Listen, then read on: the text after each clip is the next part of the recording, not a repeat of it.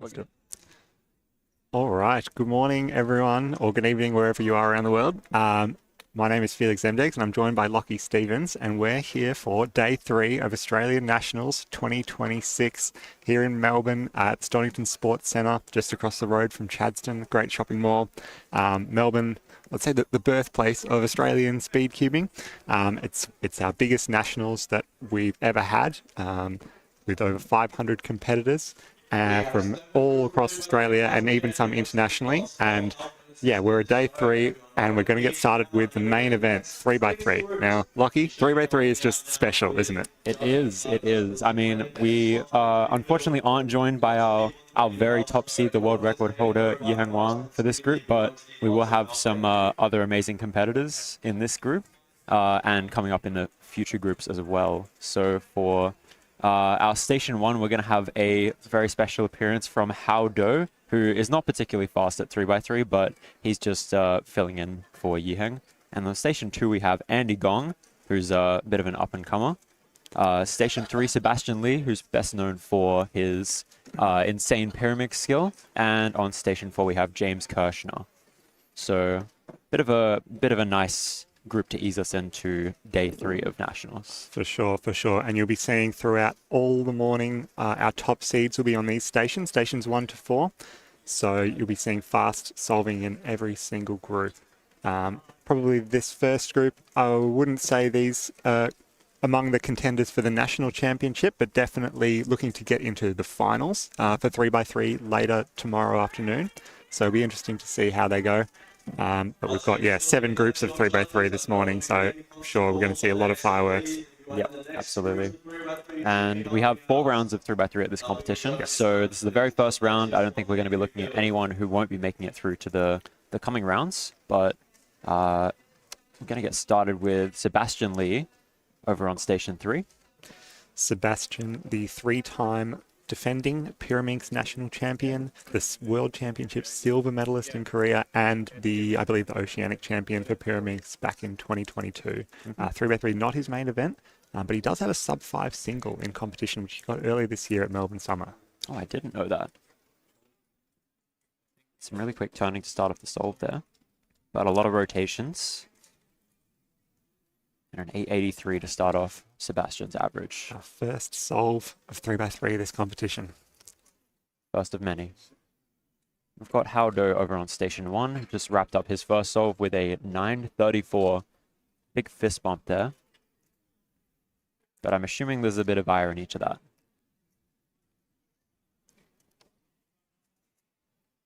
And on Station 4 we have James Kirshner now. I'm not familiar with James, but being from Western Australia, Lockie, what can you tell me about James, his solving style and competing history? Well, I don't believe he's from Western Australia. I actually don't know where James is from, to be honest. Apologies. No worries. I think he might be from maybe Queensland. I'm not too sure, but take a look. Yeah. Big pause there between the second and third pairs, but a nice A-perm. 8.4. We'll just have a look and see if we can... Yeah, you're right. From New South Wales, I believe. New South Wales, okay. Either New South Wales or Canberra. So James has a 734 PR average. It looks to be averaging consistently sub-8. So his current average of 25 in competition, 7.6. So at times like that, he's a good shot of getting into the 3x3 finals. And Sebastian Lee getting his second puzzle now. Started off with an 8.4, I believe. And Andy Gong off stream started off with an 8.5. But here's Seb for solve 2. It's like a pretty good scramble for white.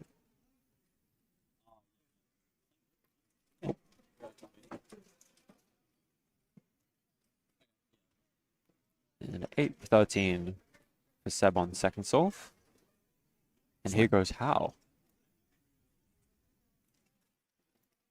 Now, Hao is best known for being a delegate, and also for his FTO skill, which is not going to come into play until a little bit later on, the start of next year. But 967 to start off, for Howe's second solve. He executed that G permutation really well. Yeah, That's that was what's one of the hardest algs, and that was flawless execution. That'll be pleasing for Hal. Yeah, it was pretty good. The end two probably not an ideal solve, but finished it off nicely. And we've got James and Andy both up for their third solves now.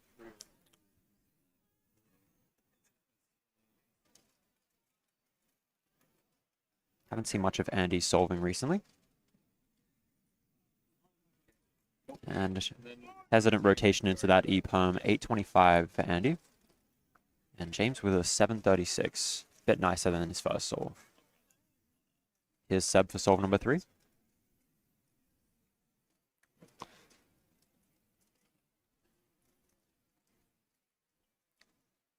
Already very exciting. It's non-stop action. The cubes are just coming very quickly.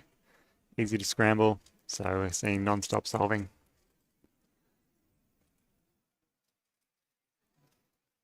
Some really quick turning there. On to last layer at about mid-4. And I don't know what that PLO was, but it looked like a lot of moves. Yeah, I think it was an R permutation, but Seb's fast turning from Pyraminx is definitely carries over to his 3x3 style. Now we have Hal on station 1.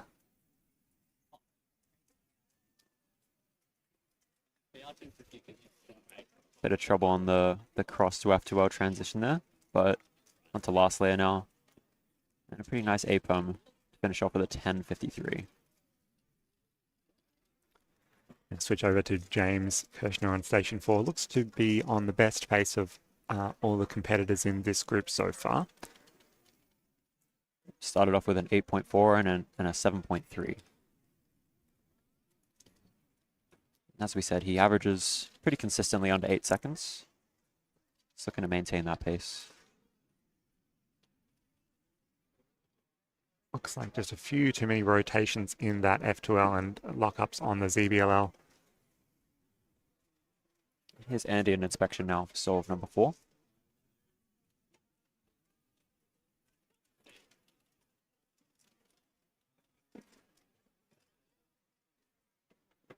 Looks like he had a few wide move pairs there. That was interesting. And a T-pump to finish off with a 785.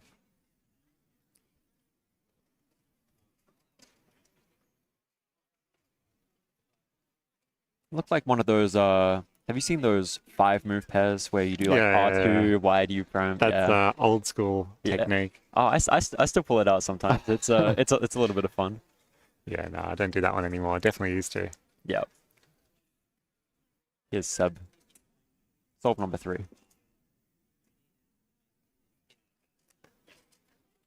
Looks like a couple pieces there on yellow. Sure, it doesn't always necessarily indicate a great scramble, even if you do have a couple of oriented cross edges on the cross layer, but let's see what he makes of it. And he does choose the yellow cross, but really locking up there, and looks like he's maybe made a mistake during his F2L as well. So he's going to finish with 11.09 there.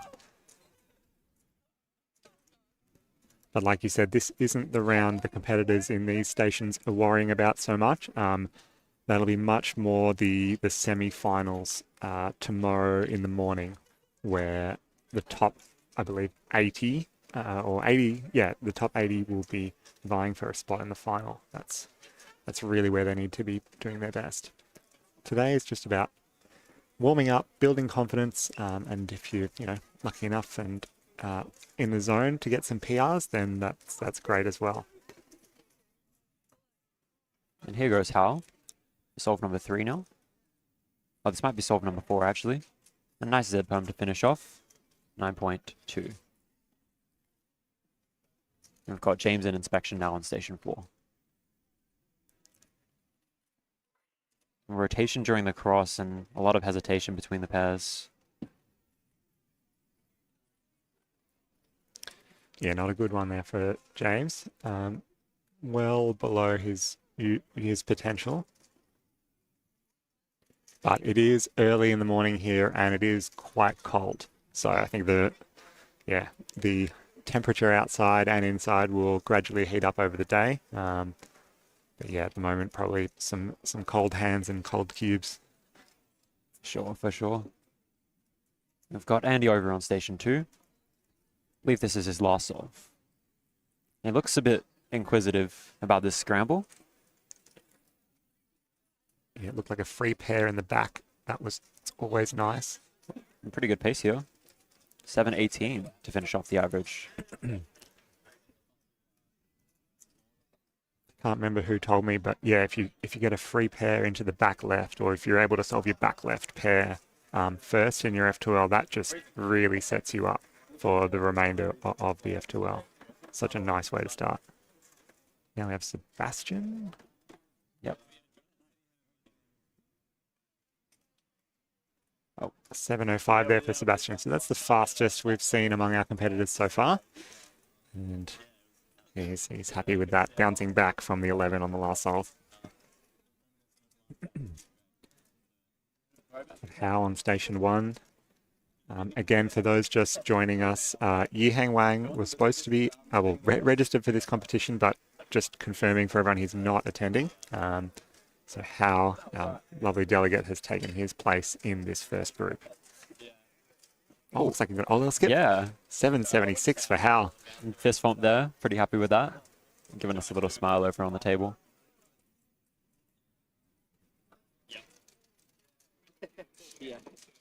Hao's PR average is an 8.77. So that's the full second under his PR average there to finish off. But I don't think the average was really anything near that, unfortunately. And we've got James. And looks like it was a COLL into the unlucky Z-perm. Pretty much the worst outcome you can get out of a COLL. That's going to finish up his average. And we've got Andy over on station 2.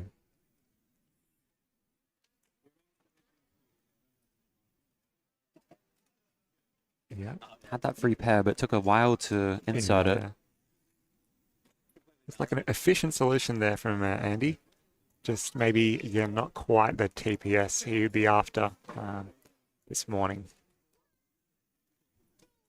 So Andy Gong, I believe I need to check his stats, but historically has done best at 2x2 at major competitions, major Australian competitions. Yep. Andy being the 2017 2x2 national champion and wow. podiuming at Nationals 2016, so 10 years ago. So yeah, he's been cubing for quite some time. I think now focuses much more on the big cubes.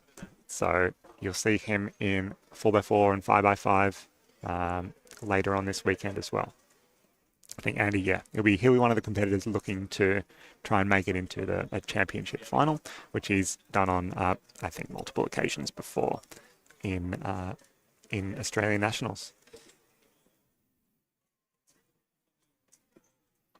And he's slowly whittled away at his PR average. First got sub 8 in around 2021, and has brought it all the way down to low 7 now in 2026.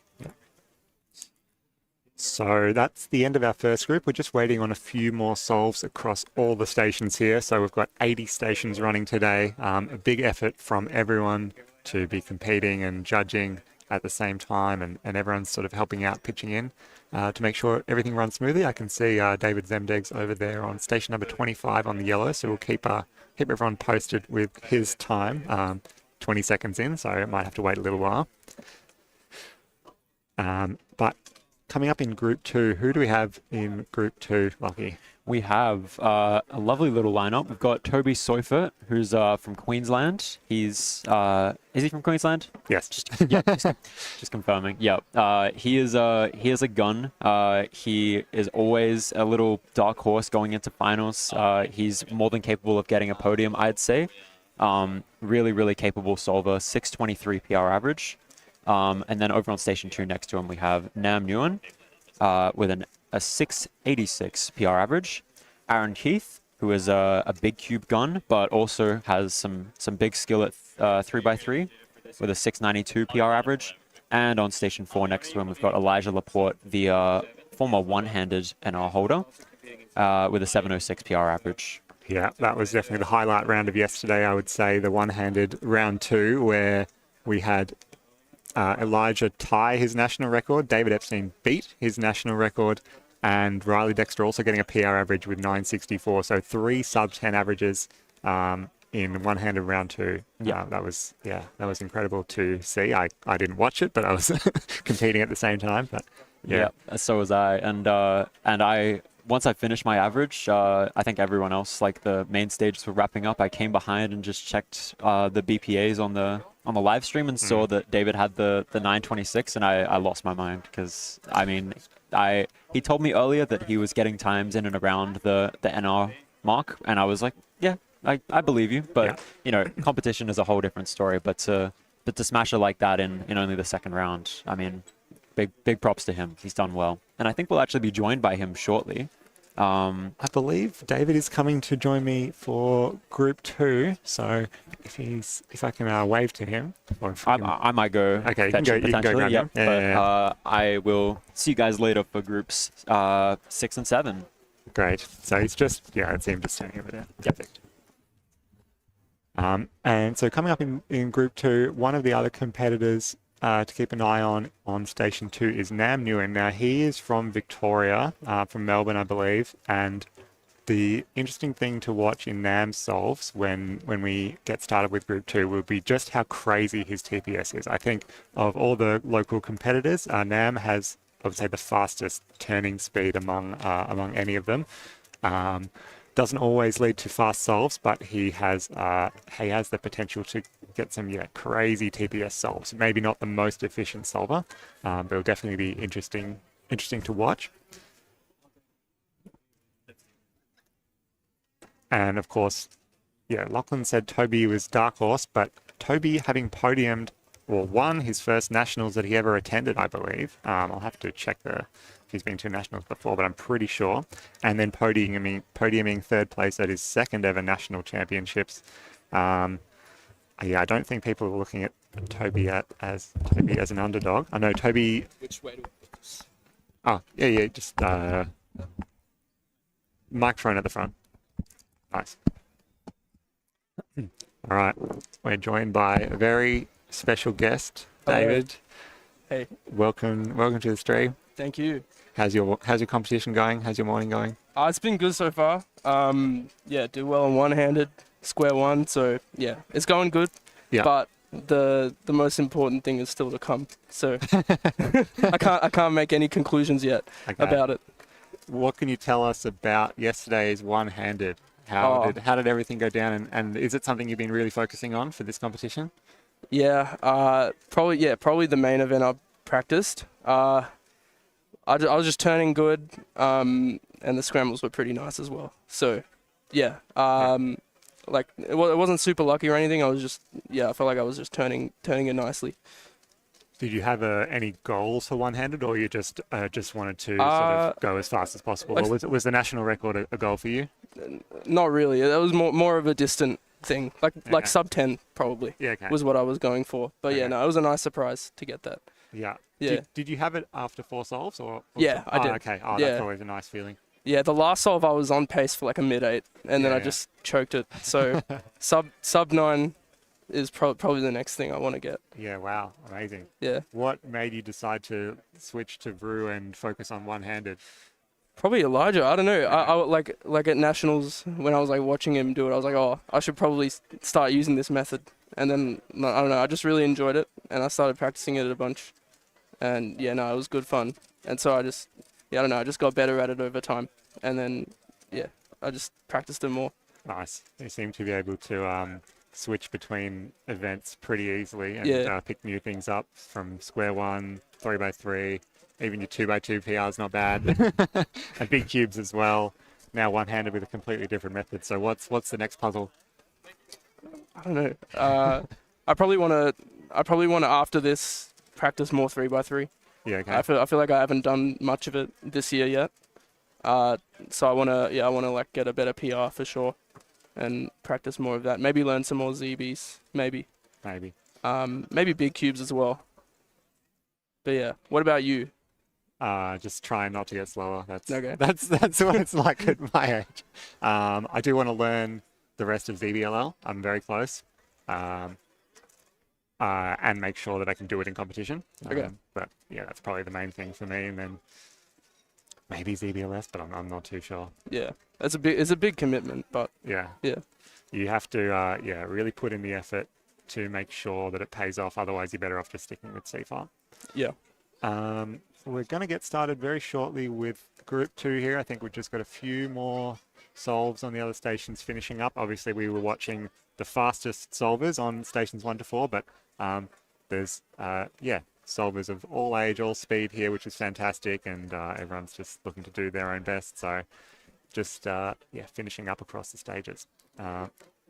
We looked at who's coming up next with Lockie before, but what can you tell me about the people we're going to be seeing on stations 1, 2, 3, 4? So Toby, Nan, Aaron, and Elijah. Anything noteworthy?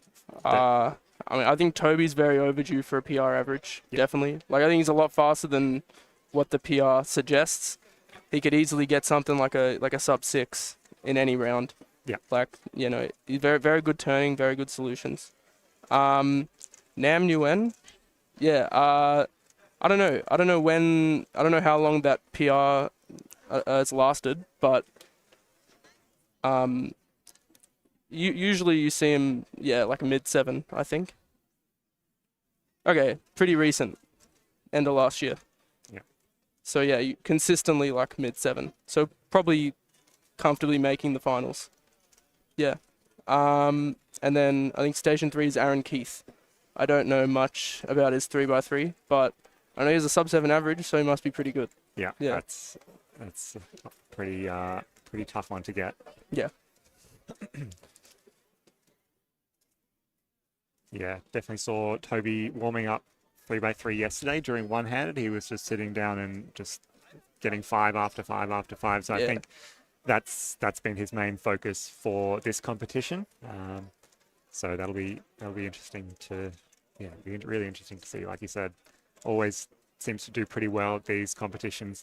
Famously last year, just missing out on the finals, but then getting a reprieve when Jody Brewster graciously dropped out and going all the way from 20th seed in the finals to 3rd place overall on the podium. Yeah, that was pretty huge. Yeah. Like, I can't imagine how he must have been feeling after that. That's I remember watching that semi-final and seeing that happen.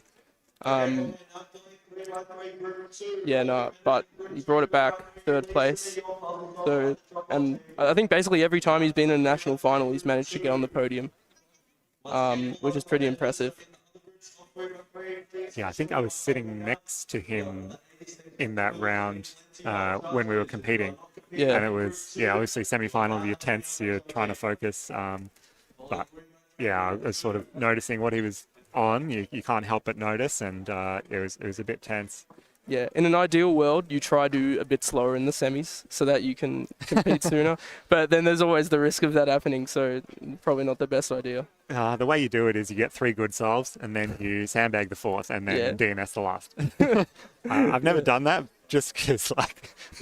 neither, but it sounds good in theory. Yeah. Definitely. It's hard to get 3 good solves in a row anyway. I think we're getting started now. Yeah. Toby, I think his first national final, if I can take a look. I think it was 22. Yeah. So I think he got 3rd in that. That's right. Yes. Yeah, wow. So literally everyone he's been to. Yeah, wow. On the podium. Yeah, crazy. And Oceanics 2024 as well. So. Oh, yep, nice. Very impressive stuff. Was he at? He was also at Oceanics 2022, and I think he came 4th. Yeah, I think so. 4th out of the Oceanic competitors, or thereabouts. And 3rd out of the Australians, if I remember correctly. So. Yeah, I don't know how often he competes now. I think a lot less than like me and Riley and you, but yeah. He's competed 2 times this year, all averages sub 6, and currently in mid 6 in terms of his sort of rolling averages so far this year. So I did not know that was a tab. It's a special extension. Oh, okay. I know. I only found out this morning. So yeah, watch Nam New in here on station 2, just with some incredible TPS. Again, a few pauses there. Okay. I think this is a Maybe I warm-up spoke solve. too soon. Yeah. But Just gives you an indication. I think, yeah, he can definitely, like, if he's like spamming turns, like he can turn pretty fast. But I think in his solves he has a lot of like pauses. So the TPS is probably lower, but like the turn speed is still like insane. Yeah. Whereas Toby basically just doesn't pause at all. Like Yeah. very fluid. So yeah, I've never watched Aaron Keith do 3x3. So I don't know if that's something he practices or not. I'm not sure, but yeah, Toby known for sort of the very intelligent solutions and planning a lot into his solves. I think famously in the year that he won nationals, I think he said he planned 3 pairs on his last solve to clutch the win on like a normal scramble. So if he's in the right headspace, we could definitely see that again. Yeah. Even though the first round doesn't really matter, like you still want to do well. It gives you confidence for the rest of the rounds. So yeah, I don't think. All right, I think the cubes are starting to be sent out now. Yeah. Oh, we have Elijah on station 4 as well. I think he uses Rue for two-handed, as well as one-handed. So I think he's like our only Rue. I think he's the fastest Rue solver for 3x3 here. So we're going to get a few cubes at the same time. We'll see who gets started first with Nam and Elijah and Toby. So we might stay on these stations to watch Nam and Toby. See if they go at the same time or if they alternate. No, Toby goes first. Nam going to follow shortly behind. So comfortable solving simultaneously is Nam. All right, Toby starting now. Looks good so far. Nice. Yeah, very nice. Very clean solve there from Toby, 584. Ooh. Looked like a tricky ZBLO case there for Nam. I don't know if he maybe like misremembered some moves.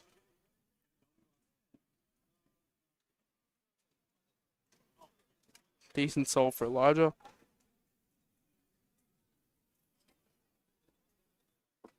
So no, that's what you'd expect from Toby. Like high fives, definitely what he's capable of. I'm not sure what he averages at home, but I would assume it's something pretty similar to that.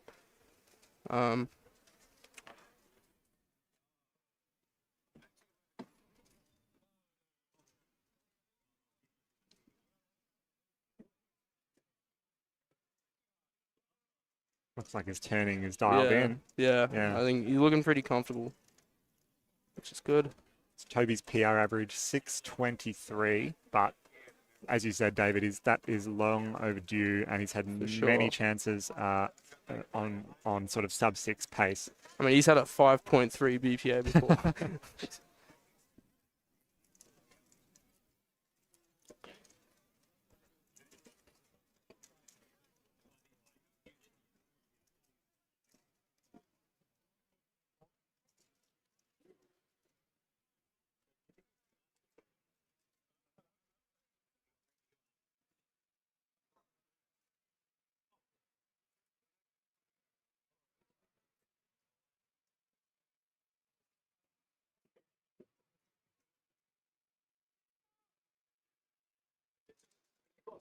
So just waiting for the second attempt for some of our top seeds here on stations 1 to 4. Do we know if Yiheng is here? No, Yiheng's not coming. Okay. Yeah, Typical. I think I've said that about 10 or 15 times. All right. But it's a fair question because he did register. Now, Aaron Keith on solve. This looks like a great solve from Aaron. Oh, just got unlucky. We have Toby on station 1. Unlucky with the PLL there. So potentially a nice scramble here, given how fast Aaron did the F2L. Whoa.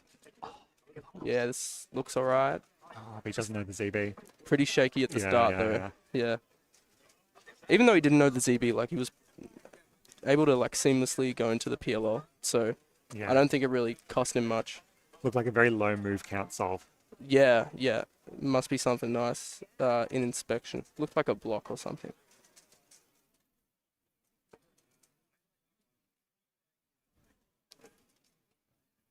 And usually if it's a nice scramble for CFOP, it's also pretty good for Roo. So this doesn't look great. Oh, never mind. Okay, 732.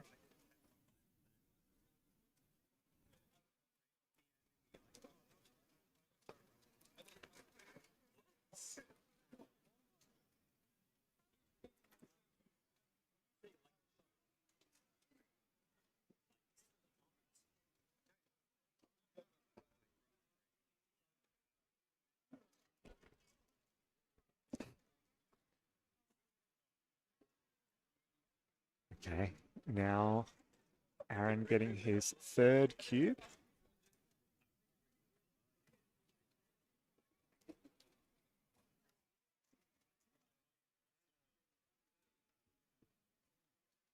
Let's take a look at the scramble here. I see 8 block, but it's always hard to tell if that's just useful or useless. Yeah. Doesn't.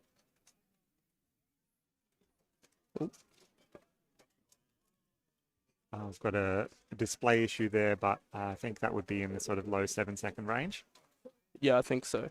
Oh, Looked like a. damn, 771. All right, Toby and Nam starting.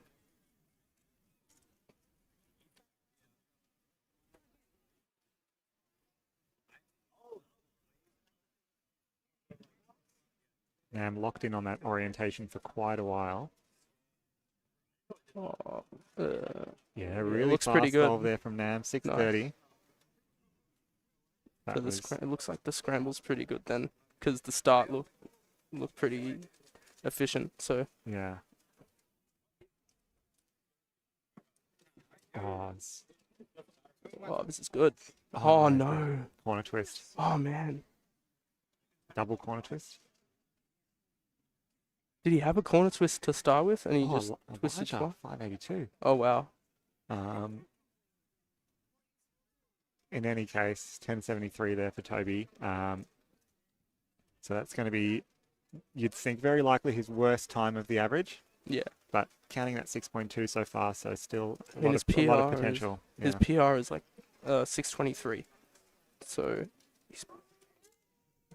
he's tracking, but he's got that 10 looming over him. So there's really no room for error. So I wonder what happened there, whether it was a corner twist or whether he thought it was a corner twist. But that's not the sort of thing that's good for building confidence, I would say. Yeah. If your main cube corner twists in a comp, I don't know, I always find that I lose a little bit of confidence there using it in the later rounds. Maybe it twisted in because I saw him looking at the camera, so maybe it twisted in the scramble. I'm not sure. Maybe the scramble accidentally twisted it. Hard to say. I don't know. It doesn't look like he's calling it delegate over, so I don't think that's the case. Oh, this looks good. Oh, unlucky with the PLL. It was a last layer at like mid-4. Yeah. That N permutation, I think it was, or V permutation. It was an N perm. Yeah. And Nam here, it's on decent pace. So again, 686 PR average for Nam. So a couple more sixes, and he's looking pretty good.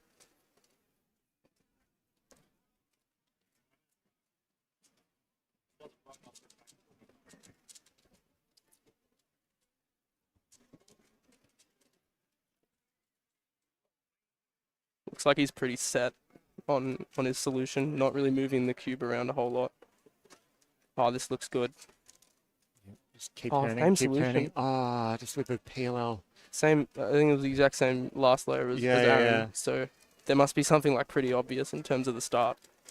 But it looked good. Good turning up to the last layer. Let's see if Toby sees that same solution and is able to execute it slightly better. Or maybe you can find something better. Yeah, I would think. Yeah. Toby's probably not the one that's going to go for the obvious solution. He's going to look for, if it's easy, then he will try and look for, Yeah, X definitely cross, not. double X cross, or some pseudo slotting or something like that.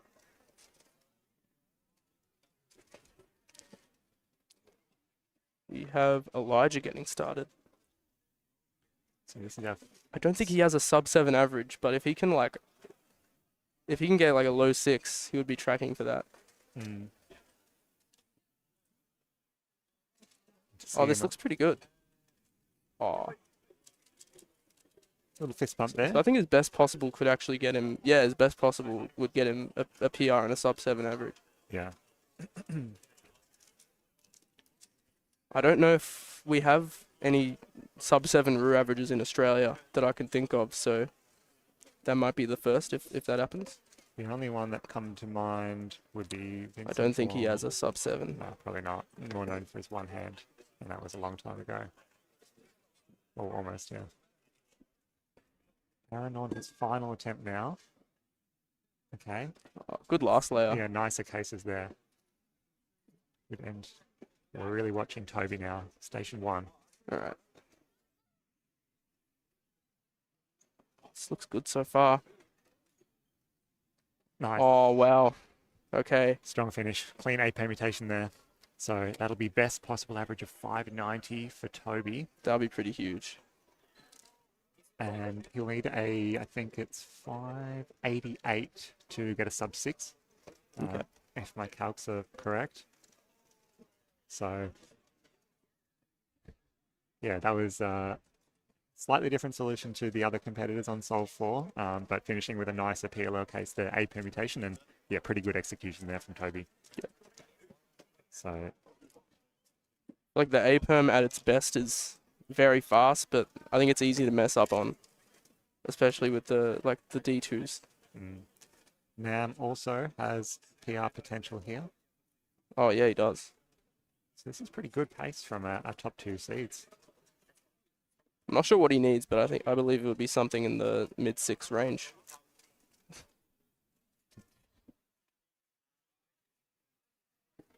Oh, this looks pretty good. Oh, I think it's a lot of moves though. Yeah, just And he doesn't know the ZB either. a little bit too long on the F12 there. Yeah. Elijah finishing with 729, so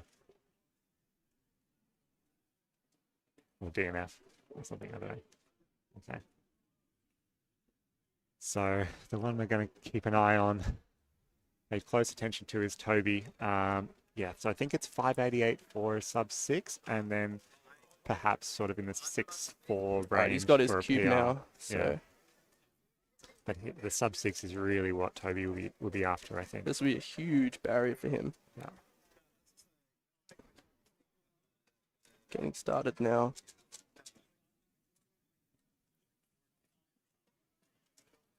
Looks like he found something pretty quickly. Oh, a bit locky during the F12. Is that PLL skip? Oh, No. No. Just a little, just very locky throughout the solve. And Yeah. I think a few too many moves. That's alright though. That's still a decent, solid average, mid 6. Yeah. All you need.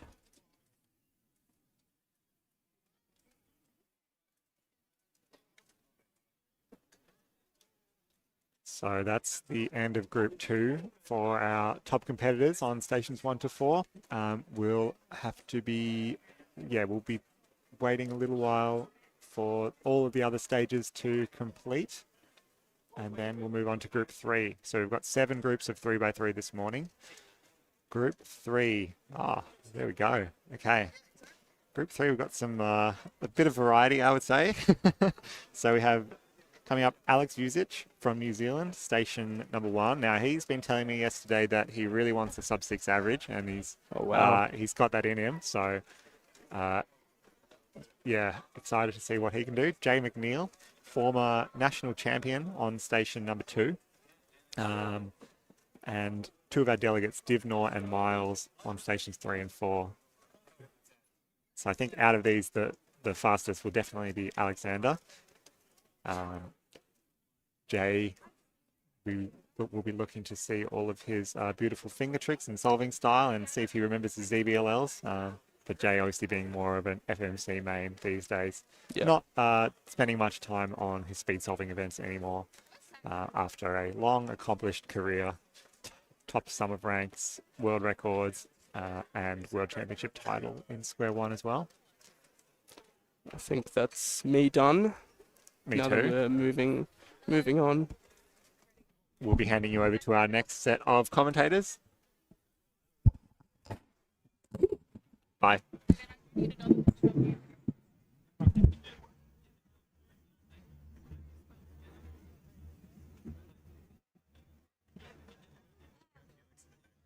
Yeah, follow. How's Zach Kenny? Zach! Zach! You can't? Oh, okay. Philip's here. Hello. Are we... I can hear you.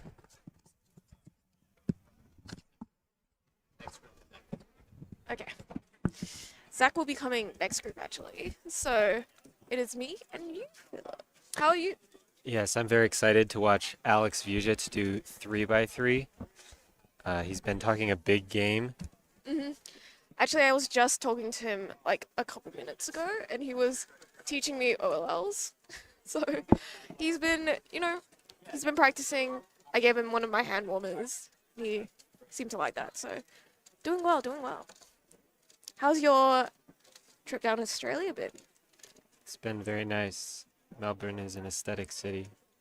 It's been a pleasant time. We are going to be waiting. Philip Wiki, yes. This is Laser Monkey. You know, I'm David Epstein. No, it's What's up, guys? It's Laser Monkey. Philip, have you had a chance to talk much about Monkey League while you've been here? Yeah, we talked about it with Felix. But yeah, Monkey League Grand Finals coming up this August in New York City, August 23rd. It's going to be Yiheng versus Xuanyi. So, the two best cubers in the world. For sure. And, they are so close to each other in skill. Yeah, and what's really interesting about it is that they use different methods, and they're so close despite that. So nobody knows what will happen, who will be in form, who will handle the pressure. But it's going to be exciting. I think it's also interesting that Xuanyi is not doing head-to-head anymore. So this will be the first head-to-head since Xuanyi has boycotted. So it'll be very interesting on that front. I think we are getting into the next group. We're having some timer issues that we're swapping out. So the delegates are on that. But it's been a really good comp. I've been Yeah, really so enjoying it. let's take a look at who's in the next group. It's going to be Alex Vujic and Jaden McNeil on the first two stations. Very nice. I have no idea what Jaden's 3x3 level is at the moment. I know he's mainly focusing on FMC, but it'll be interesting to see. And then we also have two of our delegates, Divnor and Miles, will be on stations 3 and 4. I was talking to Divnor yesterday. He hasn't been at a comp for 8 months, so this is his first time competing in a little while. He's moved to Sydney, so he hasn't been at the comp since he moved. But he's also, coming down for Nats back to Melbourne, where he's from. And we're excited to see him back. Excited Yeah, to see so in that case, he might be due for a PR. Maybe. Out of date. Depends how much he's been practicing, I guess. So, David, Lennon's now calling the group. So everyone's gonna go submit. Yeah, I was just talking to Alex. He seems pretty focused.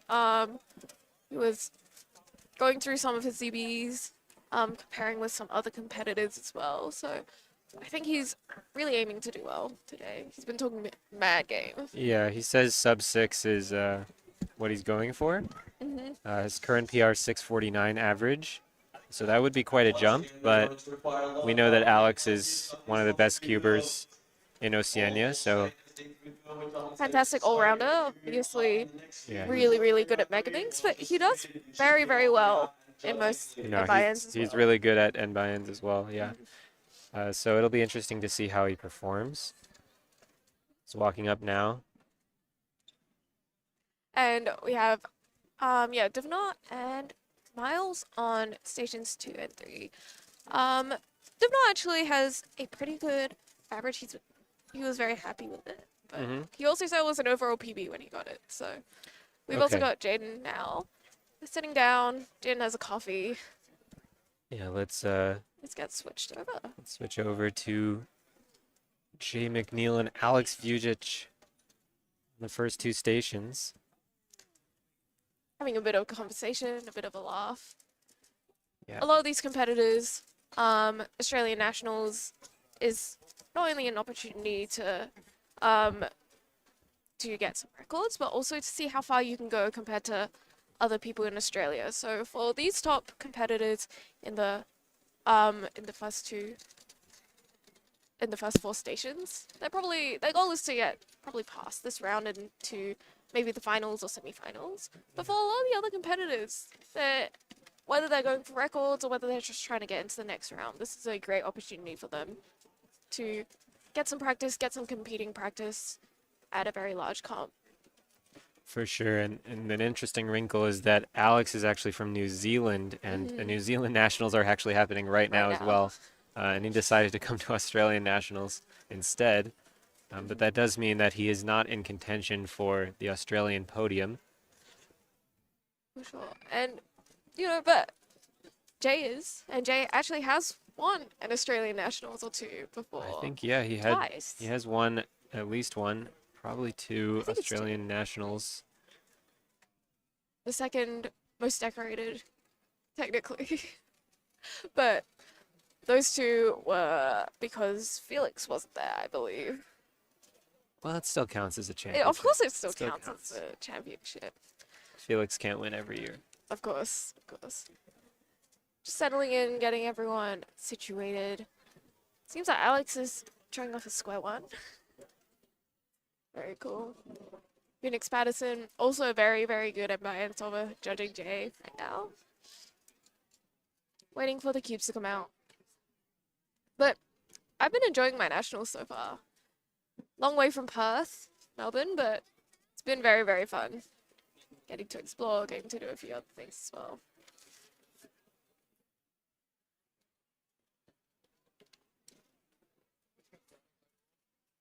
We have also quite a few newcomers at this comp. Oh, Divnor seems to have his first one, and so does Jay.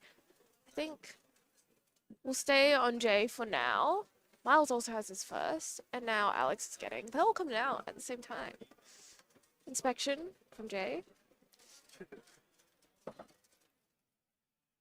Let's see. Yeah, Jay with an orange F2L here. Quite a few hesitations in the F2L. He's clearly not in form. And a bit lucky on the last layer, 10.07. So, okay, we have Miles on the right there. Divnor getting a bit jiggy with it. And Alex is starting his first solo. Yeah, let's get over to Alex. Station 1. Talking a big game. Okay, does he know the ZB? He does, a 641. 641. But a bit of a slow recognition for Alex on that ZBLL. Those L cases can be tough to recognize if you're not well practiced. And 2 9s from Divnor and Miles. So pretty big separation in the first solve. Alex obviously front runner. And Jay, I believe he's color neutral. So yeah, Jay has been color neutral for a long time. But I don't think he practices much 3x3 these days. FMC main. Yeah, he's really into FMC for sure. Where he's one of the best in the world. So. For sure. And we have off stream. We have a few other competitors getting some good times as well. Have you done your 3x3 round yet, Philip? Not yet. Not yet. Are you prepared? Oh, Divnor is getting his second. Okay, let's take a look at Have a look Divnor. at him. His first competition in 8 months. 8 months. Wow. That can put on some pressure. If you haven't competed for a while, you might have some expectations for how you'll perform when you come back. And expectations can be an enemy in a official competition. It's pretty good. Okay. Onto OLL. Yeah, so that OLL recognition was not great. A U4 there at 977. 994 actually. Oh, yeah, I see. 994. Divnor lacking some fluency there on the OLL recognition. And Jay has his second as well. Let's switch over to there. Yeah, so Jay The McNeil. photographer's head is in the way, but that's okay. Jay Here we go. McNeil can choose from any of the 6 cross colors. This looks like a great solve. He's a Nice bit green locky on cards. the last layer, but it was an efficient solution to the F2L. 748 for Jay. Pretty good for him. Yeah, it's more what we'd expect from Jay McNeil. We do have a photographer here for Nationals today. He's going through, taking photos of all the top competitors. We're going to be using them across different promotion of our future comps as well. So this is going to be a great comp. I'm really excited for today, actually. We've got a great lineup of events happening.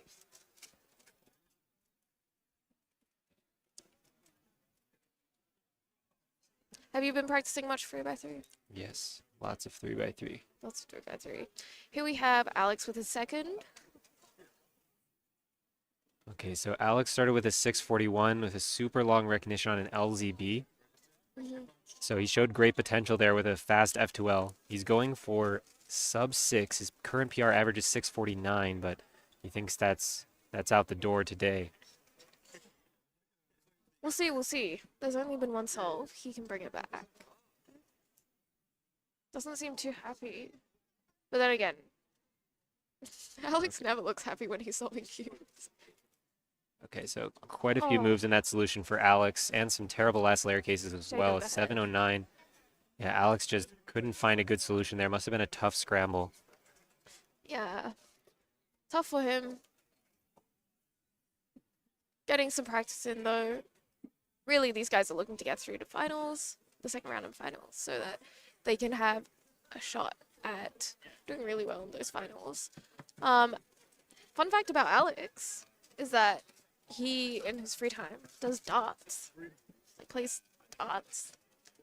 I don't think I could throw a dart and get it to hit the dartboard. Wow, a great solve by Jay, an efficient solution on the F2L. Wow. Seems to be a bit disappointed with his execution, but 723. Nothing to frown at all. Yeah, Jay's PR average is 676. It's quite old. So he might still have some dreams of beating that one day, but he's solving well. Sure. Okay, here's Divnor. Divnor and Miles. Yeah, Divnor has struggled so far. Bit rusty after not competing for 8 months. Okay, some sophisticated solution here, but it's just quite slow. 1008. 1008. And Miles on the right, tough last layer case, 1036.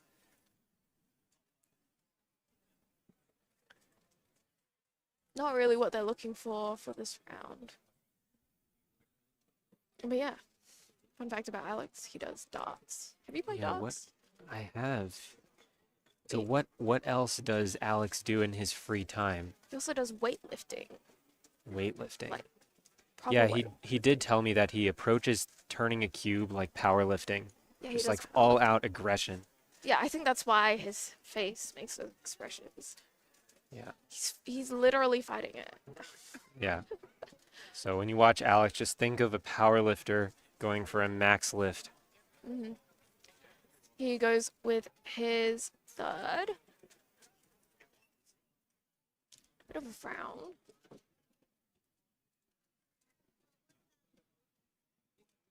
Okay, quite a few moves and Ooh. rotations here for Alex. A disastrous F2L. Yikes. Yikes. 948. So 948.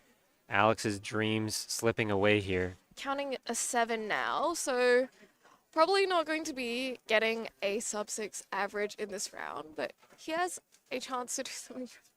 Divnor is racing, drinking his coffee on station 3. Wow. Okay, But here's Jay Jay McNeil. has his 4th. So now. after a sluggish start, Jay has been pretty solid on the next 2 solves. He is able to take advantage of every color. Here he's doing white cross. Although it looks like he didn't quite have an idea of what was going on there. Okay. 765, a good finish there, but Getting a bit more consistent from Jay as well. yeah, Jay's just looking to solidly make it through to the next round at this point. Divnor there on your left. His timer is not working. Okay, looking up at the display during your solve is not ideal, but seems like he finished it pretty well. He seems pretty pretty chuffed about that. Or, I have no idea what he got. Miles with his Okay, a 783. Yeah, it did look like a good solve. stops and mog the camera as well. Miles is going for his fourth as well. Okay. Oh, a little bit lucky. Yeah, Miles struggling with his turning a bit there. Perhaps he hasn't had a chance to warm up, having been busy staffing this competition. It's a huge competition today. Yeah. Hundreds and hundreds of people are here on Saturday of the Australian Nationals. It is packed, and the delegates have been doing a really good job at keeping everyone under control, making sure we have enough staff as well. So really big shout out to our delegates for today. Jay has gotten his fifth, before Alex has gotten his fourth, but we'll have a look at what he is doing here. Yeah, so a best possible average of 745 for Jay. Pretty much any decent solve here will put him in a 7-second average. Okay, this is an efficient F2L. Bit of a He was pause. hesitating a bit on the last pair, and a V-perm 728. So those first three pairs for Jay were excellent, but then he struggled a bit on the finish. Alex now. 728. Yeah, Alex with a 9 on the last solve. He's going to want to recover from that. Jay is solidly through with a 747 average. Okay, so pretty efficient for Alex. Nice. Execution's not ideal. A 644 for Alex. Ideal for him. Yeah, he was talking a big game, but he seems to be just solving his normal level so Yeah. far. Divnor here with his last, and Yeah, so's Miles. No. Divnor, huge opportunity here. Oh, a bit of a pause there. Yeah, the F12 is not great. Okay, but an 865 for Divnor. Pretty solid finish. 914. Pretty solid for him. I think Okay, that's- and Miles with, I mean, it doesn't matter. It's a +2. Miles getting his worst possible average, 1010. Divnor finishing with 914. It's an odd way for your cube to land. But yeah, and that's, Yeah. we're just waiting on Alex's last, I believe. Yeah, so any more fun facts about Alex? We know he loves darts and cubing, of course. And Cubing and powerlifting are powerlifting. his three top hobbies. okay. Fun fact about him as well is that he, before 5x5, was relearning some Alex because he hasn't been, I think he had a bit of a mind blank. But I don't know any more fun facts about Alex. You've talked a bit more with Alex. Yeah, Alex seems pretty optimistic about his 3x3 chances, but at the same time, he says he doesn't really focus on it. So, not sure what to make of that. He's clearly a very confident competitor and very capable as well. This average did not go the way he wanted it to. No chance for PR here, but he could secure a sub-7 average, which would be a solid start to the tournament. Alright. Here with his last solve. Let's see what he can get. Well, Alex with a great start to the F2L here. Oh no, but the last two pairs are a disaster and a terrible OLL case and a lucky A permanent. He might have done the wrong A perm alg as well. 771. Not the way he wanted to finish. A 708 average. That is going to put him as the winner of this group. But compared to some of the other times that we've been seeing from our competitors today, probably going to be safely through to the next round, but not where he wants to be placed. Yeah, for Alex, I mean, qualifying to the next round is no big deal, but he's really going for PR every round, and that round did not go his way. But next round, Group 4 will still be here, and we'll have some more competitors to watch. Who are we watching next group? We've got Seth Ferry. Oh, Okay. Seth Ferry, Roman Rubidikov, Ethan Stevens, and our very own Lockie Stevens as well on Station 4. So, got to be seeing some pretty good solves next round. Of course, Seth and Roman are very, very seasoned competitors. Roman very, very good at N-Bions in general and has been really improving at some of the bigger cubes. But 3x3 and 2x2 are some of his specialties. So looking to see some really good solves from them. And in the meantime, how have you been? Good, good. Looking forward to this round. I want to see if Lockie Stevens can throw down a sub-7 average. He's been going for it for forever, years at this point. 723 PR. He's definitely capable. I've seen him get many sub-7s in practice. So, yeah, Yeah. just a bunch of standard competitors today. Interesting to watch. Who is Wei and See? That is me. So Wei and Seat manages the social media for Speedcubing Australia. So if you follow Speedcubing Australia on like Instagram or Facebook, she's making all those posts. That is my job. And I am, taking content of the day. Do you wanna do a selfie? We can put it on Instagram. Yeah, you can take it.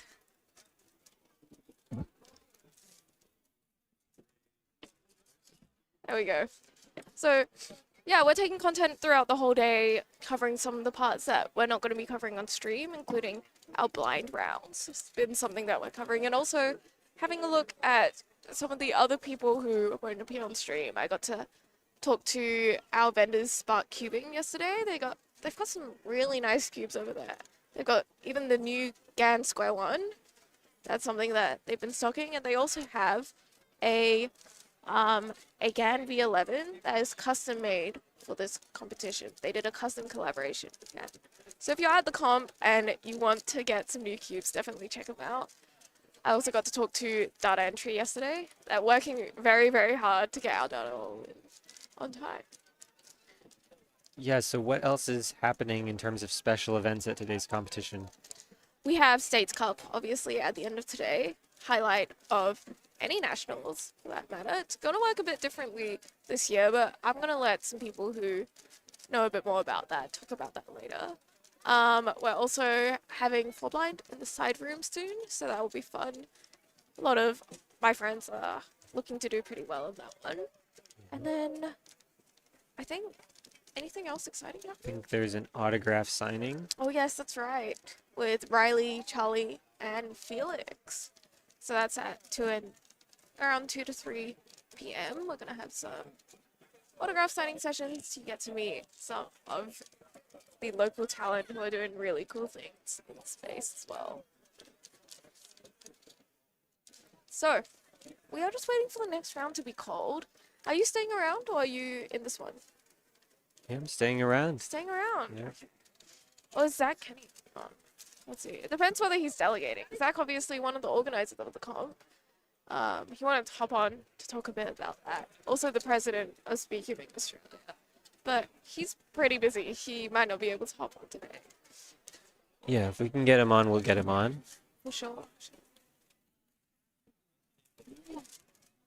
And otherwise, So, some chatters asking, when are the fast people? they're Let's kind of sprinkled all throughout the day. But Yeah, so David Epstein is in group 6, and everyone else is in group 7. Everybody now fully 3x3 group 4. Group 4. 3x3 group 4. Please submit your puzzles up on the drop-off table. Yeah, so we have David Epstein, Caden Liu, and Charlie Eggins in group 6. And then it would be Riley Dexter, Felix Zemdegs, and myself, group 7. Very nice. Group 5 will have Lachlan Adams Romaine, Phoenix Patterson, Tommy Caprilis. In group 4, just coming up here, Seth Berry, Roman Rudakov, Ethan Stevens, and Lachlan Stevens. Very nice. I've not had the opportunity to talk to Ethan before, but I talked a bit to Roman yesterday and Seth as well. They seem pretty excited about nationals in general. Obviously, Lockie is a Perth local. I talk to him all the time. He seems pretty excited about nationals, but he's been pretty busy with the stream as well. I'm not sure how prioritized his practice has been, but he's probably looking to get through to the finals again this year, trying to match his placement from last year or get even better. Okay, so we have the competitors Starting to have- sit down. Okay, on station 1, we have Seth Ferry on your left, Roman Rudakov on your right. And then on stations 3 and 4, we have Ethan Stevens and Lachlan Stevens. Different Stevens, though. Yes. Interesting. How do I do the How fun. Zach Kenny is here. Perfect. I will hand you off to Zach. Sup, gang? Hi, Zach. How are you? I'm good. How are you? I'm doing well. It's been a great time at Nats. How have you been? Well, for those of you who don't know or haven't seen me at the comp, I flew in on a red eye on Wednesday night and landed the day of the comp.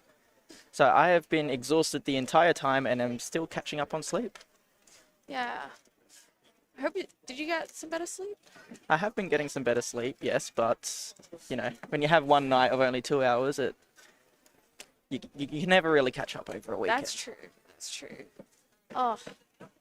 But we've got some really fast competitors today.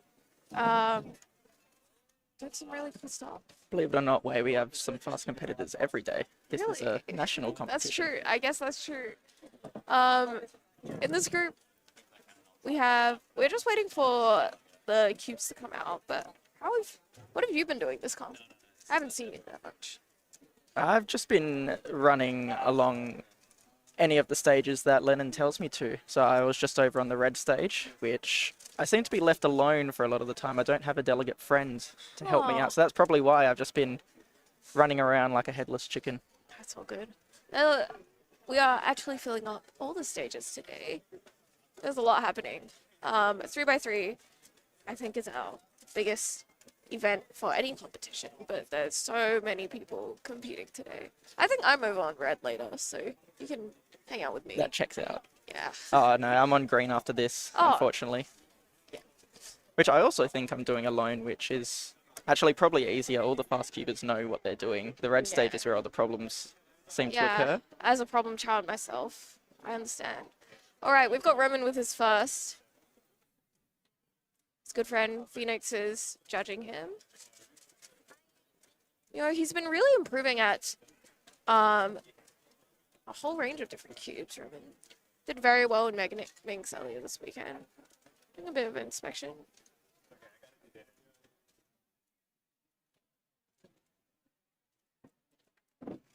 Going through White Cross. Seems relatively fast. Nice. 6:31. Seems happy with that one. His PR is a 6:77. So that is going to be getting in there for his average. If he can keep that up, might have something good going for him. We also have Seth with his first as well.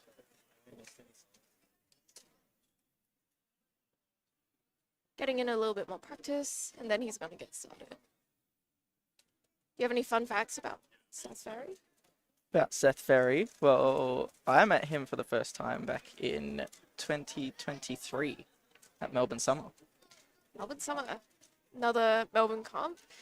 Getting it underway with this first solve. Looks good. Oh, a bit of a pause there. Not happy there. Not happy with that one. Gonna be a little bit behind the pace that he probably wants to be putting up for this comp. But having a bit of a joke with Roman. Doesn't seem too bothered. We have the Stevens. I'm gonna call them Stevens. Ethan Stevens and Lachlan Stevens. I don't think I've met Ethan before. Have you met Ethan? No, I have not. It's the first time I've met someone with a Stevens last name with a V. Fun Yeah. fact. Interesting. So Lockie's got his first. Having a look at it. I think Lockie is using a new cube. Really? He only bought that on Thursday, which is a big surprise that he's using it in comp. He said that if it's not working out for him, he'll switch back to his old one, but he Got a PLL skip there, hoping for something faster. 619. Actually, a 6-move last layer, that one was.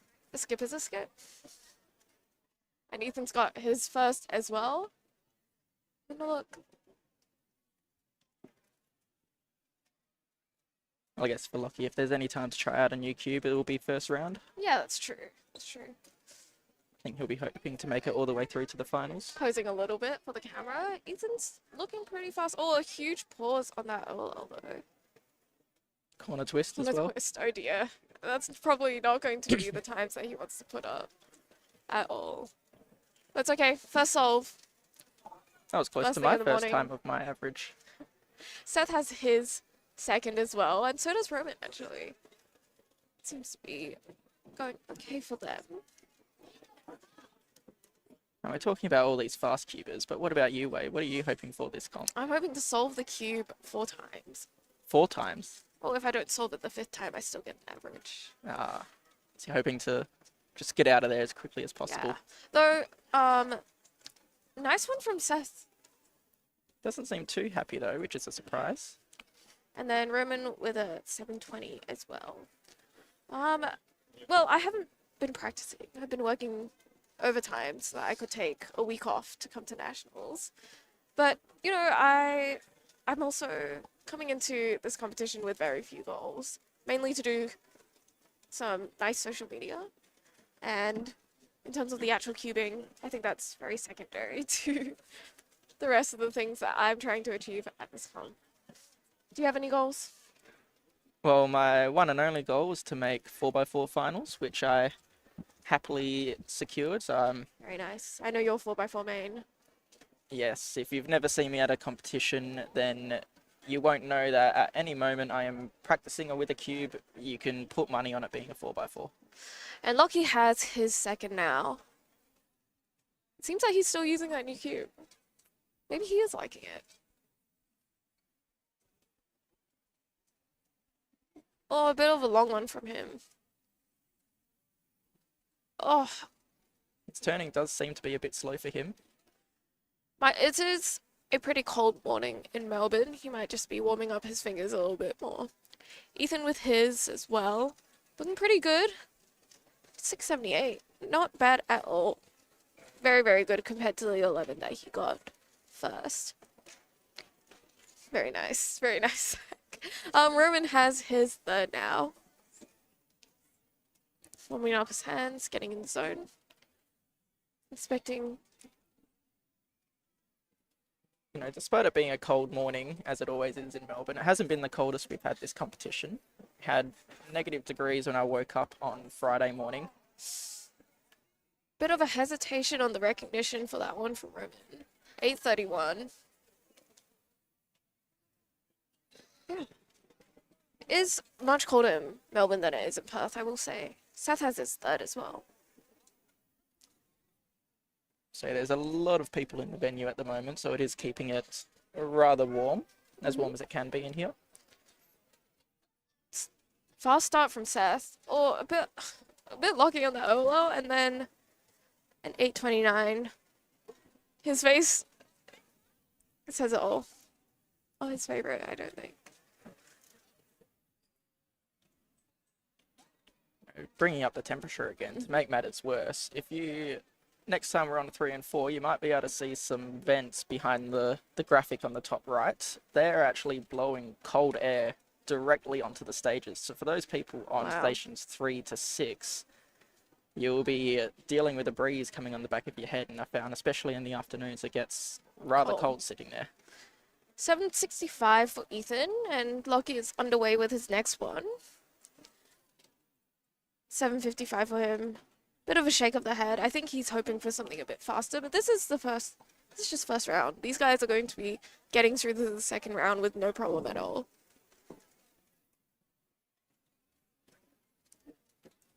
And so Zach, what is your role within Speedcubing Australia? Do you want to talk a bit more about that? I can. My role is to tell other people what to do in this organization and don't do a lot of work myself. In other words, I am the president. You're my boss. I'm everyone's boss. You're everyone's unfortunately. boss. That's true. Now, I will say for other presidents in this role, I know they have done a lot. You know, shout out to Ed and Kerry, who were as presidents when I was coming through this organization, and they really helped build this thing, and Dallas as well, who helped maintain and add a few initiatives. I've come along and just went along for the ride, really. Got asked to do it and keeping things rolling. Sure. We have Roman with his next one.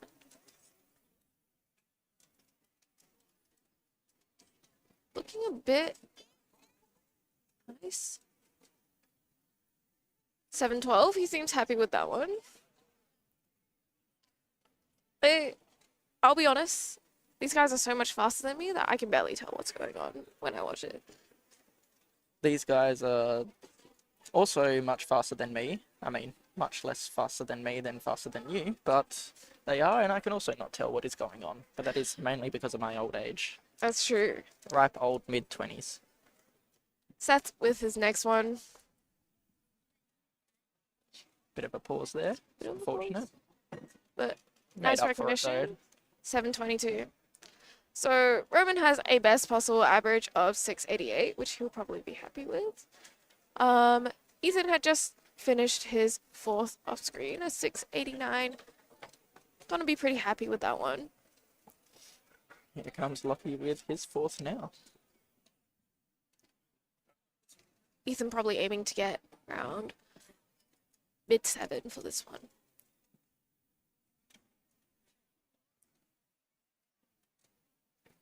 Lucky with his.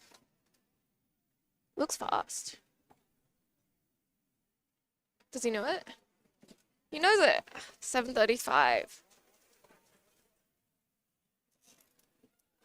Bit of a smile. Lockie's been working on his ZB. I do know that. So I'm glad that he's able to use them. And this is the last one for Roman.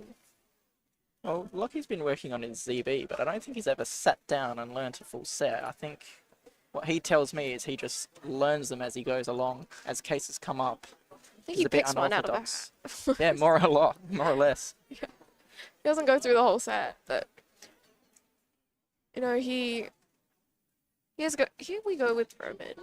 That looks really fast, actually. Wow. He will be happy with that one. 593 from Roman. He's gonna get his best possible average of a 688, sub 7. Very, very happy with that one. I would be. Felix is standing behind me, looking rather nervous, looking at that time. Seth was his last one as well. Had a DNF earlier, which I didn't realize. Does he know it? Does Seth know it? Oh, he knew it, but a cube drop. 921. All good from him. So counting 921 as well, but as you've said earlier, they'll make it through the second round with no hassle. Got the Stevens on the screen now. Waiting for them. Some kids saying hi to Felix. Hi, Felix. Hi, Felix. Just noting he did not say hi back. I think he's rather sick of me. I am too. No, I'm kidding. But we have both of them with their next cubes. Their final solve. Both are aiming for a best possible average of a low 7. But we'll have a look at what they're going to get. Ethan now underway with his solve. A bit slow. Oh, let's see. 768. Big pause from Lockie as well. Yeah. He's not happy with this one. Oh, Lockie. 893. So that's going to give Ethan a 741 average. And Lockie, high 7 with a 794. So I think that is it from me, though. I think I'm going to compete next. You won't see me on stream, though. I'm not going to be over on this stage. Not if I have anything to say about that. You better not put me on stream. For me. Nobody wants to watch that. Nobody wants to watch that. Especially not you. But we'll get Philip back, I believe. I think Felix is probably also going to come on, but it was lovely to have you on. Well, thank you for having me. Oh, any other goals for the rest of today? I mean, it's been great just sitting down here, not having to work. So I guess that's my next goal, is to get back on stream just so I can have a break. Yeah, you'll see Zach running around on green stage after this. And good luck to you. Thank you, and good luck to you for socials and the stream and for your upcoming average. Yeah, let's hope that I can solve the cube enough times that I can get an average. I'm sure you've done more than 4 solves before in your life. I have maybe done more than 4 solves before. Oh, but is there anything that you would like to say to the camera before you leave? probably should have realized this question was coming. I don't have anything prepared, but thank you everyone for watching. Instagram. Now it sounds like we're signing off. No. Don't forget to hit the subscribe button. Smash like and subscribe. No, I'm excited to see also States Cup this afternoon. So, will you be delegating that one?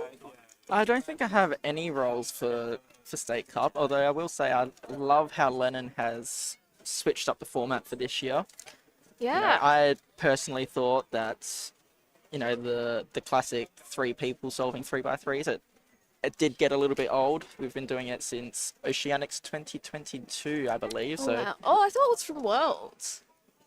Since Worlds. yeah, actually, they did do it at Worlds. I remember that was a little bit different as Rubik's had a bit more interference there. Well, I think Yeah, you so- had to use a Rubik's granted, So right? since 2019, this sort of format has been going, at least in Australia. So I like it's the good. switch up. good to switch it up. And I may have had a little bit to do with that, with the little whisper in Lennon's ear. Do you have any predictions? I don't even know what teams are there, but I think- Vic is always a good I think they're the a good favorite. shout. But I also think that they have a really good balanced team for the surprise events. What are they? It's OH Square One, I think 4x4 is one 4x4. of them as well, and the 3x3 as well. That'll be in there. 3x3. So Square One, obviously David, who's on Vic, very good. OH, Riley, Felix, both. can be I'm really guessing good at that. Felix will be on a 4x4. And then or 4x4, something. Yeah. Felix can do. So I think that Vic is actually very, very well positioned still for this format. But who knows? Like, there are some very strong teams. And we Queensland is someone to watch out for as well. we may be a little bit biased in this case as well, but WA1 always seems to surprise me with how well they do. Surprise people. Yeah. Yeah, I mean, we have Lockie and Johnny. Amy's Johnny on the seems to team be a as well. very well-rounded competitor, All right, and that is my cue to go. and that is also Philip will be coming on. My cue And to go. is Felix coming on as well? I'm not sure. Yeah. Philip and Felix. All right. Thanks for fun with having me, that. guys. Sorry. Group 5. Group 5 are doing group surface. That's you. Yeah. You're on the table. That's fine.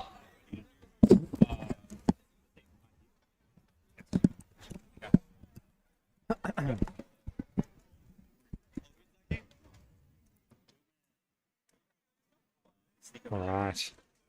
Morning, Philip. How are you? Great. Great. Me too. Me too.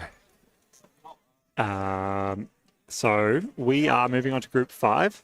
I don't know if the previous commentators have introduced, but at risk of repeating, Group 5 coming up now. We're going to see on stations 1, 2, 3, and 4. So stations 1 and 2, we have Lachlan Adams Remain from Queensland and Phoenix Patterson from Victoria.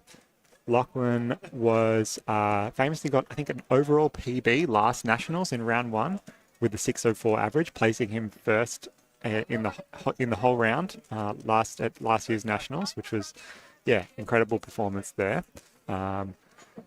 And he's our top seed this group. And Phoenix Patterson, probably well known, definitely well known among the Victorian cubers. 2x2 main, but obviously is a bit of an all-rounder as well, and definitely very capable at 3x3. And then station number 3, we'll have Tommy Caprilis. Tommy with a 650 PR average, and Tommy was also a World Championship semi-finalist. So he got his first ever sub-7 average after a long time in the World second round and qualified for the World semi-final, like yourself, Philip, and me. And then Station 4, I don't know, I'm not familiar, maybe an international competitor, Chan Ho Hin, I have to take a look, from, looks like Hong Kong. Yeah. So let's see what they average with a 703 PR average. So a lot of these competitors will be looking for, solves around the 6-second range. They'll be pretty pleased with that. Anything lower would be a nice bonus. What are you looking for this round, Philip, or this group? Well, just some fluid F2Ls and some good recognitions on last layer. I have no idea how good these competitors are, so I'm excited to find out. You said Lachlan Adams Remain got a overall PB last year.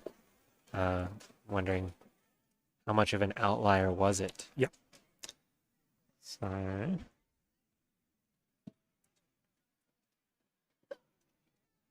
Okay, so since then, Lachlan has achieved one more sub-7 average and mostly low sevens, so it's not too much of an outlier. hmm, Yeah, so a sub-7 average would obviously be fantastic here. I believe we already have some solves here. Phoenix struggling with a timer stop. yeah, Phoenix with the cube drop. Lachlan Adams remain Wow. efficient, but Yeah, a there's little been bit of a pause. efficient first two pairs, but the third and fourth pair were a bit long. And now we have Tommy on station 3. So it looks like maybe we don't have a station 4 competitor here today. A little bit of a issue with the finger trick on the F moves there. Those can be tricky, especially under competition setting.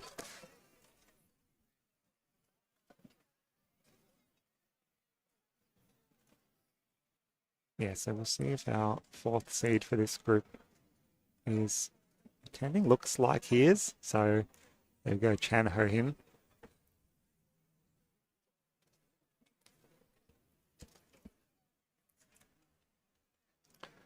So I'm just going to get myself up to speed. What's happened this round so far? Obviously, we've had Toby. I think he'd be firmly in first place. Okay, Roman Rudakov with another sub-7 average. Jay McNeil with a mid-7. That's pretty impressive. Yeah, Jay was solid. He had a bit of a sluggish start, but after that, he was locked in with some efficient F2Ls. Yeah. But definitely expecting competitors in the final few groups to be getting that sub-7 pace, even potentially sub-6. We've seen Riley Dexter this year get sub-6 at pretty much every competition, I would imagine. So that's definitely his mark. And on the other hand, Toby Soifert's been going for sub-6 forever and once again had a chance in the first round and didn't get it. Yeah, so Riley starting at Melbourne Summer and then for the few competitions after that, he had a 5.7 average of 25 in official solves. So that's that's some great consistency there from Riley this year. Maybe a little bit slower than that in the more recent competitions, but let's watch Lachlan Adams remain on his second solve.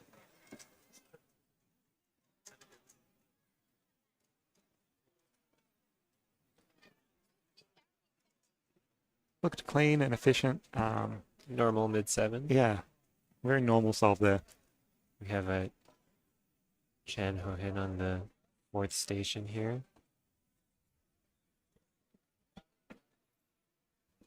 And Tommy Caprilis on the left.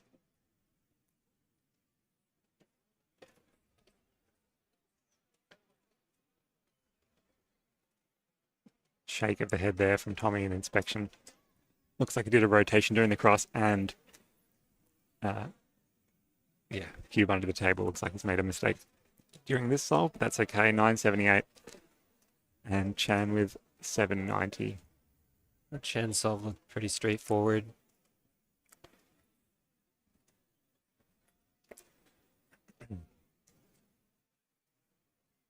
I sometimes wonder what I would say if I were commenting my own solves. It's a lot different watching versus doing the solve yourself. It's hard to see those pauses when you're solving.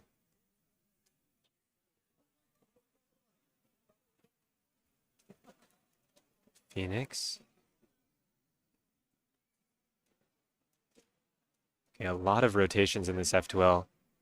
Like 5 pairs as well, and 845. So the ZB kind of saved what was a disastrous solve.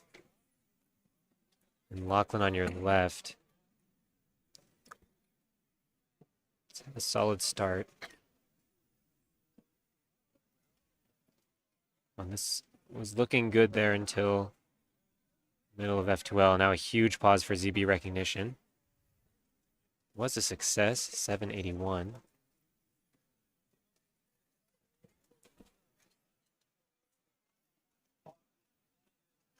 As a non-pro, I often wonder if I should even be using ZB.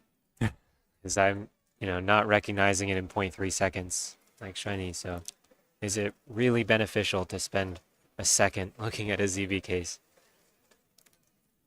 Yeah, the practice needed to make the ZB pay off is a lot. I think if you can limit yourself to a subset of cases, so if you just, just learn T or just learn U, and you really train and practice that and keep them in your muscle memory and, review them consistently, I think that can be worth it.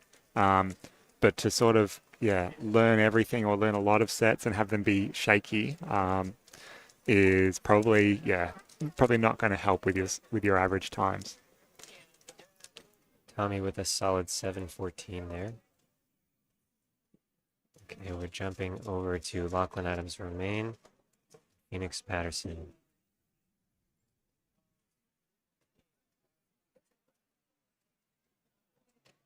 Lachlan a bit lucky there on the start, but it did look efficient. And a nice Nicholas, Yeah. 691.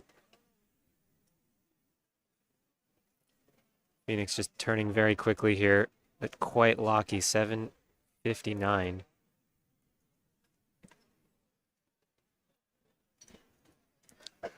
Well recognized for that Nicholas from Lachlan. I think his sort of more calm and controlled solving style means he's, I guess, a little bit better placed to recognize that case and execute it. That's not the easiest case to solve, even though it's a low move count. Switching between your left hand and right hand during an algorithm can be a little bit difficult. Tommy with a 7.30. Yeah, so Tommy pacing a solid average here.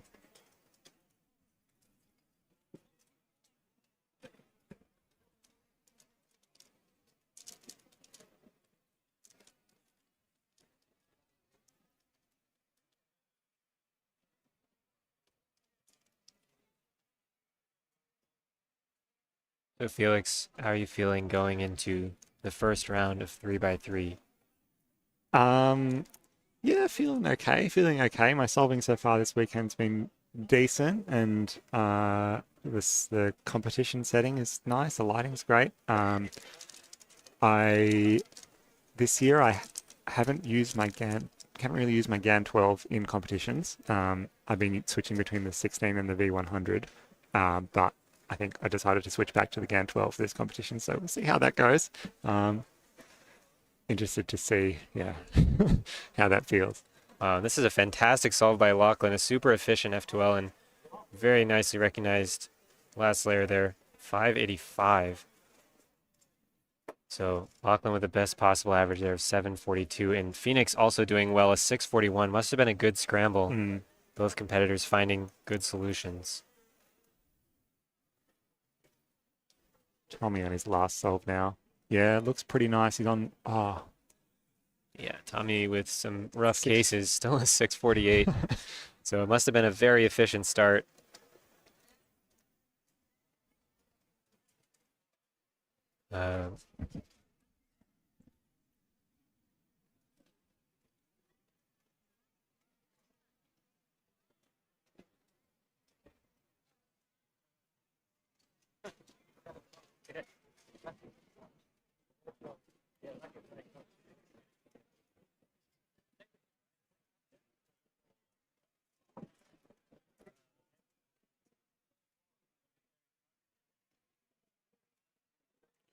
So I'm just waiting for the final solves for our last two competitors here. So Chan Him and Phoenix Patterson. So we've seen Tommy with a 6.4 and Lachlan with a 5 on the last scramble. So I would expect, Phoenix Patterson also being a CFOP solver, could be a good scramble here. So let's see what he does. Oh, it doesn't look amazing at first glance. Doesn't look like there's any solved or oriented cross edges, but let's see if he can find what Tommy and Lachlan found.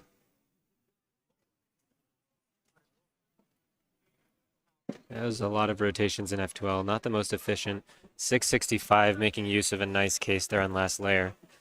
Well recognized. Yeah, and with a left-handed turning as well at the end there, that was clean. Phoenix is someone that when he's got his turning locked in, it can be really good, but sometimes struggles a bit more than others with lockups. So it definitely has high ceiling. Looks like we might have a repeat scramble here.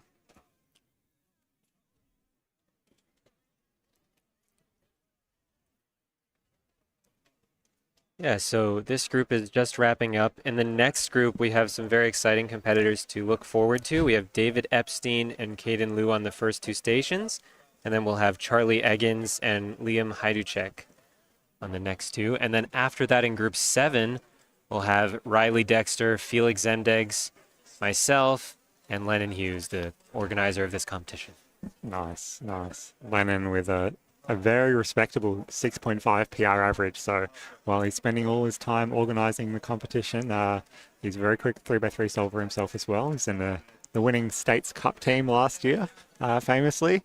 So definitely one to watch for if he's on his game. But I think this weekend he's spending most of his time and energy organizing the entire competition.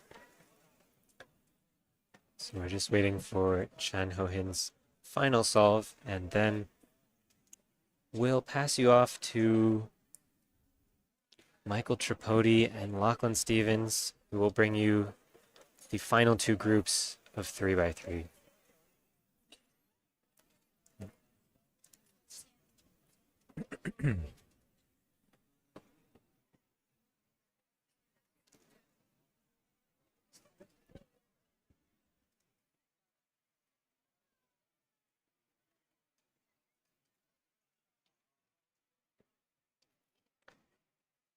Jan Ho Hin with a very nice F2L and a good recognition here.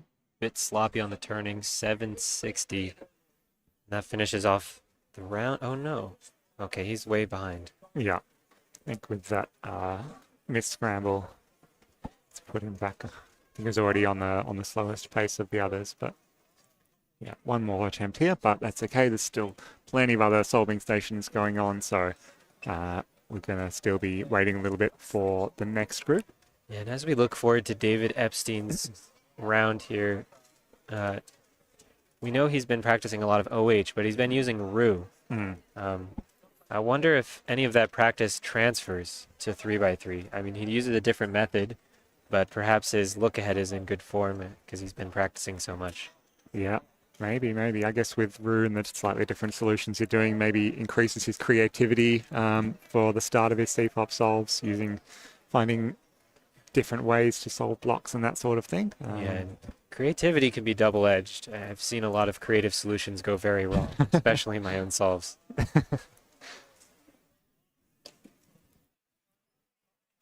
David was your 2024 national champion in Adelaide. So he has won this competition before in a previous edition, and I can't remember if he was on the podium at any other. 2023, I believe he was silver medalist as well, so also on the podium in a previous edition. Definitely one of your major contenders for this year's title.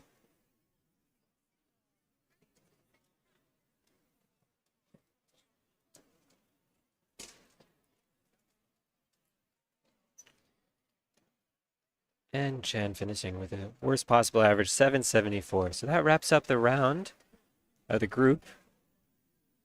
And now...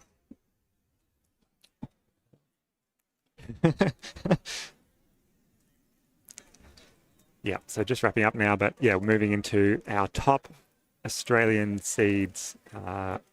So the other one that we mentioned coming up in this group, Caden Liu, Caden from New South Wales. He's been doing very consistent 3x3 this year. Also doing well in 4x4. So Caden will be on looking for that sub 5 average, PR of 605. I mean, it's looking for the sub 6 average with a PR of 605.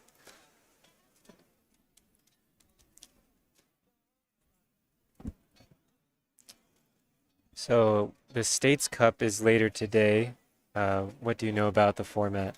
Yep, so slightly different format this year. Previously, it's just been in any sort of Nations Cup at Worlds or States Cup. We've just done 3x3 solves. This year, we're adding a fourth solve. So there's going to be 4 competitors per team, and the 4th solve will be a mystery event chosen randomly between one-handed 4x4 and square one.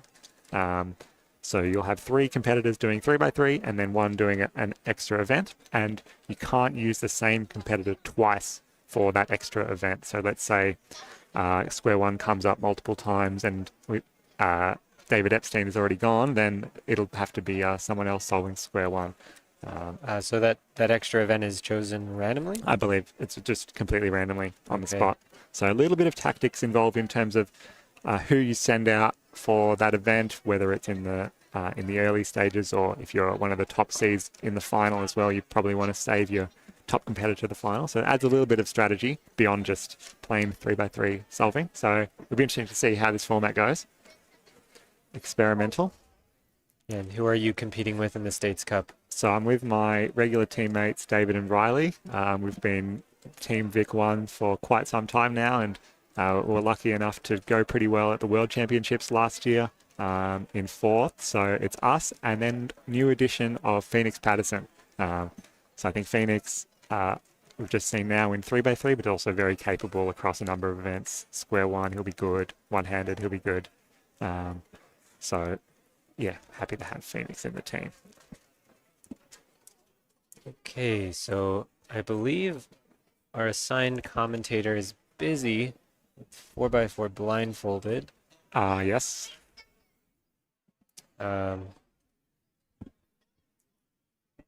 We can, we might just hang around here, I don't know. Did you want to warm up? Feeling warm already? Or don't care? Be nice to warm up, but Alright, I'll race you. okay, let's go.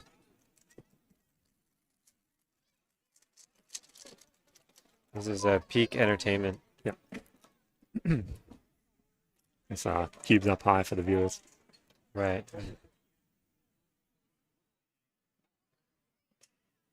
Ready? Mm-hmm. 3, 2, 1, go.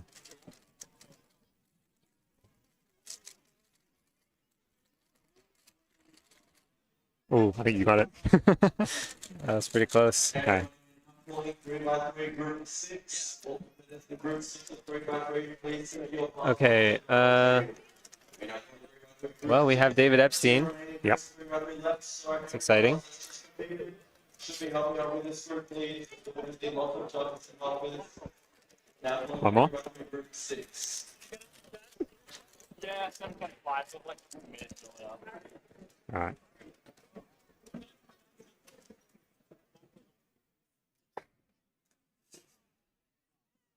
Okay. Ready, set, go.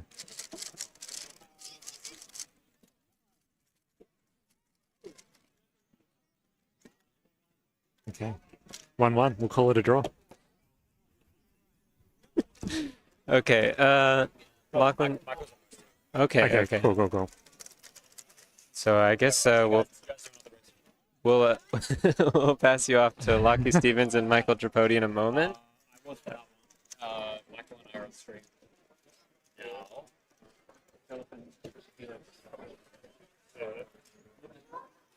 And I think Michael will be able to give you an update on 4x4 blindfolded as well, which has just been held. I'm not sure we've had any results in WCA Live just yet, but Michael, I guess, would be the favourite for that, along with Charlie Eggins. So, yeah, we'll see. We'll see. He'll give you the news. All right. Thanks, everyone. See you shortly.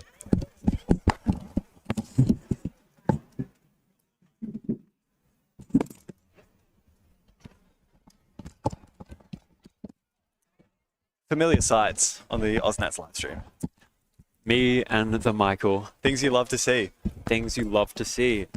Michael, 4 blind. Tell me about it. Nah. No? No, sorry. I will tell you about it. I thought you were going to ask how it went. Oh, well. No, unfortunately, another triple DNF for myself. I believe podium goes something like Amy Smith, 131, Charlie Eggins, something. And I don't know anything about third place. We'll wait for results to get put in. But anyway, Yep. I had 129 off by 2 centers on the first one. Oh. Then on the second one, I had 119 off by 2 centers. Then the last one, 136 by a U move in the middle of the solve, something like that. But either way. 119 off by 2C is tragic. Yeah, it, was it looked solved from my point of view as well. So I mildly celebrated OCR, and then it was not an OCR. Hate that. But that's okay. It happens. Yeah, I think Amy 131 is the winning time for now. But we Yep. will. That gives Amy Smith both 4 blind and 5 blind The goat. golds, bringing it home for WA. What can I say? What can I say? All right, where are we at now? What's happening? We are watching Group 6 of 3x3 Round 1 on Day 3 of Australian Nationals. So in this group, we've got a lovely little lineup of well-known Australian speedcubers. Station 1, David Epstein, who recently broke the one-handed national record average only yesterday afternoon. Station 2, we've got Caden Liu, the young gun from New South Wales, I believe. Station 3, Philip Lewicki, all the way from the US, except it's Charlie Eggins, so I'm not sure what that is. No, so Philip has obviously just come off casting, so we had to do a little bit of a swap. Okay. So Charlie Eggins was supposed to be in Group 7, but now he's going to be in Group 6 and Philip will be in Group 7. So we've got Charlie Eggins fresh off of a second place in 4x4 blindfolded and a particularly dominant display in 3x3 blind yesterday on station number 3 this time around. As usual for him. And then Station 4, we've got Liam Heidecek, who, while being good at both 4x4 and 5x5, also has a sub-7 3x3 average. Knows full ZB. And you see him hit a little alg there. That's his first solve of the average, 644. And David over on Station 1, starting off strong with a 546. And we've got both Caden and Charlie lining up for solve number 1 now. Here goes Caden. Says Caden right of your picture there. Oh, very nice solve. Onto PLO. Yeah, sub-7 there. 6.83 there. Charlie with a 520. Whoa, what a start. Nice That is little... exceptional work. Very shaky finish there. I think he knows that could have been sub-5, but I think he's pretty happy with himself. I don't know if we actually caught that solve on stream, but I think he had something like a really short last layer, like a 9-move com or something, or maybe it was just an A-perm, but either way, really well done to Charlie. Starting off strong, the best solve we've seen in the round so far. We get the display 1, 2, 3, 4. Yeah, some very strong solving to start on this top quartet. Quartet, I like that. It's a nice word. But David Epstein, who started off with a 546, I expect he'll be more likely to maintain that pace than Charlie. No offense to Charlie, but I expect a 520 is a really, really good time for him. Whereas David, I think putting down mid-5s is pretty regular in terms of his competition performance. And repeatable for him, yes, absolutely. For sure. So we could be looking at a potential OCR pace. I don't want to speak too soon, but mid-5 is a good way to start. 921 there from Liam. Unfortunately, not able to match the pace that he set early on. So it's quite a shaky ZB steps, ZBLS and ZBLL. Unfortunate, but he is still using it to decent effect. He obviously got that 6 on the start. So those are the sort of times that we're going to be looking at. Here goes both David and Caden. Caden's going to solve first. Yeah, he does have a little bit of paparazzi right now.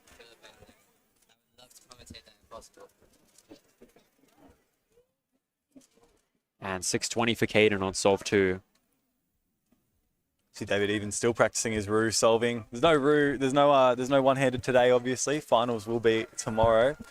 However, we are seeing David now switching his hand to 3x3. Oh, really quick start there to the awesome. F2L onto DB. Great start. 538 there for David Epstein. So that 5.4 is going to be counting. He's well on PR pace here. 7.82 for Charlie. David with a blazing start. That pace, the F2L was, I want to say it was like really low 3.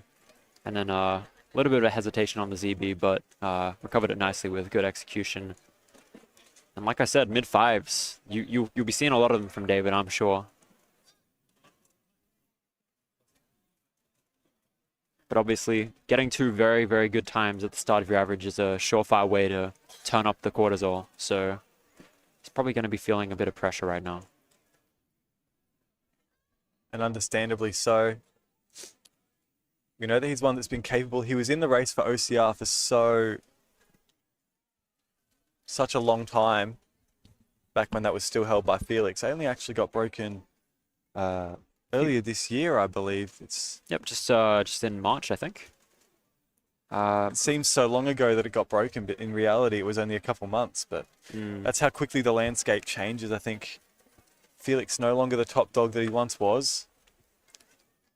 We've got Caden Liu, another one of our up-and-comers from New South Wales. Placed himself well last Australian Nationals. 6.2. How's the penalty on that one? I think it might be close to a +2. Going to call a delegate over for that one. Not quite sure yet. We'll have to wait and see. But a 695 for Liam on solve number 3. Going to recover nicely from that fumble on the previous solve. And we've got a delegate having a look at that now. Just getting confirmation.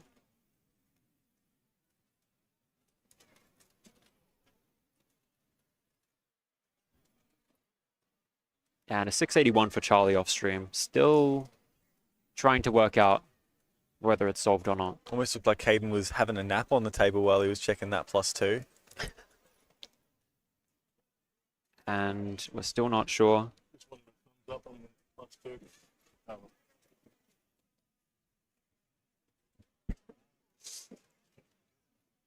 We'll have to see what that's gone down as.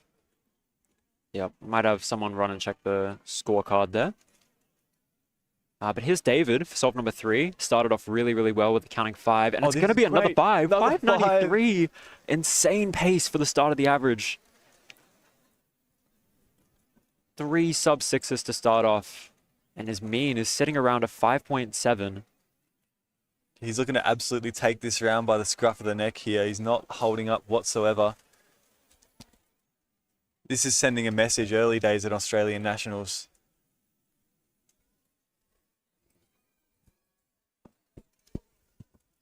Of course, David's been in many a situation where he has potential to break PR. I'm sure he knows how dire the situation is for these last 2 solves.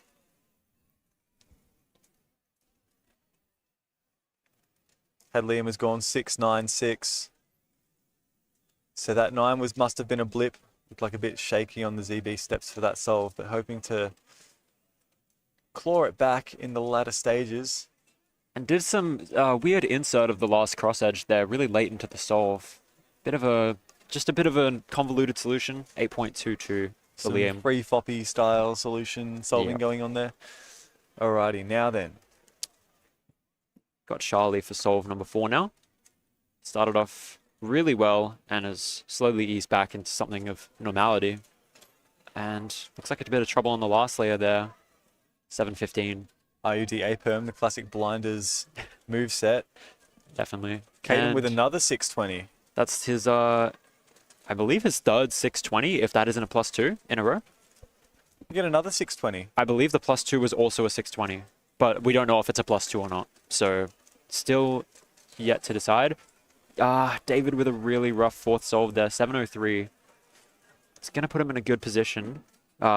Going to give him a 614 worst possible average, which is very, very likely to place him top 3 going into the 2nd round. But he's going to have a best possible average of 559, which is going to be well under PR for him.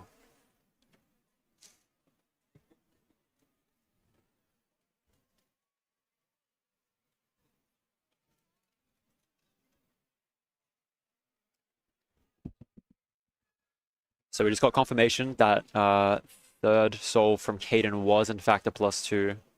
So that's going to put him on a little bit worse pace, but still not doing too bad. Has 3 6s and just that 8. But here's Liam up for solve number 5 now. Best possible average of 720 and a worst possible of 813.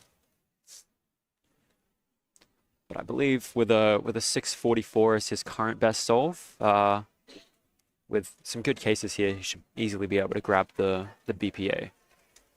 And Charlie next to him, about to go into inspection as well. Accidentally glanced at the scramble there. And yeah, it's going to be a bit of a tough time getting to the ZBLL and a 947 to wrap up Liam's average. And here's David for solve number 5. He is on PR watch. Needs a 559 in order to tie. Really good pace. And it's a Oh, it's a 504. 504. It's a Best possible average. BPA. There we go. My goodness. So it's going to be a 559 average for David, which is going to put him, well, it's not going to improve his position in the national ranking, but it is going to bring him much closer to Felix's 553 average. Yeah, 559. There we go. Closing the gap on the GOAT. What an insane performance from David at this competition. He's been on a tear with the national record one-handed average yesterday afternoon and now breaking his PR average in 3x3. Let's not forget his customary square one national title as well back on Thursday. Of course, of course. So it looks like he's ticking all the boxes this competition so far. And Caden This with first round is no exception. a 666 to wrap up his average. 4 6s in the average is just going to give him around a mid 6 average. Yeah, 656. Yeah, extremely consistent counting times there for Caden. Obviously, if that second 6.2 was not a +2, he'd be probably having a new favourite number right about now. We saw Liam Hardacek also finish off stream, counted another 9, or rather got worst possible average and counted his 9 on the second solve, lends him an 8.13 average. And then Charlie Eggins with a 7.22 are your competitors for this group. Yeah, David Epstein, star of the show as ever. Would you expect anything else? Absolutely not. I mean, I knew coming into this competition he'd been putting a lot of work in, feeling the pressure to perform at nationals, and he's definitely come through in the last 2 days. Putting on a performance for all of us. Yep. So that was Group 6. That is just finished. We are now going to be on to our final group of 3x3, which includes the one and only Felix Zemdegs, who David Epstein has just closed the gap to. But alongside Felix, we've got some other fantastic names, including our current oceanic record holder, Riley Dexter. They're going to be your stations 1 and 2. And we're going to have Philip Lewicki, station number 3, and Lennon Hughes on station 4. And Lennon Hughes making a cheeky appearance here, the main organizer of this competition. I believe that PR average of his, the 656, is a very old one and a very, in his words, lucky one. But nonetheless, we love to see him on stream, sneaking in on station 4 among some of the best solvers in Australia. But in particular, of course, it's always lovely to see Riley, our OCR holder. As we said, he recently took that record from Felix earlier this year. And, of course, he's always looking to improve it. Yeah, this season in 2026, he's leaving absolutely no stone unturned. He's always been there or thereabouts. We remark every single head-to-head final that he just sort of falls a little bit behind first place by, your hundredths of a second, it seems like every single time. But it's looking like he's not leaving anything up to chance this season. He's obviously gotten the oceanic record single and average for 3x3 and is now just looking to run with that title and see if he can now translate that into his very first national title in 3x3. It's kind of unbelievable to think he hasn't had a national title in 3x3, considering how performant he's been in the past few years. He's been batting around the low 6 to high 5 range for a very long time, and recently just brought it all the way down to mid 5. I get the feeling that he's not entirely done with it yet. That's his first OCR average, but I certainly don't envision it being his last. So we'll see if he can, if he manages to usurp the time that David set earlier in this average. It's probably going to be close to that OCR mark. So we'll keep on OCR watch for this average. But of course, Felix Zemdegs is never out of the question for another OCR. He's had many a BPA in the past few years, getting very, very close last nationals, I believe, and also at Melbourne Summer. There's that call coming through. Lennon Hughes, his lovely voice over the PA as he signals to the crowd that the final group for 3x3 is now going to be underway. Ooh, can't wait for this one. This is going to be awesome, I reckon. Got Philip Lewicki already sitting down on station number 3. Seen him many a time on the Speed Cubing Australia live streams. frequenter to Australian competitions. And then we're also going to see the very person whose voice we just heard on the microphone, Lennon Hughes, on station number 4. I wonder if he even knows he's on stream. He might kind of forget he's allegedly that good. One might think he's probably planned that. Perhaps. He just wants to be closer to Philip Lewicki. Don't we all? Exactly. Don't we all? We've got Felix now taking his seat, and we'll have him and Riley next to each other. It's always a sight to see two solvers of their caliber next to each other going head to head. Absolutely, they've been best friends, best rivals for a very long time now in these Melbourne competitions over the years. But it's nice to see the tables turn. It's nice to have some parity in competition. So Felix, obviously having been the favourite for so many national champions, I think you can never discount him, as you say. But I think in this time, Riley Dexter comes in with the best chance he's ever had to seal a national title. I would say that Riley's probably going to be the favourite coming in. But looking at the times that Felix has been laying down in practice, he's certainly not going to go down without a fight. Nope. We were watching him do some warm up before he went out for his group. In the stream area before he came on and commentated the last few groups, but he was not looking bad, I will tell you that. And here's Riley taking a seat now next to Felix.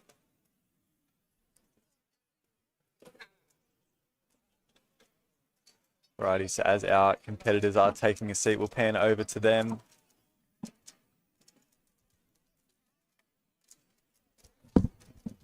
There they are.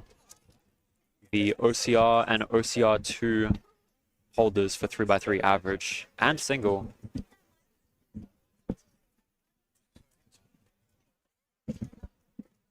And they seem to be having a nice little conversation there. They are good friends after all.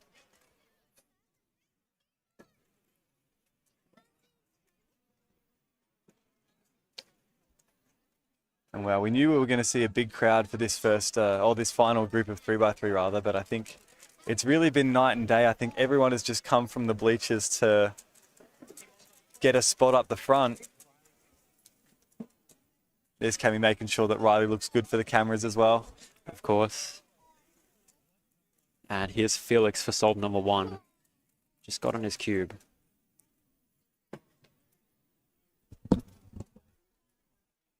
And there's the signature exhale. And off to inspection.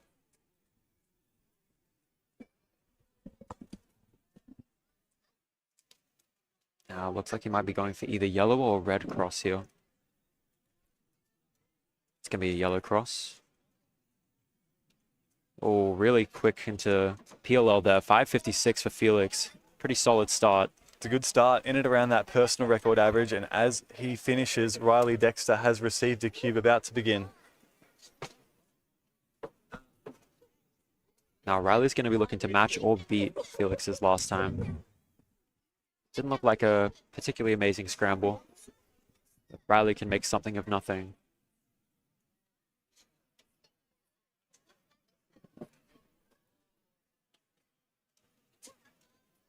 It's like he's checking a couple different angles here, possibly. He's gone for yellow cross as well.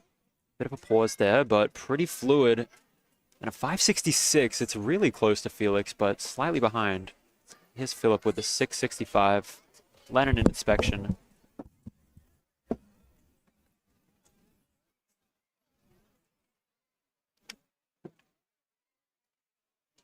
And Lennon with a 7:82 start off his average.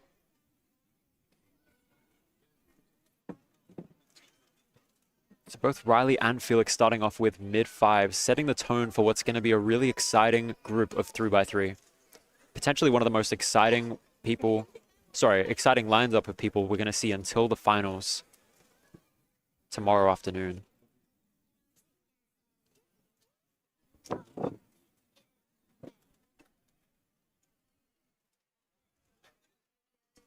And the crowd is pretty massive, as you'd expect. Many people want to get a look at two of the best solvers in the country.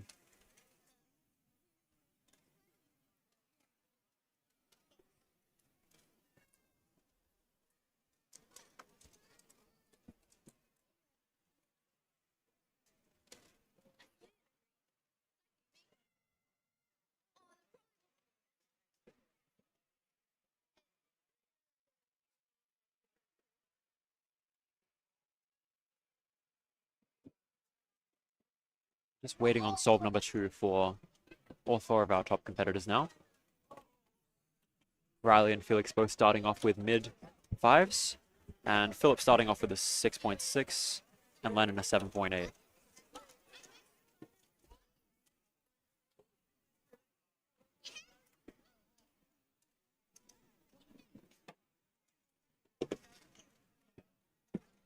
Here goes Felix for solve number 2. Started off with a 5.56.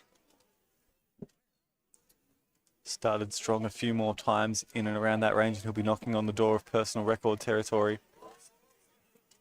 And just as before, once Felix finishes, we'll see Riley start as well. Oh, this is looking pretty nice to start. And to The ZBLL, ZB sub 5. 6.54 for Felix. Bit of an awry smile for him there. Here's Riley for solve number 2. Again, started off equally strong, 5.66. Some Like a really pretty quick good turning. start. Goes for the OLL PLL combo, 608 there. None of these competitors at the moment solving up to what they got on the first. We'll be expecting Lennon Hughes. We're looking to put on a good show at his own competition. Yep, started off with a 7.8. Just a full second behind his PR average. But we know he's capable of putting down the occasional 6. Some really calm and fluid toning there. That's looking like it's going to be, yep, a J-perm and a 7.68 for solve number 2. Indeed, he does improve on that first scramble. We'll see if Philip Lewicki can achieve the same. He's just received his scramble 2.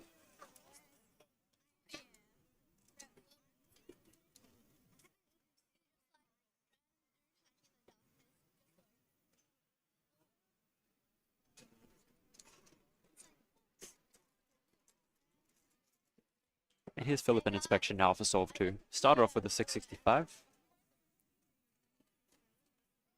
Looks I like he's believe going to go Philip is a white-only solver, maybe. No, he does yellow as well. Oh, yep. But 6.76 for Philip on solve number 2. Pretty consistent so far. So very similar to Riley Dexter, that dual color neutral white and yellow. See, Felix has the ability to solve on any cross color.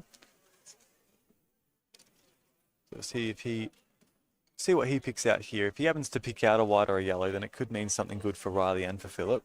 And I imagine Lennon Hughes as well. Let's see what Felix can come up with here. Looks like a decent blue cross.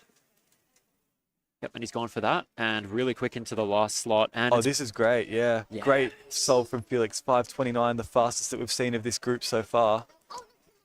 let's see if Riley can chase that up with something near or around, or potentially better. Looks like he's going for white cross here. There's a bit of a shake of the head just before starting. Who knows what that's about? Another sub 6. 593 for Riley. He's nodding his head. I think he's happy he managed to salvage that with a bit of a shaky inspection. Here's Lennon. That is a counting time for Riley. And for Felix, however, he is counting that 5.56, and he's got room to improve that further with that 5.29 that he's just laid down. So as we've mentioned before, he's not going to take this lying down. 7.81 there for Leonard Hughes. Felix Zemdegs is leaving the possibility open for there to be another personal record or possibly even an oceanic record. We'll have to wait and see. It all depends on these last two solves for him. We've got Philip Lewicki, station number 3. Looks like Philip's going to go for that white cross as well. Doesn't look like a particularly good scramble, but we'll see what he can make of it. It looks pretty fluid. A little bit of pseudo or keyhole. Oh, OLL done before 5. 6.52. Tad shaky on the U-perm, but managed to pull it together and get his best solve so far. All right, so here's Felix. Felix's current personal record, a well-known number, 5.53. He has the opportunity to do better than that.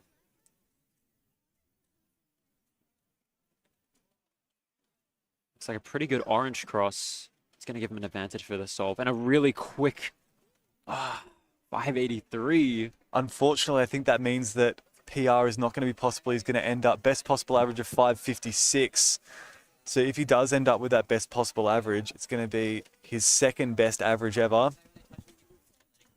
559, a number that he's gotten quite a few times in competition before. That's also potential to be done.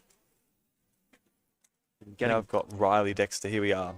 For Felix to get best possible average here, that'll pull him ahead of David, who just got PR in the previous group of this round. That'll be really impressive to see two people in the 5.5 range in the first round of nationals. But here's Riley. So Riley's going to look to make that 5.6 on the first solve count. Underway. Extremely quick as usual, just a little bit pausey. He's got his EB though. It's going to be 638. That's going to be his worst solve so far. It's going to start, instead he's going to count a 6.08. So there is a range here. But Felix currently looks to be the star performer of the round, or of the group rather. Got Lennon Hughes on station 4.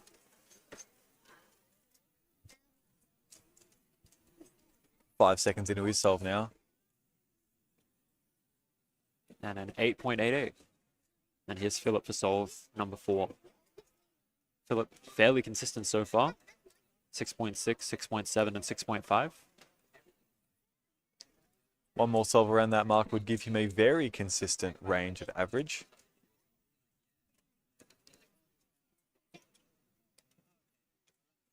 A bit of trouble there in early F2L. It's going to be his worst solve so far, a 937. Just looked like a bit of a rough F2L. But here goes Felix for solve number 5. He's already locked sub 6 with a 598 worst possible average, but 556 will put him ahead of the round, in first place for the round, ahead of David. Let's see if he can clutch that BPA. So Felix will be looking to make a statement early in Australian Nationals. David Epstein has already started with a 5.59 average. Can Felix do something similar? Oh, a bit shaky there. It was efficient. Gets the E-perm for PLL though. It's going to be his worst possible. 842. So 598 still goes sub 6 to begin his 3x3 campaign. But Riley equally has a chance to make a statement here and pull ahead of Felix, placing second going into the next round. But he's already locked a 613 average. Can he improve it? So with that, we can confirm that David has won the round. We knew that already after the BPAs came up though, but Riley Dexter has a chance to slot himself in second ahead of Felix. It's a decent solve, 6.8, but that is going to be his worst possible average, so 613 in the end. So we've got two competitors going sub 6 in the first round, Felix and David. And we imagine Riley Dexter will be slotting himself somewhere into third place. On our other stations, we've got Lennon Hughes solving now. And one thing that we haven't really touched on is that Philip Lewicki is wildly close to PR at the moment. Has a 662 PR average. So best possible is going to get close to it, but not quite beat it. So he's actually opened his account very well. And would like a nice solve to finish this off as well. Somewhere around where those first couple of solves were. Here goes Philip for solve number 5.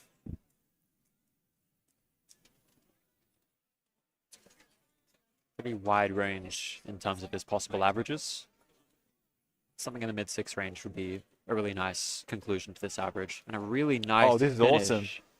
661, so he is going to get close to that best possible. It's probably going to be 667. There you go. Very nice start from Philip Lewicki. Only 0.05 away from his personal record average. What a way for him to begin. He seems pretty happy with it. A cheer from Wei over in the commentator's booth. And Biggest fan. absolutely. And I think that might be his PR2 potentially. Oh, and whacks his head on the camera as he gets up. I haven't actually seen anyone do that yet, but if anyone, I was glad it was him to be the first. Oh, yes. He was first on the scene, wasn't he? Of course, of course. Well, there you go. So that concludes 3x3 first round. We are going to see some more 3x3 action later in the afternoon with our round 2. And then we've got 2 more rounds to come tomorrow. However, what a way to start. We've seen some already rapid times. And as WCA Live gets populated, we can see, drum roll please. Oh, they haven't entered Davids and stuff yet, but that's okay. Oh, We've well. had some. We have still had some quality solving. We had that 5.59 there from David Epstein, and then also some quality solving from Felix, gone sub-6 as well. So those are your two top performers for 3x3 round 1. We are now going to shift our coverage over to the first group of Pyraminx. It's got 5 groups of Pyraminx to get through, and we've got a very special guest, the current OCR holder, former world record holder in Sebastian Lee. We're going to be popping him on stream with Zaid Chowdhury as soon as we possibly can. Actually, I know Zaid's gone to compete in 4 blind, so I'm not sure whether... Oh yeah, Zaid's around. Zaid's there. Not sure where Seb is. That's all right. We will find a Sebastian Lee, but that's all right. We will we'll do those transitions and then get onto the face turning tetrahedron. Is that what they're calling it nowadays? I think the cool kids are calling it all that. What do we call the 3x3? That's a face turning cube.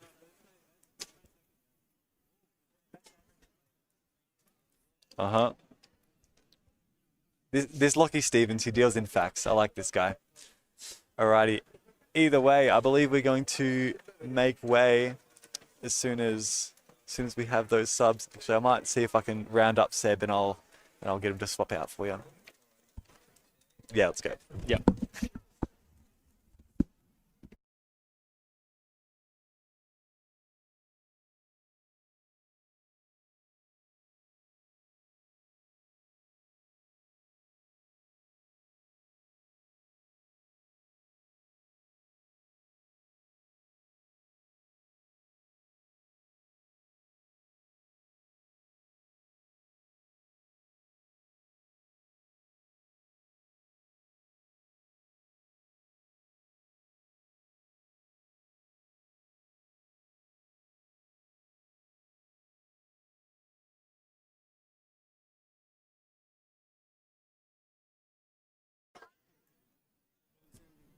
Hello. Ahoy, how we doing? I'm going to shuffle over this way. You got... Yeah. All right, there we go. Now we're nice and central in the picture. All right, fantastic. So while we're waiting for Sebastian Lee, we have the one and only Zaid Chowdhury on. And Zaid, what are your expectations? Actually, you know what? Before I ask that, how'd you go in 4-ball? 4 blind, I really like those scrambles. They were some juicy scrambles. They were some juicy scrambles. They were some pretty juicy scrambles. I cannot lie to you. But that said, I did triple. That's all right. Buddies. I was pretty happy with a couple of my memo splits though. Yep. Especially on that last one. I was pacing really, really nicely for memo on that last one, but like was screwing up the tracing for the centers. Always the worst part of the 4x4 blind solve, the centers. Yeah. I think I got there around like 40s or 50s, which is like insane pace for me. Very well. Like, that's nice. Yeah. Because what, PR's just sub 3 or not sub 3 yet? Low 3 for me. So that was like pacing overall PB. Oh, probably. dang. Okay. Yeah. You love to see it. We do like the summer ranked single boost. Yep. If you happen to get something good there. But either way, very nice. I think that's the last thing that we've got in the side room now. So all the action is going to be on main stage from here on out. So that means you guys at home will not miss a thing. So obviously, next thing that we've got on the list to tick off is Pyraminx. So let's see, this first group, we're going to have some very familiar names. We had Junchi Feng, former Asian record holder. Yep. Has been in Melbourne for a couple of years now, is studying at the University of Melbourne, I believe. That is correct. Part of the UniMelb Cube Club alongside yourself. Myself. Yes, indeed. He's been obviously great at Pyraminx for quite some time. Got his first sub-2 average at an Australian Nationals, I believe, in 2023 in Brisbane. Now has his PR set at a 1.90. And next to him, we're going to see Gippsland's very own, the GOAT, Emmett Hobbs. We've actually got a UniMelb table there. Oh, there we go. Yes, exactly right. UniMelb table, and also former continental record holders in Pyraminx. Also worth noting, we've got another former continental record holder in this guy. Even though it doesn't exactly count, Keaton's are still records in my heart. Yep. So there we go. Leonard has just called up Group 1 for Pyraminx. We're going to get started quite shortly for those. And then also on stations 3 and 4, we've got another former OCR holder on station 4 in Ethan Stevens. Current PR sits at a 2.39. And Jacob Joshi, most known for his exploits in 2x2 and Square 1. Also very, very solid PR solver. Averaging around mid to high 2s, but does have a PR average of 2.21. Ethan Stevens has been a veteran of the Victorian cubing scene, setting an OCR in 2019. So 7 years ago, and still at the top of the table in terms of the national rankings here in Australia.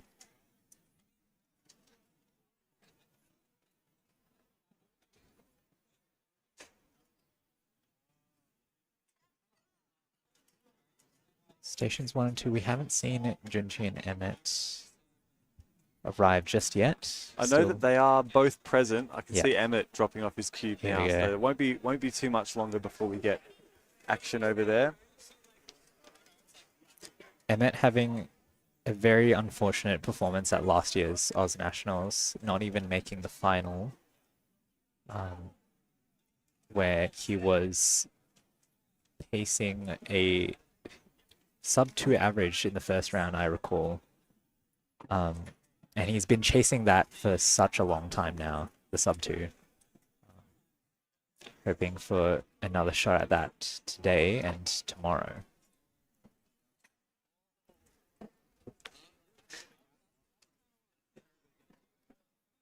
Junchi just arriving as well. And we have all of our top 4 here. And there we go. He seems quite pleased to be on the live stream. Gave us a little bit of a wave before. But there you go. There's the Unimel table that you speak of. Junchi on left, Emmett Hobbs on the right. 2 very good friends of mine. Good We're to not see biased in any way, but No. we would like to see both of these guys perform exceptionally well in this first round. Found Emmett as well has quite an unorthodox turning style, but it certainly works for him. So we'll try and capture those solves on the live stream. He's an Absolutely. extremely quick turner, but his turning style, yeah, I don't know how else to phrase it other than it's extremely unorthodox. Looks a little bit awkward, but clearly it works very well for him. Yeah, Emmett using, honestly, his very, very slender finger muscles to his advantage when it comes to his parasols.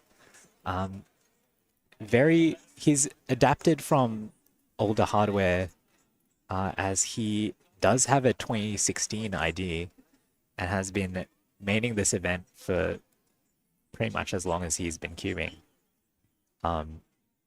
And since then, he's adapted to flick turning. And yeah, as Michael said before, it is very, very unique and honestly fascinating to watch. It's obviously served him well before. We mentioned that he's a former Oceanic record holder for the single and also is a 2-time national podiumist, including a win in 2022 Yes, that's and true, in yeah. Perth. So we will look to see. He'll be looking to sneak in on the podium if at all possible, and he is certainly capable of it. He has a history, unfortunately, of not performing so well on the big stages, though, so we'll have to wait and see what he can achieve when the time comes. Yeah, Emmett, unfortunately, a bit more inconsistent. He is able to pull out very, very fast averages, but not the best when it comes to dealing with pressure. All right, and I'm going to leave you because aforementioned guest has now found his way to the Yes. stream stations. We're going to be bringing on the one and only former world record holder, current Oceanic record holder of New South Wales, Sebastian Lee, to guide you through these first couple of groups of Pyraminx. And he's more equipped to do so than I would say. All right, bye, Michael. Bye-bye.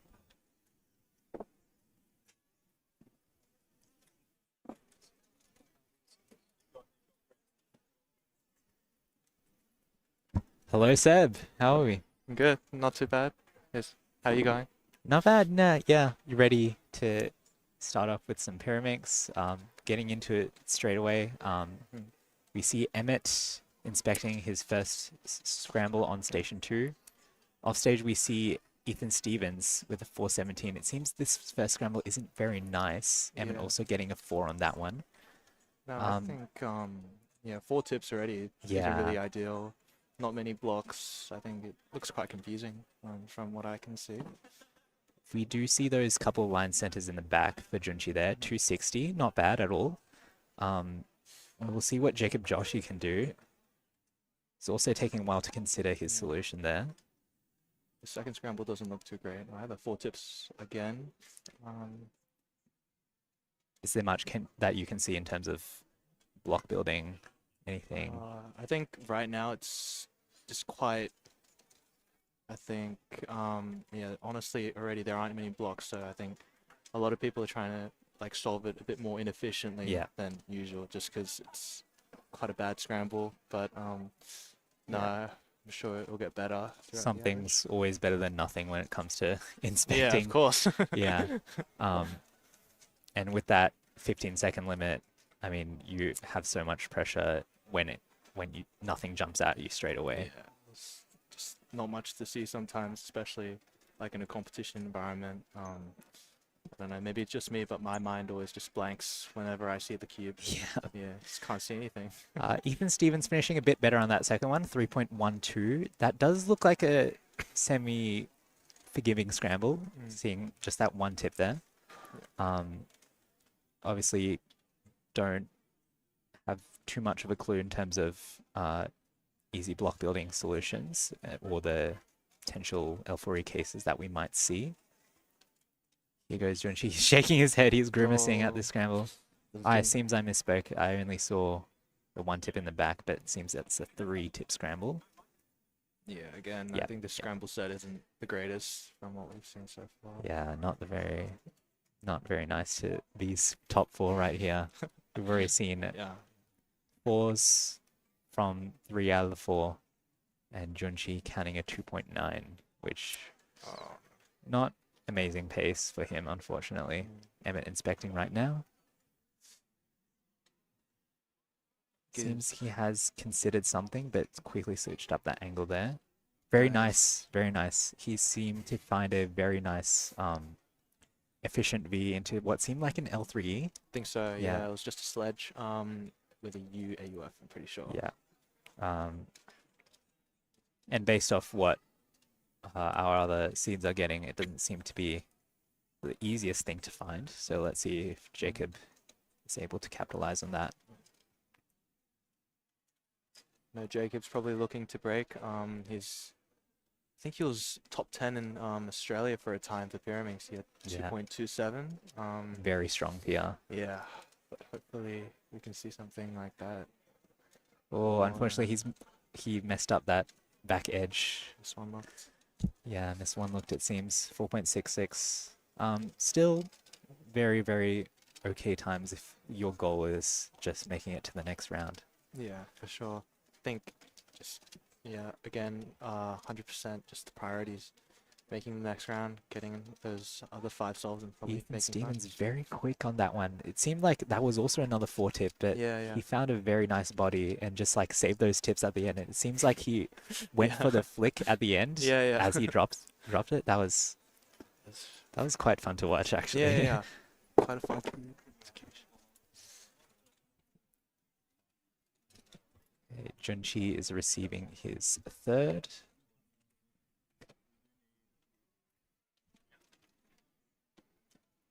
Junchi currently the most consistent out of our top 4. 2.6, 2.9. Also shaking his head at this one. Doesn't seem to like it very much. And wow. 1.7. Seemed like that was an easy solution to one lock, given those aligned centers. I think from what I saw, it was just like a form of body, I'm pretty sure, and then sort of like a pre-made L4E on the other side as you rotate as Yeah. well. Yeah, quite a good solution, I think. Matt getting ready.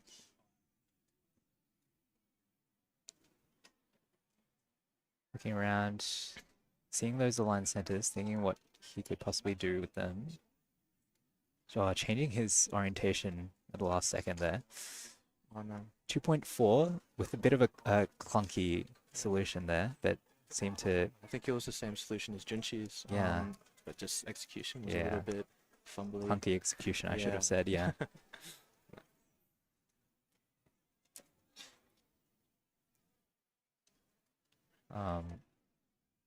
But thankfully, this 3rd scramble seems to be just a tad bit more forgiving than the first 2 we've seen so far. See what Jacob does here.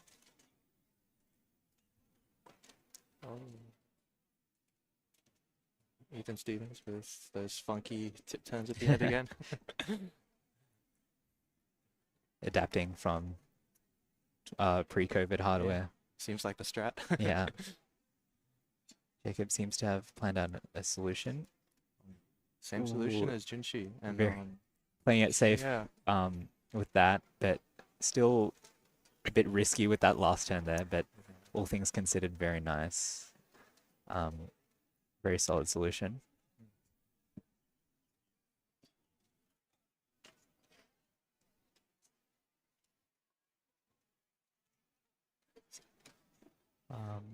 While these competitors wait for these next couple solves, Seb, what are you hoping for this round of Pyraminx? Obviously, looking to defend your national title.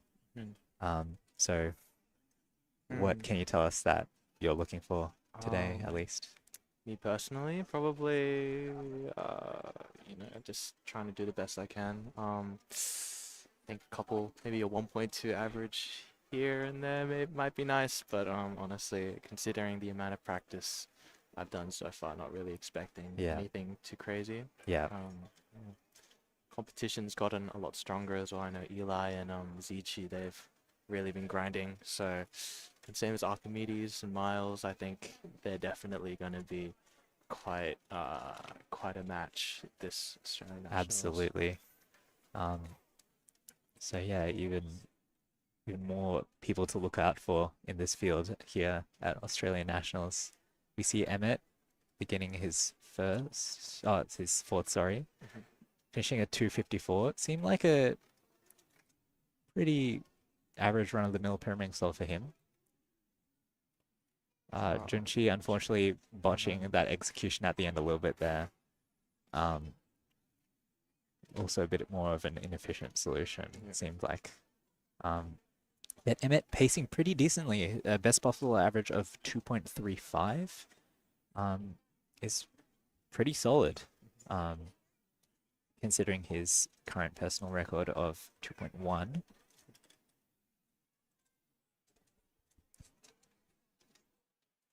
And we see Jacob, unfortunately not doing great for him, counting a 4.2.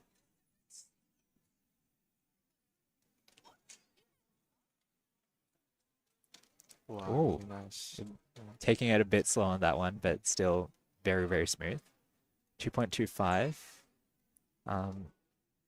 Seemed he just wanted to trust that his solution that he planned out was going to serve him well enough to give him something decent and easy to execute, and that's exactly what happened. So Jacob pulling it back at least a little bit after those first two. I think overall the solutions have been quite similar, like throughout the top four. They're all seeing they all seem to have quite a similar mindset going into these solves, I think. Junshi has received his final.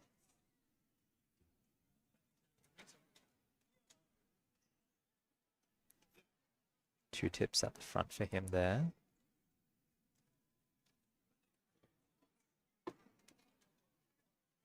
Oh, double rotation there. 241, he's not happy with that. Seemed he wasn't really happy with the solution he planned and maybe wanted to do something better, but didn't have the chance to pull out something nice there. Emmett inspecting now. Seems that was a soon to finish that last one there. Yeah, I think it was 2 moves into a cancel into a hedge. So Emmett seems to enjoy those algorithms more. I think he's more of a sledge sort of favoring Pyraminx over probably more of like the flick turning. I am. That seemed to be two looked as well. Yeah. But very quick recognition on that. Jacob is finishing off our group here. Unfortunately not able to get that sub 3 for this time, but he's very safely into this next round. Seems he's also to look that one there, and bit of a fumble with that last tip. Very frustrating. Yeah, it's unfortunate for Jacob. 3.7. Still not terrible by any means. But yeah, Jacob is capable of much more. But I'm sure he'll make the next round, and Yeah. that's probably the biggest thing anyone could want at the moment. Just gives him another opportunity to hopefully pull out something better in those next couple of rounds. All right. Moving into the next group, we do have a couple more speedy solvers for you to have a look at. We got Archimedes Dines, Station 1, New South Wales. Current second in the state to you. Yeah. Yeah. Yeah. Which obviously getting close is a tall ask with a 1.15 average. I think overall he's getting pretty close. So yeah, absolutely insane performance recently. I believe his improvement since last Osnats has been pretty nice to see. Yeah. It's Was he? incredible. I believe he was sitting around like a mid-low 2 PR. Yeah, this something time like last- that. It's just improved so fast, honestly. It's Yeah, now getting that elusive sub 2 Yeah, that not many Australians have been able to accomplish. Next to him on station 2, we're going to see Phoenix Patterson, obviously seasoned competitor, all-rounder. Very, very talented when it comes to sprint events, and Pyraminx is no exception to that. He has a current 209 PR average. Also a little bit more inconsistent, but yeah, when he has his peaks, he is a force to be reckoned with, absolutely. Station 3, our very own Michael Tripodi has been on the comms for a lot of this comp so far. And next to him, David Epstein. A bit of a gamble to see whether he actually shows up to compete or not, but we'll see. He did practice for this event for a bit, I believe in 2023. Just wanted to get a better PR for him. And something fresh to practice for a while, and ended up getting a sub 3 average at a sail competition, which was actually the same one where that infamous 107 OCR single happened. Oh, really? Yeah. Zaid had OCR for those few seconds, but I think Emmett deserved it. Emmett Hobbs, yes. Been in the scene for quite a long time, and was very great to see him finally break through with a record of some sort. Because I believe that scramble was 6 moves, but Emmett did like an 8-move solution. He did do an 8-mover. He did hear me getting OCR behind him. Yeah. While he was inspecting, so he just decided to do the first thing he saw. Okay, that's fair enough. Which was I believe it was 2 moves into an L prime UL insert. I thought it was a sledge. An AOF. For me, it was like a cancel into sledge into a UAOF. Okay. Yeah. Pretty sure Riley also did the 8-move solution. Riley, right? Riley did the 6-mover. 6-move. Yeah.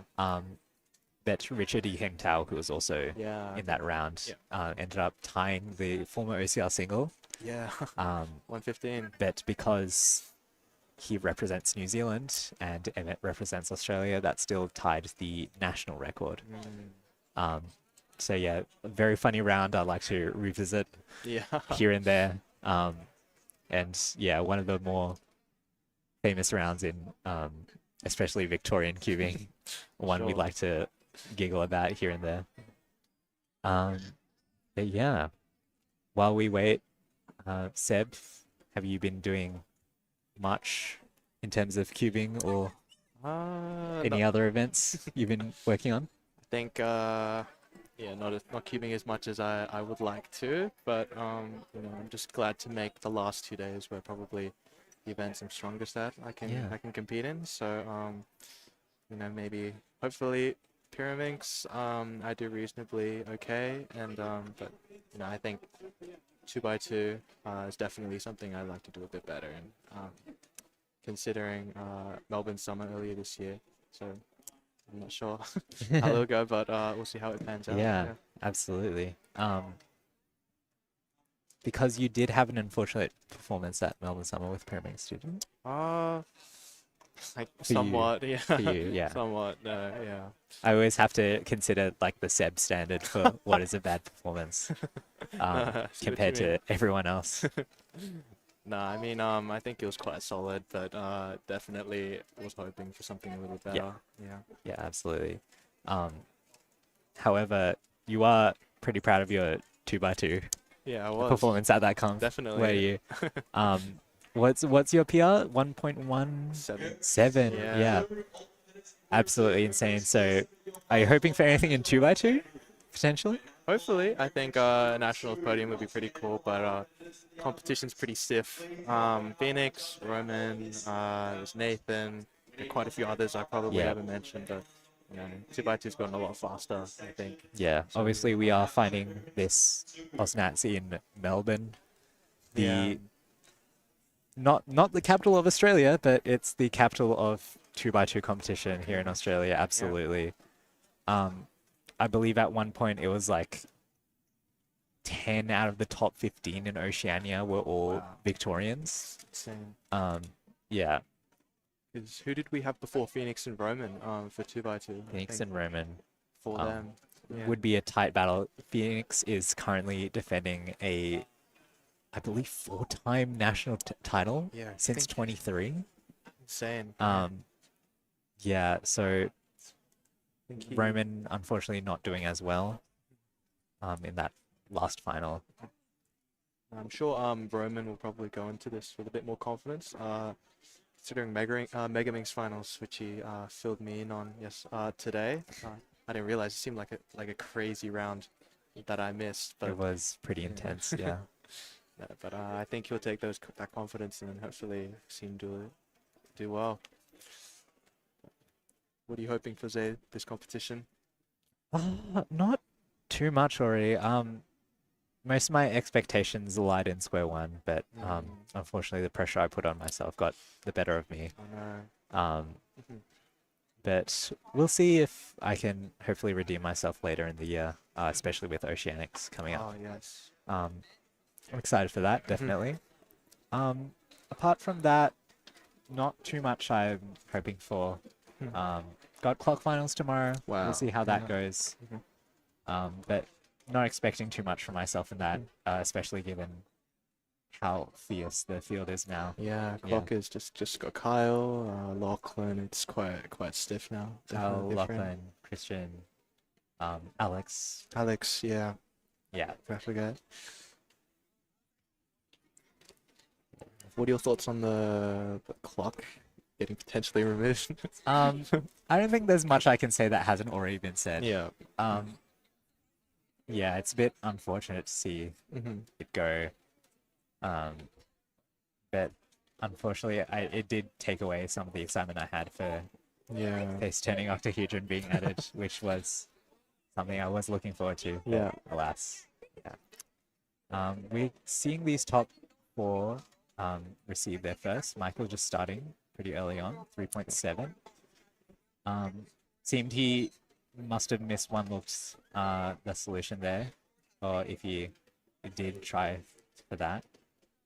If not, then a bit of a slower recognition on that L4E, but I'm sure Michael isn't too fussed about how his performance goes in Pyraminx at this nationals.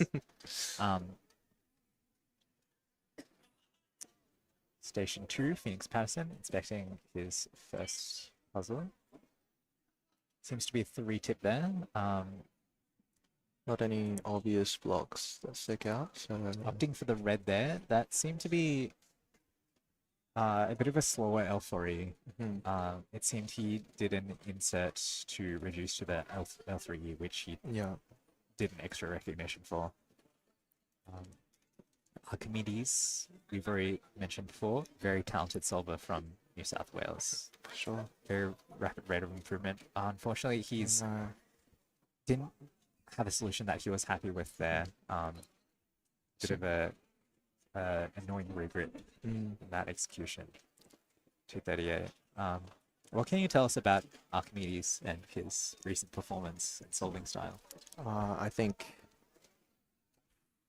he's very much improved in efficiency from what I've seen, because I remember he used to come up to me asking me what kind of things he could do on these scrambles, and like watching it progress, I've noticed I guess the block building has become a lot more creative, and like as of course the turning alongside with that, it's very much complemented by his solutions. Judging by that first off, his turning does seem to be pretty fluid. We're not hindered by the pressure of the solution and regrips.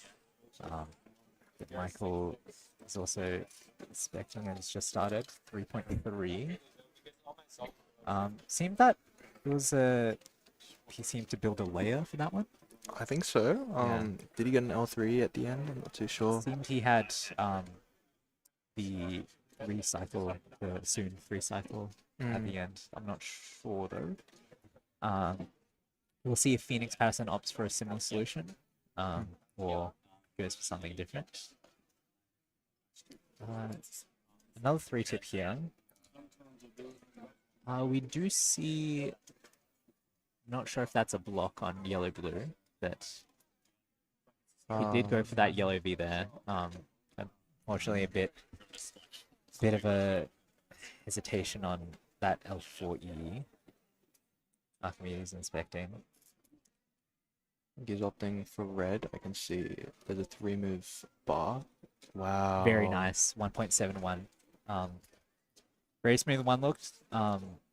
Fortunately, just a tad shaky with that execution of that L3. But still, all things considered, very, very solid. Pyraminx, a very, very hard event to control. I'm sure you can attest to that. Definitely. Especially when you're under the pressure of competing when it really matters. Sure, I think the tips are definitely my least favorite part of Pyraminx. I think they're everyone's. Yeah, if we could just glue the tips on and like make sure they don't turn, then I'm sure everyone would be happy with that. But unfortunately, that's not possible. Michael Tripodi, our beloved fellow commentator. Scramble doesn't seem to be too kind either.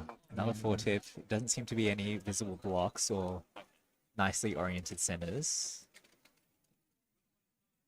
He's left that back one there at the end. 2.9. He seemed to have found something pretty nice. Sometimes with a lot of these ugly looking solutions, it takes a second for you to see that there is something that you can make. Just like not something that doesn't jump out at you right away. I think you just need to look into the scramble a little bit deeper, and then maybe you can see something that happens. But I think what Michael did there was maybe a 4-move layer into like a 6-move L4E, which is the L4E in itself was one of the nicest. That is very nice.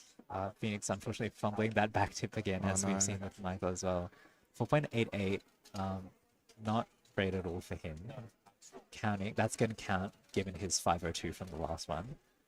Seems his turning and solutions aren't where he would like them to be at all. So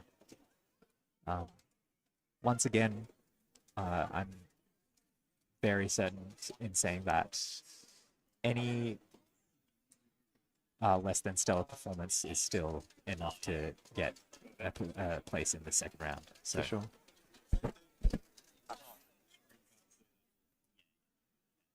Archimedes receiving his third. We've seen him get a 171 on the last one, a 238. So currently pacing at around that 2-second mark in terms of his average.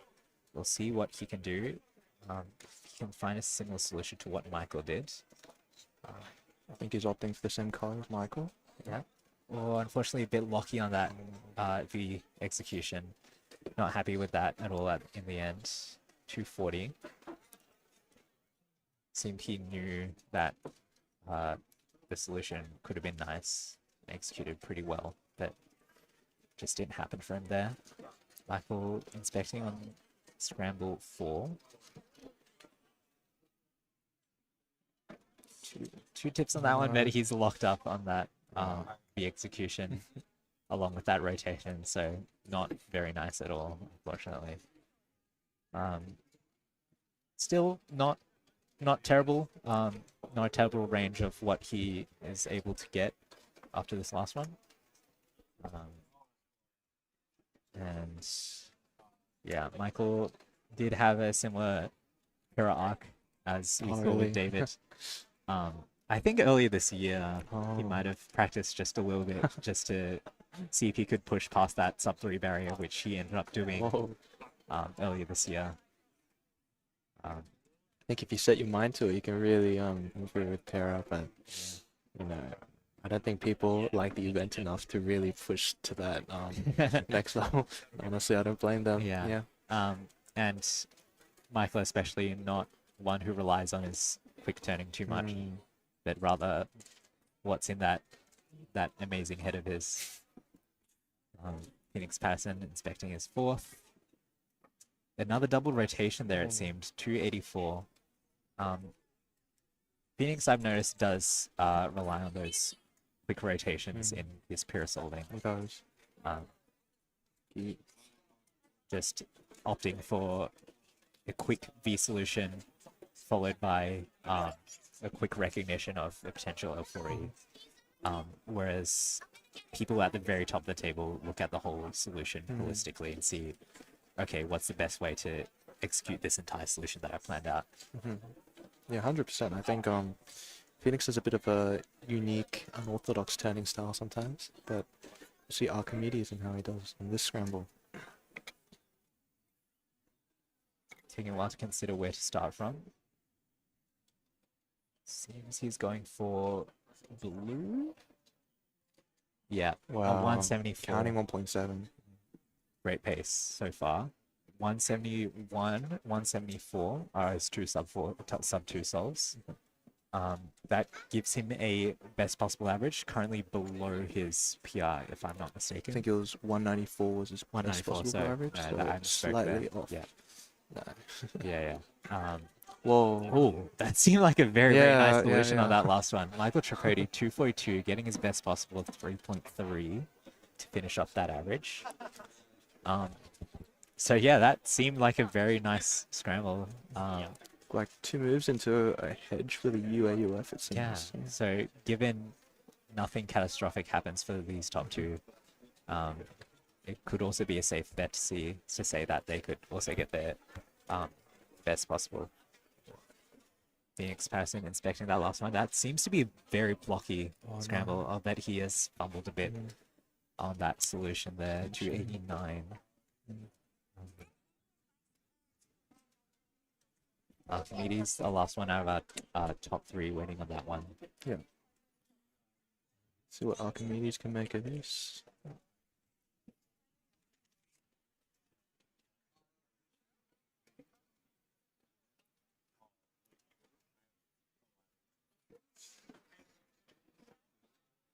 Right, received it now. Getting ready. Must not be aware this is a nice scramble yet. Yeah, we see that huge block on green-red. Immediately gravitating towards Amazing. best possible 1.48. average. That is a 194. I believe that would be his PR2. It would be, I think so. Second. Amazing performance from Archimedes Dines, New South Wales. Yeah, proving himself to be a force to be reckoned with. For sure. At the top of the table for this Pyraminx round at Osnats. Yeah. It's definitely going to be a hard average to beat for everyone else. Yeah, absolutely. Very happy about it too. 194, very stoked about that. In this next group, I do believe we're seeing Christian Trubagic from New South Wales, another top solver. Yeah. And Liam Sawade as well. Liam Sawade, yeah. ACT. Does, unless I'm mistaken, does attend a lot of your local comps as well. Yeah, he does. I travels like 4 hours from all the way from Canberra to Sydney, so it's always there. But it's always a pleasure to see him. So Riley doesn't really practice Pyraminx much, though, does he? I think he's more of yeah. Been focused on 3x3 and OH a lot Don't blame him. recently. Mhm. He something that didn't happen amongst something that didn't wasn't spoken about as much, I should say, compared to all the craziness that happened yesterday in our OH first 2 rounds. We did see a PR average from Riley. Oh, really? At 964, I believe. And that only placed him 3rd in the round. Yeah, I heard Elijah also PR'd in that round. Elijah tied his PR average, which was the former national record after coming out of that round, as we did see David Epstein breaking through with a 9.16 national record average. He has been practicing one-handed for quite a while now, developing his Roo skills. So it was very, very insane to see him break through and get that. I was given the privilege of being his judge for that round. Wow. So, Seems like the Zaid luck is really a thing. yeah, it was pacing extremely fast after those first 3 solves. Yeah, I did not have, especially David in my cards to be an OH national record holder. I always thought be Elijah and Riley. Felix Riley. Felix Riley, Yeah, Elijah, just those 3. So the OH final tomorrow is definitely one to look out for. For sure. Very, very heated competition there. But yeah. So that's our first 2 seeds for this next group of Pyraminx, Riley Dexter and Christian Trubagic. Station 3, Liam Sawadi from ACT, as mentioned before. Yep. But we're also going to see William Herring, Victorian local, 249 PR average. Solid. It has been practicing this event for quite a while. And is unfortunately never able to get the performance he would like. As is pretty common to see in Pyraminx. Yeah, I agree. There are a lot of top solvers we just haven't heard of because of them struggling to perform at their best under the pressure of an official WCA competition. So we'll wait for our delegates to announce this next group. Sure. Definitely Pyraminx as an event is quite can be quite catastrophic if just one turn goes incorrectly. I think especially with the tips being an extra factor when considering what to do during a solve. It just unlike I think 3x3, if you make a missed turn, you can always sort of correct that turn with a bit less effort. Pyraminx is sort of an entire hand motion where you have to reorientate the cube, and I think it just screws you over in such a short event as well. That's just the thing with these sprint events, isn't it? Genuinely, yeah. I don't know how some of the Chinese kids do it. It's just unbelievable.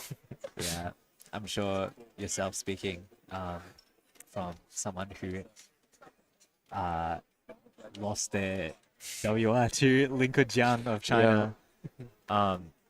Yeah, absolutely unreal solving from them, especially recently. Yeah. Seeing 2x2 WRs, the recent 4 mover they got in China like around 10 or so months ago.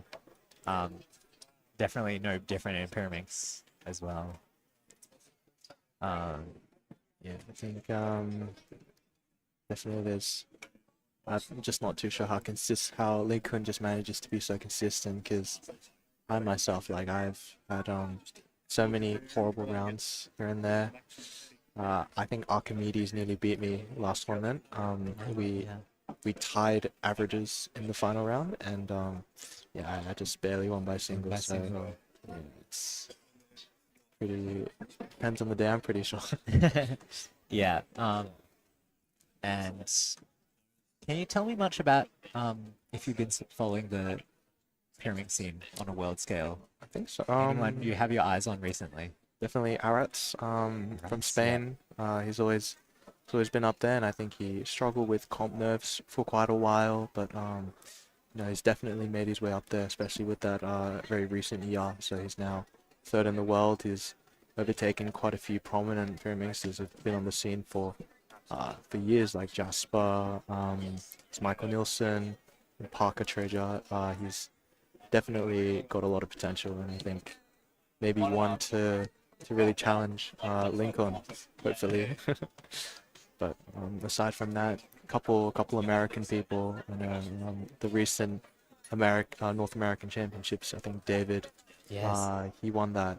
So I think definitely he's one with a lot of potential. Yeah, I tuned into that the other day and I saw so many names I wasn't familiar with at the top. Yeah, that was just like insane to see so much new talent coming in Pyraminx. You would think it's not a very like volatile and contested event in terms of what you see in the top rankings, but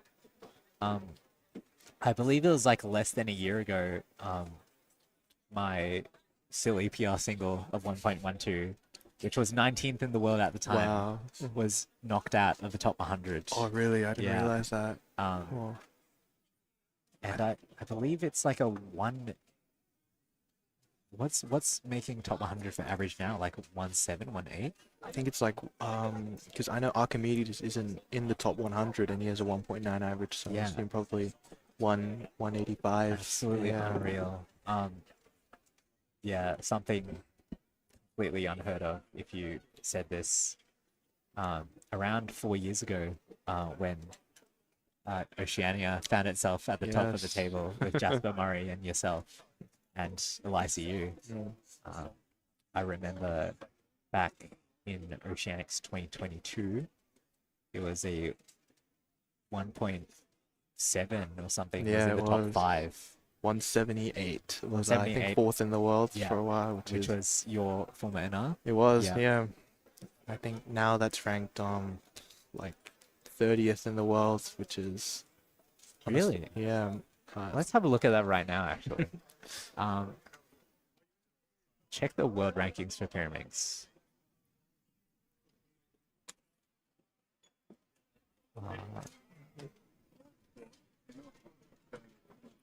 It's 186 to make the top Yeah, 100, so 186. huge, Unreal. huge ask to be solving at that level. And as we're beginning this next group of Pyraminx, we see Christian Trubagic on station 2. Received his first. Christian is a very seasoned, very quick clock solver from New South Wales. I think he's recently hopped on the Pyraminx grind as well. Wow. 198. Seems like he did a U2 at the end. He mispredicted the AUF, so it cost him a bit of Yeah. time. So not angry, but not pleased with that, given the scramble. The solution he must have found. William Sawadi 3.11. Not great for him, as he does have the 2.3 PR average. Riley Dexter, our current station 1 for this group. Not sure what the party hats are for. Yeah. Him Whose and birthday is his- it yeah. today? His birthday's today. No, I'm just asking whose Okay. birthday. I was like, how'd you know this? No, I haven't even talked to him today. We see him judged by Cami, his girlfriend. Expecting his first. Ooh. Cool. Riley Interesting. has a very interesting turning style on Pyraminx. I've come to learn over the past couple of years. But unfortunately, that last tip has given him a +2. Just being off halfway there. Yeah.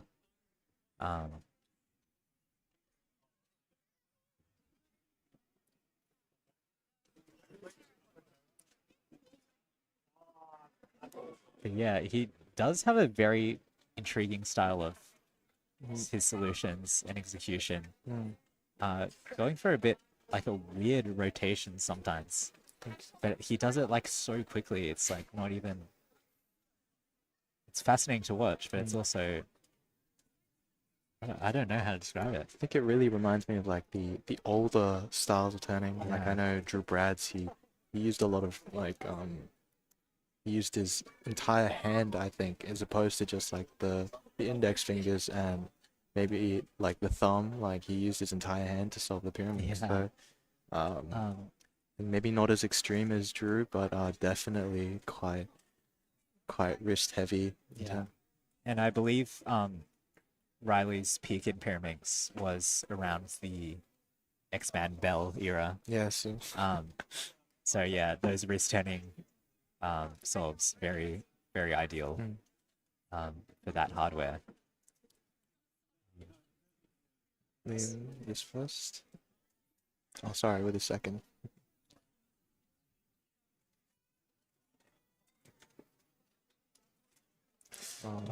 Yeah, it seemed he had a huge hesitation on that L4E, followed by less than ideal execution. So yeah, it must have been either a failure to one look or just a completely different case to what he thought it was. William Herring starting with an 11 must have been quite catastrophic for him. No, I'm not sure if he practices Pyraminx or Yeah. cubing. I talked to him earlier today. I don't think he's really into cubing as much, but you know, I think he's competing for fun is always quite nice. Oh, not bad start. Oh no. But unfortunately that L4E to finish didn't look too great. I believe he reduced to that bad L3E case where Yeah, I think so. the hedge cancelled into the insert. I think he missed one like that, but it just forced an L3. Luckily, it wasn't a completely different L4E case, so I think it panned out quite well. Christian on Station 2, currently the best we've seen so far, 1.8 start, but unfortunately it seemed like he's also misplanned a solution there and hesitated to finish off that solution there. 307. It did seem like a pretty okay scramble with some not many tips, couple edges, okay spots. It seemed like. What can you tell us about the scramble, Seb? I think definitely green has a lot of room for block building. I can see maybe a 5 move V from here, and probably not the best L3, but I think you could. Yeah, Riley opting for green. 2.8, not bad at all. But solution was another rotation for him. This third scramble we've seen Liam Sawadi inspecting does seem to be pretty nice on yellow. Or I think not yellow, but red. Yes, red is what he went for there. 262. Also not pleased with that. Maybe want to be a bit more confident with what he potentially one looked there. I think Liam doesn't one look a lot of his solves, which is probably one of the biggest factors that separates, I think, the top competitors from people who probably choose to take Pyraminx a bit more casually. But I mean, two looking can only take you so far in terms of a sprint event like Pyraminx. William with a 306, just safe for that last turn there, saving himself from getting a 2-second penalty. Christian warming up, getting ready to inspect his third, which is the nice one we've seen. Looks like he's also considering red. Doesn't seem to like it though. Oh, he opted for yellow there. Seemed, yeah, no. 3.7 and it seems like it's DNF, yeah. Yeah, seems he must have second guessed himself on what he wanted to do there. It's ended up being something that didn't work out great. think so far none of the scrambles have seemed incredible so far. So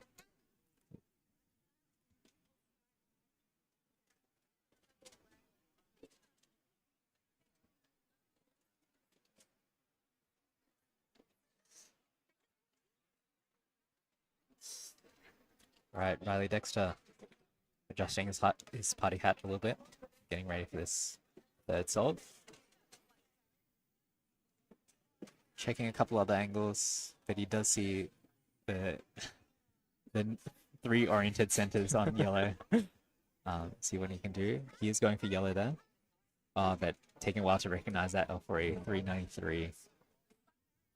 I think he chose to insert all 3 of the edges individually, but no, I'm not sure what you can do with a scramble like that. For me, who doesn't really practice the event that much, but has some sort of a little retained skill from when I was running it a little bit back in the day.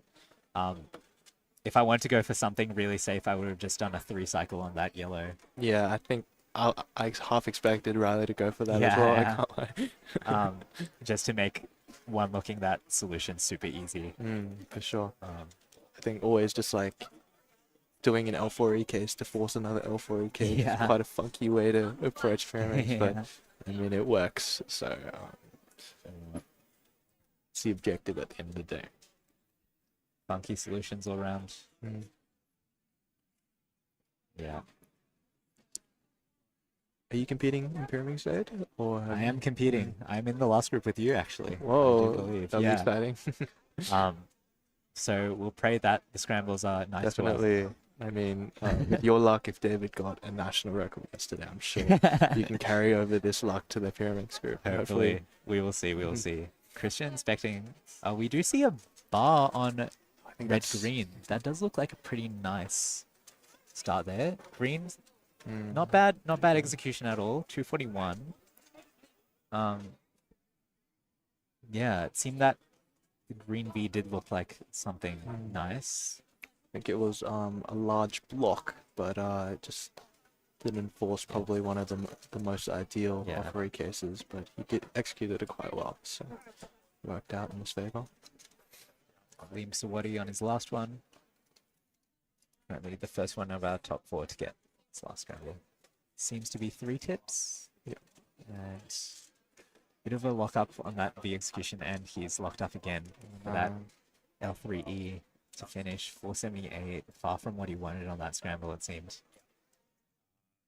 That's also going to count his high 3, giving his worst possible. So not what he wanted to see there, but still very, very safe into this second round.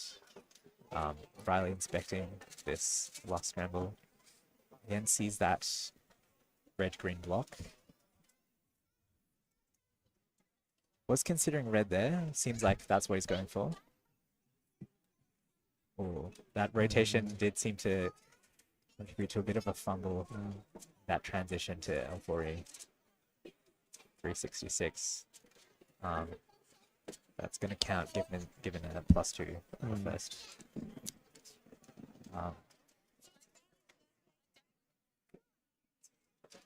Christian with his last one.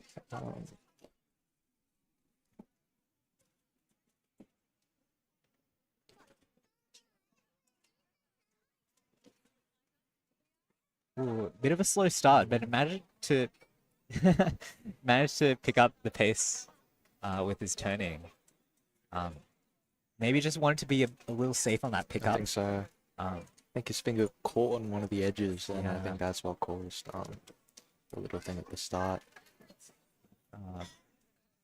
Yeah, being safe with your solutions is something that is especially needed for such a volatile event like Pyraminx. 100%. I think making the next round is probably the priority. So if you don't have a good start, I think a lot of competitors just try to safety it, because then they'll get those other opportunities. 263 is absolutely nothing to scoff at either. Yeah, it's solid average. Yeah, that should place us easily within the top 10 for this round, I'd say. Riley receiving his last solve to finish off this group of Pyraminx. The hand flap, classic Riley. What's your hand roll?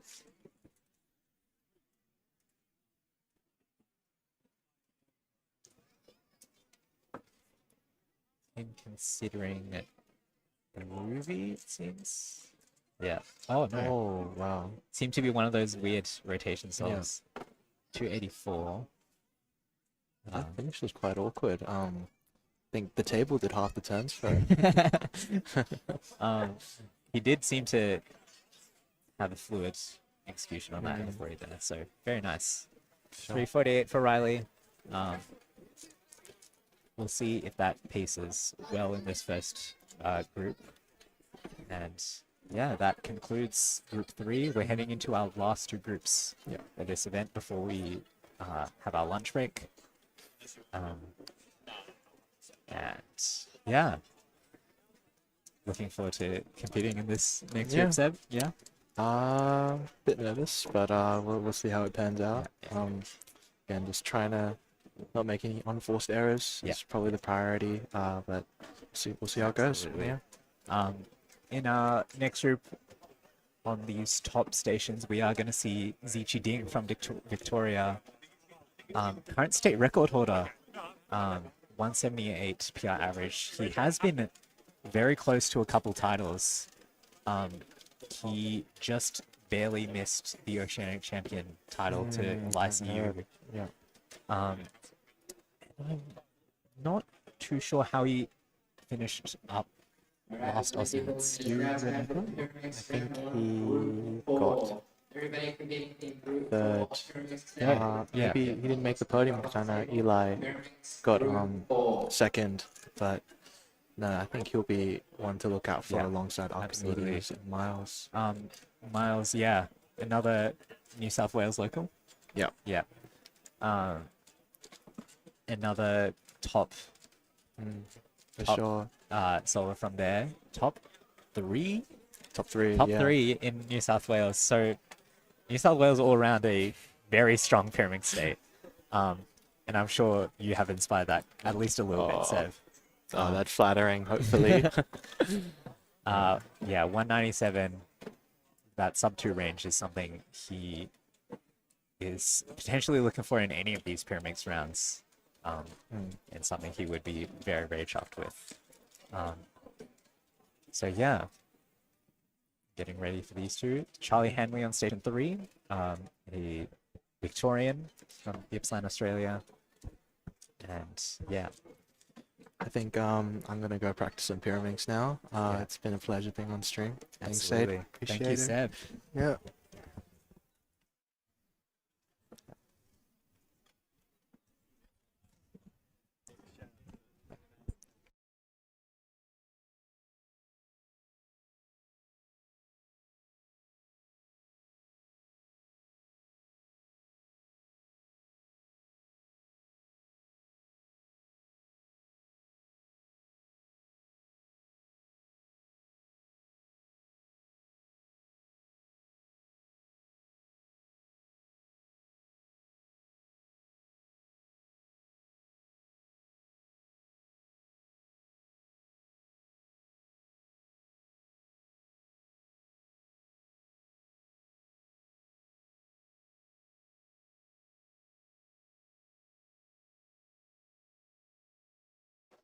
What a wonderful shout out. Wanted to shout out Seb Lee for coming on the live stream. We're obviously going to be seeing him in the group of Pyraminx after this one. Probably just a nice way for him to suss out the competition, see what everyone else is doing, and then hopefully deliver when his time comes. Slide himself into first place. We're expecting so, but yeah, we did see a wonderful performance from Archimedes Dines. His personal record 2 average. Finished off very strong with a 148 and a sub 2 average for Archimedes 194. And what a name as well, Archimedes Dines. Yeah, that's a good one. I wonder if he has a nickname or if it's the full 4-syllable Archimedes. Archie? Maybe yeah, Archie. Yeah. Nah, I like Archimedes. That's elite. Yeah. Nevertheless, on this next group of Pyraminx, we've got Victorian state record holder Zichi Ding on station number 1. Also followed up by Miles Irwin, another competitor with a sub-2 personal record average.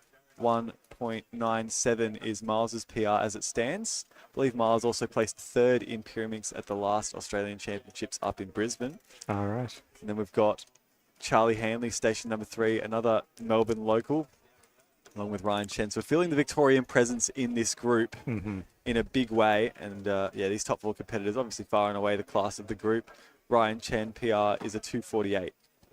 We'll be seeing some elite solving. Here we go. So Ryan Chen, and just as we speak of him, is about to undertake solve number 1.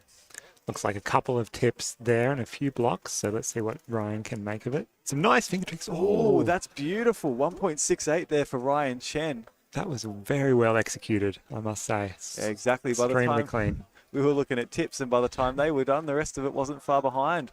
1.58 is Ryan's PR, so it's about a tenth of a second away from PR, but that is still a lovely way to start off the average. Ryan, in the competitions leading up to this, looks to be averaging around the high 2-second mark. So that's a great start for Ryan. So yeah, it looks like we've got a lovely first scramble to start. We're going to be seeing Zichi Ding tackling that one right now. So let's cut to, maybe it's time to start checking PR singles. No pressure. Okay, 1.26 Zichi's current PR. Looks like a lovely solve from Ryan. I was going to say it might be hard to execute that much better than what Ryan did. But let's Very see. quick inspection. Oh, you're absolutely right. Yeah, it's an unfortunate way to start there for Zichi. 4.28. It's a dichotomy of the easy scramble. You either nail it or you get a 4. Yeah. So looks like he did the same solution though, or at least something very similar. yeah, it was an extremely quick inspection. So hard to imagine that that these competitors will be finding anything other than the straightforward solution. So we will be seeing Miles Irwin. As we mentioned before, current personal record average sits just under sub-2, 1.97. And just has that third place from Australian Nationals last year in Pyraminx. Got a 2.57 in that average. It's looking like a 2-move V on yellow. Oh, and an insert for the edge. So it goes 2 moves for a V and then insert the bottom edge, whole last layer skip. So 152, that's a very nice scramble to receive first up. 1.52, obviously not a PR for Miles either, so it is indeed looking like one solution and one solution only. It's impressive. Michael one looking from the commentary desk. It's not bad.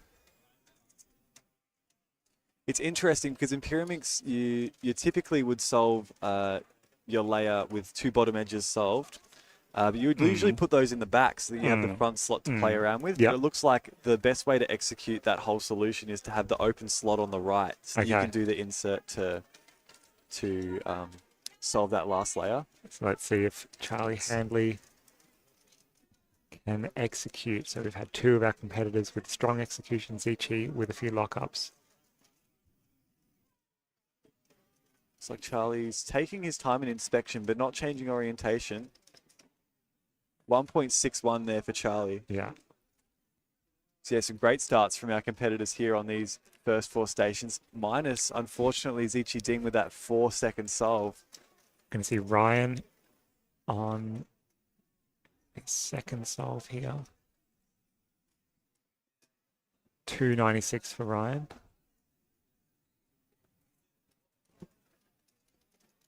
Ryan's one of our guys helping run the Spark cubing stall at the back of the venue. So if you happen to be here and watching the live stream, make sure to have a look and see what they've got on offer.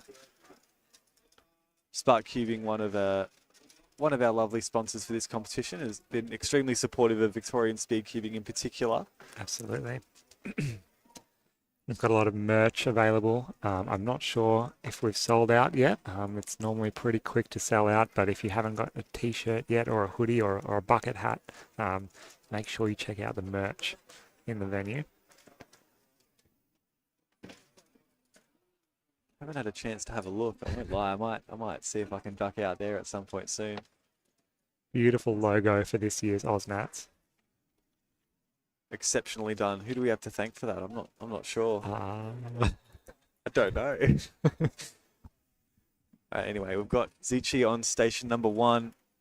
He's received scramble number 2, looking to bounce back after that disappointing first solve on what looked to be a lovely scramble. 3.13 is probably going to be accounting time in the end for Zichi, so still not some ways up for his best.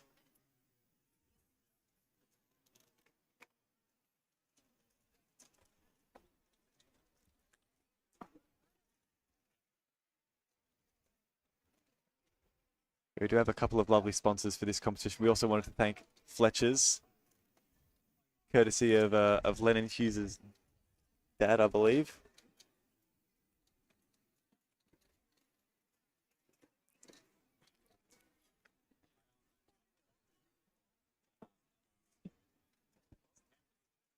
yes, Fletcher's. If you're in the market for a new house,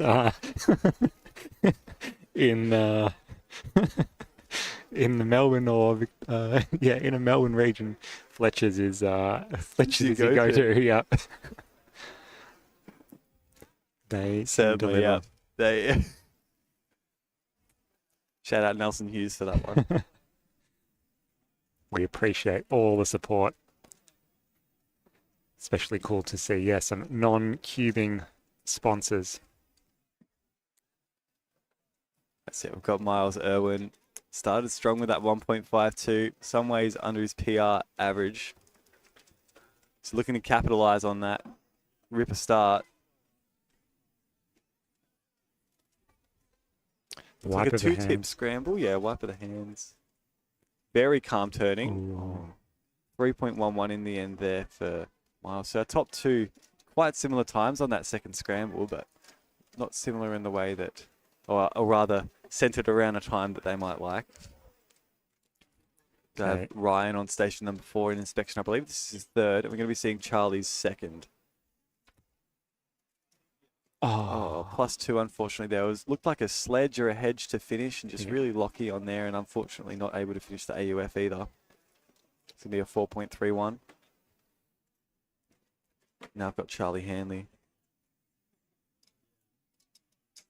Not a one-look solution. A lot of our competitors tripping up on this second scramble, 6.48. Not the way that Charlie would have liked to continue. It looks like he's taken it in stride, though. It's not that deep. So actually, Ryan with that 2.9 we saw on that second was the fastest of our top 4 seeds on that second scramble, but unfortunately has followed that up with a 2:31 +2. That would have been accounting time under his PR if not for the +2. Yeah, it's a shame. So none of our competitors sort of troubling the top of the leaderboard in this round so far, but remains to be seen. Could see another easy scramble or 2 on the last 2 solves. Well, you never know. When you've got that a scramble or a time like you get on that first scramble, it's really leaving the possibilities wide open. So we'll have to wait and see what comes in the next few.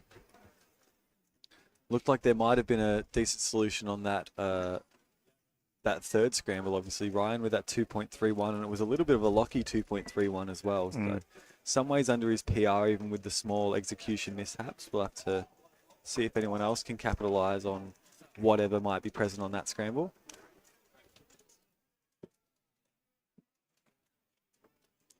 It looks like Miles Irwin's going to be the one to show us through it.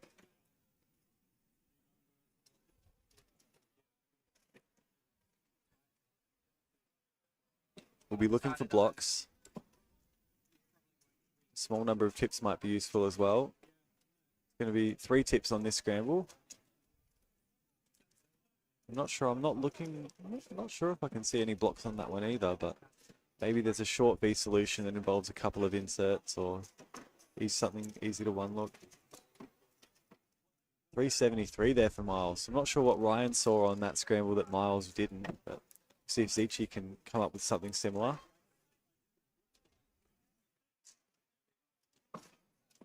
I think there might be a blue and yellow block on there somewhere. Yeah, it's more like it. It was a reasonably hesitant timer stop. 2.29 there. Looked like it might have been close to a +2, but in the end was just fine and lost a few hundredths there. But nonetheless, that's a counting time.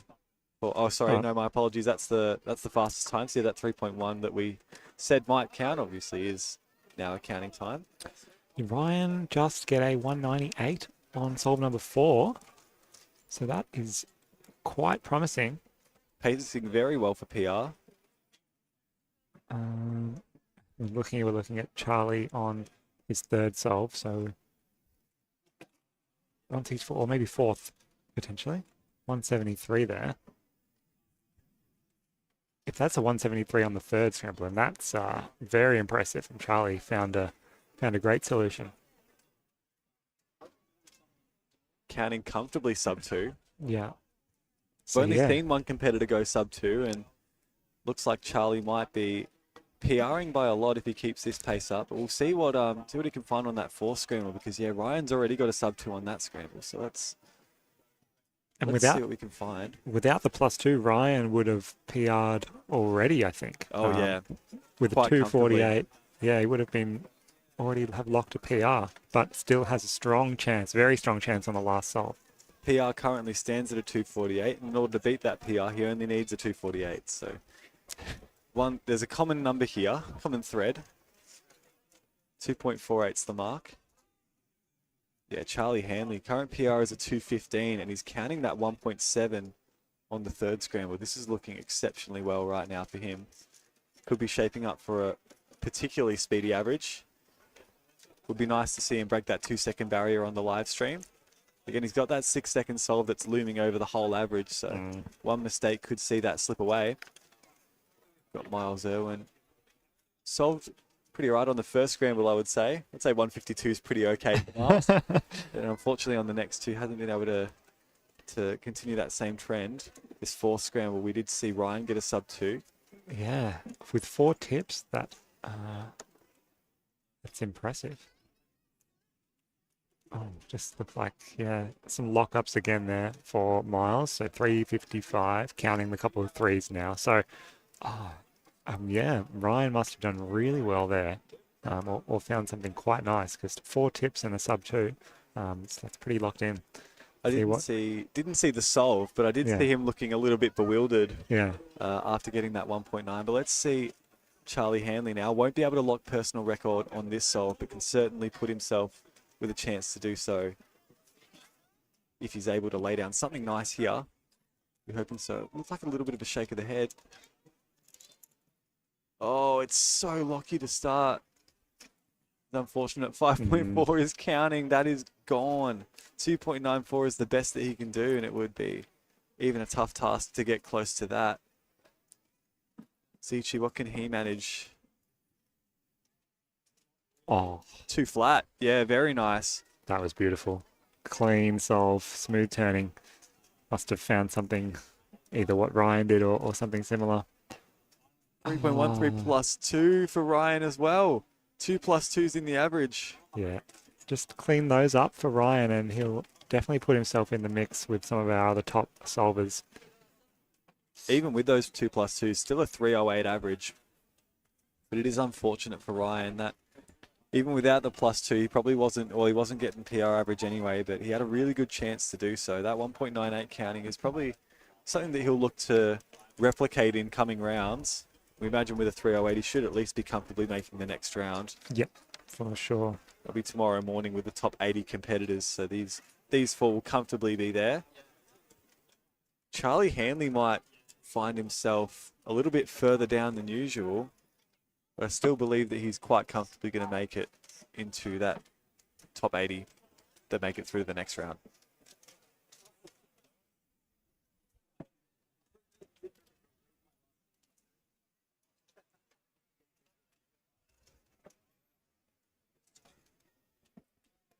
So as we finish up our group here, we'll be moving into the final group of Pyraminx and the final group of our morning overall. So Michael, what have been the highlights so far today on day 3 of Nationals? Well, day 3, it's hard to ignore the results of the first round of 3x3. We saw David Epstein with a new personal record average, 556, I believe that was. or somewhere around there. I believe that was the average, 556, and obviously yourself getting another sub-6 average, another one on the tally is always nice. So I think you two would have been the top 2 seeds coming into the second round, which we've got later today. Yep. But otherwise, yes, we'll wait for the results of Pyraminx as well to get. Oh, hang on, this last scramble looks quite nice. Got a quite big block on yellow and blue. That's what Charlie's got to figure out how to use to its fullest extent. 235, and it looked like a 2 look there, so had his V planned, but couldn't quite predict the last 4 edges case to get. However, that is one of his faster counting times. Oh, actually, it's median time, I suppose, for him. Is it? I don't even know. I think I'm making stuff up. I have a habit of doing that. So Charlie, he did in fact count. Yeah, he counted that 1.7 as well, which was incredible work. His Zichi final scramble here. It was a short solution, but the turning to start wasn't so great by his standards. you see the class of Zichi finishing the average strong there. So he's the Victorian state record holder for a reason, and manages to get a mid 2-second average even after a bit of a shaky start. So it's good to see. Good to see. There's Miles finishing strong with a 2:02, his fastest counting time. So these competitors comfortably slotting themselves sub 3 and very, very comfortably through to the next round, you would think. But that concludes group 4. So we've only got one group left, and we've got a very familiar face who's going to be slotting himself on station number 1, don't we? Yes. So Sebastian Lee will be the pick of the Pyraminxes in Australia, and I mean of the world as well. His best average in competition 1.15, former world record, barely sitting behind Lincoln with the current world record. Sebastian also is the 3-time reigning Pyraminx national champion, Pyraminx Oceanic champion, and also previously second place at Worlds 2023. So Sebastian is one of, if not the best Pyraminxes in the entire world, and with all the incredible accomplishments one could ever possibly hope of in an event like this. You're absolutely right. It's hard to see him getting shelved in this round. It's pretty obvious that far and away he's going to be the one to watch and probably the one to take home another national title here. But we've seen it before. He was closer than expected last nationals. Definitely. He definitely left the door open quite early, but managed to clutch it up with a 101, I think, on that last solve there. Sebastian Lee just doing what Sebastian Lee does. He's actually gotten another sub 1 earlier this year. He has the fastest time set by an Australian, the 0.99 that I believe he got at North Sydney No Seeing earlier this year. And it is still the only Australian to have a sub 1 single in Pyraminx. And he's got 2 of them. Wow, very impressive. But yeah, like you said, last year a little bit close for comfort, but still managed to take the win. I guess in these sprint events, the margins can be very, very fine. If you just make 2 mistakes or have 2 bad solves, then it makes your life very difficult. So yeah, you have to stay solid and stay consistent every solve. No room for error. Yeah, or not much room for error. Maybe a little bit if you're Sebastian Lee. If you're Sebastian Lee, but I mean, he's felt the sting of it before. Obviously, unfortunately for him, a disappointing World Championship final. Had a DNF early and then counted 2 threes after that one. So that slotted him all the way down in 14th place. He came in, I believe, 2nd seed for that as well. So yeah, it's unfortunate, but the nerves get to everybody. But I think he's got such a margin over 2nd place here that even by his standards, a disappointing round would still put him very comfortably ahead of 2nd place at their best. I would think so. Interestingly, his last 2 official rounds, he's DNF'd his first solve. And the round before that, it was a 3.9. So a bit of a trend here for Sebastian Lee. So hopefully he can shake off some of the recent first solve issues. Yeah, that was all the 3 rounds of his last competition. As we mentioned, North Sydney No Seeing. His last official average was a 2.8. You'd have to go back a long way in Sebastian's catalogue before you find an average that was that slow. So he's got an improvement to make. But by his standards, that that's a blip. You know, you're not going to see many averages over 2 seconds, I would think, from Sebastian. Even at his worst, he's still the class of the field. So Yeah, we'll no be looking doubt. forward to see times probably closer to that low, like mid-low 1 second range, rather than that 2 that he got in his previous round. Yeah, no doubt. He'll have been practicing for this big event, and the conditions are good. He'll have, you know, no issues, I would hope, this morning. But of course, it's a very scramble dependent event, Pyraminx. So even if he's solving really well, the scrambles do make a huge difference.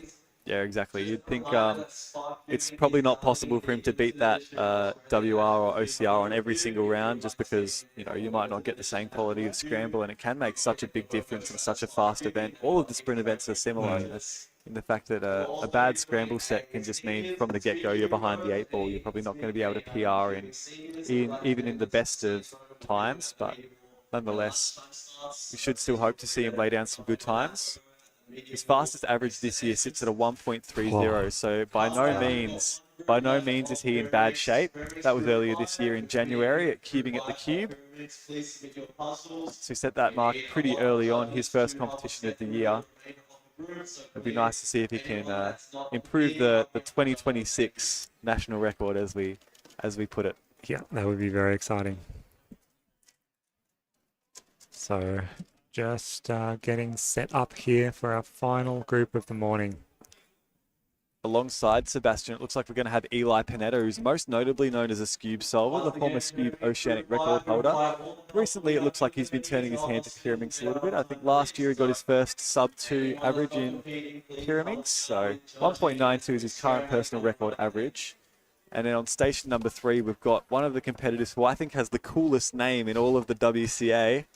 Dash Cannon. Dash Cannon, what a name. 2.13 is Dash's personal record average, so no slouch in Pyraminx by any means, but also he's one of our competitors that's made a start after COVID, and he's really taken to Pyraminx. It looks like 2.13 current PR. And then we've also got Jack McCarley, I believe of New South Wales, on station number 4.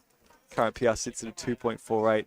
Unfortunately for us, we're just going to miss Zaid Chowdhury being on stream. He'll be on station number 5, but I'll make sure to make heavy eye contact with him at all times, just to make sure I know what times he's getting. For sure, for sure. Zaid getting a number of PRs across a few events so far this weekend already, I think. So he's in good form. And I think taking the 2nd place in Australian summer ranks, if I'm not mistaken. I believe he did take that on the first day with a new 7x7 PR single. However, I'm not sure whether he's still got it. I think it's very real that someone like a Roman Rudakov or someone just below him might have snuck back up. I think I can assure you he'll be keeping tabs on it. But funnily enough, when he got that 7x7 single, he actually thought he was probably 2 ranks behind 2nd place, but he said he did the numbers wrong. So I'm inclined to trust him, that he knows what he's talking about, and is in 2nd place, or at least was 2nd place for an amount of time. Looks like we're going to be seeing Sebastian Lee just popping a squat now on station number 1, being judged by another fellow, or I was going to say New South Welshman. That's not strictly true. We've got Liam Sawade judging of the ACT, who was unfortunate not to lay down his best average in round 1. But if you can get front row seats to a good Sebastian average in this first round, I think that will be a good consolation prize. Mm-hmm. So you'll be seeing Sebastian turning even faster than the already very fast turning that we've seen from our competitors. Just takes it to the next level.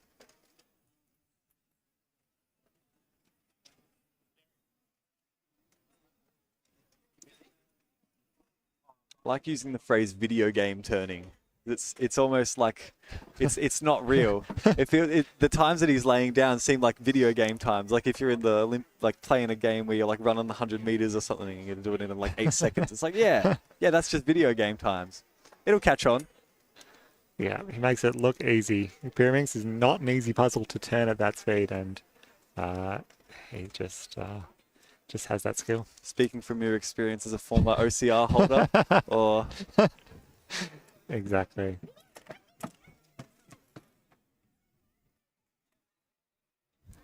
You see Sebastian practicing his 4 flips. It's a 12-move algorithm that he'll routinely practice between solves and can do it in about 0.7. So it's turning at nearly 20 TPS. That's incredible. That's video game numbers. Got Dash and Jack on stations 3 and 4. They'll be going at the More or same less, time. yeah, exactly the same time. Got a nice block here with blue and green. Noting that they've both gone for different orientations here. 1.72 there for Jack is a great start. Okay, that bodes well for Sebastian. See if you can see what Jack saw.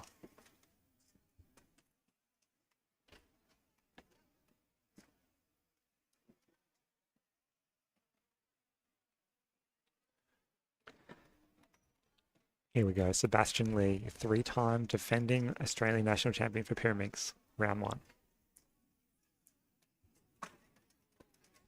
Pretty good start, 1.23. Isn't it crazy that that's slower than his average PR? But it's far and away the fastest single that we've seen in this round so far. So Big time. very great start there from Seb. He's looking very relaxed. Extremely so.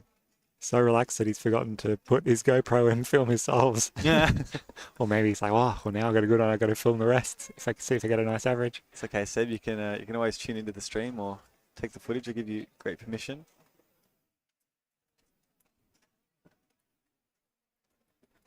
Okay, it looks like Eli got a 2.1 there on his first solve. We might have just missed that. Is that David Edwards in the background there? Showing his face around. David Edwards, Edward Hollingdale. What a squad. Yeah. Lennon looks extremely relaxed. Very happy with how his competition's running. See Zaid Chowdhury off stream. 2.89 there for him. Dash going into the second solve now. Let's take a look at the scramble. Looks like 4 tips and not a lot of blocks going on. Yeah, this is just about the worst thing that you want to see or the last thing that you want to see when you lift off the cover. 3.72 for Dash. So that means that 3.36 is probably going to end up counting at some point. Not the way that he would have wanted to start his campaign in Pyraminx. But 2.13, the PR average might have to last another round. It'll live another day. Interesting. Don't know much about Jack McCarley. I believe he's a New South Wales local, but recent form in Pyraminx. Last round was a PR at Puzzling Parramatta, the 2.46. So Jack is coming fresh off of his best ever performance in a Pyraminx round, and he's starting much the same. So Sebastian with a 1.23 to start.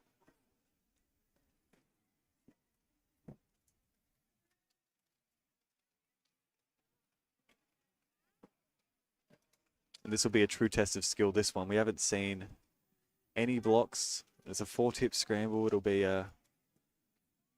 this is see what you can do at your worst kind of scramble.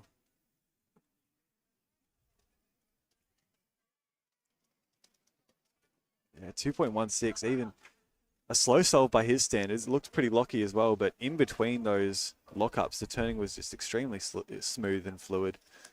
Yeah, it looked like there was a big sort of regrip rotation involved with that solution. So again, yeah, not an ideal scramble, but Sebastian handled it reasonably well. Got Dash hasn't started off the way that he might like, but how's this scramble looking? It looks like we've got a nice big juicy block on yellow possibly. Yeah. 2.10, yeah, so that scramble boded much better than the first two, it looked like. Interesting to see we've got Jack on scramble number 2 now. Tripped up quite a few of our competitors. Jack seemed like he didn't spend a whole lot of time looking for different solutions. 2.85 there, still sub 3 for Jack, but it's a shake of the head. Yeah, it's unfortunate for Jack. Still, the turning looks really good on that. Yeah, it looked like a long solution, but turned quite nicely in it. The execution on it was pretty good. It looked like as well, there wasn't a whole lot on offer, so it's like he just picked something and just tried to see as far into the solution as he possibly could. In the end, it'll turn out all right for him. It's not the worst that has been done on this scramble so far. So you can say that he's negotiated it pretty well. And Eli we've not seen on this second scramble either, but he's a sub-2 performer at his best, so this will be a test for him.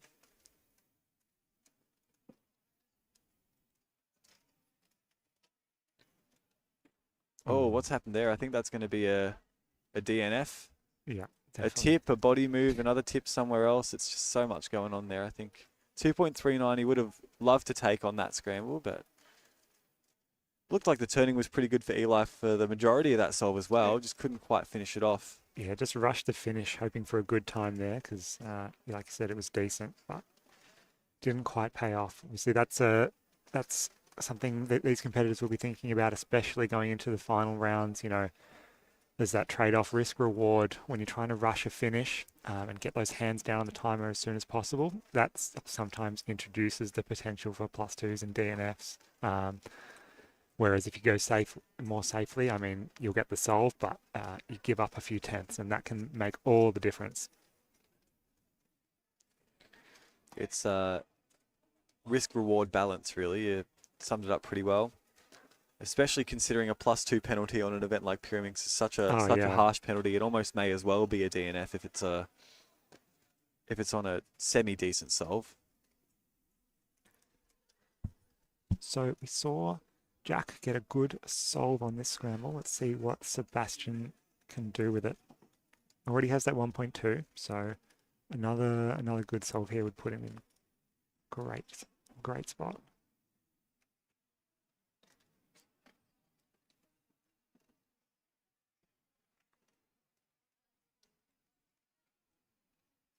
.98 for Jack. We've got Sebastian in inspection on station number 1 as well. So Jack's pacing pretty well. Seb, 1.56 is going to be counting for him. He looks semi-disappointed with it, which is crazy to say. Dash quite smooth to begin. Again, I don't think a one-looked solution either. It's on the cusp, but it should be, yeah, it's not going to be a penalty there. That's just going to be a 2.87 there for Dash. I was worried about the tip on Sebastian's solve. It looked not quite complete at the back, but when he put the puzzle down on the table, the tip solved itself nicely. So a little bit of nice fortune there for Sebastian.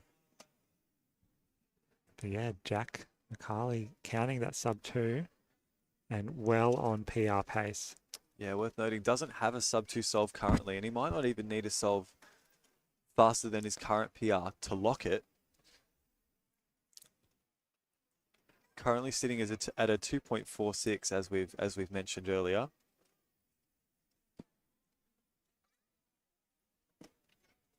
Yeah, 256 would tie his current PR, so 253 or better to beat it. And judging by the solving quality that we've seen from him so far, not too tall of a task. Looks like he's been carrying good form in from his previous competition in Parramatta. We'll get a look at the scramble now on Eli's. Oh no, that's the third solve, sorry. We saw that big yellow block. Looked like a long and possibly a little bit hesitant last 4 edges solution there for Eli. 2.96 is what he'll finish up with on that third scramble.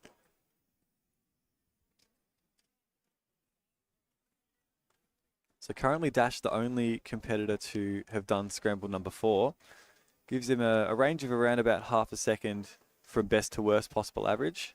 Best he can hope for in this round is a 2.78, so some ways off of his best. But it might be a nice way for him to settle the nerves and see what takeaways he can bring into his next round.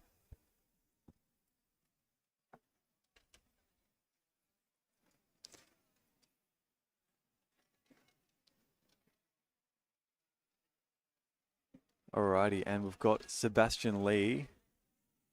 That's tackle scramble number 4, so it's going to be our second person who we've seen on that scramble. This could be a good kind of barometer for what Jack might be able to pull out on this scramble too. He's going to be the one to watch here. Oh, that's awesome. 1.33. Very slick turning all the way through. How does he do it? That is exceptional. 1.23 fastest time, but now counting a 1.33. Now, Jack McCarley, remember, only needs a 2.53 to beat PR. It looks like Sebastian had a quick inspection, found his solution very, very quickly.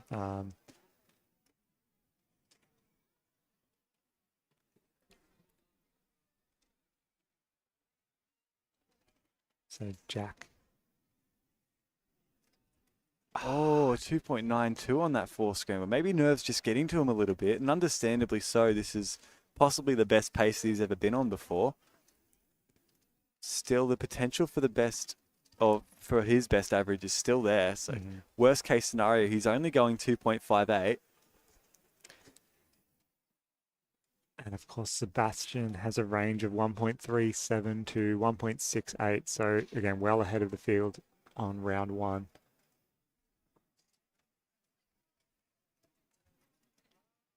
Oh. Eli finishing 1.8. Nice, Oh no, that's fourth nice. scramble. He's one behind at the moment. So he gets him his range. He's got infinite range for his average. So it's that DNF on the second solve gives worst possible of it, the DNF naturally. If he happens to DNF the next solve. 2.17 DNF 2.96. That 1.8 is trending in the right direction for him. Naturally, we know that Eli is a sub 2 solver. That solve is the only one that he's done currently under his personal record average. And here we have Sebastian Lee on solve number 5. Already locked in first place for the round, but can he put down an average in the 1.3 range, which is be close to his best of the year? That'll be a lovely start for Sebastian, giving him a lot of confidence going into the following rounds.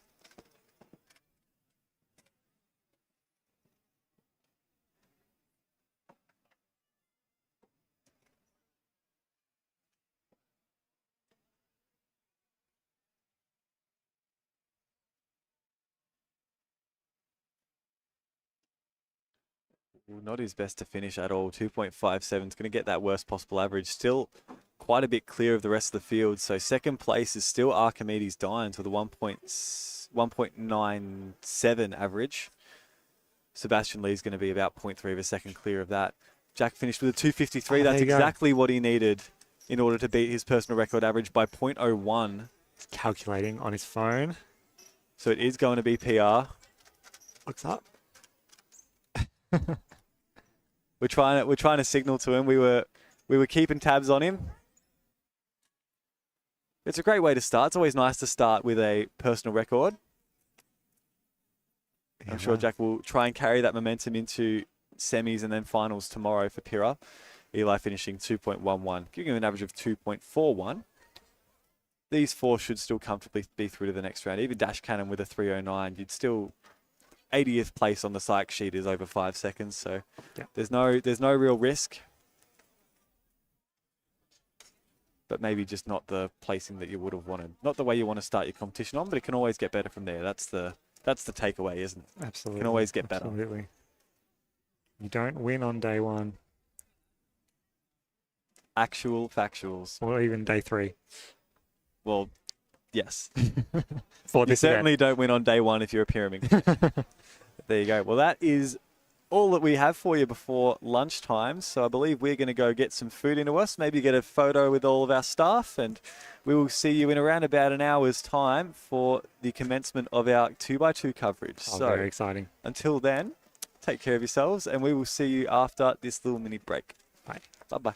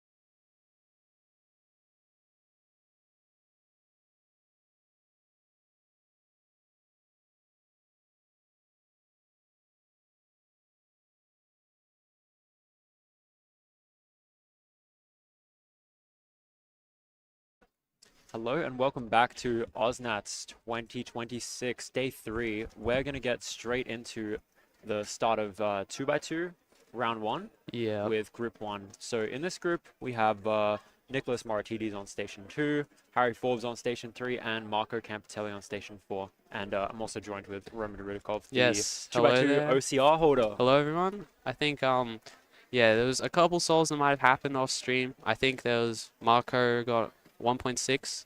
Mm-hmm. And, Yeah, Marco started with a 1.67, and then I- Nick started with a 1. I think, I just saw, I think he got 1.54 plus 2. I think it was a plus 2. Marco did as well, or was it Nick? No, Nick, one, oh, Yeah, okay, there we go. the times. Okay, so that was Nick's second solve. He started with a 1.63 and then a 1.54 plus 2.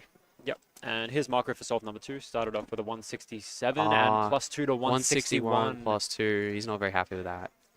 Yeah, 1.6 would have been a very nice counting time to have, so that's unfortunate. And And I think Marco, 161 is his PL average, so, you know, he's getting around those times. And I think it is only the first round, so I don't think a plus 2 will put anyone in too much danger.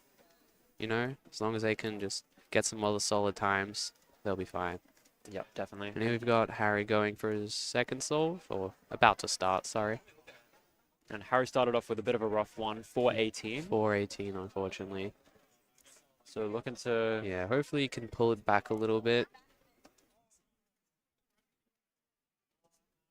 Taking some deep breaths. got a notable absence on station 1. David's decided not to compete. Yeah, either that or he's late, but I believe he didn't compete in Pyraminx either, so yeah. Let's see, 169, shake of the head, but solid solve still. That'll be fine for him. Much better than a 4.1 at least. And here's Nicholas. For solve Ooh, 3 now. take a look at the scramble. Looks like, one move into a CLL, and yeah, yep. So it's one move cancelled into a CLL well, there is an alg that cancels, and that's what he did. So, yeah, good alg knowledge there, you know. It's always useful to know multiple algs for some of your cases sometimes, for a situation pretty much like that, you know. So, yeah, 153 looked like maybe a bit of a safety because he had that plus 2 in the average, but, yeah, 153 is a pretty solid time for Nick. Now we're just waiting for people to receive their cubes again. Let's see, anything going on outside the stream cameras? Not particularly. No, I think majority of the fast times are going to be coming from our top 4 stations for the majority of this round. Yeah. So we won't be missing too much action, hopefully. Harry and Marco. Oh, actually, and there we go. Marco has his third cube, so he'll start inspection shortly. Marco is one of the fastest 2x2 solvers from WA. Yeah, only I 0.01 believe- away from the state record. Who has the state record? Jonathan Charlesworth. He has 160 average. He has a 160 I did not average. know that. Yep, it's very close between Okay, between well, us 3. I Yeah. thought Marco had the state record, but yeah, so here he's getting this third scramble with the one move layer, and I think that's what he's looking at. Oh, and yeah, he's cancelled there. Oh, actually, yeah, there's multiple algs that cancel there, and yeah, there's definitely a few lockups there. 1.68. I can understand why he'd be disappointed with that. You know, you see the scramble and you're like, okay, you know, he was probably hoping more for like a 1.3 or something in that range. But yeah, Disregarding the plus 2, he is solving really consistently right now, around the PR mark. So it's a good way to be, especially in the first round of his main event. yeah, he's still solving solidly, you know, but as long as he doesn't get anything, if he plus 2s again or something, that might put him, you know, a bit further down. But 1.6s are still fine. You know, as long as it's not terrible. And that means Harry Forbes is due to begin his third solve. And yeah, like we said, one move layer on this scramble and cancels into the CLL alg. Or I believe it cancels into the alg that Harry uses. So yeah, maybe we can see him get a bit of better time here. You know, we saw Marco wasn't particularly happy with a 1.6, so I'm sure Harry could get something in the lower 1 second range. And there he goes. He immediately sees the solution and... Oh, actually, I see. Okay, he's gone for one move into an LEG one there. 157. Solid turning.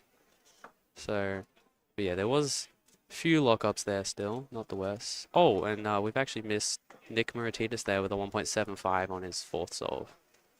So that gives us best possible average, 164. That's not the worst for him. And 231, not the greatest, but, you know, it'll get him into the next round. And here we have Marco going for his fourth solve. We actually haven't seen this scramble yet, unfortunately, because we missed Nick's attempt at it. But we'll see what Marco can do on this one. Get an over-the-shoulder shot to have a look at the scramble. Yeah. And here's Marco on the left. Into inspection now. And looks Okay, like pretty solid on yellow. There's a few phase options on yellow. They're not And then greatest. green He's as looking well. at something on green. I see. Oh, and it's a DNF there. Yeah, he tried. I think he tried to rush the end there, maybe. But unfortunately, that's given him a DNF, and now he's counting that 3.6. So, yeah, that worst possible. Sorry, the best possible average 2.3, and the worst possible is of course DNF. So, as long as he doesn't get another DNF, he should be fine. I hope to see him just safety the next solve. Make sure that he has his chance in round 2. But yeah, it looked like there's a 4-move face into an EG2 there, where you can just do a soon and then cancel into R2, B2, R2 to solve it. So that's pretty decent solution. I think it doesn't seem like there's much else on the scramble, so I'm guessing that's what Harry would be seeing. And hopefully he's able to get something in the range of his second and third solves there, something like in the mid ones. And we've also got Nicholas. Nicholas going for his last solve. Oh, but Harry's going to start first. So I think... Yep, Harry's going for green as yeah, well. he's doing different face solution. Oh. 1.6, another shake of the head. You know, he's disappointed. And here's Nick. 167, yeah. He's very good at doing that. The safeties, I always notice he takes a very calm stop. You know? And for whatever reason, I feel like he does often get DNFs in his averages. I don't know what that is, but the good thing is that, you know, he's able to make sure that he safeties and he still, you know, he still put down a solid average, 1.68. Now, here's Marco for last solve with the average. Yeah, he'll be finishing up here. Like I said, he also has a DNF, so he'll just be looking to make sure the cube is solved and that he can get into the next round. I didn't get much of a chance to look at the last scramble, so let's see what we got here. Oh, okay, there's a 3-move face into a PBL, and it cancels a little bit, so it's a solid solution. And yeah, he's going for that. Yeah, you can see that safe turning there. That's what he wants to do. 1.9, that's going to be a 2.42 average for Marco. With a counting 3, that's Yeah, pretty comfortable It average. is pretty solid. If that solve wasn't a +2, unfortunately, it would have been, you know, a little bit better, but that's okay. So we'll see Harry give his shot at that last scramble now. Harry's So sitting that on 1.9 for Marco. I'm assuming Harry would probably go for the same solution. I didn't really get to see much else of the scramble, but, you know, I think if he also just goes pretty safe with that solution, he can probably get another mid one.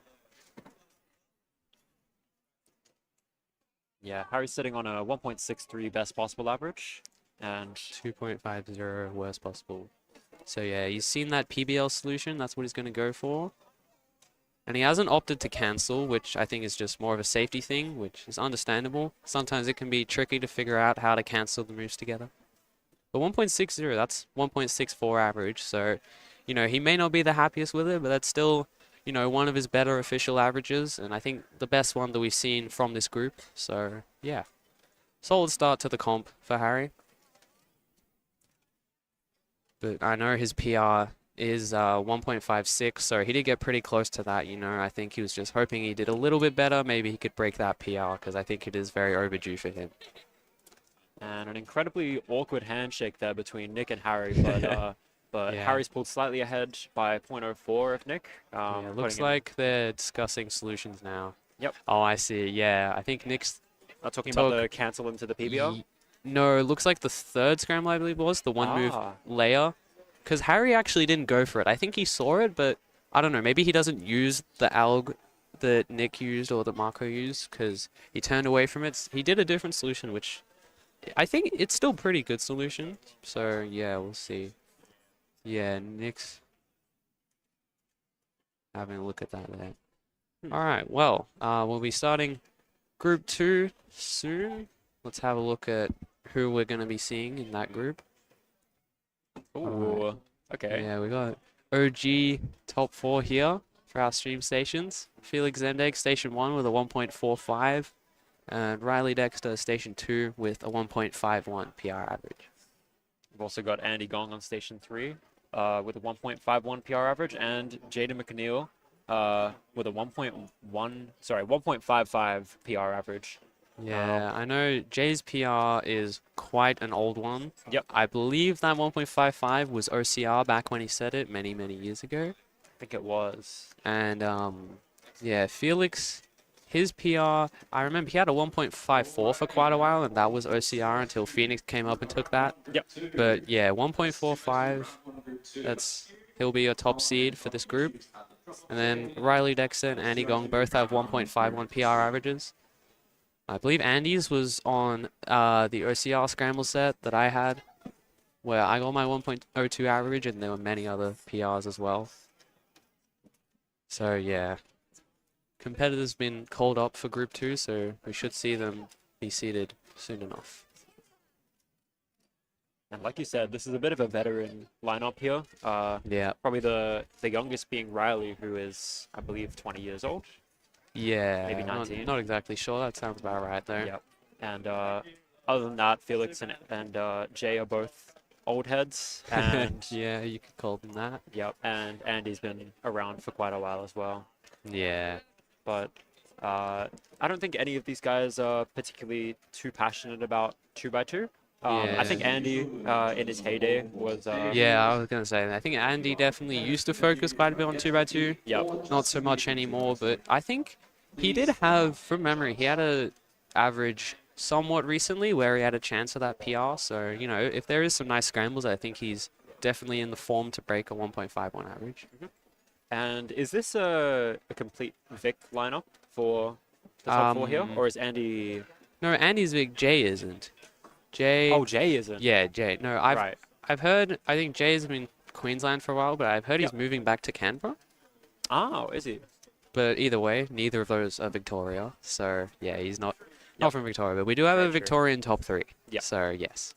And Jay's just taking a seat on Station 4 there, warming up with some 5x5, which 5x5 isn't until tomorrow. So interesting choice. Well, but I would whatever say, you want, I guess. Yeah, anything to keep the fingers warm and you know, like we said, he's not particularly passionate about 2x2, more into fewest moves nowadays, and Andy's just taking a seat next to him as well. Yeah, there we go. But I want to say that I think Riley will probably be the best performer in this group. Yeah, potentially. Or, I don't think he practices that much 2x2. I don't think any of these top 4 practice that much 2x2, if I'm being honest. Yeah. But yeah, Riley, I think he only uses CLL.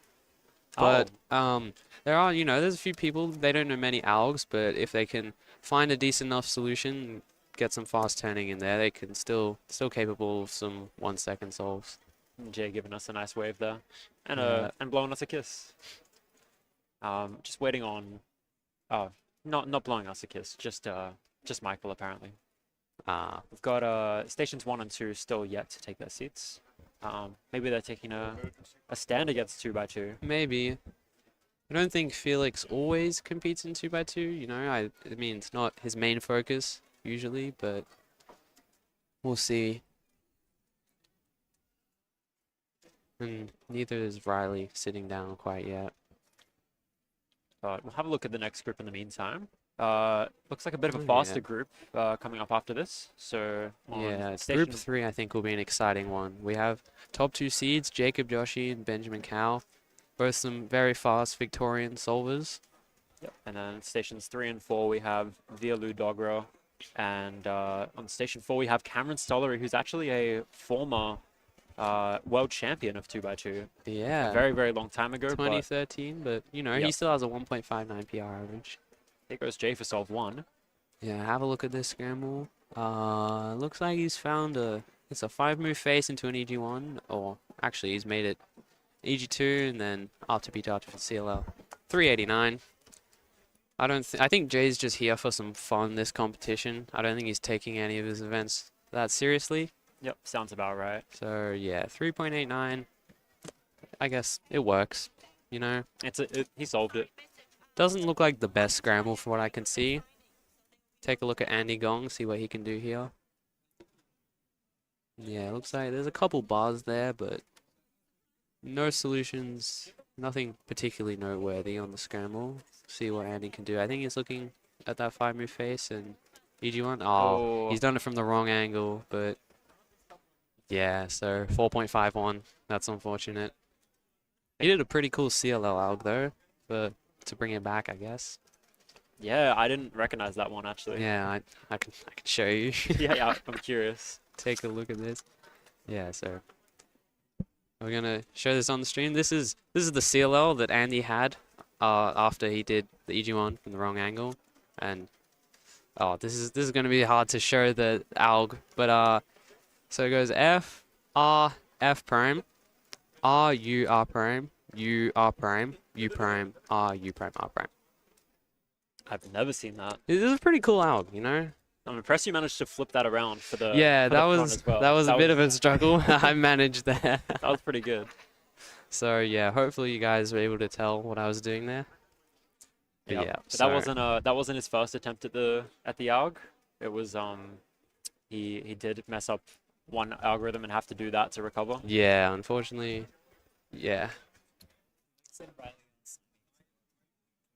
Oh, okay. So we've just gotten word that that Felix and Riley are currently doing a signing booth. So if you're in the venue and watching the stream and you would like a signature, just head over to the registration desk, I believe, and Yeah. there's a line you can hop into and grab a signature from. Yeah. I think Charlie, Riley, and Felix will all be there for signatures. Yeah. Zach Kenny with a 2.25 on station 6. It's pretty fast solve for him, I think. That is. I was watching him do some warm up, and he's not a particularly good 2x2 solver, but he knows some CLL and he can occasionally throw down a good solve. Yeah, well, I'd say 2.2 is pretty fast. Yep. His PR average is 2.95, so Yep. wonder if he'd be looking to break that. Hopefully, he did do. Well, we some- got Jay for the second solve here. Yep. So let me know if you see anything on Looks this. like there's a 3-move face there into a pretty nice CLL, and I think, yeah, he's managed to cancel there. Nice solution from Jay, 1.33. Did you I didn't really catch what that was. but- Yeah, it was a 3-move layer, and then he cancelled into a CLL alg, and I think he even did a different finish to skip AUF. So, you know, showing he still has some tricks up his sleeve, I guess. Love to see it. I think Andy's going for the same thing there. A bit of a fumble, 1.72 though. It's definitely better than his first solve. And I think we might write this off as a bit of a fun round. Yeah, I think so. But we can take a look at what Jay did on that scramble. Yeah, if we're gonna have pan another back to the- live reconstruction, I suppose. Okay, I'll try flipping this around again. So here on yellow, well, I'm not sure what color it was, but I've got it set up here on yellow. There's 3-move layer, which goes into this CLL case, and hold on a sec.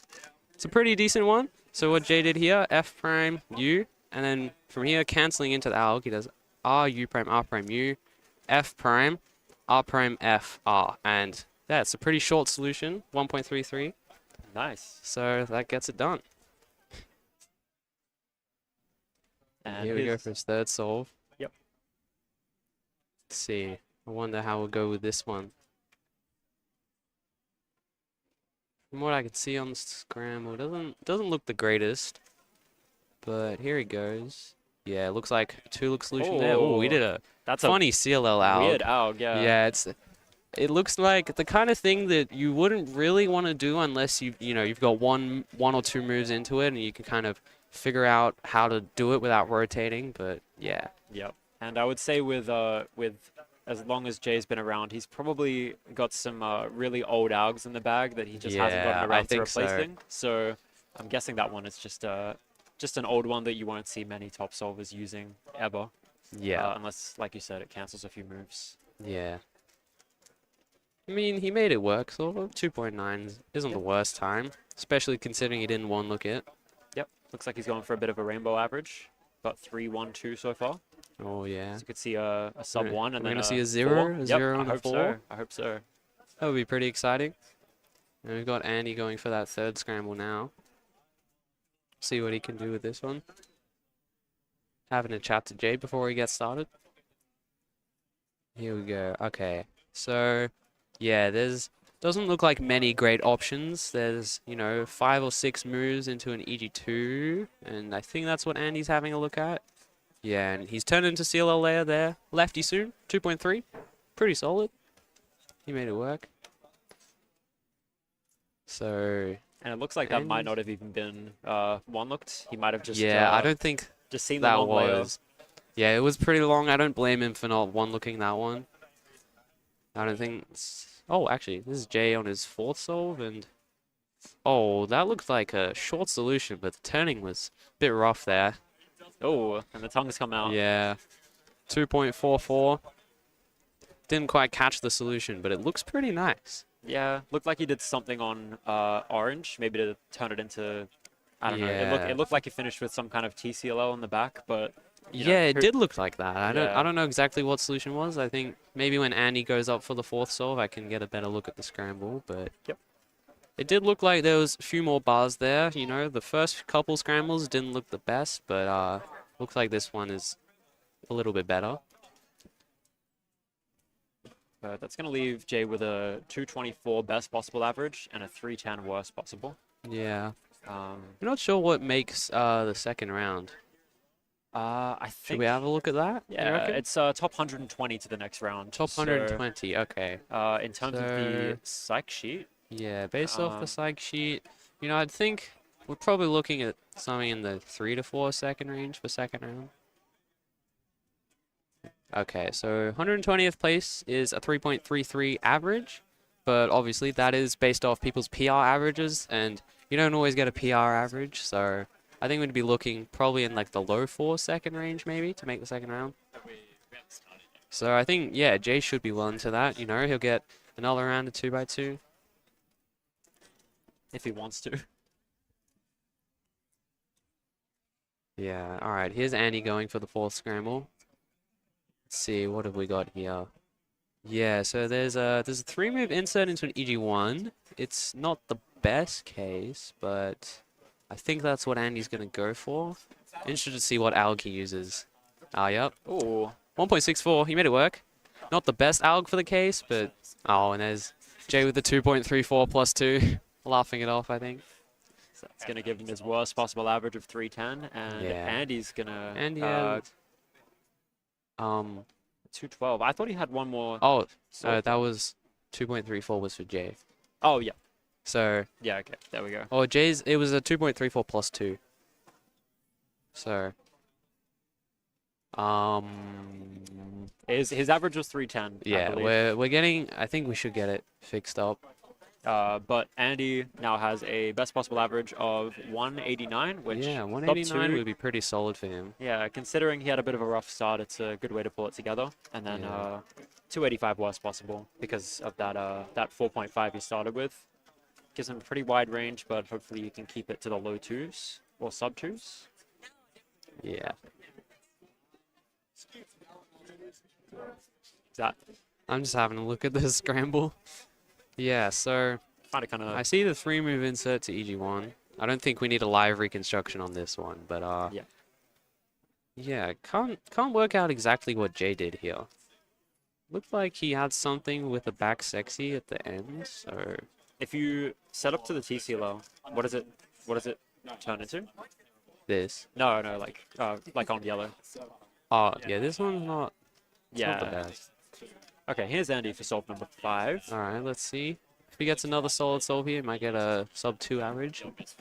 Looks like a decent scramble. Oh, rotation there, but 1.91, does that? Might I don't just think be- that's quite it. Oh, no, it is. there we Okay, go. 1.98. That's sub 2 average for Andy Gong. I think that's pretty solid. So, yeah, he'll definitely take that. Got some nice solves in there, 4.5 to start, but he brought it back. So, yeah, I guess soon enough we'll be on to Group 3. Yep. And This group will be more exciting. We should have a full 4 stations on the cameras here. So, yeah.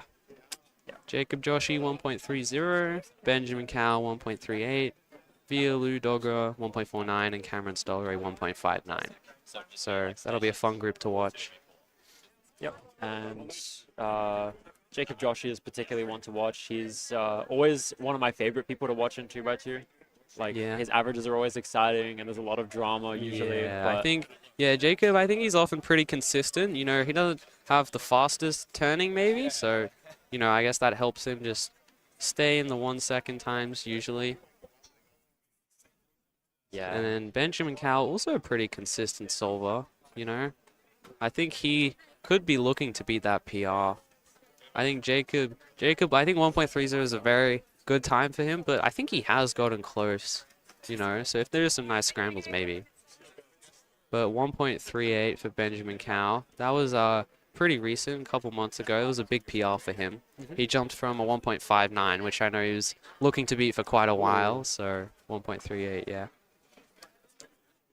And then Via, I think his 1.49 average was on the Tassie Summer set, if you remember that one. No. Which Tassie summer? I think the most recent one. There was a very easy set of scrambles, and that's where David Epstein also got his 1.35 PR average. Oh, yeah. Okay. That was that scramble set. So yeah. All right. But as we get set up for Group 3, I'm going to depart and leave you in the very capable hands yes. of Harry Forb. Harry Forbes. All right. See you guys later. See you, Lockie. I can stay on bar if we need some. All right. Here we've got Harry Forbes joining us. Yeah, Roman, hello. Hello. Funny to see you here. Yeah. On the commentary booth. Yes. But, nonetheless, happy to see it. So we just had our second group of 2x2, and I was completely occupied. I missed pretty much all of it. Do you want to run me back? It wasn't the most exciting group. We had Felix and Riley were seated to be on our 1 and 2 stations, but I think they were in the signing booth. So interesting. I believe they'll be moved to a different group.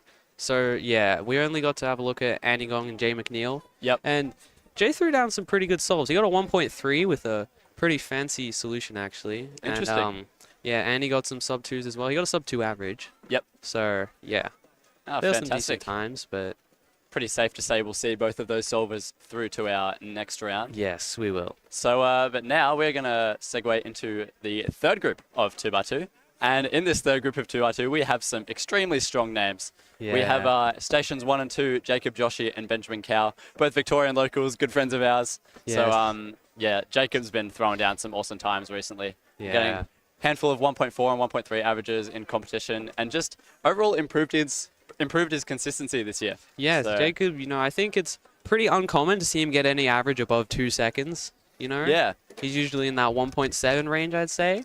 Yeah, I think that's pretty much what he's been averaging for the past few months, at least in Yeah. competition. So it's Yes. good to see from him, and we're hoping he can perform under the pressure and deliver what he usually does. Obviously, a very strong contender for that national podium, and it's Yeah. without a doubt a big goal of his. I mean, it is 2x2. It's a very fast event, and I think there's a lot of people who are in contention for the podium. But Absolutely. yeah, Jacob is definitely one of the fastest PR averages that we have at this competition, at least for the Australian seeds. So I believe he is the Yeah. third Australian seed, and yeah, going into our station 2, Benjamin Cow, a bit less of a name, but not much. You'd assume you wouldn't know as much about Ben as you would about Jacob. Jacob, a more prominent name in the 2x2 Yeah, scene. yeah, But Jacob- Benjamin Cow, certainly no slouch when it comes to 2x2, 1.38 personal record average, and similar story to Jacob, can deliver 24 hours a day, 7 days a week, no matter Yeah. what. So Yeah. super solid solver. He's another contender, my personal favorite pick for the 2x2 podium. yeah, me and Harry, we're good friends with Jacob and Ben, but we'll try our best to be unbiased with our commentary. Now we have stations 3 and 4, Veer Ludogger and Cameron Stollery, and actually we're going to see Veer start off Both. our solves for this Oh, we've group. got Jacob inspecting to start here. Having a look at that first scramble. It doesn't look the greatest. There's 3 pieces oriented on the green face, but doesn't look like they have anything great there. Oh, Jacob's going for a PBL solution with a rotation, it looks like. So 2.33. And Via's Via going to lock up 2.69. there. Yeah, 2.69. Not much fluidity there in that solution. We'll see if Benjamin Cow can find something. Doesn't look like a particularly good scramble whatsoever, but, you know, Ben knows a decent bit of algs. I'm sure he should be able to find something there. Looks to be a bit Let's of an see. awkward insert there. Yeah, it looks like there's a 3-move face on green and then a rotation, and that's what he's gone for. Fumble at the end there. That's unfortunate. 2.87, but Yeah, a bit of an unfortunate scramble there. Kind of hard to make a good face without rotating. Obviously, you have that EG2 face where there's no bars, Yeah. or at least the 3 pieces the already in a face. Scramble's rough, but yeah, so haven't seen any sub 2s yet on this first one. Maybe Cameron Stollery will be able to do it.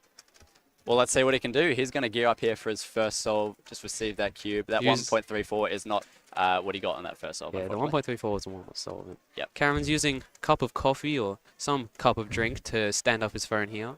Yeah, lots of creativity points here, and hopefully he can be creative with this solution as well. Let's see what he can do. Well, looks like he might be going for something else there. Oh, and he's missed one look at that solution, I think. It's a 2.3, but the DNF. Yep, so DNF there for Cameron Stollery. Opted to switch away from that green face, which looked to be something that both Jacob and Ben did. Yeah. Here we have Vilio Dogra actually very quickly going for his second solve. Started out with a 2.6 or 2.8, I believe. So not It's a solid start. 2.26. Again, not a great solve. Yeah, it looks like he just did a basic CLL layer into an okay case. 2.26. You know, he's not the happiest with it, but it looked like an okay solve to me.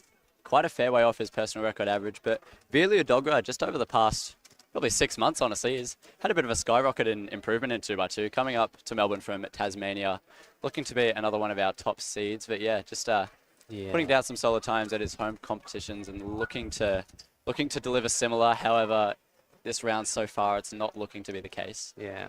Well, here we've got Station 1. Jacob Joshi is going to be going into that second scramble. So we can get a bit of a better look at what's to offer there. Hoping to come back from that 2.33. Obviously, not at all detrimental to count that 2.3, but you'd want to. It looks like maybe a little bit better. There's a few options for a face there, and 5-move. Let's see. Layer I think on he's looking at blue. a 5-move layer there, and he's one look there. Goes into a soon due to AUF 1.82. It's a little bit better. Really lucky with that solution though, so we may see some better times here from our other solvers. Notably Ben Cow, who's going to see that scramble as we speak. Yeah, I think if he goes for that same solution, Benjamin Cow could probably get maybe a 1.5 or something like that.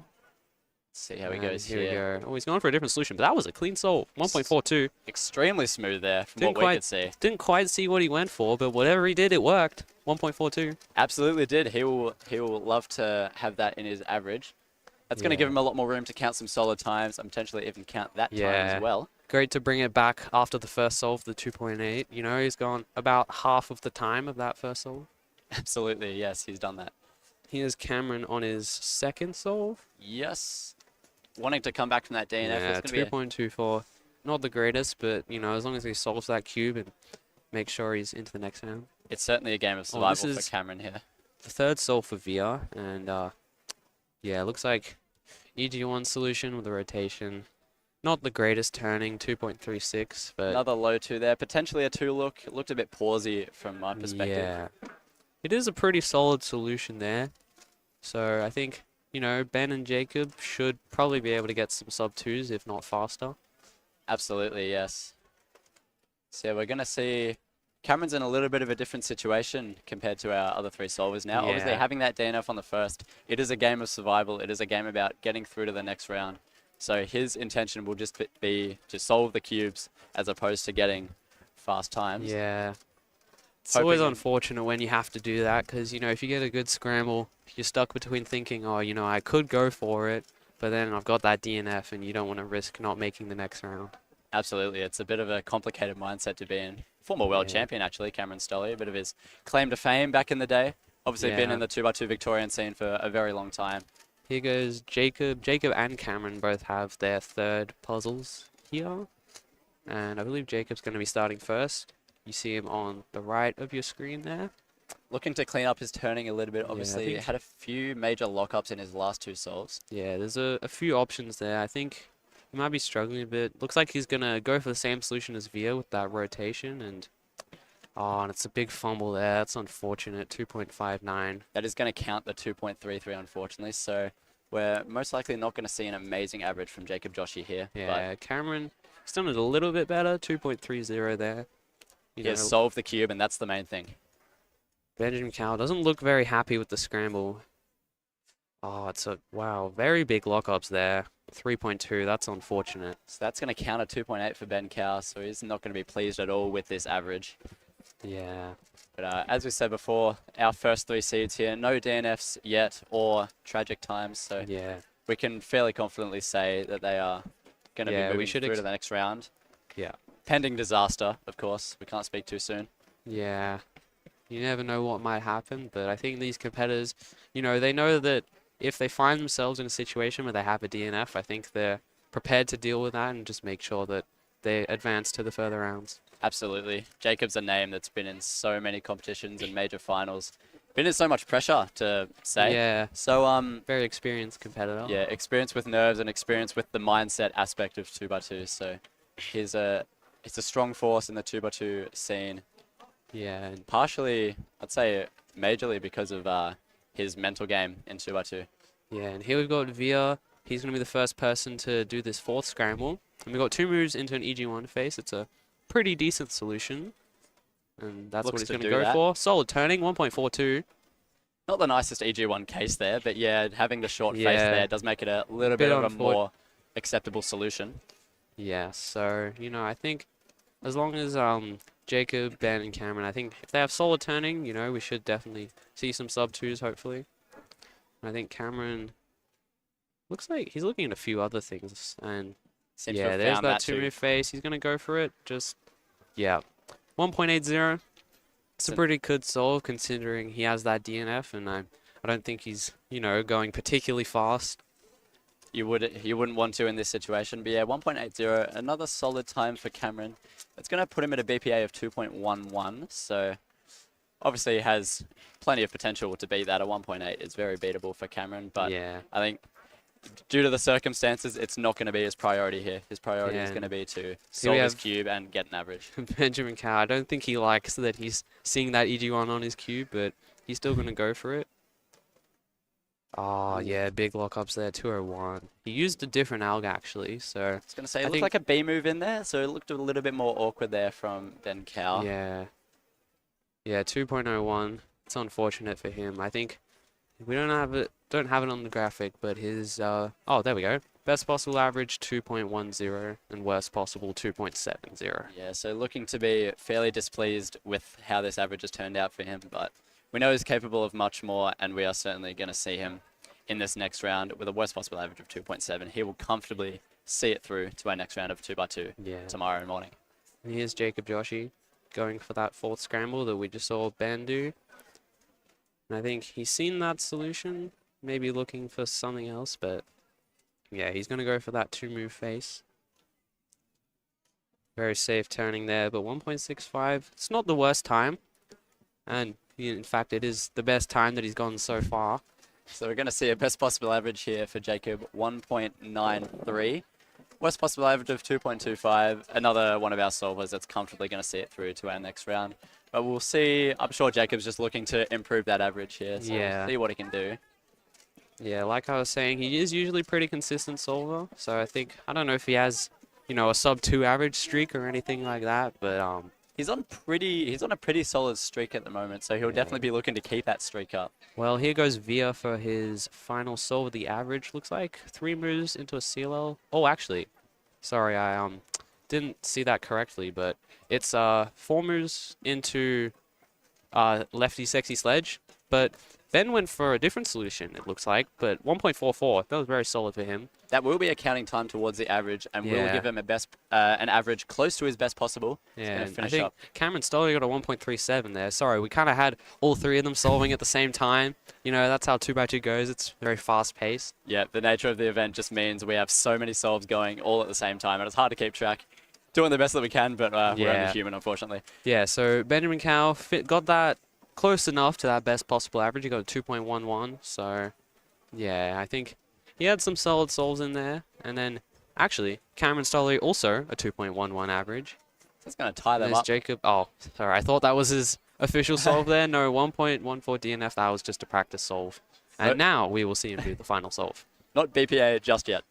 Yeah. So we'll see what he can do on if this he fifth if scramble. he doesn't solve the cube, it'll be worst possible average. But You're right. You're Yeah. absolutely right. So we did see this fifth scramble yeah, to looks be a like pretty nice one. looks like there's 2 solutions that our competitors have gone for, and almost looks like, I believe Jacob almost looks like he's looking at another new solution that we haven't seen anybody do yet. But let's see. Oh, and it's a +2. So that is That's actually going to give rough. him worst possible average here. Yeah, 2.25. You know, like we said, he'll be comfortably into the next round. But I think he hadn't had the greatest start, and I think he just wanted to try and get that one good solve to finish off the average. Yeah, Which- most of our solvers sort of underperforming here, unfortunately. Walking away fairly displeased, but you know you can't complain with proceeding to the second round. It's all that really matters in this one. Yeah, There's it no, didn't look like the scrambles were that good.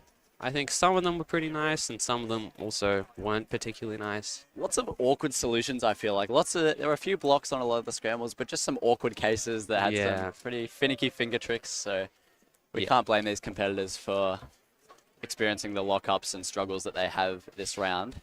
Yeah.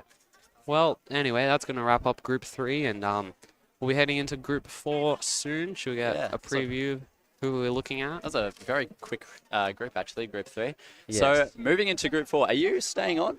No, I will be, me and Harry, or I don't know I'll about be you. staying on. I'll stay on for one more group. So, you know, soon enough, I think when Group 4 starts, I will be leaving, but Yep. we'll give you a preview of who you'll be taking a look at in the next group. Sebastian Lee, Station 1 with a 1.17 average. Very fast 2x2 solver, very fast turner. Known for his turning, yeah, and it's Yeah. definitely something that carries him through Yeah, and his then solves, yeah. we have Alexander Vucic, Station 2 with a 1.37 average. He is not an Australian competitor, but he is still very fast at 2x2, so should enjoy seeing him solve there. Very large list of accolades there for Alexander in 2x2. Obviously, former national record holder a few years back with that same Yeah. 1.37 personal record average. So Yeah, and then- we're bound to see some solid times from him this round. Yes, and then Stations 3 and 4, we have some more unknown 2x2 solvers. Hashin Silva, a 1.51 average. He's from Victoria, and Jack McCarley, I believe New South Wales, with a 1.56 average. Yeah, so Jack McCarley and Hashin Silva, as you said, both sort of lesser known names in the 2x2 field, but no slouches, obviously. We've Yeah, got for Hashin sure. Silva, Victorian local, I believe his first major championship. So Yeah, I would think so. 1 point, yeah. we'll be looking to see what he can put down. He's been averaging around 2 flat to 2.1 over the past sort of 6 months, around 2026. Yeah. So looking to put down times approximately similar to that, perhaps a few sub-2 averages. So Yeah, I think, you know, sub 2, I think he'd be pretty happy with that probably. And I think the same goes for Jack McCarley. Same I for don't- Jack McCarley. Don't know too much about his solving, but, you know, 1.56 PR average. So I think generally, you know, sub 2s would be pretty solid for the both of them. I think so. I think Hashin is going to be a lot more of a consistent solver than that of Jack McCarley. He has quite a wide range of averages that he can get. So, and we've Yeah. seen that over the past few months in his previous competitions. Experienced some very inconsistent rounds. So Yeah. we'll see if he can pull it together at this championship and put down some solid, consistent times. Yeah. So, yeah, All looking right, forward to that. I'm not sure who's going to be replacing me. Got a nice little schedule here. Oh, yeah, take a look at that. 2x2 round 1. What group are we in? Group 4. Group 4, so... Going to be think- tripod for this one, but I mean, it depends if... yeah, Mike will be coming on soon, I think. And then yeah, yep, just signaling to I'll him go now. get a little bit of 2x2 practice in before my round. Yes, best of luck. Yeah. Absolutely I looking hope, forward to hope seeing my you on cube is stream. turning well, because often it isn't. Yeah, Um, that's a bit of an yeah. unfortunate situation to be in the first round of nationals. But yeah, like, I mean, either way, it's just round 1, so I don't think I'm not going for anything in particular. You Yep. know, I'll just solve. Hopefully I can get some low ones, some decent solves, but if not, yeah. just make it through. That's Yep, all that really exactly. matters. It's only first round, so Yeah. yeah, just looking to progress here. That's all that really matters. Well, we're certainly Alright, excited well, to see you on I'm going to the hand stream. over to Michael now, and yeah, you'll see me soon when I go up to solve, I guess. Awesome. Goodbye, Roman. Alright. Good to have you on, and Yeah, we'll thanks, hope Harry. hope to have you on sooner or later throughout the weekend. We'll bring on a very dancey, very happy Michael Tripodi. I forgot I agreed to this. Michael Tripodi, you have unfortunately you're binded to this contract. But yeah, good to have you back. How was your 2x2 round? I believe I saw you on station My name's 5 Roman earlier. Rudakov, and I'm feeling fantastic for my first group of 2x2. I'm going to get OCRs. Yep. My name's Roman. Not much really to be said. It's the tripod magic. I don't know. Who's tripod? My name's Roman. Oh no, sorry, I am Michael. I forgot about that. My bad. It We'll appears figure that out in time. That's a very big question. We'll sort something out. Oh, we've got Seb Lee in this group. This is going to be very nice. We have an extremely packed group for this group sure 4 do. of 2x2. We've got Sebastian Lee, our TPS god. He is more known for his Pyraminx, but a fantastic 2x2 solver as well. 1.17 personal record average, which he achieved at the start of this year at Melbourne Summer 2026. So, yeah, it doesn't really need much of an introduction. He's very well known, one of the household names among the Australian field. So good to have him here. No, absolutely right. And also alongside Sebastian Lee, we're going to be having Alexander Vucic. Used to be the 2x2 national record holder for New Zealand. However, I believe that is, well, it's not the case anymore. But however, also the New Zealand record, while we're touching on that, just got broken by Connor Johnson, I think, in New Zealand Nationals. Obviously, we've got both Nationals for the major oceanic countries running this weekend. So 1.27 for Connor Johnson, I believe, was the time that he got to. Yep, he's beat his own national record, I should say, by 0.01 of a second. So cool to see that from Connor. He's been wanting to break that national record for a while. And we also saw Dylan Himmelfarb achieve a 1.29 personal record average. I would argue that he is the current best 2x2, best New Zealander 2x2. So he's been chasing that national record for quite a while now, and he's inching closer and closer with that 1.29 PR average. So good to see that from him. But we're talking about the wrong championship here. We're at Australian Nationals, not New Zealand Nationals. And dang it, we've got some good 2x2 solvers as well. We're just going to try and showcase those as best we can. Obviously, we touched on Sebastian Lee. TPS Merchant had a really nice showing in Pyraminx earlier today. Not up by his standards, but still quite a bit clear of the field, as is customary from Sebastian Lee. Just absolutely dominant in every aspect. And then I believe group after that, oh no, we've got 6 groups. So we've got to have Roman on a little bit later. Yeah, we're going to hold your excitement, ladies and gentlemen. Exactly, hold the applause. Yeah. But here comes Sebastian Lee, popping a squat down on station number 1 alongside Alexander. We also have stations 3 and 4, Hashan Silva and Jack McCarley. 2 lesser-known names in the 2x2 field, but extremely good at their respective events as well. Hashan Silva, the Victorian local, has had a steady improvement over the last year and a half, and we're going to see him come into this championship with a 1.51 personal record. And I believe his debut championship as well. So looking to perform well on his first national stage. Cool to see him here on stream. Excited to see what he puts down. Jack McCarley, we've seen on station number 4. We also saw him on station number 4 for one of the earlier Pyraminx groups where he set a personal record by 0.01 of a second. So the New South Welshman is looking to make his presence felt on the national stage early. And it starts right now. He has received his first puzzle. This will give us a first indication as to the quality of the scramble. We'll have to use our eyes and have a look, I guess. Sebastian on station 1 has also received a cube, but Jack on station number 4 just about to get underway. Oh, it's a +2, 1.28 there from Jack McCarley. Extremely quick turning there for Jack, but yeah, just that +2 is going to result in a poor time to start out the average. Yeah, but, not the way you would have wanted to start there. But Sebastian, oh geez, there could be something nice on the scramble if Jack's found a 1.28. Let's see what Sebastian can do. Current second ranked in Australia. Very clear that we have a very nice first scramble here, and here we go.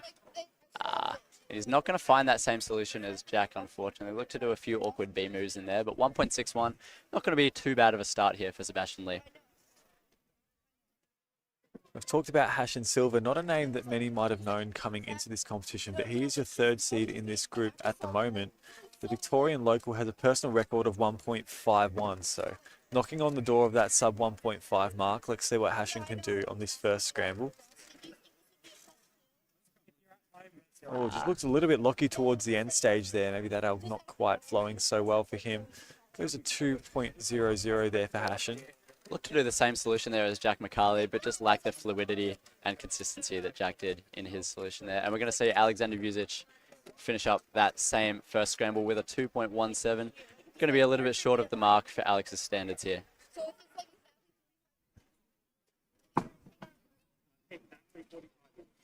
Now, I didn't actually see how Sebastian went at Pyraminx. Do you mind running me back through that, through the sort of Pyraminx standings at the moment?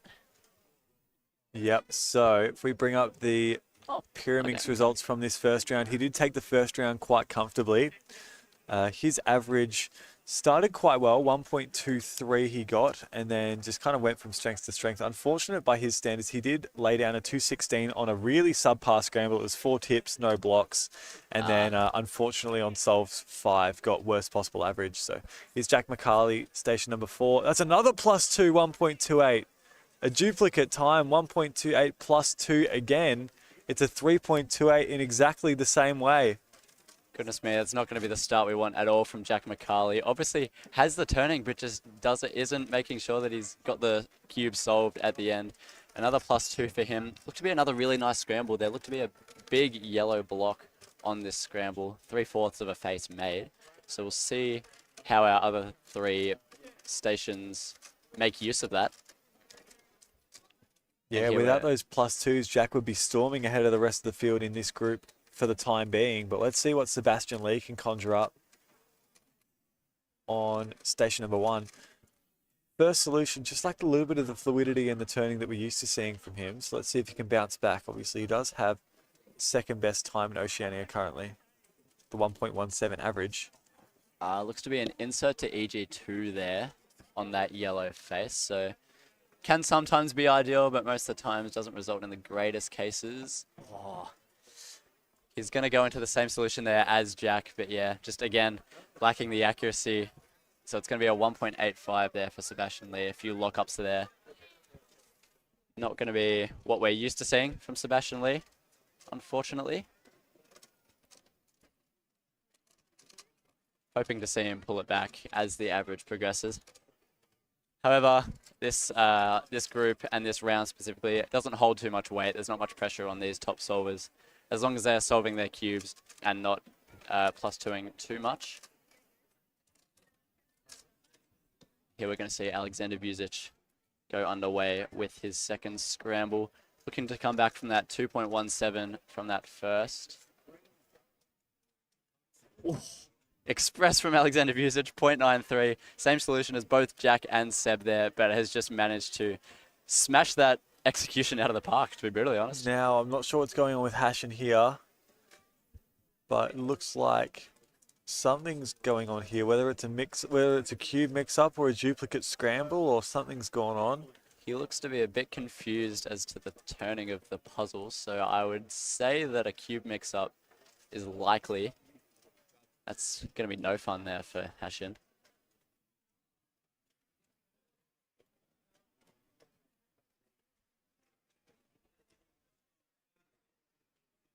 So now because of that, we're going to be stuck in a bit of a lull. 2x2, obviously quite a quick event, but can also lead to a state of not having any cubes. Oh, here we go. Sebastian Lee has received his third puzzle now. Started off quite consistent, 1.6, 1.8. However, the times aren't quite what he's looking for, which is a little bit unfortunate. It's going to be a 4-move face there on red, a 4-move EG1 face. Does require lefty moves, so this could be a bit awkward. Seems to be what he's looking at here. He's made it work, 1.43. Looked like he might have done something on white there. I'm not sure what that solution looked like there, but it's what it appeared to be for mine. Managed to regain the fluid turning and the speedy turning that he's more known for. So good to see that there from him. Jack McCarley, 1.77 there. Gee, without that +2, he'd be on an absolute tear right now. He'd be storming ahead of the rest of this field. But he'd also be well and truly on personal record pace. So unfortunate to see him +2 so much in the start of his average, but he's managed to redeem himself partially here with that 1.77. Yeah, his PR currently standing at 1.56, along with Hari for best, for B's. I'm not sure. Not sure what's going on there. Some random guy, yes. Some loser. Yeah. I mean, really cool dude. Me personally, I also agree, but yeah, no, bit of a weird fella. Only human, mate. Alexander Vucic, station number 2. Here he goes here. The most prominent Kiwi rep at this competition. Given Absolutely. obviously the clash of Australian and New Zealand nationals. Opting to attend his opposite nationals, which is very interesting, but I'm going to see him go underway with his third solve here. Fumbling on the AUF there, big time. 1.98 there for Alex's third solve. This average so far is shaping up to be a bit all over the place. We've got a 2.17, a 0.93, and a 1.98. So not much consistency here for Alex's average, but obviously now has a very wide range to count some faster times with that 0.93. We're getting the peaks and the valleys with Alexander's average for sure. Jack McCarley, station number 4, 1.48 there. So yeah, again, extremely consistent average without those +2s. A bit dejected, but yeah, he'd be absolutely well on for PR pace if not for those. That 3.28, one of those is going to go into his worst possible average. He's got a range of 0.6 of a second, so 2.18 the best possible if he beats that 1.48 on his next solve. These We will see. scrambles are looking to be fairly nice, honestly. We've got a lot of, obviously, Jack McCarley +2ing those 1.2s, but looking to make use of those good scrambles despite the +2s. So it's good to see from him. We're looking to see Heshin Silva, only done one solve at the moment, but we'll be hoping to see him capitalize just as much on these nicer scrambles.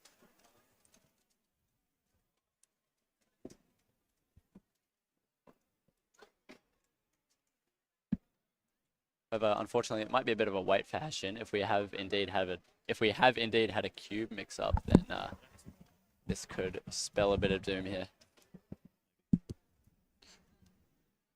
We might have missed a solve by Jack. Looks like he has vacated the premises. Interesting. All right, we'll get Jack's times confirmed shortly, but here we're seeing Heshin sort of pick and choose between cubes here. So I think it's very likely that we've had a cube mix up here, and it's especially for 2x2. Everyone uses a very similar cube, at least at the top. So I think there's like 4 or 5 different cube covers out there. They're all going to be GAN 251M Pros as well, most likely. So this is going to be a bit of a pain in the backside. Yeah, so it looks like Hashin's got, I think there's 6 covers out there. So I think he's probably got pick of the field with whichever one he wants to take. But we're going to segue back to get his own back. We're going to go back to Sebastian Lee here. Entering his 4th solve here. Large green block looks to have inserted into a face there. 1.87. Just a few more lockups again from Seb Lee. Lacking the fluidity once more. So we're going to give him a best possible average of 1.63. Worst possible average of 1.78. So an alright average nonetheless. Not what Seb would be looking for typically, but it's going to safely confirm him for our next round of 2x2 here.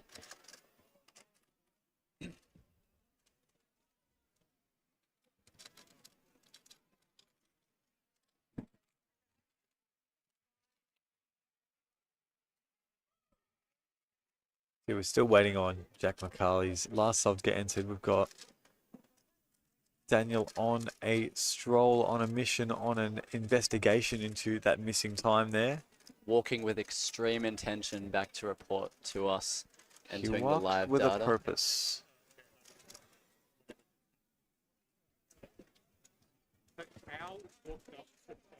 So it seems that Jack McCarley has actually gotten a 1.61 on his 3rd solve. So we're going to see the 2+2s followed by a 161, 177, and a 148. So it's going to be a 2.22 average there for Jack McCarley. A little bit of chaos there with the data entry, but that's all right. We've come back from it, and we have an average from Jack McCarley.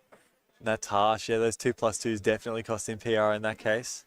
Absolutely. We've counted 1.28, 1.61, 1.4. His PR currently a 1.5, mid 1.5. All 3 of our competitors on the 3 stations have cubes in front of them, but Hashin the only one inspecting right now. This is only going to be Hashin's 2nd solve here, so he's fallen a bit behind. 1.92 there for Heshin. Consistent start for the average so far.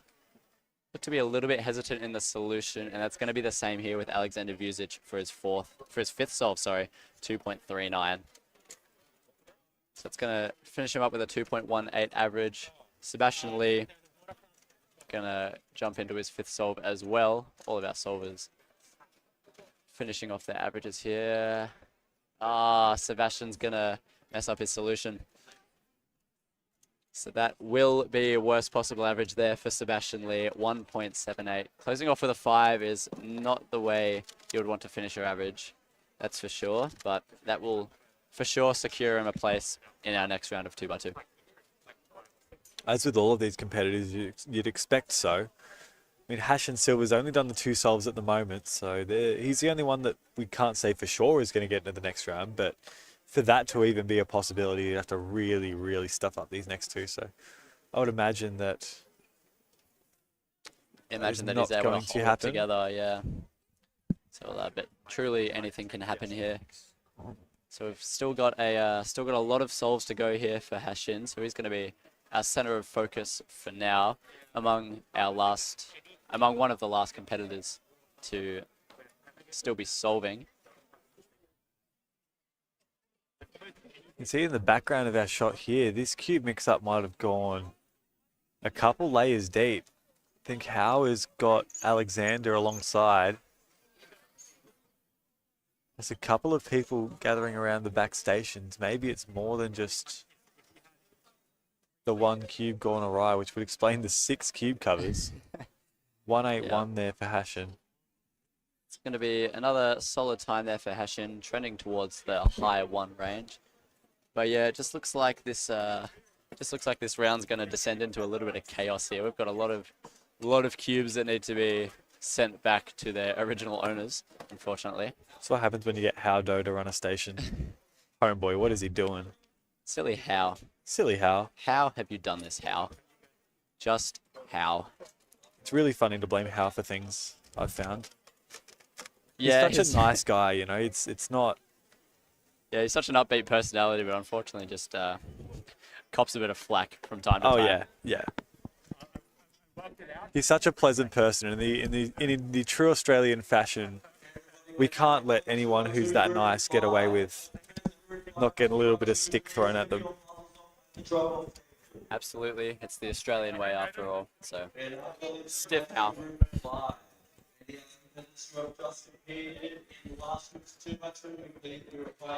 Lennon obviously calling the next group a 2x2. However, still a decent ways to go. Got 2 solves left for Hashin. And then after that, we'll be able to continue on group 2. Going to bring on Zaid Chowdhury now. He's going to take you through this 5th group of 2x2 along with Tripod. So I will see you all next time, whenever that happens to be.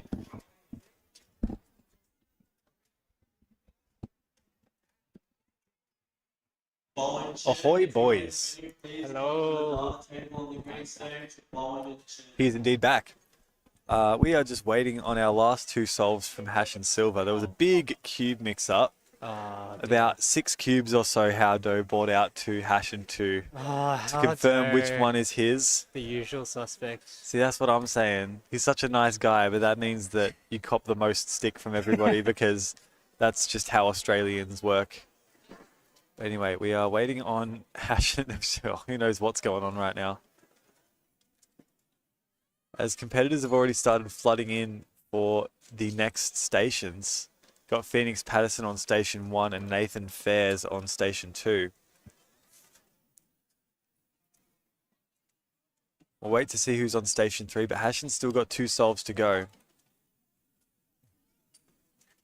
So this big green block into an insert.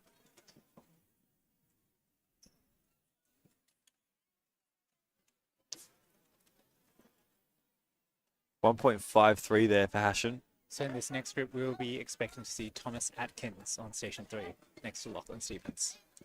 It's hovering there or thereabouts, but Thomas, you're going to be standing for just a little bit longer.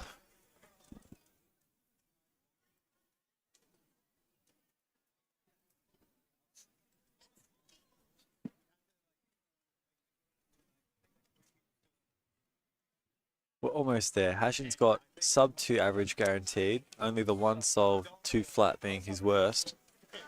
The only one that doesn't start with a 1.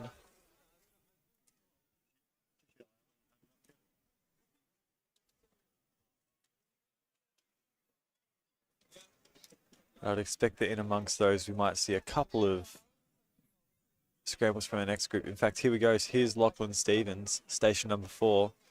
He is in the next group. Or rather, we should say he's in the current group and Hashan's in the previous group. So Hashan just about to finish up his average now. Lachlan inspecting this first solve. The first one we're seeing from this group. Seeing a yellow bar and a diag green. 2.20 for Hashan, Very unfortunately getting his smooth. worst possible average. Lockley started off pretty well. 168 for Lockie. Very nice.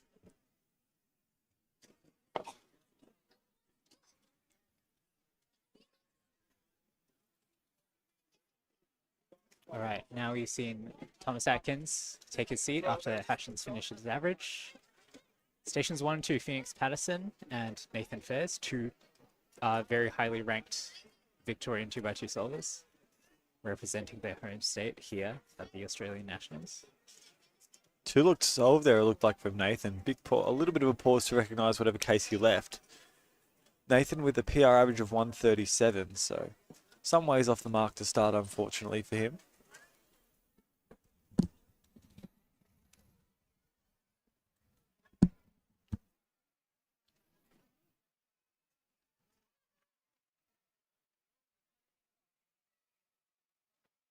And these next couple coming out for Thomas. And just Thomas, sorry. Thomas also a Vic local, currently sitting at a PR average of 1.54. In amongst the sea of skilled 2x2 solvers here in Victoria. Expecting this first one. Got a very special judge for Phoenix on station number 1 as well. Thomas Atkins solving. That's going to be a DNF, not the way he would have wanted to open his account for this competition. Especially for round 1, that's not what you want at all. Having to ensure that you solve this cube successfully on these next 4 attempts. Phoenix with a +2 on that one, 162. Unfortunately, not putting him as dire as a situation, but for Thomas, it's not what he wants at all. 169 for Lachlan Stevens. That's going to be counting just 0.01 slower than his 1.68 from the first solve. Putting him on very solid pace to break his own personal record average, which also sits around that 1.6 mark. So we'll see if he can pace himself just a little faster than that.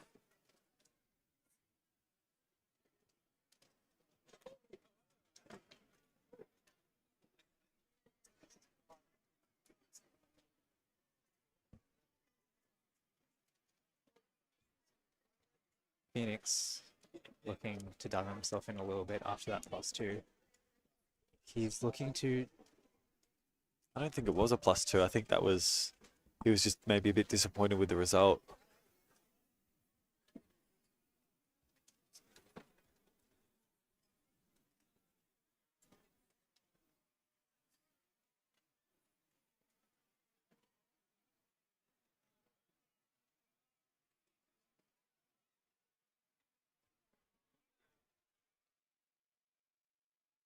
Right. I think you're tripping. I think it was not a +2. I must have seen a cube in his face. That was an AUF away. Yeah. All right, anyway, Phoenix on station number 2. Current defending national champion has won the past 3 titles in 2x2. 1.16, great solve there. Is that is that also a +2? That I think That is a +2. Oh bugger, that's not good for him. Okay. We were talking about you can see it in the future. What's going on? What's going on in your brain, bro? Just off stream, Thomas Atkins with a 143. That's pretty solid given the DNF must be putting him on a bit of an awkward position.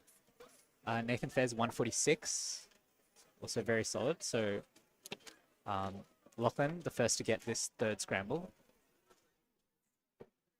Taking a look, he's found a solution. Oh, but he's considering something else there.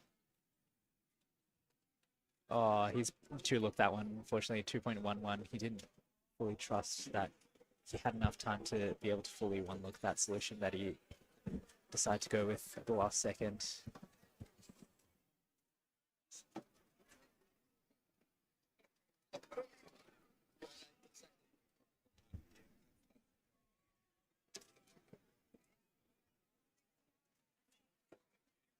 Yeah, so a pretty mixed bag. It's strange that Lachlan might be the most consistent solver that we've had so far. Nathan's gone hills and valleys, 2.1 and a 1.4. Then Phoenix and Thomas each having one okay solve and then a penalty. Lachlan possibly having the benefit of being the only person on these top 4 seeds to not have 2x2 as their main event. 12 eyes locked up on that AUG, and seems that he's also either a miss 1 look or a 2 look solution there. 2.48, that's going to be counting. Nathan Fairs, station number 2. Started off with, 2.1, 1.4. PR averages are 1.37, so hoping to trend downwards if possible. Lockie on that last AUG, 1.74 is the finishing time.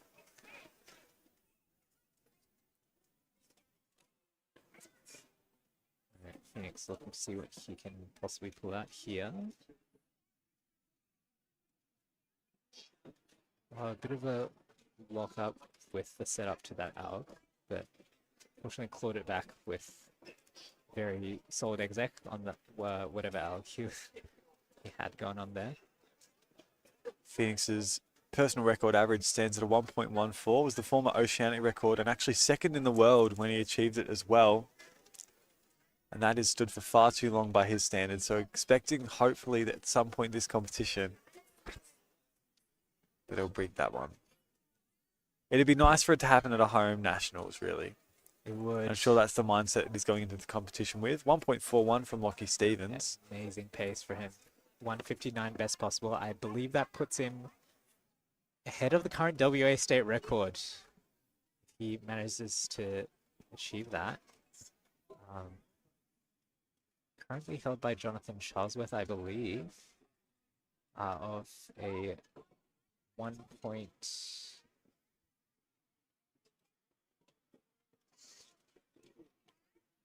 Oh no. Might be Marco Campitelli. Marco Campitelli has a 1.61. Has a 1.61, so it's possible for Lockie Stevens to clutch it up for WA. The live stream's favourite son. Nathan Fairs, station number 2.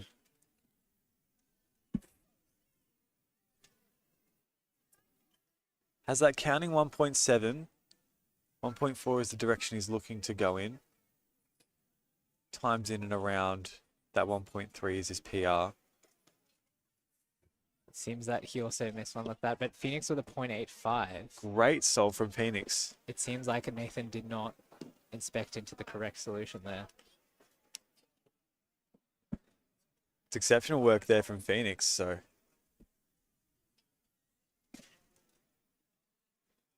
Would be on pretty solid pace for him, given he hadn't +2'd that second one there. Yeah, you're absolutely right. He'd be counting that 1.16, but even still counting a 1.64, so it'd be still 2 times slower than his personal record. We know Phoenix is capable of times much better than what he's putting down, unfortunately, but that 0.85 possibly doing a bit of heavy lifting in the best possible average too, so. There's Lockie Stevens. He's getting his worst possible there. Lockie not happy with that at all. Looked like it was doomed from the start, unfortunately. Yeah. 1.83, so not going to be PR for Lockie. And that chance to get WA state record was certainly there, but unfortunate not to capitalise.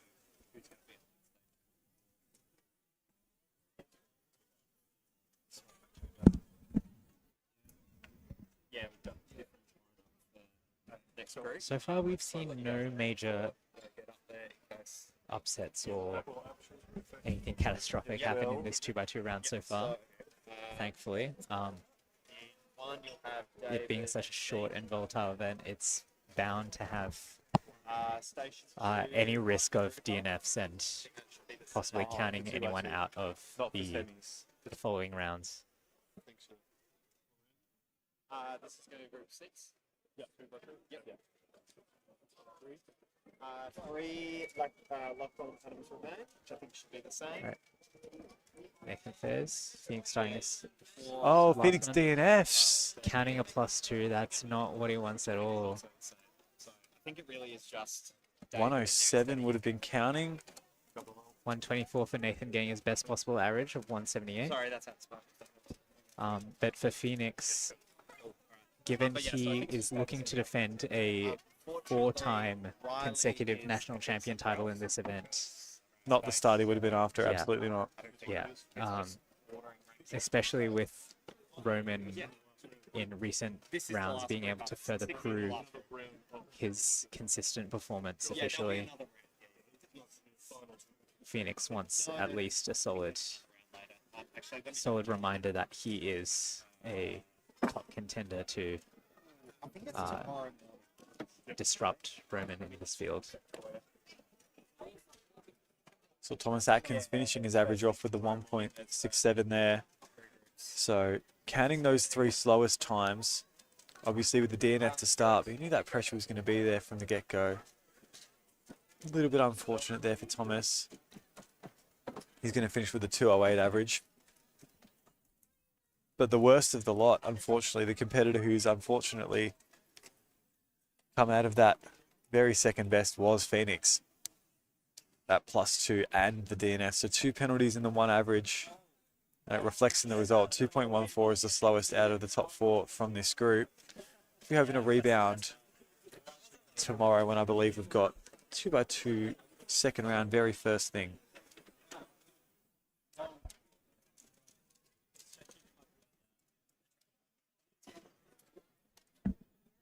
Okay, next group should be a very excited one to watch.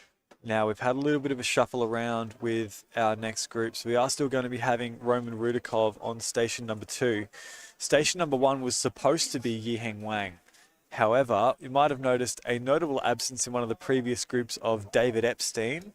David Epstein is now going to be sitting on station number 1, where Yiheng was supposed to be. And then in stations 3 and 4, we're going to have Lachlan Adams Romain, the current 2x2 Oceanic champion, and Halal Ben-Mia, Victorian local representing Israel in the WCA, but still nice that he could compete at what is now his newest local major.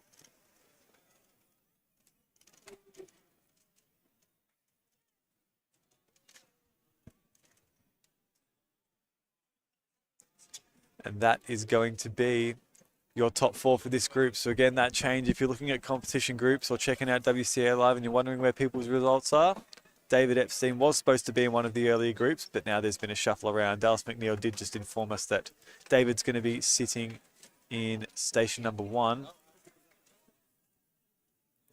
ahead of Roman, Lachlan, and Hillel. Alrighty, and we're getting some people starting to filter in on stations 1 and 2. So that is Roman, who's going to be station number 1. And so I believe David must be slotting somewhere into... Oh no, so yeah, Roman is going to be station number 2. We have David Epstein station number 1 as they are filtering through at the moment. We've got Hillel on station number 4. And here we go. This is the group that we've probably all been waiting for. We've been wanting to see what Roman's capable of. He does have the fastest time set by an Australian this year. He has an average of 1.07 from Don't Inverlock Up 2026. That is his PR2. The closest time he's gotten to his Oceanic record of 1.02 since he set that in late 2023. Roman always... 2024, I think, maybe, sorry. Roman a crowd favourite amongst the home crowd here in Victoria. Quite obviously, he has been insanely consistent over his recent rounds, I believe. I believe he's gotten at least 3 or 4 sub 1.2s this year so far. And yeah, just an all-round talented solver. His turning is insane. If you would have seen him on the stream for 3x3, he managed to secure a solid sub 7 average.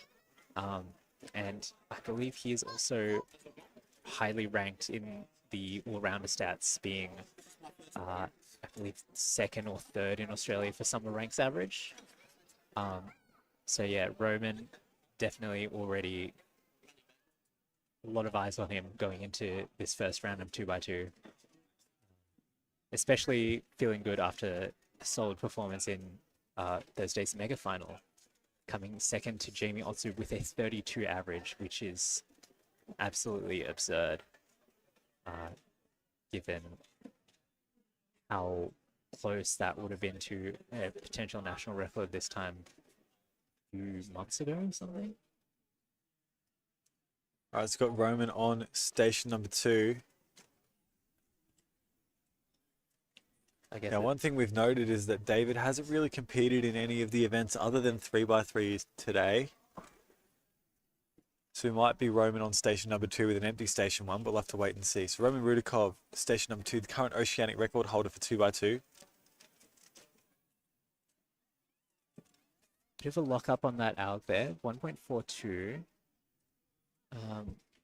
Seemed he had a solid start with what he wanted to do for that face, but 1.93 plus 2 for Lachlan Adams to remain. Not the way he would have wanted to start. Not by any stretch of the imagination. Then we've got Hillel on station 4.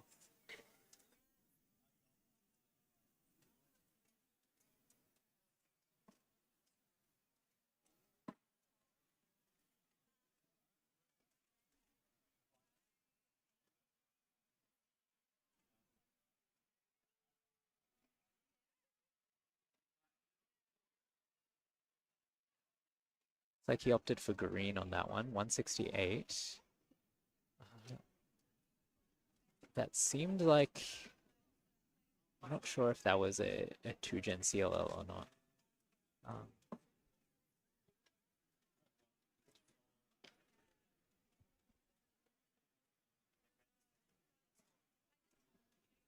Roman so far looking to have found the most efficient solution, as pretty much expected based on the amount of knowledge he has in terms of algs and efficiency and base building on 2x2. It's absolutely unparalleled compared to anyone else we could possibly see at this competition. We see Roman on station number 2 and Lachlan on station number 3. His current oceanic record holder on station 2 and oceanic champion on station number 3. And it's Lachlan who gets underway in inspection first. We'll keep your eye on Roman left of picture. Seeing a yellow bar. 1.64 for Lachlan off stream. Yellow-orange bar. He's possibly building a... Oh, extremely lucky solution, but the rest was... He had that one big turn that was locking up on the F turn, and then everything else after that was quite alright. 1.85 there for Roman. Again, we've got a little bit of a lull. Nobody else really solving at the moment. It didn't look like we were too sport for choice on that second scramble. Hard to say what Roman could have gotten without that lockup, but he did spend a considerable amount of time not doing any moves.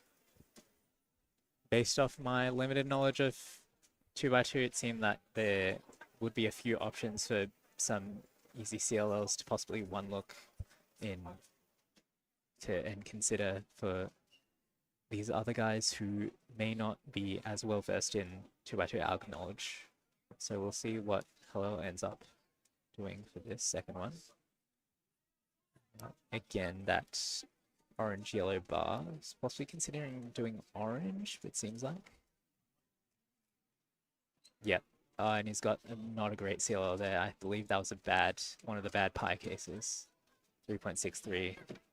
He's had to look that one.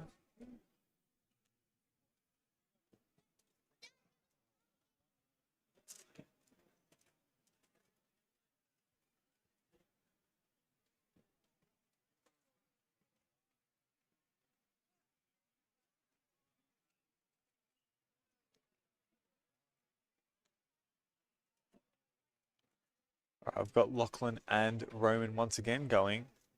Starting very similar times, 1.78 off stream, and it's a +2 for Roman. 3.84 is how that's going to go down in the system. That was a bit catastrophic for Roman there. He had the cube one move away at about 0.7, I'd say, 0.8, 0.7. Didn't stop the timer correctly. Realized that that was still running. Went back, tried to correct the move, but then ended up not bothering and still stopped the timer anyway. It looks like on a resolve he's done a .78 on it, Yeah. so you might be absolutely right there.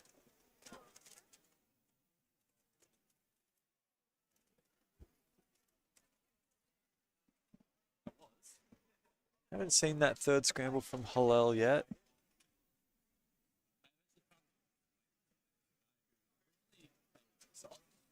David has, Speak of. at the very last second, submitted his cube and will likely be the last one solving this 2x2 first round. You see him a bit frazzled given the rush. Probably decided he was going to compete at the last second. And has done precisely that. You see him plop down on station number 1. Hillel 1.83 on that third scramble. And obviously these three well underway with their averages. We're going to be seeing David start all the way back at scramble number 1. And we'll go from there. We're very fortunate that Dallas McNeil, our good friend, allowed him the chance to compete it. There we go. First solve for David. Wasting no time to get ready. Probably knows he's doesn't want to hold up this group too much.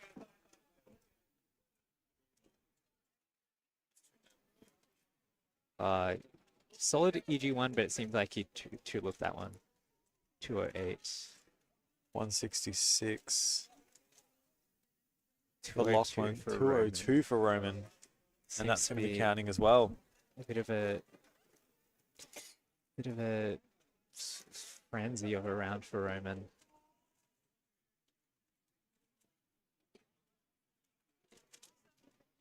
I mentioned before his consistent performance at locals, but it seems like the readjustment to competing on the national stage has gotten to him just a little bit there. But knowing him, it's no stretch of the imagination to say that he would be able to claw it back in these coming rounds over the next 24 hours or so. Seems over the years, Roman's just been getting better and better. Obviously, the PR hasn't moved much or at all, but it seems like the average skill level, his average round is getting so much better. I feel like it's only a matter of time. He's probably your favorite coming into the finals, regardless of what happens, but still not the way you want to begin your campaign in your main event.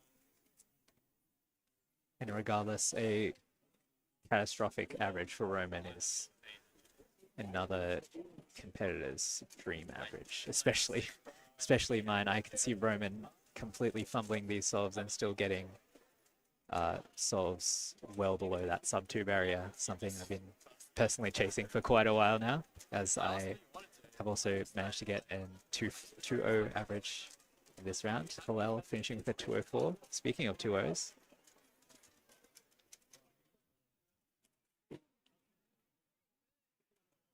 and Lachlan Adams remain preparing for his final solve. So we've got an interesting situation, almost like a domino reduction, 2x2. I was going to say it looked like something like that. 150 could mean that there's very easy, short couple of moves into PBL. Might be a viable solution. Roman grimacing. It seems like, yeah, just 2 moves to PBL there. Doesn't know what to do exactly. Probably considering something else. Oh, no. Yeah, he found something right there, it seems. 128. It seems very, very bewildered He's by that. very displeased, it looks like, by that. Who knows? Who knows what's going on there? Yeah. Again, 176. Nothing to write home about for Roman at all, but that still is giving him a very solid position. Not great for him, but very solid position going into round 2. Placing him around the top 5, I reckon.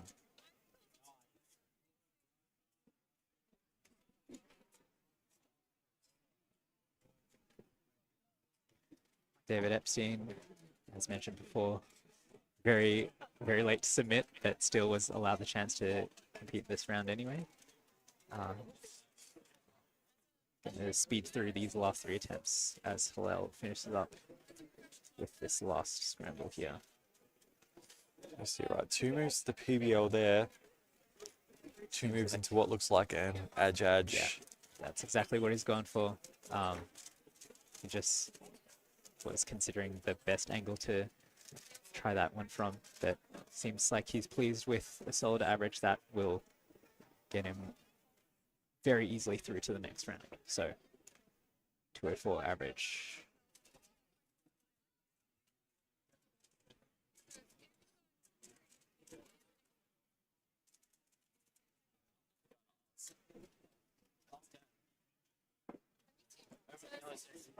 I wonder what David's going to think about this last scramble. Obviously, he hasn't done scramble number 4 yet, but once he gets to this last scramble, we are going to be seeing a former national one-handed champion and oceanic one-handed champion.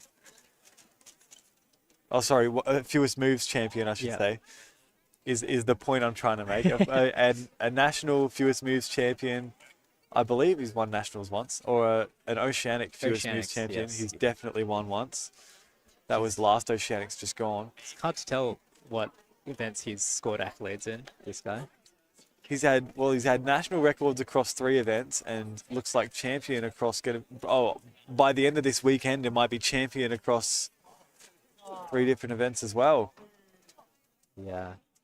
Maybe 4. He's already got 3 events. He's got 3x3. He's got Square One. He's got FMC, and then hopefully Bayans. No M by. Oh yeah! Wow! Oh my gosh! There's so many. Yeah. Jack of all trades. 1.91 on scramble number 4. So it's another 1.91 that goes down on the scorecard for him. Very consistent thus far. David Epstein already receiving a lot of praise after his OH performance yesterday. That's exactly right. National record we saw in one-handed. Yeah. Very, very extremely seasoned competitor. Yeah. Former WR holder in Square One, former Oceanic record holder in 6x6. Yeah, as we mentioned before, multiple time Oceanic champion, the Oceanic record across at least 6 events, I want to say. Yeah, it's absolutely absurd how well accomplished this man is.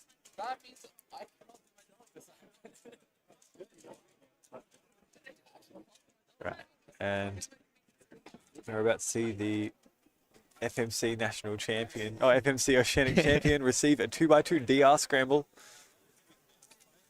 What's the strategy here? What do you go for? Hey, there's a pseudo layer there.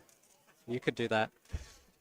I couldn't do that. Someone else can bother with Pseudo that. layer, like T-perm into R2U or something like that. No, thank you, bro. I would rather disembowel myself with a pitchfork than do a pseudo layer on 2x2. You will never catch me doing such a thing.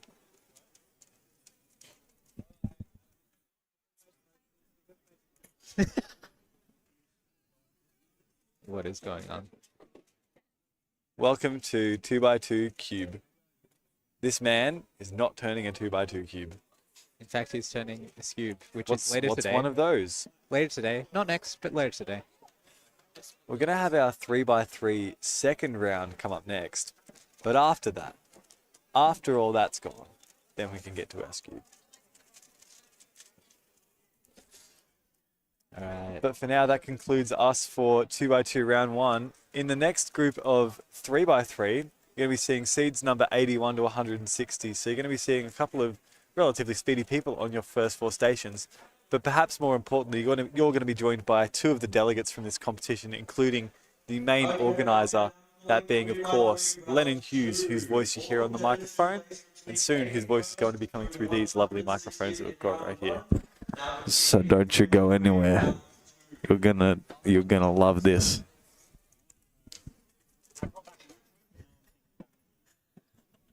Oh my goodness.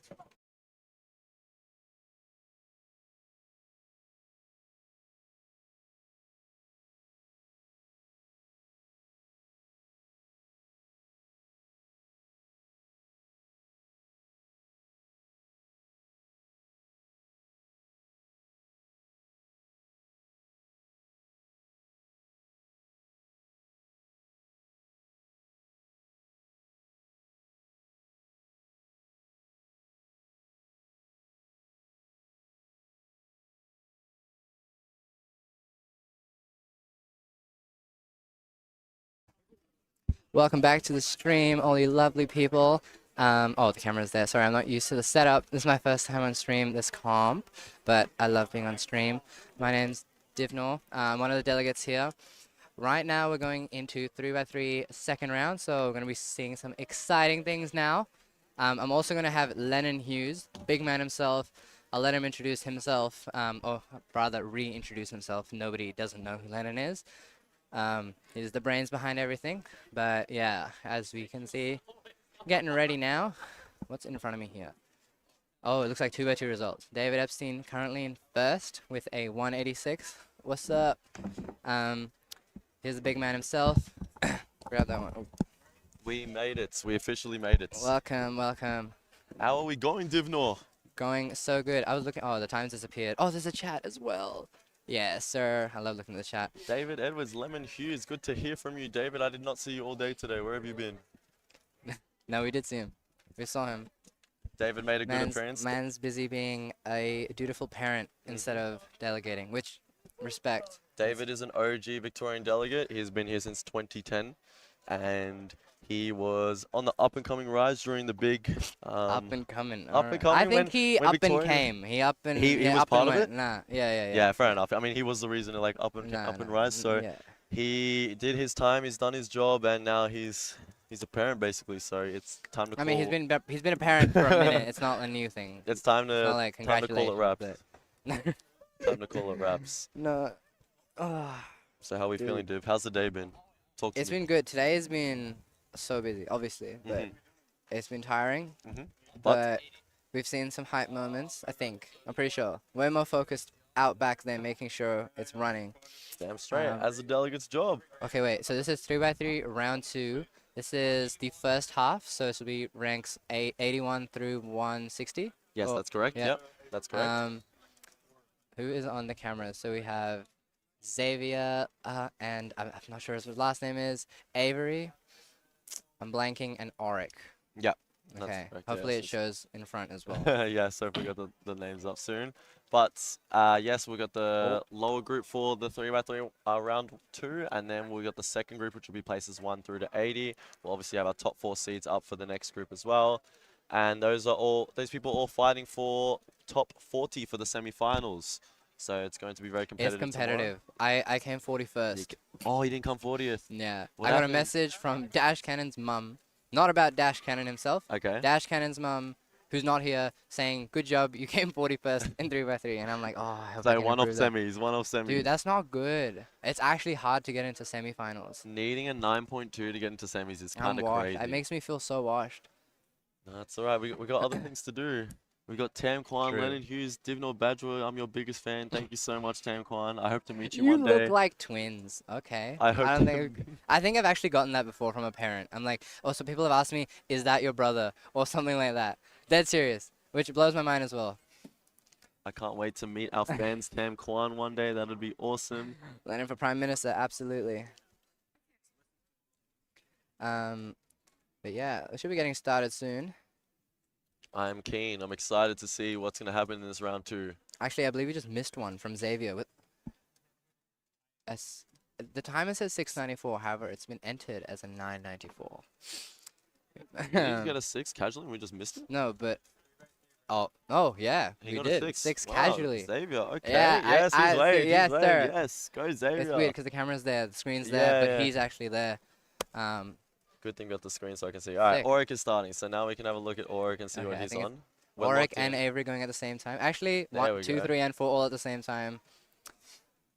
Both started away. Oh, my Auric's done a all PL as well. Oh, this must be a good one. Solid. Oh, 804 from Auric, 937 from Avery. I reckon Auric knows he and could have done better on that one. That was a 1023 good from one. Jesse. Yeah, it looks like they're not too happy with it.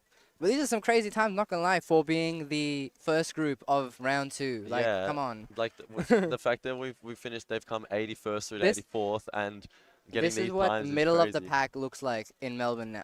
Melbourne- That's crazy. We're too competitive. That's way too absolutely crazy. competitive. Back in the old ages, an 8 average would get you first Bro, place. that would be like minimum podium. Minimum podium. Everyone's so good now, and cubes are so good now. I'm excited to see Xavier's next solve. Imagine he gets another 6. There's some lore about Xavier that I'm forgetting, and it's important. He has that. There, I promise you. Wait, what? What have I missed? I swear he has some. He's got to be. Nah, it's not coming.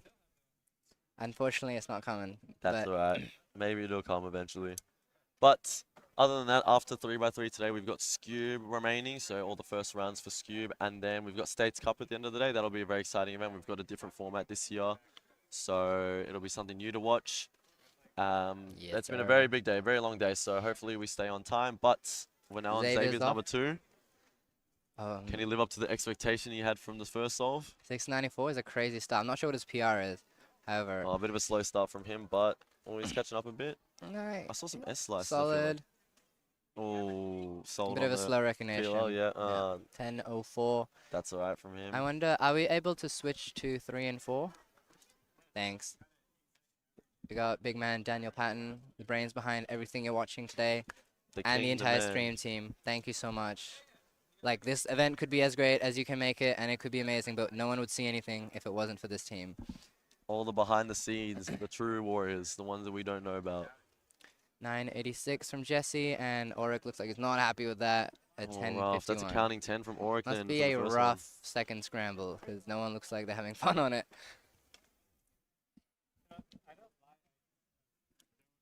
Oh. Or getting a square 1 practice up. Could be trying to lock in and get into 3x3 semis, but square 1 is life. We should be warming up. We're competing next, but warm up that is not in my vocabulary anymore. I thought it'd be more fun to come and talk some smack on here. It's got to be tradition. Warming up is out of my range nowadays. That's a luxury. That's a luxury, literally. Must be a luxury. It's also so cold in Melbourne. If the stream doesn't know, well, by our standards, it's like less than 10 degrees Celsius outside during the day. So it makes... Okay, that's a stretch. Calm down. No, Calm down. It's got to be 13 degrees right now. Surely 13. I will pull up the stats because I've been complaining about this all weekend. Okay, it's 15 degrees currently. I'm wrong. See, normally the pro commentators have important things to talk about. We're just talking about the weather, and it's 15 degrees. Avery's off. Looks like a solid. F2L finished around 6. And 9.88. Looks okay with that one. Oh, I forgot we had overhead. Sick. Okay, cool. And we have. Come on, Xavier, lock it in. Got Xavier the favorite. Give us Station something 1 crazy. Going now. And off he goes. Oh, That's these not are too these bad. nice Good angles. Olo. Oh, rough. unfortunate. Yeah, cheap, that's huh? alright. That's Still not too sub bad. 9. He's okay with Thumbs it. up, He's happy thumbs with up. it. Yeah. Okay, well that means a 6 had to be real cool for him then. Real cool. I'm trying to get a lay of. I think more than just real cool. Yeah. I'm calling it. Give it like 2-3 naps from now. This will be happening 1 slot later, and these will be the seed ones and seed 2 and 3. Well, Xavier has actually PR'd with that sub 7. That was his first ever sub 7 in comp. Okay, and my his bad. previous PR was a 7.53, so go. that is huge from him. Okay, Jesse and We've got Auric 2 at the same time. pretty much racing at the same time right now. Oh, that's unfortunate. Oh, what's happened there? Yeah, he hesitated. I might have put some bad juju on that one by saying they were racing. Oh, unfortunate. Looks like Jesse kind of flinched and Stop the timer straight away. That's rough. Unfortunately, that'll be a DNF. Auric with a 9.81. Or consistently in that 10-second flat range.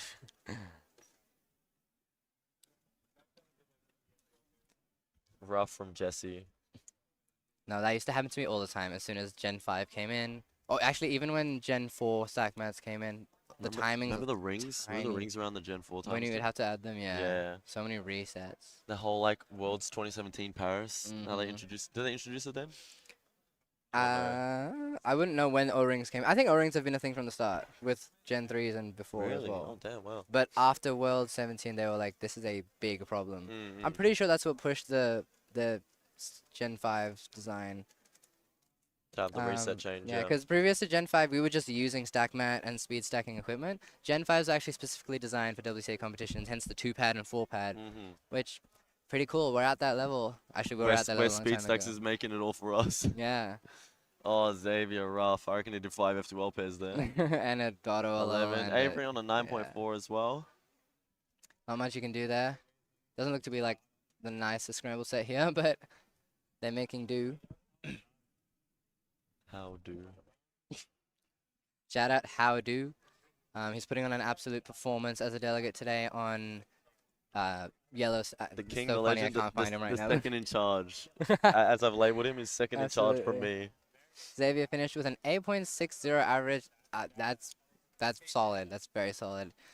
Should probably most easy. I don't want to jinx it. Should get him into semifinals. Oh, you reckon? Damn. I mean, 9.2 is it? Yeah. 9.2 is what I got. Yeah. And so I came 41st. That's not bad. Top 40. That's Should pretty be solid from him solidly then. in. But who knows? Anything can happen. Div, what's your favorite thing about this competition been so far throughout the last today and the last 2 days? Oh, seeing your pretty face every day. Waking up. Stop it. Getting yelled at. Getting loved on for doing a good job. Bro, it's the best. Loved and yelled at. I love it. Lennon Hughes is the GOAT. Auric just Stop it. finished his average, I believe, with a 10.68. Oh, we got live data entry. Didn't even realize. Shout out. Thank you. It's been in front of you the entire No, time. I know. I just clocked that. And like, how are they showing up so quick, man? We've got a secret agent that it's hiding around somewhere. I have no idea where they happen to be. Auric with a 9.45. And Jesse looks Wait, to do be we got on to Jesse the on it? last one as well. Come Oh, on, no. Jesse. Two more left for Jesse. So you can still redeem the DNF.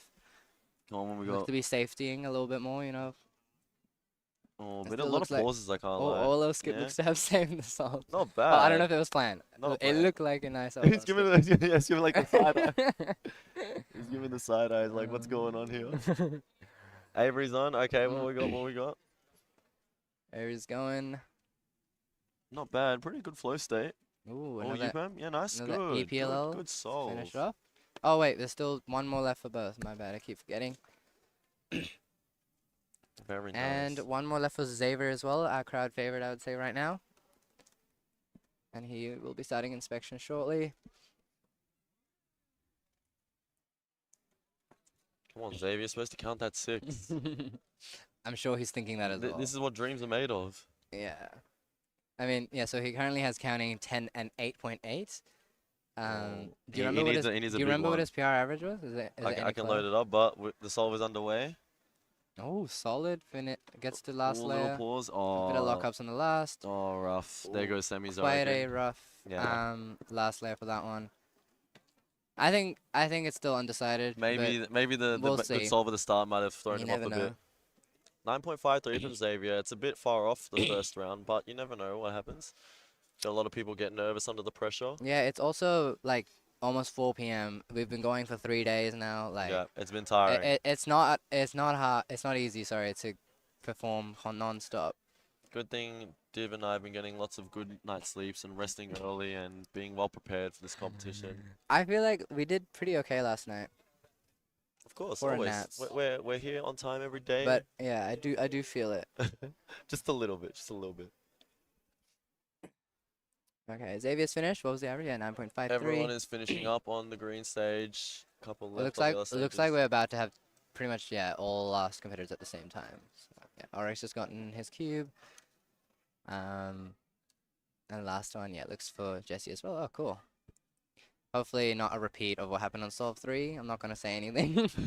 Well, you just said something, mate. No, bro, I feel so bad for the timer start DNFs. I used to I used to focus on like making sure I start the timer though. Yeah.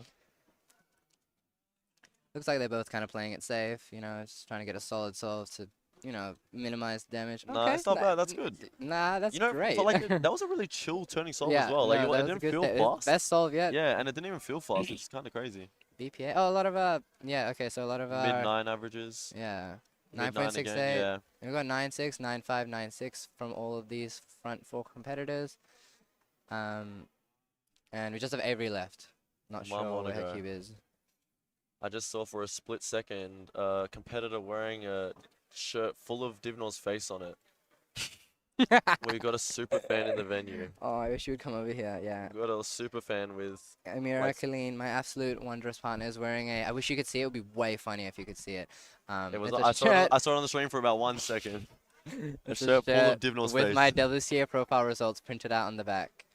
And then on the front, about 20 photos of Divnor when he was about 1 to 10 years old. Oh, a lot of moves on that. Oh, rough on that one. Yeah, Avery doesn't look happy with that one. No. Yeah, it looks to be not the friendliest Oh, scramble and that was set. the worst possible average. That could have Yeah. that could have made or break the But semis. like, see the consistency in the top four right here. It's Yeah. 9.53, 9.55, Wow, 968, and those are some 959. strong averages. Yeah. And they would have Wow. because I'm pretty sure they all got 10 flat 10.1s in the first round. I'm So they've all gonna improved I'm gonna off try of my it. best to beat those. Yeah, that's the aim. I'm gonna try. What's the fastest one? 9.53. You have to beat that one. 9.53. Dude, it's not guaranteed anymore. It's Hey, hard. You can do it. You can lock in. Just like Okay. a little bit of focus. Just like just chill for a second and then just like what did Max say? Don't think to Guys, solve. I got a 6. Yeah, we watched you, dude. Don't think to Beautiful solve. PR right there. Oh, is that Xavier? Yeah. He's already on it. I He's like already how locked he's on in. the stream. He's like He straight did away like, amazing, let me get the man. clip. Let me get the clip. Absolute goat. Thanks for feeding us the The content. to PR commentate on. single on stream. What a time. Yeah, not many people have a PR on stream, so I think the round was absolutely, worth it for you. Yeah, when we were on stream, but were you on stream earlier today? I was on stream. Were we on the stream? Were you on the stream for 3x3? Yeah, I believe so. Oh, it yeah, was you and yeah, Miles. yeah, It was no, you and no, Miles. Yeah. Did you yeah. do? And you got 9.2. Yeah. I got like a, There was an okay solve in there, like 7 point something. But yeah. that's about I it. did That's so the best mid. I got. like 3 7s and 8 9. It was pretty average. That's mid for this king over here. Yeah, I would be like, karma, bro. karma. I'd be like, ecstatic over touch the wood. world. I'd be like, oh my god. I'll be over the I'm back. over the world. Miles got his average 10-second his normal 10-second averages. But yeah, it looks like we are finishing up on all the stages. Not too bad actually for a 3x3 round 2. It was a full 80 stations here, so that was a bit hard to run, especially this late in the day at 4 p.m. when everyone's tired and it's been a long We still day. have another group. Still got of- another group, so I'm yeah. not gonna say too much yet. But that first group ran pretty well, which is nice to hear, nice to see. And everybody watching the stream will, you'll see all your favorites very, very shortly on Yes. the front couple All stations. the big Wait, guns. actually, I want to pull up the seating. The big guns on station 1 to 4. I haven't looked at We've the got live. David, who got a PR average in round 1. He's going to be in first seed, 5.59, I think it was, which is pretty crazy. Buddy. And then Felix came in second. What? Yep, crazy. Felix came in second, and I think Riley third, and whoever was fourth. It's loading. That's all right. We got time. I want to say Riley was third, and then can't remember who was fourth. It's loading. So yeah, it's going to be a very big round. Obviously got all of them together and all of them competing side by side. That's when it really turns on. In the first rounds they all compete separately and they're not really all together. Yeah. So This it's will a be bit of getting towards that yeah, head-to-head and it's field. a different field. We got Caden Liu in seed 4, so one of the Sydney Caden Liu. competitors. Absolute ferocious uprising at seed 4 going into second round. Yeah, Riley at the 6.1. Felix and David will be seeds 1 and 2. Yep. So It'll again a different vibe now that they're all seated next to each other. It's going to be a very different game. So it'll be good to see them all compete, and they'll get to do it again in the semis as well, assuming they all get in the top 4. I'm inclined to say like, oh, they're gonna be next to each other. They're gonna like be Yeah, sizing but each you other, never looking at know each what's other. gonna happen. They're just gonna be like, oh, good luck, good luck. Yeah, which yeah. is Beautiful. Absolutely. Here we are pushing the competitive agenda. We're trying to make it entertaining. Yeah, of course, it's got to be. The moral of the story is come to a comp, it's so vibes. Of course, always. And, especially all the new competitors who come to this one. Imagine this being your first competition. The standards are set way too high now that people are going to think this is what it's like every competition. It kind of is. But This doesn't feel too different from a normal Melbourne competition. Obviously just a bigger scale. It has been crazy. It's been wild. But, yeah, that pretty much concludes round 2. Group 1, I see maybe 3 other competitors there, which is very nice. But yeah, that was not too bad from our 1 to 4 stations. They put on a pretty good performance, and yeah, all did better than the first round. Like I said, they all got 10.1, 10.2 averages. I can't wait to watch the finals tomorrow. Oh, finals gonna be devious. It's gonna be very devious. scenes. Last year was insane, seeing Riley and Felix battle it out. And True. Riley had got an insane average, and Felix just like knocked the ball in the park. It was unreal. Like I couldn't believe it. Yeah. So we have Scube left, I believe, after 3x3. And then States Cup afterwards to finish up the day. Will States Cup be streamed? Of course, States Cup will be streamed. Always be streaming. So stick around for that. It'll be, I'm not sure how many teams, but teams of 4 representing every state of our beautiful country. Yep. We've got 8 wait, teams. It's going to be very quick and a bit easier and faster this year, so that'll save us some time. But We've got 4 people instead of 3, and 1 competitor solving a mystery event between 4x4, one-handed, and Squan. That'll be randomly selected before each round. So adding a little twist to the event and making it a little bit more exciting. Oh, so that should increase some strategy, right? So Of they're gonna course, yeah. assign whatever the event is picked out of those 3. Well, they'll I'm sure when they picked the teams, they would have thought, okay, we need someone good at 4x4, someone good at square one, someone good at one-handed. So, you know, maybe someone who's not as good and not as competitive or as high up in 3x3, but could be good at square one, for example. For example, Bang, they get put on the team. how do you decide what to do with Felix? He's going to be the GOAT in 3 and 4. That's a good Probably point. maybe not square one. What was the other one? OH, yeah. OH is the GOAT. So, you know, like, do you pick him for which one? How do you assign your player? You know, What's like, the strategy? You play like fantasy football or anything? I don't know. I don't know how it Kinda, works, yeah. but- It's like triple captain. You know, like, do I pick triple captain for I this actually don't know, player, but or maybe you guys should do that. Double points for this player or something. Yeah. So definitely a lot of things to consider when picking all of those. Yeah. But yeah, it's a good thing to think about, and yeah, it'll be very interesting to see how the teams play out their. Now, I their do want to resources. say, we're not waiting on you to announce it, right? No, I've definitely handed off my Okay, job because okay. I'm not in charge at the moment. But also, I guess we'll just wait until someone hands over from us. Yeah. Harry's staring me down. Once that He is said he's announced, ready to we go. will be departing. I'll be. I don't know what seat I'm in actually, but Thank you, stream people. Thank you for having us. It was fun commentating. Hopefully, I might be on tomorrow. Oh, there we go. Told you, Dallas had it. Dallas had it on lock. I gave it to him. He knew. He knows. Sick. Thank you, That's Dallas fun. McNeil, for announcing for me. Absolutely. Otherwise, hope you people enjoy the second group with all the big dogs.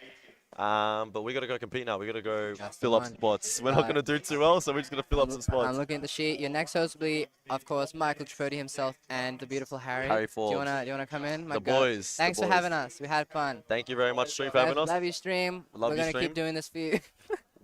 Bye. And goodbye. Hopefully we make semis. That's the goal. Yes, please. Have fun, Harry, sir. All right, everybody. That was Lennon Hughes and Divnor Bajwa, 2 staples in the organisation team of this Nationals. So big shout out to them and massive appreciation for their efforts this weekend. I will be joined by a tripod soon enough. He's floating around somewhere.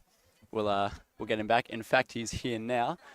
Good to see. We will be the 2 taking you through 3x3 round 2, the second group of 3x3 round 2. So this will be the group where we have all our notable solvers, all the people expected to progress to the semi-final. So Michael, welcome. I've been here the whole time. Yeah. Okay. That's I don't really know what to say there. Well, So, we are going to be seeing, obviously, our top 4 seeds from the first group in 3x3 stations. 1 and 2 were the only competitors who got a sub-6 average in the previous round. So we've obviously got David Epstein with his brand spanking new personal record average of 559, 9, I believe. 559. So yeah, David Epstein. 556, I think. Potentially one of the 2. Yeah, David oh, no, Epstein. You're right, 559. You are so right. Yep, A absolutely. famous number in Australian speed cubing, 559. Yeah, he's absolutely in red hot form here at this Nationals. So looking to continue that. We'll have to see. Facing pressure from Felix Zemdegs on David's left-hand side. As you said, Michael, one of our only 2 competitors to finish up last round with a sub-6 average. So yeah, we're going to see Felix in our second seed for this group with a 598. Then as we go down the list, we're going to see Riley Dexter and Caden Liu, your 3rd and 4th seeds for this group respectively. Riley finishing up with a 6.13 average in the last round, so a pretty solid performance around what he's typically used to getting in these 3x3 rounds. And Caden Liu, your New South Wales state record holder, finishing up in 4th with a 6.56 average in the last round. So yeah, looking for more of the same from these top competitors. And this will be what they need to progress to the semi-finals. So we're looking at a top 40 cutoff here. So pending disaster, it's fairly safe to say they'll reach that mark, but we'll see how they shape out. So we've got Felix starting solve number 1 on station 2. No, pretty nice solve. All done around 5. 6.39 is going to be the finish time for Felix there. So off to a pretty okay start. Not to what he was at the first round, but we can certainly get better than that.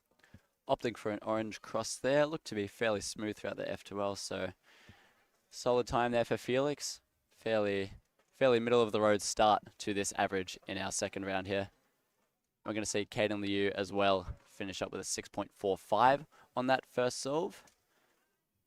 So it's going to be pretty similar here to Felix, approximately similar times. Another middle of the road start here for Caden Liu, sitting with a PR of around 6.05, I believe. So a little bit off that mark, but nonetheless a solid start. Here we're going to have Riley Dexter as well, starting off his first solve soon. The current Oceanic record holder looks to have been given the wrong cube. And now we will be seeing Riley. More cube mix-ups, it seems yes. to be. On station number 3, no less. Yeah, it's all... who wrote this script? It's a pretty fantastic script here. Can't wait to see how it ends up. This is Riley Dexter, station number 3, current Oceanic record holder. Notably is a white-yellow crossover, so let's see what he goes for here. You're going to see David Epstein as well off camera, gearing up for his second solve. For ZBLL, 6.83 there for Riley. So some ways off the pace, unfortunately, for him to start. One thing we did miss is that we saw David Epstein start with a 5.53, and on station number 1, he's just going for solve number 2 right now. Continuing where we left off, it's sub 5, 4.95 for David Epstein, starting extremely well early on. I believe that's the first sub 5 of the championship so far. There's a lot of solves we'd have to think about, but that's going to be a very solid start to David's average here, 5.53 and 4.95. So both of these 2 times so far under the PR average that he set in the previous round. So, and with a 5.53 worst solve to start, could be looking at another potential PR. We'd hope at least. It'd be a wonderful way for him to start off his day. Would lead into Sunday in an extremely commanding position over the rest of the field. Felix Zemdeg's station number 2. Coming off of a 6.39, middle of the road time, looking to potentially improve on that. Unfortunate last layer combination there, though, 7.10. Just struggled with the recognition a little bit there. Perhaps looking for a ZBLL that he might have known, but that's not going to be, unfortunately. So we're going to see Felix drop off a little bit here on his second solve, 7.10.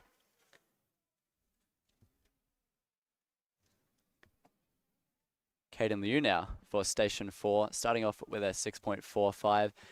Looking to get somewhere around that mark, coming into this round with a 6.56 average from the first round. So we would expect to see something similar here. Extremely quick start on the F2L. 6.58, even with a couple locky last layer cases and even some lockups going into that last layer. So 6.58, still a good finishing time, but the route there was roundabout. Absolutely. Just a few hesitations there from Caden Liu heading into that last layer. Looked to be a very quick OLer there, but yeah, just struggling with the PLL to finish off there. So all things considered, a solid time there for Caden Liu, but yeah, just a little unfortunate that we couldn't see a little bit better from him there. Now, David's obviously started off extremely well. With another good solve here, we could really start having conversations about Oceanic record, but we'll have to wait and see. Phoenix with a 4.13 off stream, exceptionally good, but here's David Epstein. This solve's looking good too. 6.32 is looking awesome for a time. Gonna struggle a little bit there with Phoenix's distraction. That's an absolutely amazing time there from Phoenix, 4.13. That is a personal record by 0.61 of a second. That's a big drop and a PR after 2 years. So fantastic there from Phoenix Patterson. Slots him up to 5th in Australia and only 0.01 seconds slower than Felix Zemdegs. A shame we couldn't catch that one on stream, but rest assured he's got that on camera. You will be seeing that one in the not too distant future on the Phoenix TV YouTube channel. Goodness me, I think it's safe to say we weren't really expecting that. But fantastic to see nonetheless. So we're going to see David for that third solve at 6.32. Sort of had to deal with that with Phoenix's reaction, a little bit of a distraction there. So perhaps threw him off a little bit, but a 6.32 is by no means a bad time here. In fact, he's surging pretty comfortably into first place of our top 4 now.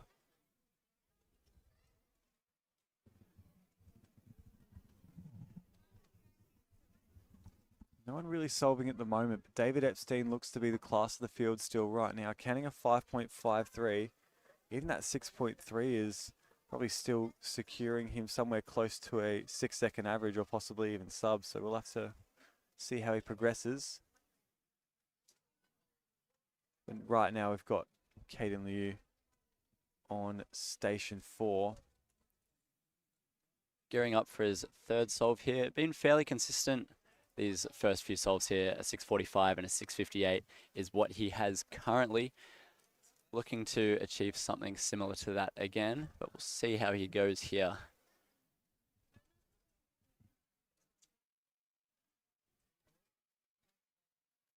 It's like another pretty quick start.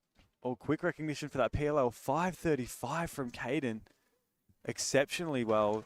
Doing exceptionally well for himself here. He's got a lot of room to lower that average with that 5.35 over the next 2 solves if he can get anything close to there. Could be signs of some pretty good scrambles in this group. We've seen David Epstein with a 4.95 on the second and Phoenix Patterson with a 4.13 PR single in the back. So let's see what Riley can make do of this second scramble for now. Opting for a white cross here. That's an unfortunate last layer combination there. Very long OLL into a VPerm. 5.79 for his second solve. The 5.79 with a shake of a head sure is something, isn't it? That tells you the level of what Riley's expecting out of this competition. Felix on left of picture now. Taking a bit of time to get steady. Oh, this is looking exceptional. Really oh, 451 plus 2 for Felix Zemdegs. It's going to go down as a 6.5, and that's going to be counting. Perhaps a little bit shocked at what he was seeing there. Lots of hesitation in the PLL. Just the nerves got to him there. He knew he was on pace for something incredible. 451, but a plus 2 here for Felix. Absolute tragedy here in the second round of 3x3. And as you said, Michael, that will be a counting solve, unfortunately. Not what we want to see here from Felix. Lots of potential here. It looks to be that way for our second and third scrambles here. So worth noting as well, we had David Epstein with a 4-second solve on the second scramble, but with Phoenix's 4.13 just in the back there, he now takes over the Australian Nationals comp record for single. David looking a little bit disgusted at this scramble, so it looks like this one's unfortunately going to be off the pace for him. Ends with an 8.03, so now it looks like PR/OCR by extension. Could be out of the question here. 5.60, yeah, so even with that best possible average, if he manages to count that 4.9, still not going to end up at his best. He's only going to be 0.01 behind. We're not going to see that little PR badge at the first round like we did. Unfortunately, just a lot of long pair solutions there from David Epstein, so it's not going to be what he's after. But here we're going to see Caden Liu head into his fourth solve, coming off of a 5.35 in the previous. Looks to be pacing pretty nicely. Another quick PLO recognition there, and it's a 5.96 there for Caden Liu. That is 2 sub-6s in a row, and that is a counting solve. Extremely fluid throughout. Worst possible average only sits at a 6.33. Caden notably does not have a sub-6 average right now. His PR sits at a 6.05, so he's putting himself well in the conversation for it. And we do have that potential here. A best possible average of 5.92 would require him to count a 5.3, which is a tough order in anyone's book, but it's certainly a possibility here in this second group of 3x3. Riley on station 3 underway now. Seeing some exceptionally quick solving from a lot of these competitors, but that was such a locky solution. I wonder what was going on with that last layer. Looked like there was almost no cases at all. He just forced a skip there. Extremely shaky and locky there, unfortunately, for Riley. 6.39 he finishes with. That's what's going to go down in the books. And at the moment, it means Riley's going to count that solve, and a 6.83 is worse at the moment. Felix Zemdegs now for his fourth solve. Coming off of a 4.5, he may still be feeling the nerves, feeling the shock a little bit. So yeah, that 4.5 plus 2, remember, so it's going to go down as a 6, but the the potential's definitely there. He's not coming here to be beat lying down. He's going to fight for this national title, and he's showing that in the second round right here. A little bit of a pseudo or maybe a keyhole F2L. 5.67 is another really solid time from Felix. Means he's going to count a 6.39. We probably would have expected that anyway. This is trending more towards the direction we're expecting to see Felix.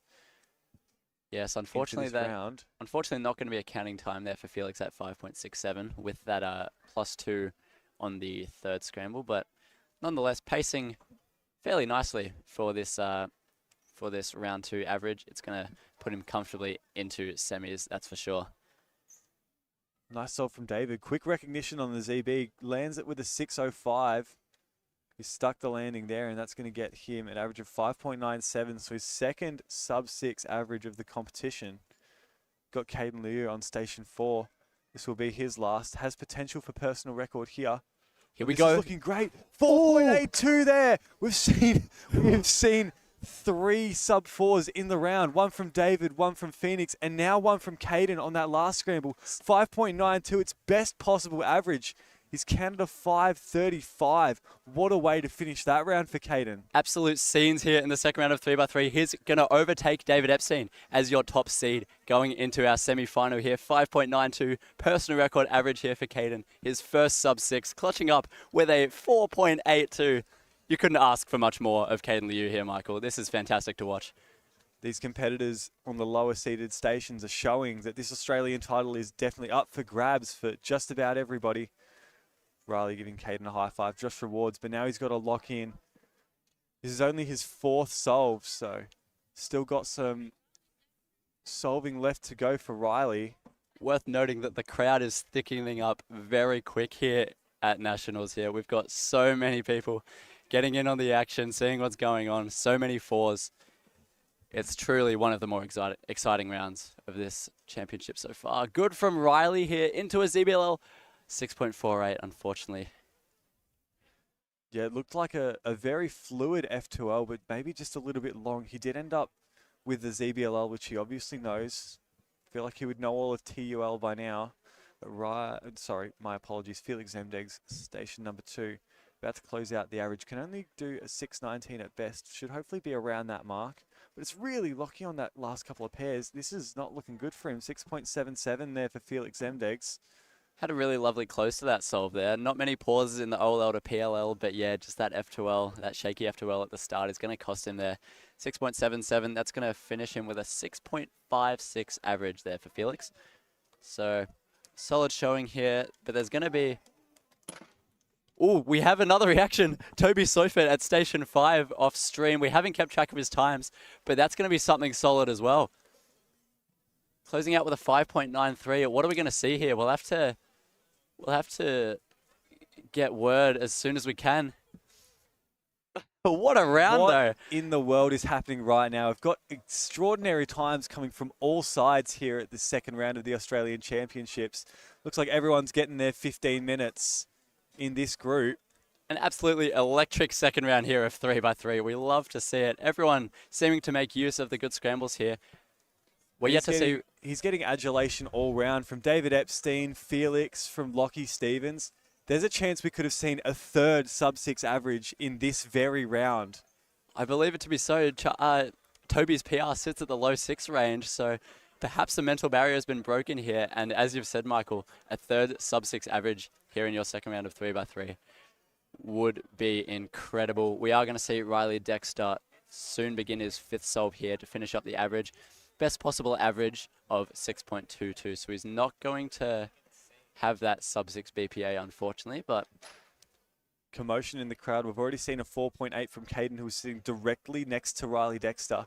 This is one solve. The current Oceanic record holder off to a hot start here. Really quick to the ZBLL. Oh, lock up possibly out of another sub-5 in this round. But 5.48 is a great finish for Riley Dexter. He's going to get close to that best possible average. Going to slot him in a 6.22. In fact, yes, there it is. That is the best possible average.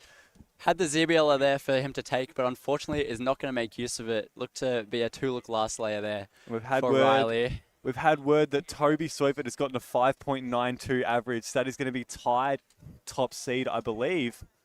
In fact, yeah, tied top seed with Caden Liu We imagine Caden Liu would have still won on single. 4.82 is what Caden finished with, but we are absolutely right where we've got 3 competitors with a sub-6 average in this round. Potentially more that we haven't heard of, but that is absolutely incredible. Such high caliber solving on display. It's going to be look at this competition. Only 4 Australians even had a sub-6 average before today, and we've had 3 in this very round. 3 in the second round of 3x3. This is going to be the second time today that Caden Liu is going to win a round, tying second place average. We saw him in the first round of 2x2 with a 1.64, I believe, personal record average. So you're not going to believe me, but Lockie's just told me that Phoenix got a sub-6 average as well. Are we serious? Are we genuine right now? This is not real, ladies and gentlemen. What in the world is going on? A 4th sub-6 average here in the second round of 3x3. A 4th sub-6 average has hit the Australian Nationals. Oh no! What's going on? We don't know the plot here. What is? We all here. In the world? We're all losing our minds behind the commentary booth. I can't even speak right now. This is unprecedented for Australian nationals here. 4 sub-6 averages heading into your semi-finals. Michael, I'm going absolutely insane in the brain right now. What have we just witnessed? So I cannot believe everybody it. in the semi-finals that's on stream is going to have themselves seated with a sub-4 average. It's completely insane. 2 592s, one from Toby Seufert and one from Caden Liu, and then 597s from Phoenix Patterson and one from from Phoenix Patterson and David Epstein. Oh my days! This has got to be the best round we've ever seen at an Australian comp minus Worlds. Truly putting everyone's best on display here in this second round of 3x3. So many mental barriers broken in the name of Phoenix Patterson, Toby Seufert, and Caden Liu, all breaking sub-6 for the first time ever. From this very round, the rankings in Australia are going to have a seismic shift. Toby Seufert drops his average by a quarter of a second to go sub-5. Phoenix Patterson drops from 7th in Australia, drops his PR by almost a quarter of a second as well. Let's not forget Caden Liu has broken the sub-6 barrier as well. David is the only one who's gotten sub-6 today that didn't PR to do it. And he's gotten 2 sub-6 averages in this one competition. Mark my words, this is going to be one of the hottest 3x3 rounds. This semis is shaping up to be one of the hottest 3x3 rounds, and don't even get me started about finals later tomorrow. This is all the more evidence to show that we are in for an absolute heater this Nationals, especially for 3x3. Your semi-finals and finals of this 3x3 at Australian Nationals 2026 is going to be an absolute treat. You do not want to miss it, those watching now. Oh my goodness gracious me. How are we going to follow up that round over the coming days? We've got to find our composure again now. We're going to segue into the first group, I should say, of Scube round 1. Goodness me, it's gonna take a while for me to recover from what we've just seen, and I'm sure it's going to be the same story for you here, Michael. I can't wait to see all of these averages get put into WCA Live. This is going to be an absolute score page to savor. I don't know what else to say. And in fact, yeah, they're all getting entered right now. This is incredible to see on screen. Oh my days. Check on WCA Live right now. You got 592, 592, 597, 597, 3 PRs. The top 3 all PR'd. And let's not forget, of course, Caden Liu and Phoenix Patterson both PRing single as well. 6.22 of an average in Riley Dexter. Not even going to place on the podium here for your second round of 3x3 here at Nationals. This is just, I have no words really. I'm just sitting here in absolute shock. It's such a pleasurable sight to see on WCA Live. But I've nothing else to say. The best thing we can do is just let it sit there. Let it sit and let it fester. And we'll come back tomorrow and try and process it better, Harry. No combination of words in the English dictionary is going to do justice. The scenes that we have just seen. Goodness me is all I have to say. So we are... And that's all you probably need to say. We'll leave it at that. So with that group of 3x3 just finished, I am going to make a swap and we are going to bring in Lachlan Stevens, who's just competed in that 3x3 group. And we will be walking you through the first 2 groups of our first round of Scube. Should be exciting. We have many top solvers here, so Yes, we Yeah. have plenty of top solvers in this group, not least Zichi Ding on station number 1, and the names keep coming in. Think about Ben Wakeland, seed number 3, cube up. So we are gonna see Lachlan Stevens come in. Lachlan, you were in that magical group of 3x3 round 2. How was it from your perspective as one of the competitors? Obviously, it was absolutely incredible scenes for us as commentators.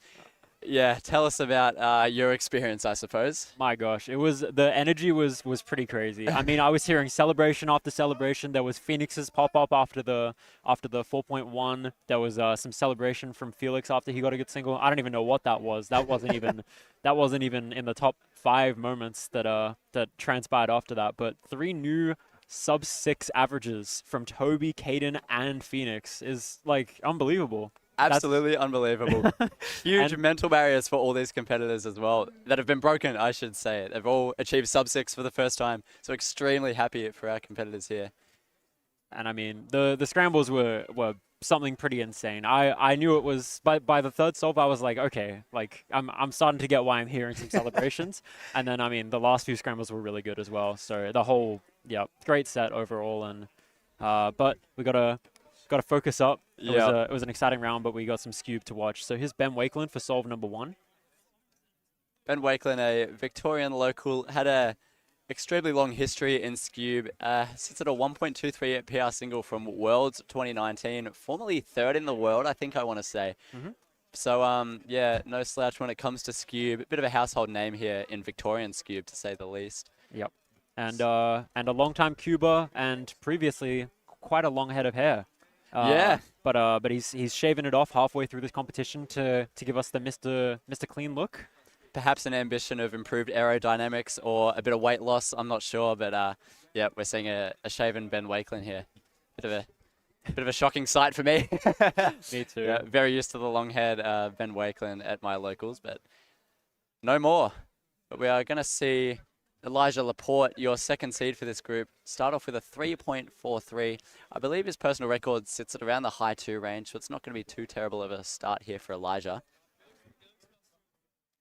We are also going to see Azichi not going to perform to his standards, 5.71 on that first. Unfortunately, wasn't able to catch it with my own eyes, but we can only assume a few lockups and misrecognized algs there. And it looks like we're missing Jaden McNeil over on Station 4. Didn't really feel like attending his former world record event in Scube, but no worries. He's got better things to do, I suppose. Yeah, it seems to be so, but yeah, Jaden McNeil coming into this round with a 3.1 personal record average. I believe that was the personal record that he set back in 2014 when Scube was first added. Sorry, I'm misspeaking all over the place. Yeah, so not sure where he is, but we are going to miss a Station 4 for this group. Or so it seems to be so far. And just confirming, do you remember what Elijah's first solve was? I think it was a 3:30... 3.43, I believe. 3:43? Okay. So, yeah, going to be a pretty middle of the road time start. Pretty middle of the road start there for Elijah. Looking to hopefully lower his times as we progress through this average. Oh, goodness me. It was a bottle of water. I need some hydration. I need some oxygen into the brain because I've just experienced an absolute roller coaster of emotions here. I mean, from the commentator's perspective, you had prime seats. I couldn't really tell what was going on in 3x3, but how was it? Was it as exciting as it sounded from across on the yellow stage? The dictionary does not hold enough words to describe what we just went through. There was absolute scenes. Both Michael and I were lost for words completely. It was incredibly blessed to have front row seats here. And Ben Wakeland with a 4.99 on solve 2. Looks like Zichi might have gotten a duplicate scramble, and here goes Elijah for solve number 2. Yes, Elijah inspecting now a few complications here for Zichi, so we're going to have to see his second solve a little bit later. Elijah with a really long solution there of 4.65 for solve number 2. Looked to be a misrecognition of that that last algorithm there. Not too sure, but yeah, 4.65 is not going to be the mark he's after. Looking to see him improve on that as this average progresses. Yeah, not really batting around his PR right now. Has a PR average of 2.90. Yeah, But sitting around the high 2 range. Yep. Scube is one of those events where scrambles really dictate how fast the average will be. So if we're not seeing any crazy scrambles, we're probably not going to see anything quite near what these solvers PRs are. It's one of those events that's just a game of perfection, isn't it? We're going to need these solvers to avoid the lockups, avoid the hesitations if they want to see it through to the final round. However, we are in the first round, so there's not too much weight on these competitors' shoulders, which is good. Good opportunity for them to get rid of their nervous shakes, get the poor solving out of the way. Getting a little taste of what Zichi can do with some warm-up solves, putting down some high 2s. Yeah, this is what we'd like to see in an ideal world. He does have a personal record of 2.49, so yeah, very classy Scube solver. Goes without saying. Yep, and a lot of the top Scube solvers are also really good at Pyraminx. Zichi, Eli, just to name a few. I don't think I can name another, but take my word for it. They go hand in hand. Both have pretty unique turning and rely a lot on TPS and being able to see deep into the solution. No, you're absolutely right. There seems to be a bit of a correlation between our top Pyraminxes and our top Scube solvers. So we're going to see Ben Wakelin here go for his third solve here. Looking to come back from that 4.99 on that second. 389, not too bad of a solve, but throws us a little cube up there. Yeah. If you're not familiar, that sign he just did that means cube up.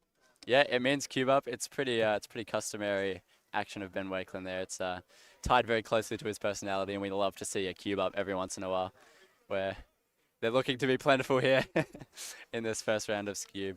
Love to see it. Here we're going to have Elijah Laporte go for his third solve now. Just looking to have a lot of lockups here. It's going to be a 548 for Elijah on solve number 3. Just trending upwards there. Yeah, not the trend we were hoping to see. We're hoping to see a downwards trend, but yeah, unfortunately we're going to see him progressively slow down, unfortunately. And Zichi with a 273 on Scramble 2 there after his Scramble mishap. A bit of a shake of the head there, but seemed to capitalize on that green layer. Yeah, so it'll be a fairly middle-of-the-road time there for Zichi. Good to see him come back from that 5.71 on that first scramble. So he'll be looking to continue that momentum into the rest of the average. Unfortunately, still no signs of your former world record holder, Jaden McNeil. I think another face we'd love to have on the cameras along with Ben Wakelin, but not going to be the case, unfortunately, from what we can tell. That's all right. We've got plenty of action. I think Ben brings the energy that we might be missing from Jay. Going up for solve number 4 now.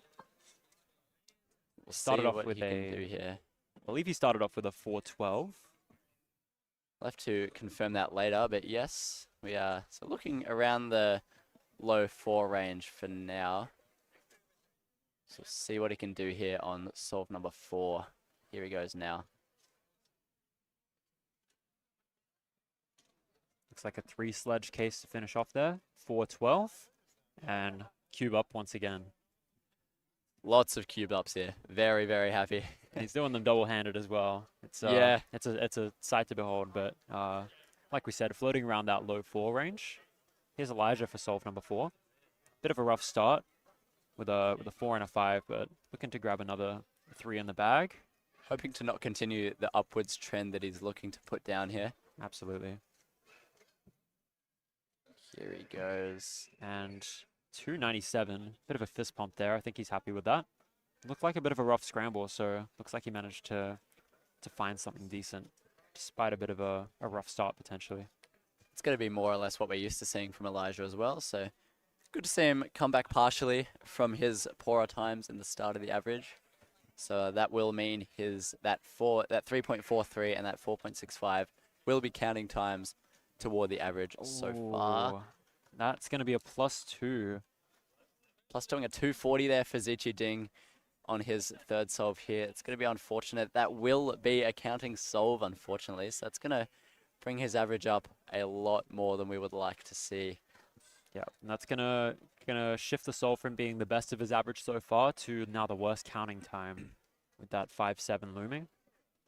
Yes, we're seeing all of our competitors struggle a little bit here. We have Ben Wakeland here coming in with a PR average of 3.08 and hasn't really looked to get anywhere close to that. So could be signs of some less than ideal scrambles. We don't really know, but not the greatest showing here from our first 3 seeds of Scube here at this competition.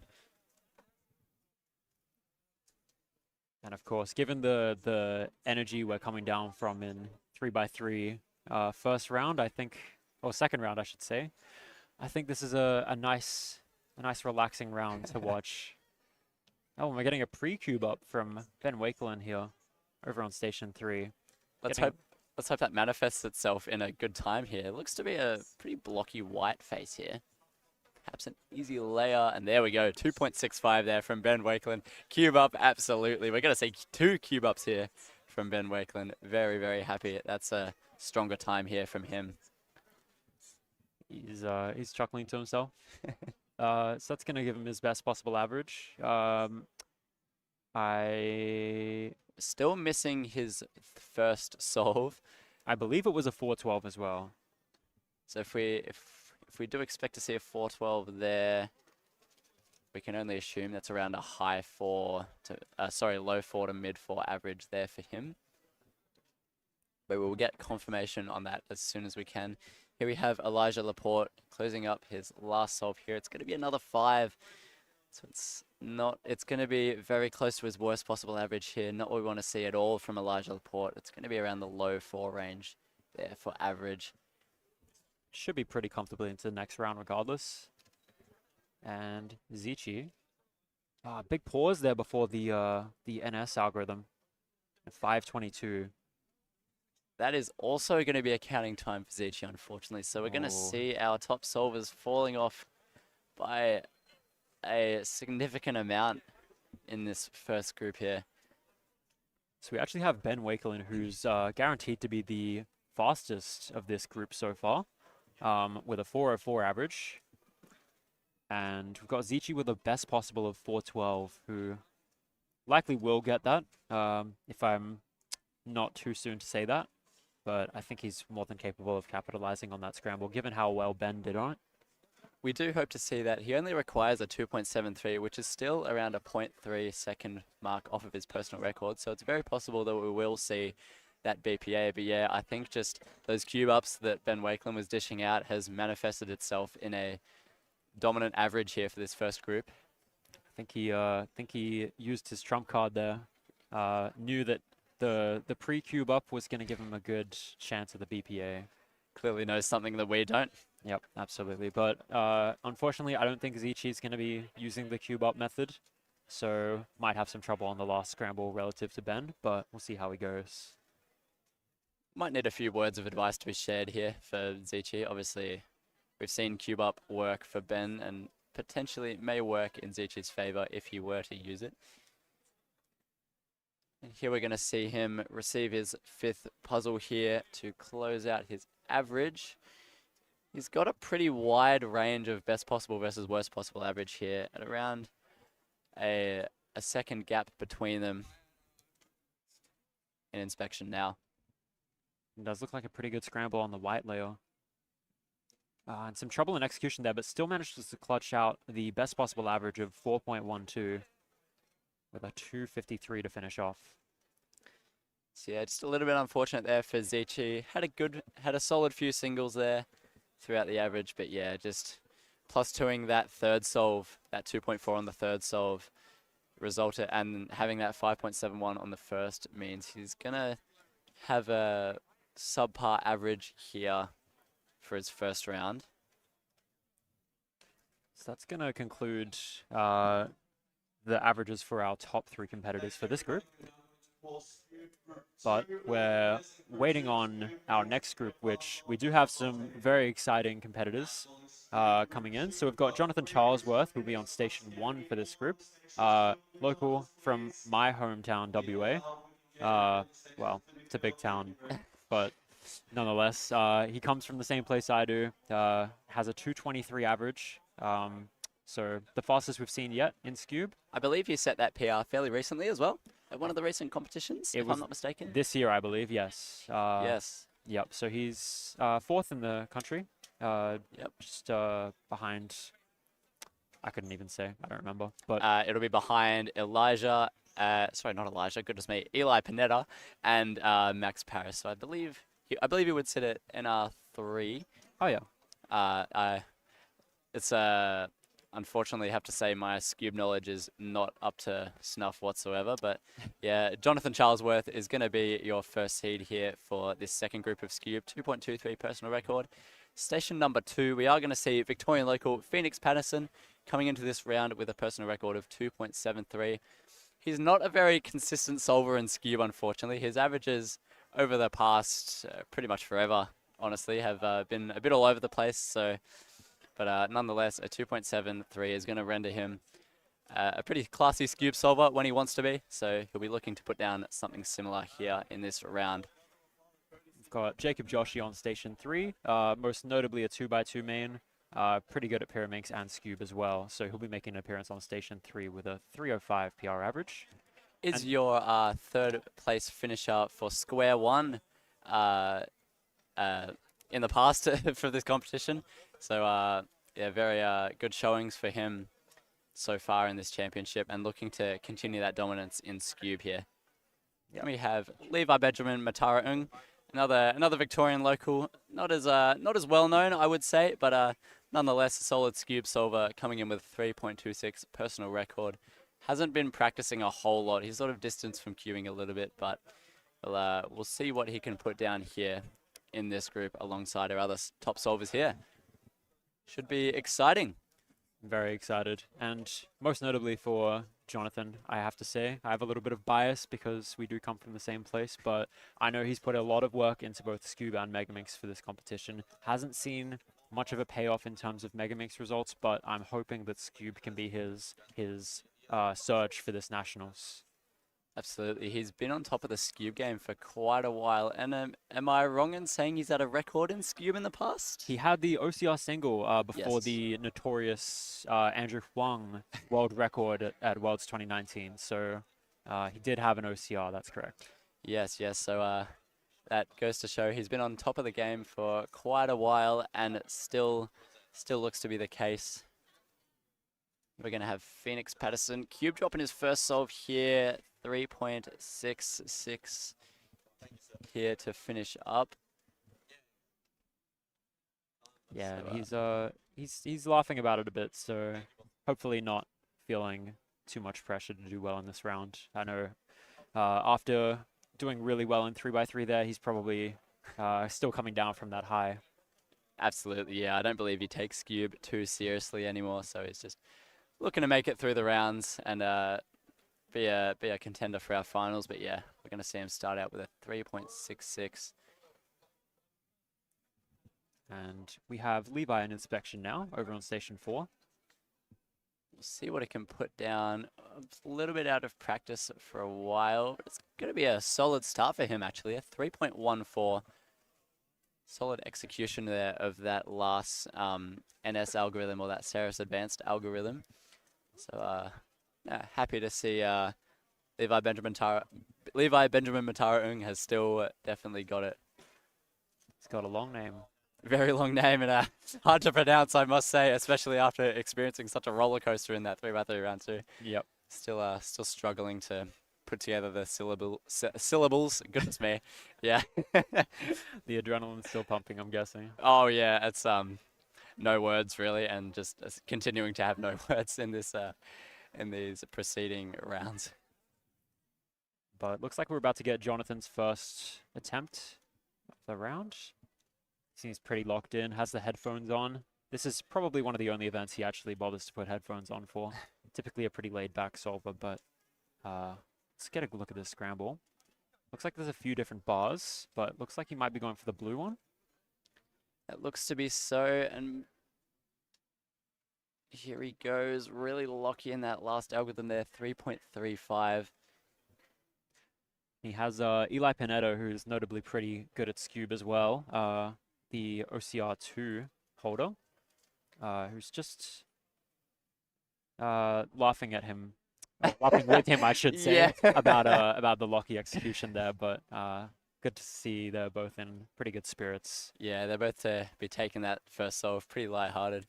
Yeah, we're gonna see. Well, unfortunately, you guys aren't gonna see. He's just out of frame, unfortunately. But Eli Pineda is gonna be judging.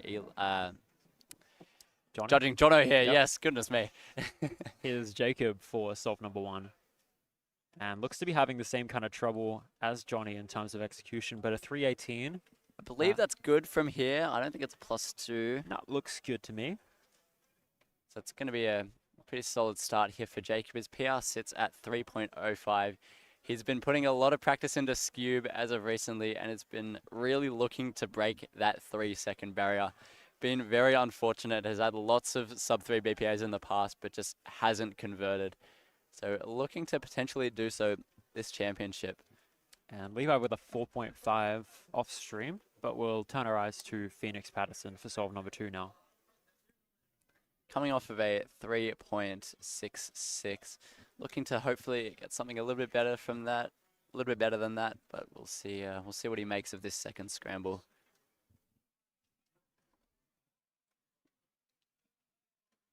Here we go. Lots of sledges there in that last few seconds of the solve there. 3.78 is going to be Phoenix's second solve here. Not too far off his first, but like we said, it's probably still got the adrenaline shakes from that 3x3 round. Would not be surprised. Here's Jono for solve number 2. Started off with a 335, bit of a shaky one, but looking to claw it back to something potentially sub-3. Had a shake of the head here in inspection, so could be signs of a less than ideal scramble. Hopefully he can make something of it.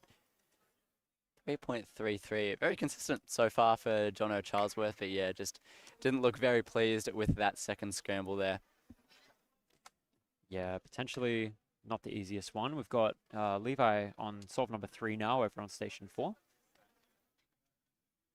Looking to claw back a little bit of consistency here. Had a 3.1 on his first and 4.5 on his second. See how this third shapes out. 3.40. So it's going to be another solid time there for Levi. Good to see him continue the solid pace. That will be a counting time in his average. Here we have Jacob Joshi on the left side of picture, going to begin his second solve now. Oh, pretty quick onto the last 5 centers case, but took a long time recognizing. 428 for solve number 2 for Jacob. Yeah, lots of the last 5 centers cases on Scube. Not going to be the most ideal of cases to receive, and unfortunately Jacob's just gotten one there.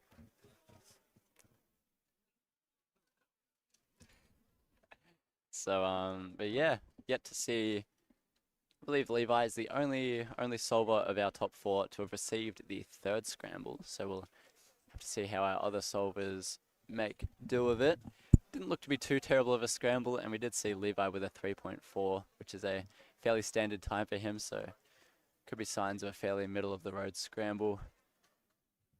Yep, and looks like Levi might be. Wow, he's surging ahead already on the 4th scramble. Giving me a bit of a look of confusion there. He's surging ahead of the rest of the solvers. He's going to be beginning his 4th solve here. And Phoenix getting delivered his 3rd, but Levi on the right there.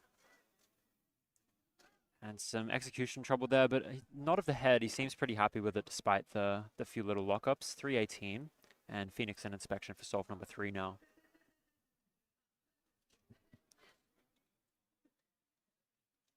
A little bit of a pause there in the last seconds, but 2.89. That's going to be a better time there for Phoenix. It's going to mean the 3.66 on solve 1 is counting as of now. So that's a solid performance there from Phoenix, and we are going to see Jono Charlesworth tackle that scramble as we speak. Oh, and some really solid turning there. 244 for Johnny. Looked to be a really short solution there. I had a few minor lockups towards the closing ends of that solve, but yeah, just a really short and efficient solution there from Jono Charlesworth. 2.44. That's going to be a much better time for him, progressing through the average. And Jacob with a triple sledge case there. 269. It's going to be a good time there for Jacob as well. Could be signs of a ideal third scramble. Yeah, and Jacob's pretty comfortably pacing a PR average here if he can continue with the threes and the mid twos, but doesn't want to count that 4-2, otherwise that dream might have to die. Certainly a familiar place for Jacob. He's had a lot of sub-3 best possible averages in the past, so he's been in this situation before. So we'll see if he can pull things together and potentially land himself a personal record in this first round of Scoob, but we'll have to see how things shape out. But Levi has now been delivered his final cube. Has a best possible average of 324, which would be a PR for him by 0.02, and a worst possible of 369, which would seem to be a pretty good average for him regardless. So already secured pretty comfortable spot in the next round, but hopefully this last scramble has something to show. Doesn't look very blocky, however, so we'll have to see. Here he goes. Yep. Yeah, a lot of trouble there. And a 562 to get that worst possible average of 369. Solid showing there from Levi, but yeah, just a little unfortunate to not secure himself a micro personal record there, but you know, can't ask for too much, especially when you haven't been practicing much as of recent. So, yep. Solid showings there from Levi for this first round of Scoob. Lovely to see. Very happy to see. And he did manage to get a pretty good time on that fourth scramble, which we're yet to see anyone else get. So hopefully we can see some good times from Phoenix and Johnny. It did look like it was like a 3-sledge case from memory, and Johnny actually knows full NS, so hopefully he can capitalize on that and do better in terms of the move count of his solution. Absolutely, he's going to have his solutions and algorithms optimized. We're going to see Jacob Joshi here, station number 3. We also have Phoenix Patterson gearing up for his next solve. Let's see what Jacob can make of this scramble. 3.78. He's not going to find the same solution that Levi did there on that fourth, so going to be a bit of an underwhelming time there for Jacob. 3.78. Got Phoenix Patterson here now for solve number 4. Got a 289 on the last scramble, so kind of trending downwards here, but having a bit of trouble. And a really long solution there. 476, his worst solve so far. It's going to give him a worst possible average of 407 and a best possible of 344. Yeah, I think it's safe to say there's a lot of misrecognition in Phoenix's fourth solve there, so not what we wanted to see from him. Here we're going to have Jono Charlesworth tackle that very same scramble. Solve number 4, coming off of a 2.44, he's positioned himself pretty nicely for the closing stages of this average. We'll see what he can do here. Looks like he's locked onto an orientation, but a shake of the head before he starts execution. And probably wasn't able to one-look it. Potentially a +2 as well. But it looks like it's a 411 on the timer. No, it's not going to be a +2. So 411. It's going to give Johnny a best possible average of 304. And worst possible of 360. Yeah, I think you're right there in terms of the lack of a one-look there. Just a really long pause there to recognize that NS case. And that's it's gonna pull his average up by a fair bit. He's going to be counting both of those 3.3s now. So we do see a best possible average of 304 for Jono. So it's potential for something still quite decent that will place him very well going into the next group. Next round of Scoob here. And as we close out these averages, let's have a look at who we've got coming up in the next group. Ooh. And I believe we're both gonna be taking you through the next group as well. A bit of a commentating marathon for both Lockie and myself. So we have some pretty big names here in our next groups. With most notably Eli Pineda, your multi-time oceanic record holder. So that's our next group. But for now, we've got Jacob Joshi here looking to close out his average strong in this 5th scramble. And got to U-perm pretty early, but some trouble on the execution there and a +2. But cube up. Looks like he's learned from Ben Wakelin. Knows a bit of Scoob ball knowledge. 470 +2. It's going to give him a 375 average for his worst possible. we're seeing a double cube up here for a pretty poor closing to the average there. So I'm not sure what's going on there, but cube up for sure. Cube up from his judge as well, Harvey Welsford, one of my Gippsland locals. I'd love to see it. Absolutely love to see it. Here's Phoenix for solve number 5. Looking to clutch out that best possible of 344. And It goes. yeah, it just seems to be a really long finish to that. And a 498, he's going to get his worst possible of 407 there. Going to be a bit of an unfortunate cube drop there for Phoenix on his last solve. So now it's all eyes on Jono Charlesworth here, our last solver of the top 4 to finish up his average. Speaking of such, he's going to receive his 5th cube. So we'll see how he tackles this 5th scramble here. And it does look like most of the other solvers had a pretty long solution in terms of the finish. But like I said, Johnny has NS under his belt, so he can hopefully capitalize on that. And a 384 to close out his average. Going to be close to worst possible, about a 3.5, I believe. Yeah, it should look to be the case. Not going to be the strongest finish here for Jono Charlesworth, but a 3.5, approximately what we expect, a 3.5 average, will comfortably see him through to our second round here. Yeah. But as we were saying, we've got Eli Pinetto in the next group, the former OCR holder for Skew. And on Station 2 next to him, we've got Thomas Tinlin, who I'm not particularly familiar with, but I know is a pretty strong Scube solver. Yeah, Thomas Tinlin coming down from New South Wales. This is his debut major championship. And so he's sitting at 2nd seed for this group with a 2.59. He is a little underrepresented in his official results. He is much faster at home, but just unfortunately hasn't been able to calm the nerves in competition and convert. But we're going to hopefully see him put down something similar here in this group. 2.59 is his personal record, looking to continue something similar. And stations 3 and 4 here, we have Connor Theodore coming down all the way from Queensland, sunny Queensland, with a personal record of 2.80, which he actually achieved at his last competition. Another mental barrier for him. He's another sort of underrepresented name in the field of Scube here, so excited to see what he can put down here in Scube. And There he we go. sat down at the wrong station. Yeah. And then, as he said, on Station 4, we've got Tommy Caprilis, who I didn't even know was that good at Scube. Oh. Oh. Oh, we just lied to him. Connor.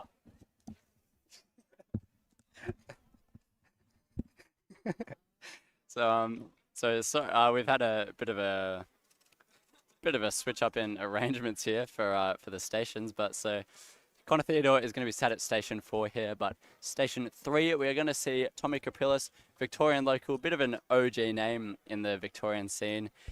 Very well rounded in lots of the events, and Scube is no exception. He's going to be coming into this group with a personal record of 3.07. So I can't speak on much as to his recent performance, so we'll have to see what he puts down in this round. I wouldn't say he's a Scube main. He's more of a FMC and 3x3 main, so we'll have to see what he puts down here in this group here. But looks like we're going to be subbing out for the Zaid and Felix lineup. The Scube God himself is going to grace us with his presence. So we'll be seeing you later on. Absolutely, pretty dynamic duo here. Cannot complain whatsoever. So welcome our 2 new commentators.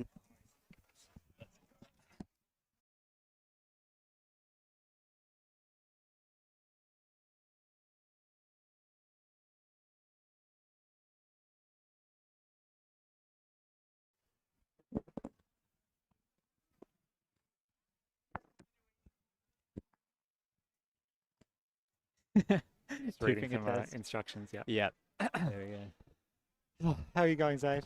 I'm good, Felix. How's it going for you? I'm good, I'm good. I'm just recovering, still recovering from the excitement of 3x3 round 2, I think. Yeah. Yeah. Absolutely insane round we had just before.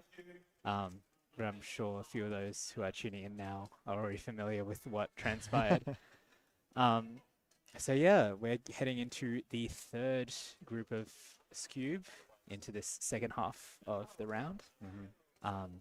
And as already introduced by Harry Forbes, we have our top 4 of Eli Pineda, Thomas Tinlin, Tommy Capriles, and Connor Theodore.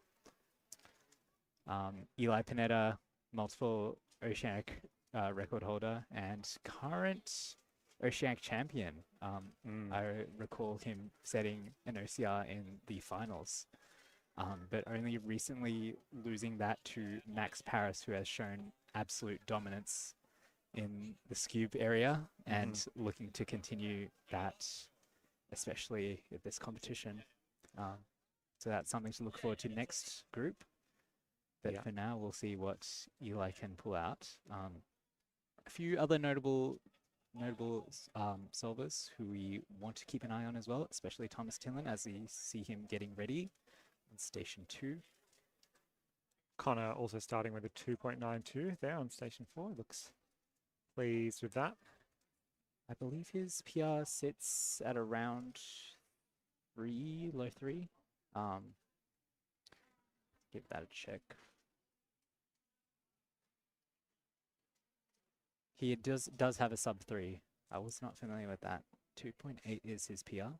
Thomas Tinlin, current, I want to say New South Wales state record holder, does not find a good solution and is a bit fumbly on the execution. 5.42. Eli Pineda inspecting now.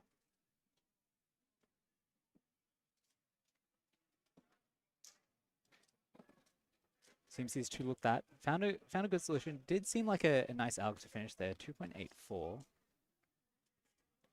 Tommy with a 6.27. So struggling on that first one. And yeah, we know Eli's super consistent. He's been on the podium for the last 4 Australian Nationals and also at the only 2 Oceanic Championships. So he's podiumed at every single major national or continental in Scube and no worse than second place in fact. So very, very consistent. He does have a very good longevity in terms of his performance since 2022, being the national champion and setting a national record at that, his first national record at that same comp. There you go. Yeah. Connor Theodore receiving solve number 2.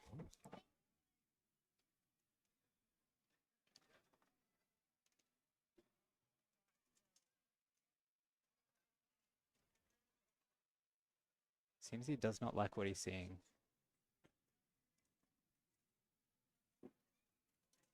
2.73. Seemed it was a bit silly given the short inspection. Yeah. It's almost like he gave up on the inspection, but then managed to pull it off.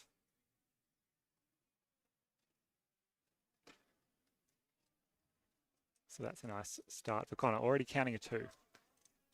It's very solid pace.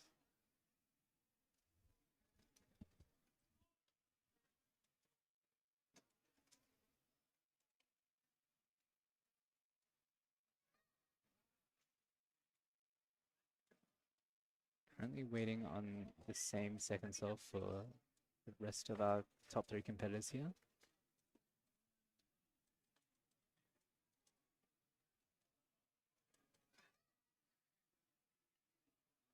When was the last time you competed in Scube, Felix? I can check the stats on that one. I reckon somewhat recently.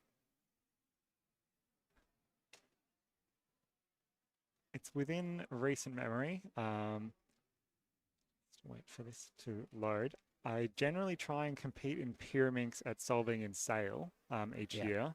Yeah, that's a must. I think this year I didn't have a Pyraminx, but sorry, Pyra. Scube.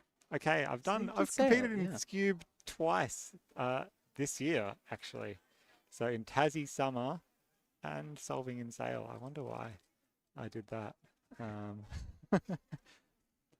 think Tassie Summer might have been a case of we missed a 1.4 from Eli off stream there. Yeah. Don't make me talk about my Scube. Wow, looked like a quick one.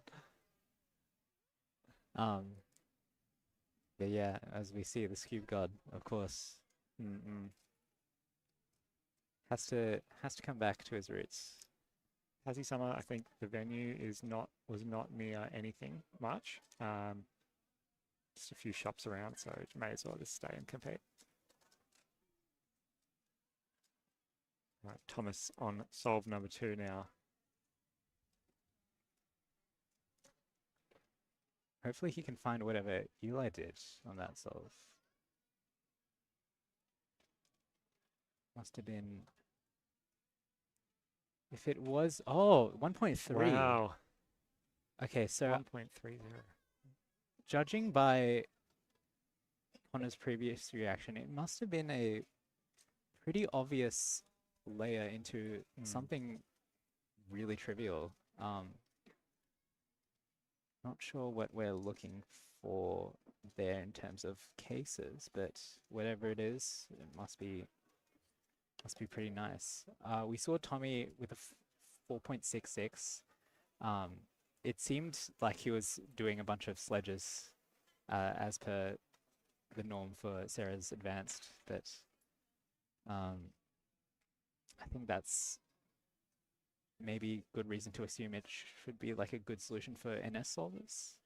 Connor Theodore 5.29. Unsure if it's a +2 or not. We're waiting on confirmation from a delegate to potentially sort that out. But Eli inspecting is third right now. Bit of a fumble on the layer, but 2.31. That's very good. He seems a bit indifferent about that one, given how unergonomic his execution looked to be. Probably the only competitor with a skube on his jumper, I would suspect. That's the iconic skube jumper. Yeah. Unique piece of merch. Tommy 385.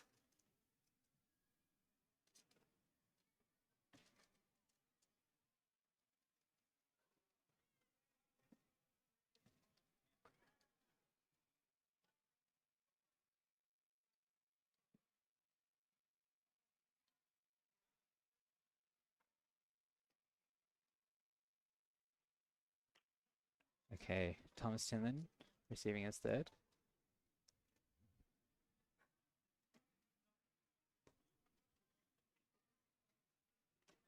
Looking to see if he can capitalize on that 1.3 from the previous solve, seeing if he can count solid time that'll put him on pace to break his PR average, which sits currently at 259.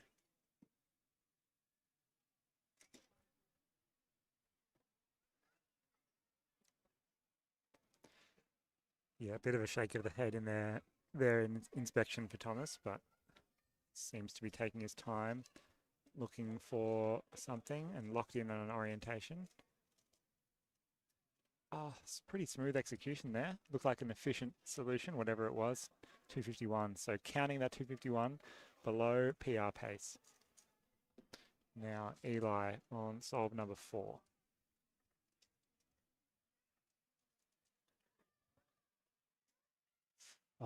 Once again, another fumble. He seems extremely annoyed at himself for that. Once again, seems that building on those first 2 layers is something that he's struggling with, especially today. And that transition into the NS or whichever alg he is looking to execute.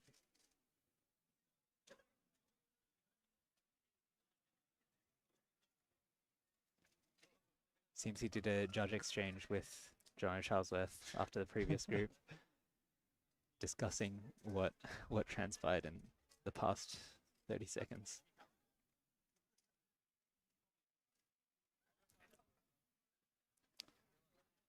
Connor here.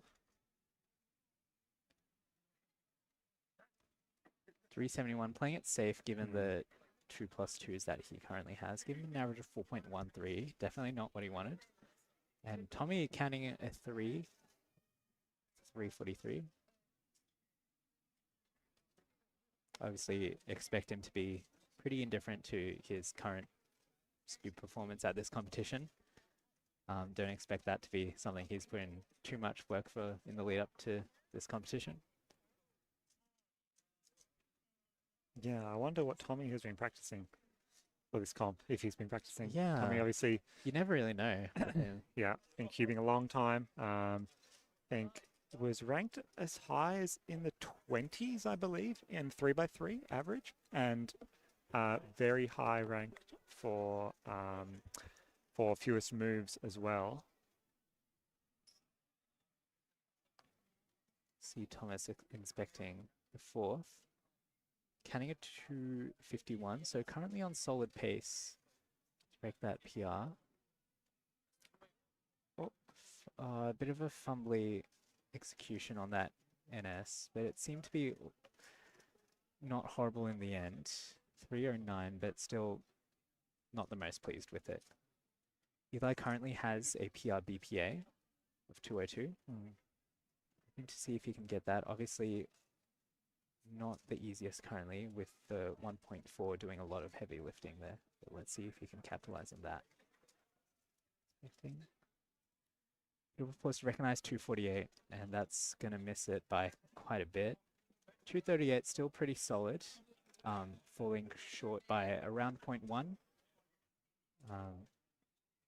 And that's very, very solid from Eli, all things considered. But obviously, given those fumbles in the building of the layers for his third and fourth, something he would retrospectively see so much potential in. Tommy finishing there with a 529, which I believe will lock him around a 4-second average, 4 and 4, high 4 maybe. So nothing special there from Tommy, but you would think very safely through to round 2. And tomorrow morning is when they'll need to be at their best to qualify for the finals. Now we see Thomas going for his last solve. Again, 1.33 makes a PR average possible.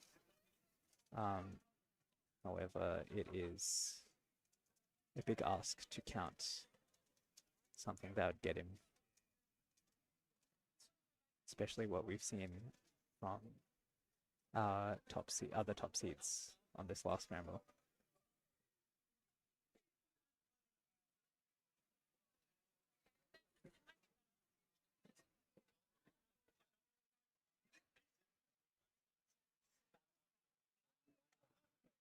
Recognition holding him a bit back on that one, 3.9.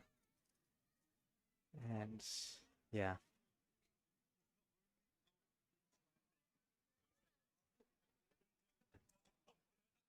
Yeah, the Theodore bucket hat not quite working its magic there for Thomas, but still very respectable.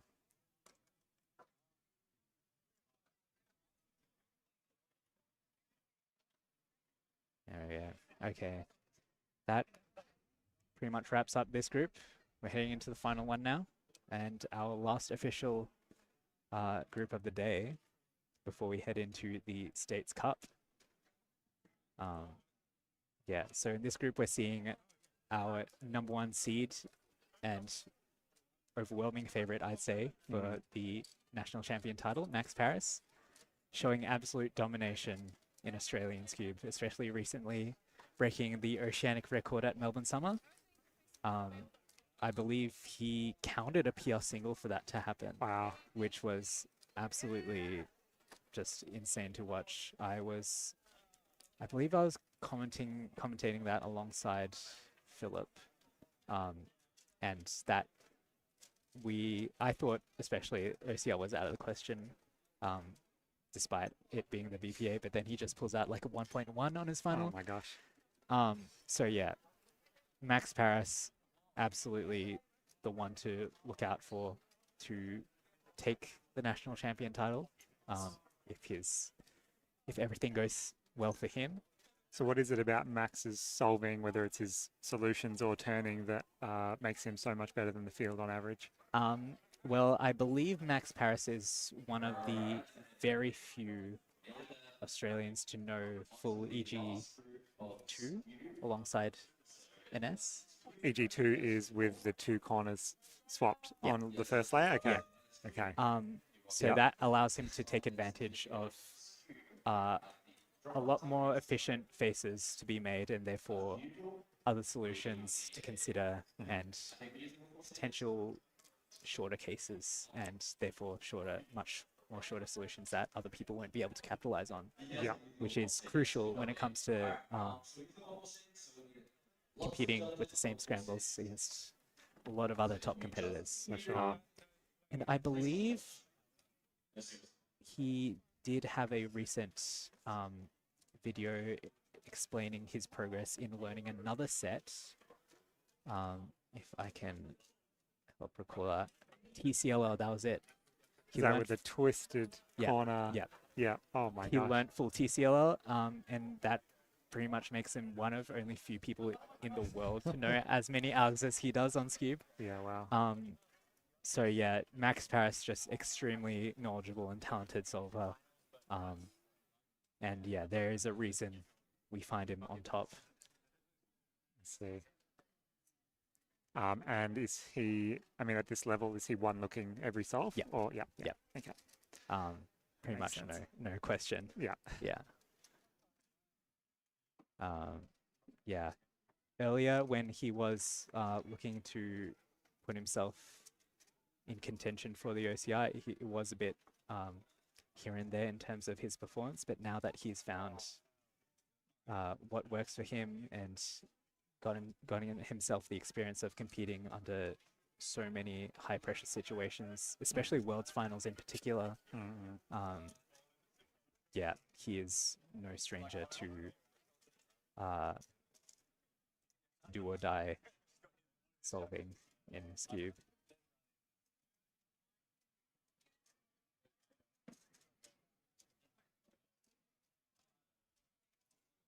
Hello?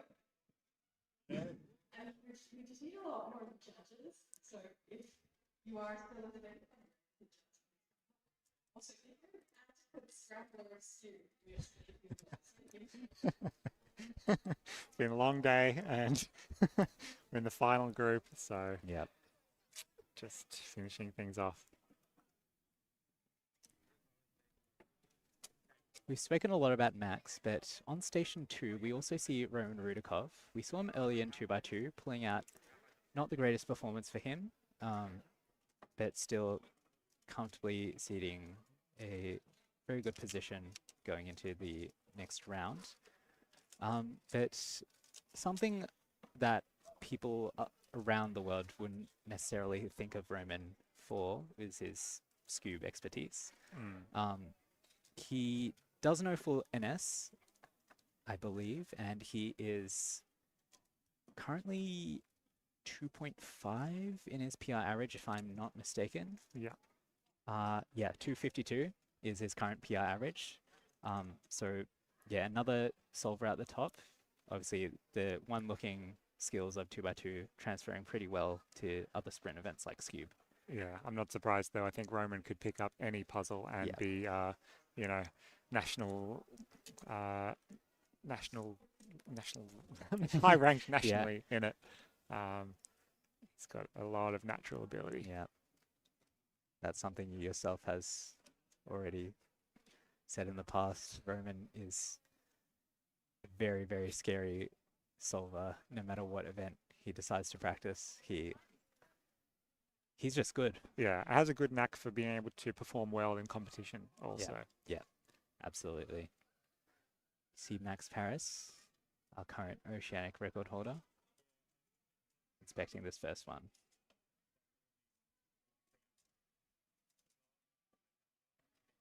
You can see him hovering his fingers over the pieces occasionally. He's missed one look there, and +2. 3.66. Looks like he's going to try and Forget figure out what the mistake was, yeah, or at least redo the case. But yeah, Max Paris, we could see him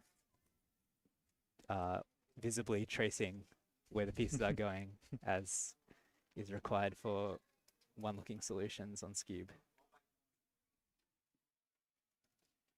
Roman Rudakov. Also not happy with the scramble. Yeah.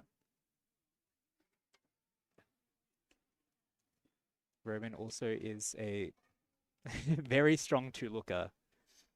Something infamous about his cube solving is that he almost never opts to one-look his solutions and still somehow consistently gets sub-3 averages. Yeah, wow. Just, yeah, extremely fast recognition puts him so far ahead of other people who don't one look.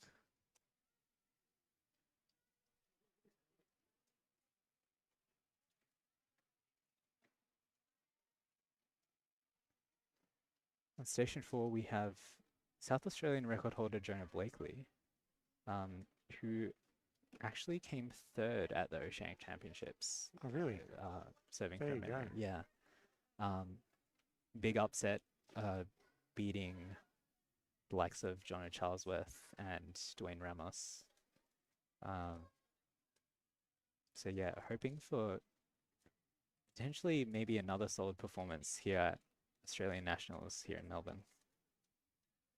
And he is going to begin inspecting. Currently doing some prayers with his hands for a good scramble or a good solve. Oh, I don't know what's happened with Jonah's puzzle here. Oh, right, they've called over a delegate. Just I misspoke probably earlier. probably a repeat scramble. Yeah. I misspoke earlier. Jonah's already done one, and it seems that scramble he's gone there must be the same as the one he just did. Mm. So at the end of the day, scramblers are extremely prone to make mistakes like these. Yeah. So can't really blame them at all. Here we go with Max Paris solve number 2. So didn't have the best of starts, but we know Max is a quality cube solver. I'm sure he'll be able to recover. Even considering the worst case scenario, counting that 5, still another round where he can easily qualify, counting a time like that. A lot of tracing going on. Extremely quick. Seems he slightly doubted that one look there. Mm.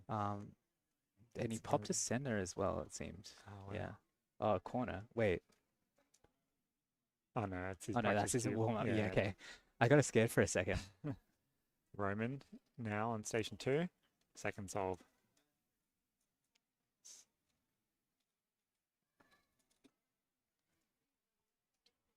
Another quick recognition there. Yeah, wow. Even with that pause, still a sub 3.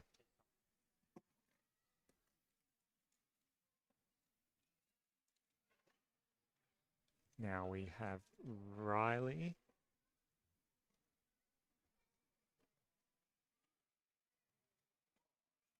Oh, Can't believe the sledges on that one. And Jonah. And another one. Jonah with a 350. Riley, just like Tommy in the second group, has a very respectable PR, but hasn't put in too much practice for Skew. Getting patted on the head by his girlfriend. Can't be there. Caressing the hair. Riley does have extremely nice hair.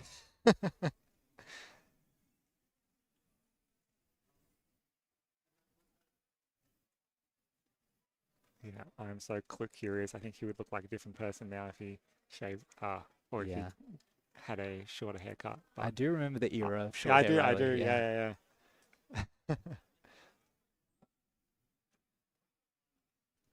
Yeah, Scoob, probably not Riley's focus for this competition, I suspect. Absolutely not.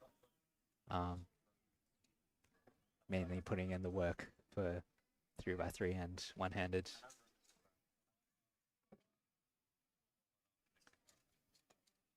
Right, Jonah receiving solve number 4.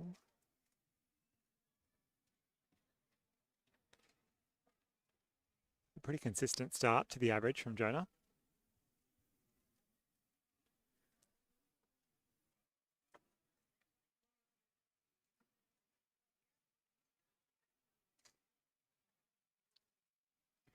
Seems like an easy white face there.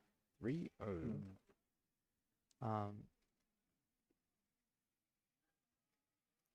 If I had to guess it, he must have one looked at given the transition. That must have been a Sarah's advance case that he did there.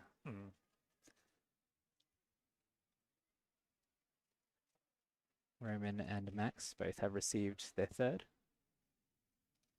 Max starting now. Roman likely going to wait until Max finishes.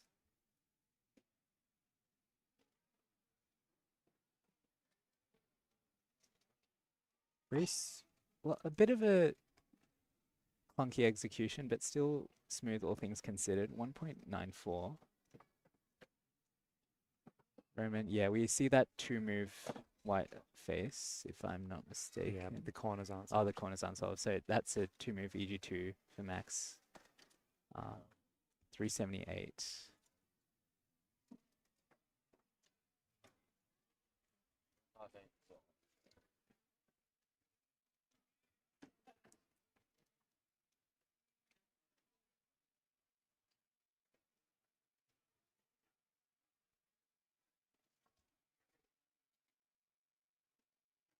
So unfortunately not any spectacular times so far. Well, we did see off-stream Amy Smith at Station 5 with a 1.88. We're not sure what that solve was on. Trying to get a glimpse of the scorecard there to see if that was Yeah. the fourth or if Amy had a similarly efficient solution to Max on solve number 3. 1.81. There you go. I think that's our answer. Yeah, Oh, must no. be scramble 4, but Jonah seems unhappy with that one. Seems there was a lot of potential for that to be a bit better. It looks like a oh, DNF. DNF, Yeah. never mind. Yeah. Seeing that those 2 twisted corners in the back made it very difficult for both us and the audience to catch that. But Jonah knows he's on camera, and so very helpfully Yeah. showed that. Just needs to make sure to put in a solid time for the final one. But yeah, looks like I guess he missed one looked. But We are seeing a couple pop-offs from other stages, so yeah, I think it is good to assume that this fourth scramble might be something interesting. always nice to have the non-number 1 seed get the easy scramble first, just to build a little bit of hype. Yeah. You know that scramble's coming for Max.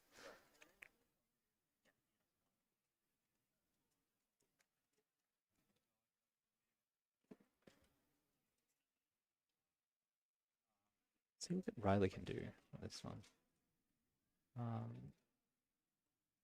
Jonah looking at Riley's to see what mistake he might have made.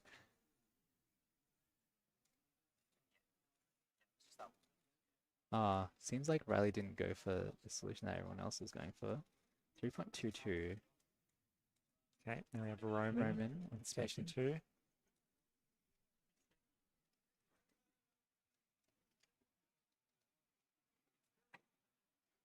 There we go. 1.8, there we go. Yeah.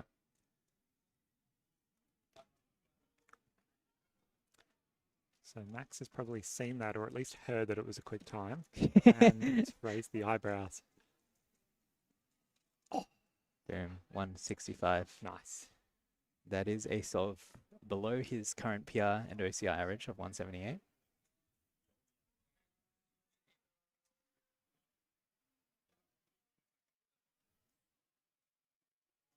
So yeah, judging by similar times from everyone else, can only assume it's a solution with nothing fancy involved.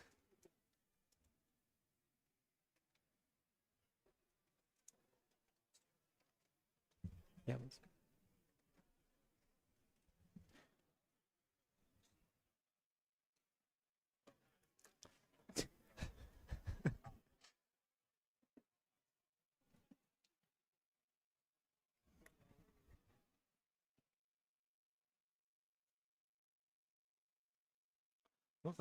Looks like Jonah has finished his average. Didn't quite catch that last solve.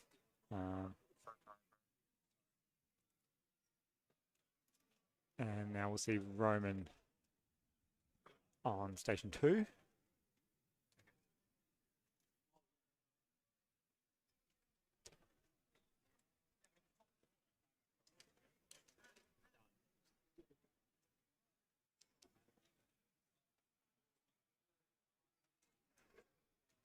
A little bit of discussion going on before this final solve.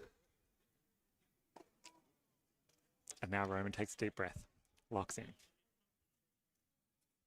Final few solves of the day.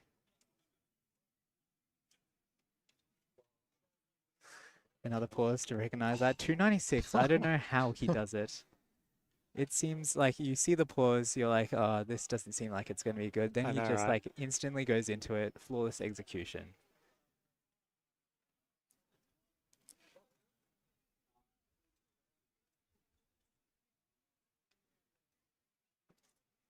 Riley off stream. Unfortunately, the water bottle blocking our view a little bit. Oh no, Riley, he's fumbled during that UPEM 4.35.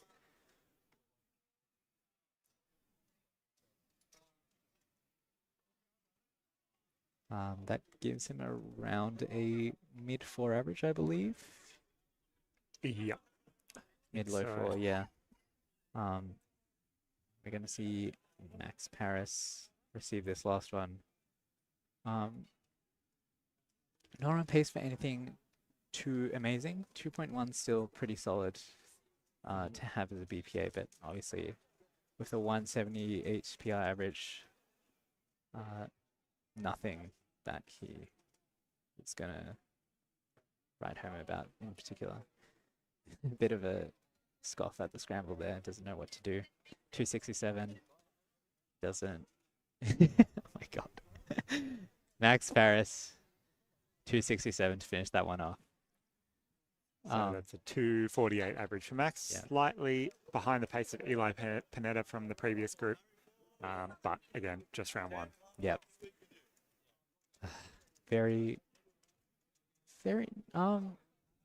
unchaotic speed round, I'd say. Yeah, yeah. We've had Eli Panetta take out the number one with that 238 average in that previous group we just saw. Slight upset over Max Paris, who I would say is a pretty strong favorite. But we'll see how that changes as our competitors start finding their footing over these next couple of rounds. We'll see tomorrow. Nice. So that is the end of the official solves, but of course we have our States Cup coming up, so we're going to do a little bit of setup for that. And Zaid, what can you tell me about the format of States Cup, or do we want to wait until we get started to explain to the viewers? It's a slightly changed format versus last year. Yeah, I reckon for now we can just say stay tuned. It's a bit of a switch up compared to what most people would be used to in terms of relay events. Yeah. So yeah, definitely do stick around with that. It will be a very fun watch. And yeah, good luck for that, Felix. Thank you. Thank you. Bring it home for Victoria. Yeah. But yeah.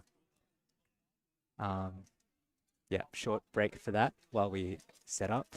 And yeah, it should be an exciting watch. So stay tuned for that. Awesome. I think, as per the schedule, if I'm checking the schedule online, I think we'll be getting started in around 15, 20 minutes, but we'll have to take a look.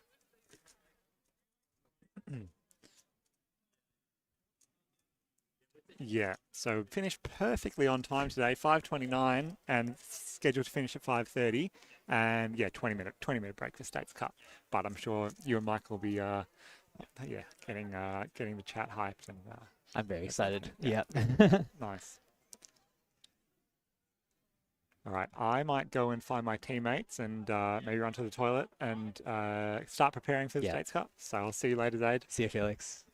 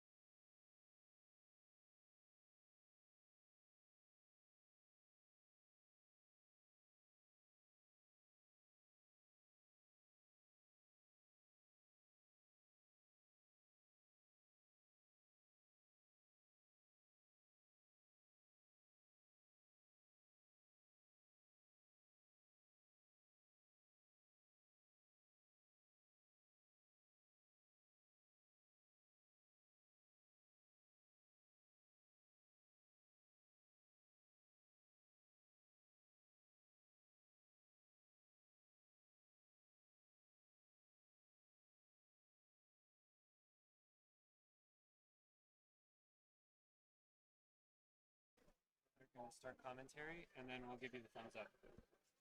So, Michael, Hello and good evening, everybody. Thank you very much for bearing with us. We've got something very interesting coming right now, and it is our customary Australian Nationals States Cup. Now, if you've seen a States Cup stream before, it's going to be a little bit different this time around. Instead of having our three-man teams all solving a 3x3, we're going to have teams of 4. And these teams of 4 are going to solve 3x3s. So 3 of them are going to solve 3x3s, and there will be every round one mystery event, and that's picked between 4x4, 3x3 one-handed, and square one. It's got a nice, lovely range of events there, and it's also going to be the total time across all 4 solves is going to determine your winner. Other than that, everything is pretty much the same. It's going to be having our 15 seconds of inspection as is customary. We're going to have a bracket style. If we can pull up that bracket, we're going to be starting, I believe, with Victoria 1 versus Tasmania 1, your real 1 seed versus 16 seed type of scenario. We are going to get started with that one very shortly. I believe that we are all locked and ready to go, and they've actually just been waiting for us the whole time. So we are going to pan it over to the wonderful and esteemed Harry Forbes to introduce States Cup to the world. Here we go.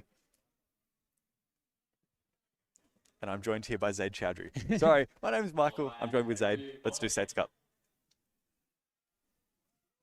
It is my proud honor to present to you the Australian National 2026 States Cup.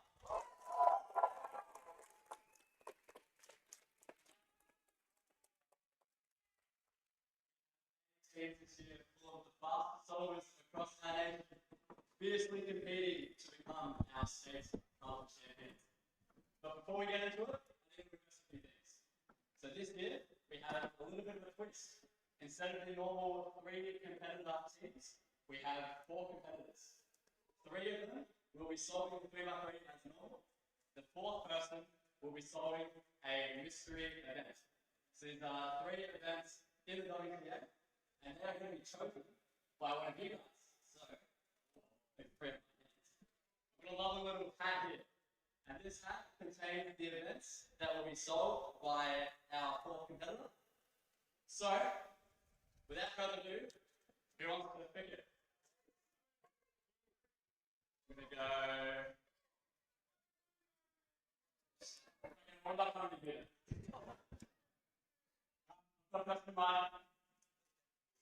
All right, so first mystery event is being drawn.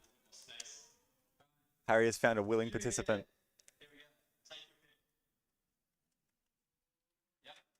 Drum rolls, please, from home.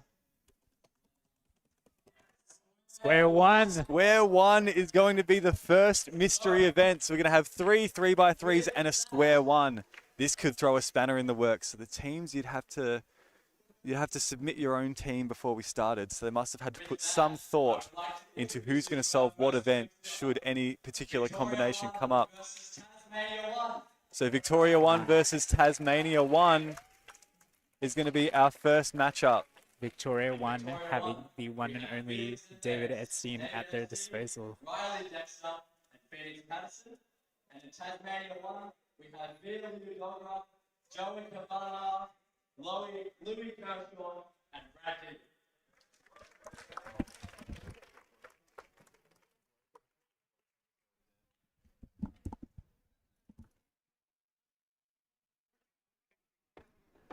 Okay, so Harry has just introduced both teams for us.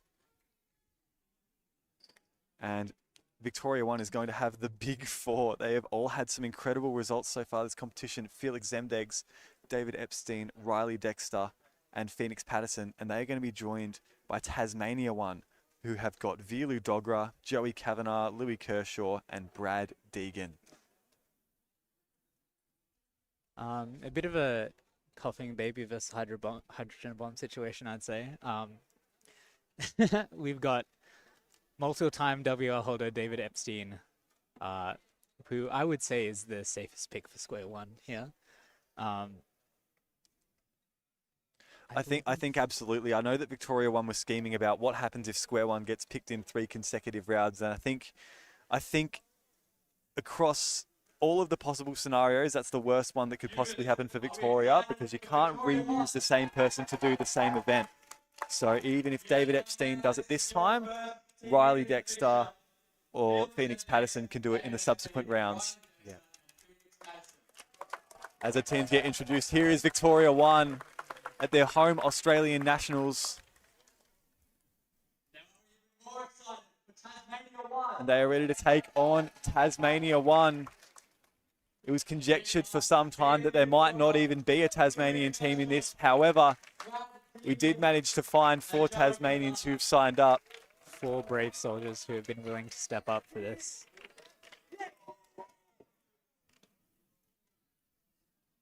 One of them being a relatively well-known name now in the Australian scene.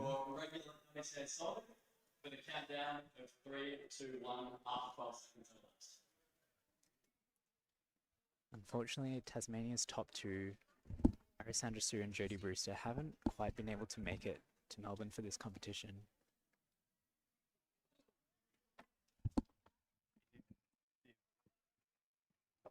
Get a bit closer. Are we ready, Cubans? Closer. Begin inspection. All right, inspection has begun. And it looks like Phoenix Patterson is going to be solving square 1 this time around. The other 3 competitors will be doing 3x3. 3, 2, 1, go. And for Tasmania, I believe it's Brad Deegan who's going to be solving square 1. So it doesn't have to be 3x3s and then a square 1. David Epstein with a 685 to start. Violi Dogger finishing a bit behind with an 894.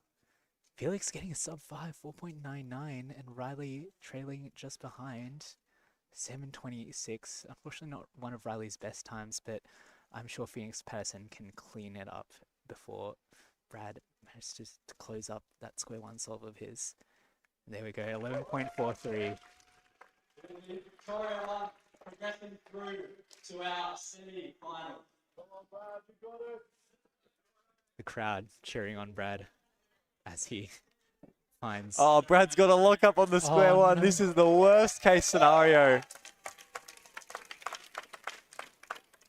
However, it's still lovely to see the home crowd, Victorian crowd, as much as they might be patriotic for their Victorian team. Oh, they will still support the Tasmanian team as they finish their round. It seems Brad might be forgetting how to do parody though. That's not what you want to see.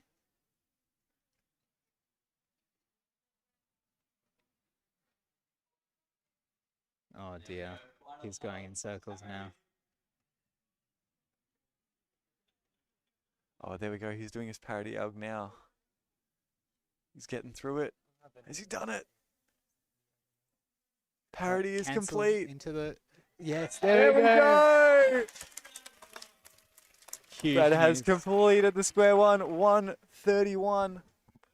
And we will be finishing off with Louis Kershaw here. Who is DNF'd after that? Joey, you're letting the team down. Oh, sorry. No, Louis letting the team down. My bad. My bad. That's a bit tough.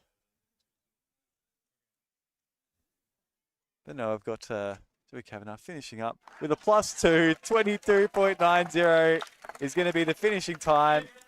Unfortunate for Tasmania, won the DNF, but it is going to be Victoria 1 through to the next round.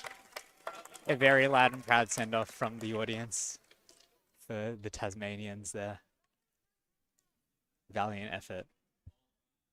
There we go. Our next matchup, we bring up that bracket again. You can see that Victoria 1 have made it through.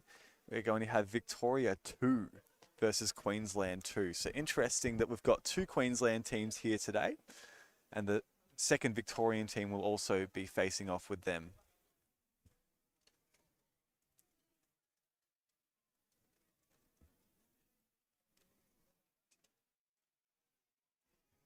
Alrighty, and we'll introduce these teams, just get ahead of Harry here, but Victoria 2 is going to be Andy Gong, Tommy Caprilis, Ethan Stevens, and Ryan Driscoll. And then Queensland 2 is going to consist of Hao Do, Joseph Burnett, Jamie Otsu, and Kyle Jones.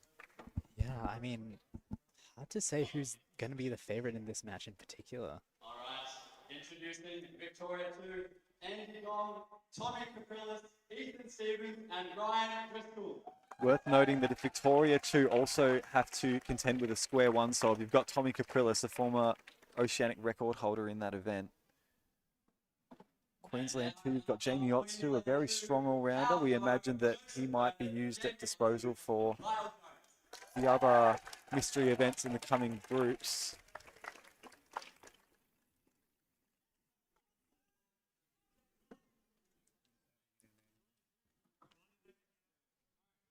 Right, I'm going to need another person to pick out our next mystery event. I would like to pick out the mystery event, Mr. Harry Forbes.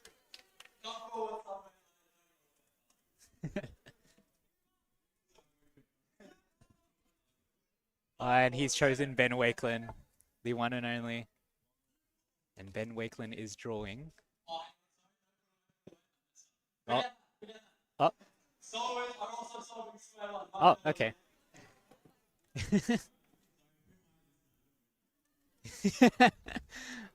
Never mind, we've had a Okay, so it appears that square one will be for the entire round. The event for everybody in this round. That's a no from now. Cuban, begin inspection. Begin inspection. Listen.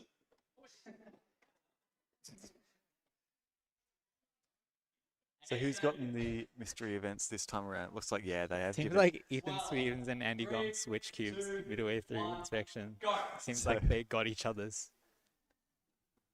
So yeah, it looks like Tommy Caprillis is going to be doing the square one, just as we said that he might. Kyle Jones recently putting in a bit of practice into square one, 10.42 to finish. Just behind by 1 second of Ethan's 303 solve, 9.52. Finishing on exactly the same pace. However, Tommy's got a square one and Joseph's got a 3x3 to solve. So we'll see if these two are helping about 4 seconds ahead, giving Joseph a huge advantage as he gets into the last layer of this 3x3 solve. Seems like they're just going to squeak out a win here. Queensland 2 takes it over Victoria. That was really tight. So yeah, we have seen Queensland 2. This should be our closest matchup of the competition until the later groups. Victoria 2, your 4th seed, and Queensland 2, 5th seed. It goes to Queensland 2 by a bit over 3 seconds, 39.94 the sum total for Queensland 2. And Victoria 2 has bowed out early, so Victoria has lost one of their own early days, which means that they're going to be facing Victoria 1 in the semi-finals.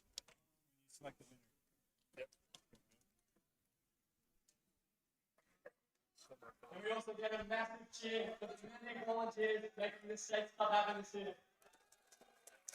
So I wanted to give a shout out to the volunteers. Obviously, the delegates have worked hard to make sure this competition's running smoothly, and that extends to the States Cup. However, at home, I would also like you guys to give a shout out to Mr. Harry Forbes hosting this at such short notice, might I add.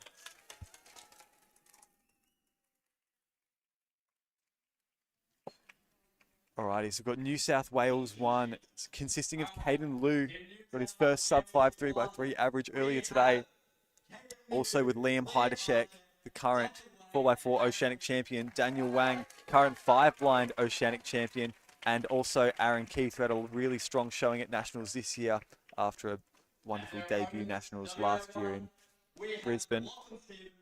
And then we've got WA1, Lachlan Stevens, a name and face you'll be very familiar with if you've watched any of this live stream. And then also Jonathan Charlesworth, Amy Smith, the 4-blind and 5-blind national champion, and then also Jackson Foster as well. He's had a couple of podiums at Nationals and also continent champs as of 2024.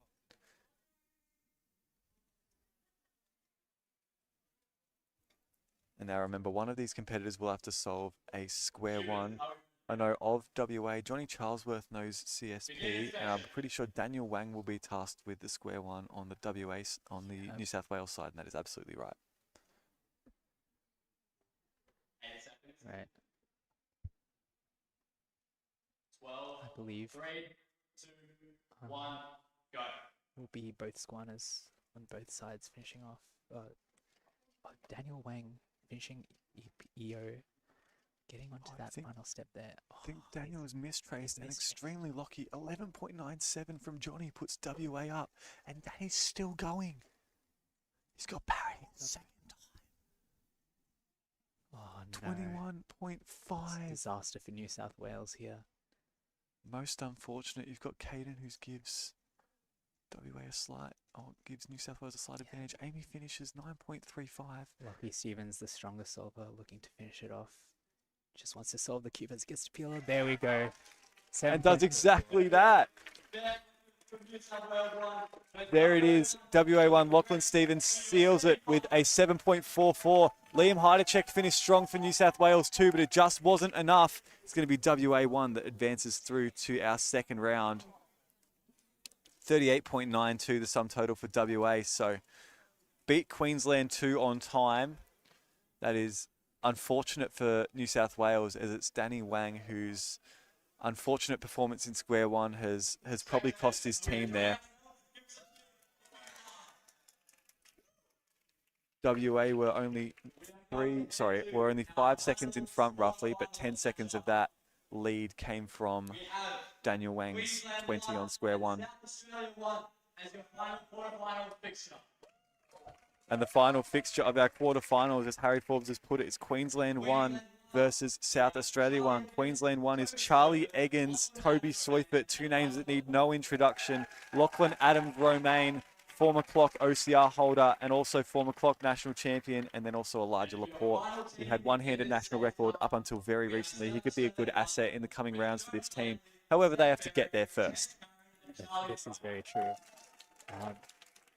Obviously, Queensland, extremely strong team up against one of the underdogs of this entire States Cup. So yeah, South Australia 1, Jonah Blakely, Seth Ferry, Tess Karen and Charlie Fry. Not sure who's going to get saddled with the square one on the South Australian side. Likewise for Queensland 1, I think square one's a little bit of a weak point for them. None of their top solvers in the Queensland 1 team are particularly square one coded. I feel like it would be reasonable to say either Elijah or Cheggins. I was thinking Lachlan, actually. We'll see.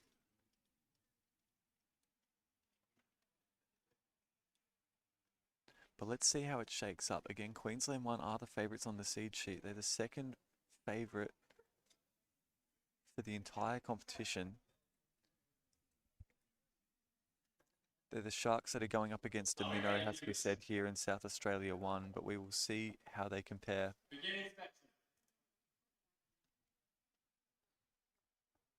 Oh, and it does seem that Lachlan was the pick for square one for Queensland there. Jonah going for a bow speed trace there. Alright, so it looks like Lachlan is going to be last on Queensland 1. Again, Elijah Laporte using Rue 8.57, a bit dejected with that solve. Here goes Charlie Eggins now. Jonah gonna have that square one be over 21 seconds there, while Seth Ferry picks up that 3x3. Toby Seufert finishing 10.16. Lachlan doesn't need to do a lot right now. He just needs to safety it through. He's got to solve the rest of that square one. Checking for parity. 11.29 there for Lachlan Adams-Romaine. Gives South Australia their defeat and guarantees Queensland through to the semis, going up against WA1. That's going to be an interesting matchup as well. So as we have it, our top four so far, Vic 1, Queensland 2, WA1 and Queensland 1. So Queensland having both their teams make it into the semi-final. Same could not be said for Victoria. We are going to go on to our next matchup, our first one of the semi-finals, which is going to be Victoria 1 versus Queensland 2.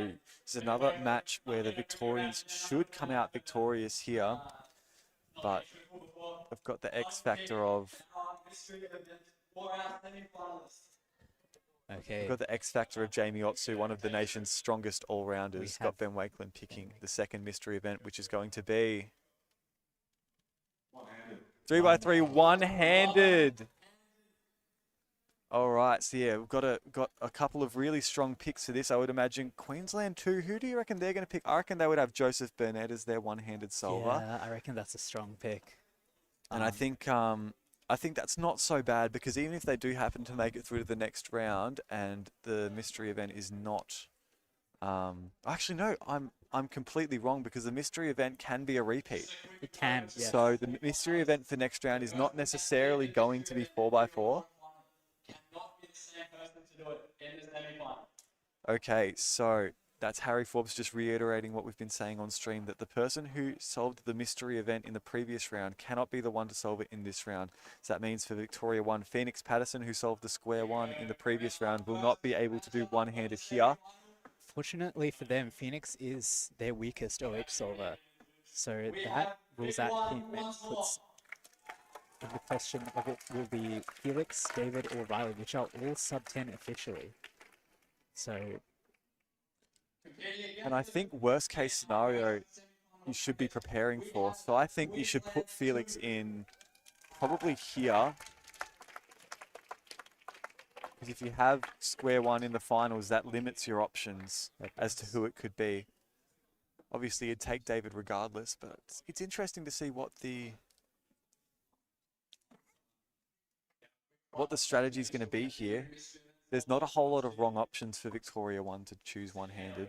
So even if you end up with Riley Dexter having to do one-handed, then it's not going to be the worst thing in the world. And it looks like they've nominated David and Joseph to do the one-handed solving. David, an incredible pick as the brand new square one national record holder. OH national record holder. Sorry, you're absolutely right. OH national record holder. He is the square one national record holder, but not exactly the new one. He's been that for quite some time. Whoever's gonna win, give us a shout for your favourite team. Victoria 1 is my favourite team, Harry. I'm so glad that you want to spend this time and talk to me about my favourite team. Oh, Queensland have got some strong support as well. What about Victoria 1? Victoria nothing. 1. Pales in comparison to Vic 1. No Surprises nobody here. Vic 1 has always been a strong contender for States Cup. Only one time in the history of States Cup or Regions Relay has there not been a final with Victoria 1 in it. Queensland all chucking their cube covers behind them. As Joseph and David get ready to start their one-hand solve. Yep, so it's going to be both. Oh, unfortunately, David is obscuring the view with the cube cover on both the cameras and C4 versus Rue, and Rue is ahead with a 9:29. That lead growing. It's going to be about 4 seconds or so. 5:59 from newly minted sub-6 solver Phoenix Patterson. Felix continuing the trend. And Riley, I'm sure, just needs to put Oh, this is the dominant display. 5.24. Incredible stuff. 3x3 solvers for Victoria. Sub-6. That is incredible solving from the Victoria 1 team. 25.99 the sum total. Jamie Otsu just finishing now. Victoria showing no mercy. That is an over 15-second win. All aspects flawless. That is a demolition job by Victoria 1. Sends them into the grand final in emphatic fashion.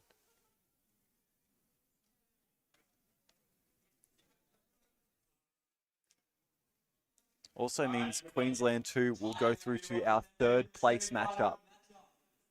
We have WA 1. Got Western Australia 1 in the next matchup. So they're going to have one-handed as well, the mystery event here, naturally. WA1 consists of Lachlan Stevens, Jonathan Charlesworth, Amy Smith and Jackson Foster, and they will be going up against the juggernauts in Queensland 1. Charlie Eggins, Toby Soyfoot, Lachlan Adams-Romaine, Elijah Laporte. You'd imagine for Queensland, Elijah is a no-brainer choice for one-handed here. It seems their strongest pick for one-handed must be Lockie Stevens.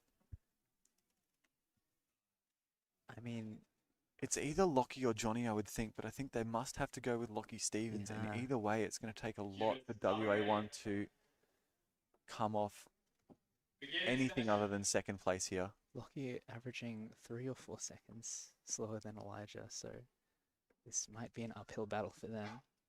8 seconds. 12, 3, 2, 1, go. It's actually going to be Amy Smith doing the one-handed solving and Elijah Laporte, the former national record holder. Still has brought good form in. Elijah pacing a bit slower than what he's usually able to get, but so is Amy, it seems, getting a 17. Jackson Foster starting his 303 solve, but Toby's midway through his last layer and finishing, allowing Lachlan Adams Romain to come in, and it seems like, yep, it's pretty much decided. Queensland 1 have comfortably taken this match. And Lachlan Stevens is going to start his 303 solve, but alas, it's already decided. 7:23.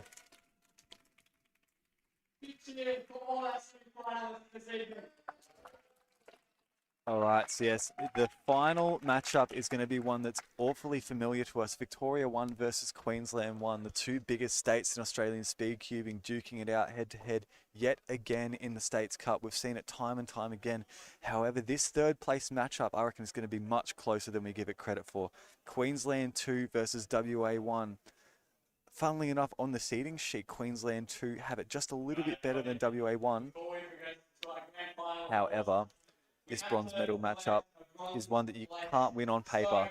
In our third place match, we have Queensland 2 versus WA 1. There we go.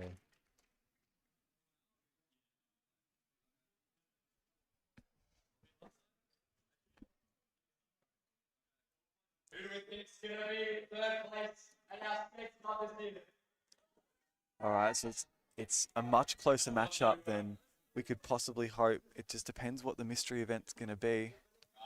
A little note to our third place competitors, you will be undertaking the same mystery event as the grand final, so you will be receiving a 4x4 cube. Okay, so it looks like it is going to be a 4x4. So the mystery events could not be reused in the end. So we're going to have 4x4, which makes the gold medal matchup. It's going to be Victoria 1, you can imagine, is going to be using Felix Zemdegs.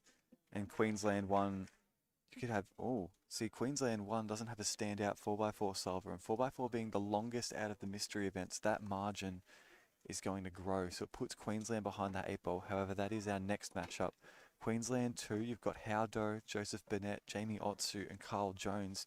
You've got Howdo and Jamie Otsu and Joseph Burnett, actually, who are really strong big cube solvers. You'd imagine, though, Joseph making many national finals in the big cubes, including some podiums last year, is definitely going to be the one who's tasked with the 4x4. And I imagine, yeah, okay, and WA is going to use Jackson Foster, their own big cube merchant. 8 seconds. Oh no, in fact, I'm wrong. It's going to be Jamie Otsu who's going to be doing the 4x4. 2, 1, go. So Jackson starting off, it's going to be the reverse order for each of these teams here. Kyle starting off with 3x3, Jackson starting off with a 4x4. Midway through his edge pairing now. Howdo's going to lay down a 10-second solve. Jackson Foster's almost finished his edges now. Imagine he's on 3x3 stage by the time. They're hoping for Jackson to finish before Joseph does, but it seems like that's not going to be the case as Jamie makes a head start. 36 is not going to be enough, it feels like. I think you've given Queensland too much of a head start now. Amy, Johnny and Lockie, I don't think they're going to be able to claw this lead back. I think it's going to be Queensland too. Barring disaster. Only 2 solvers left. And yep, Jamie's onto his 3x3 stage now, so I'd say it's just about wraps here. Oh, it could be closer. How's the parity count? Oh, he's... Oh! Very interesting. We've got an E1 on Lockie's.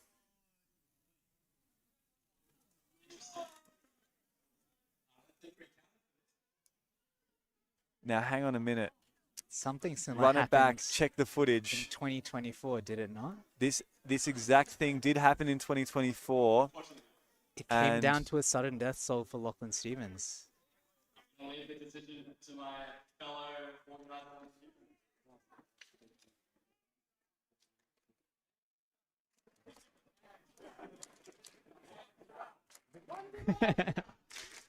Crowd would much love an extra.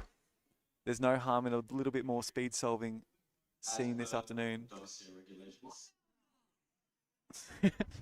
Because the timer started and stops below 0.06, WA will get an extra. And Lockie loves that.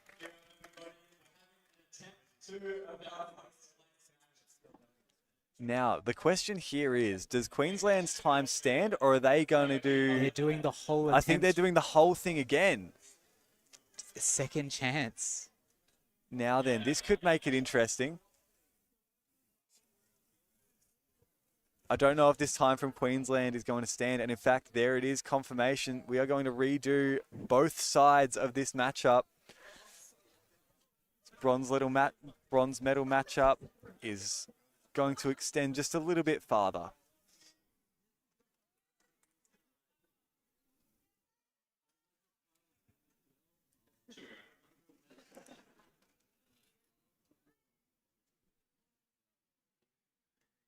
Yeah, so it looks like indeed on the replay, Lockie's timer start did not look that dodgy.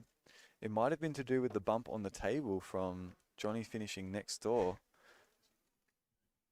However, it does look like that's a timer fault and not a competitor issue. Yeah. Yep.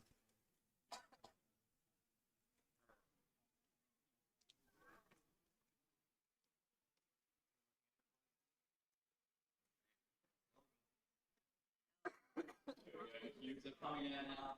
Prepare for your bronze medal match. All right, we're running it back, baby. Here we go. Both Jackson and Jamie looking to redeem themselves with their 4x4 solving.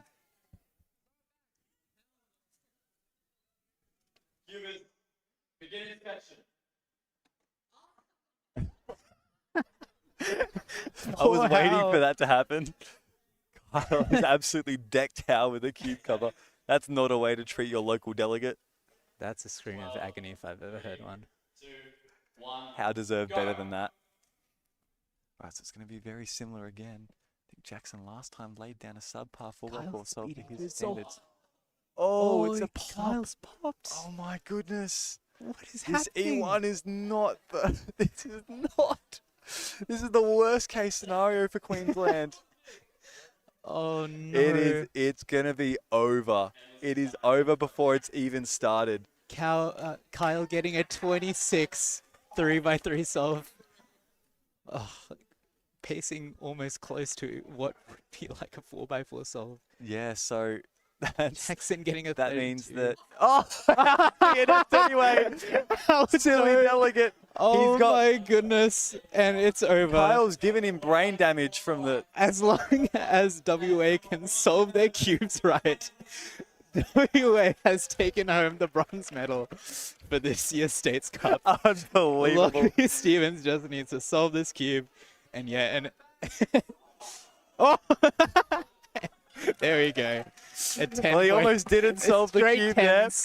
From That's... No, that's not fair. Yeah. Oh my goodness. I'm just... Poor guys. Oh, that's horrible. Yeah, that was...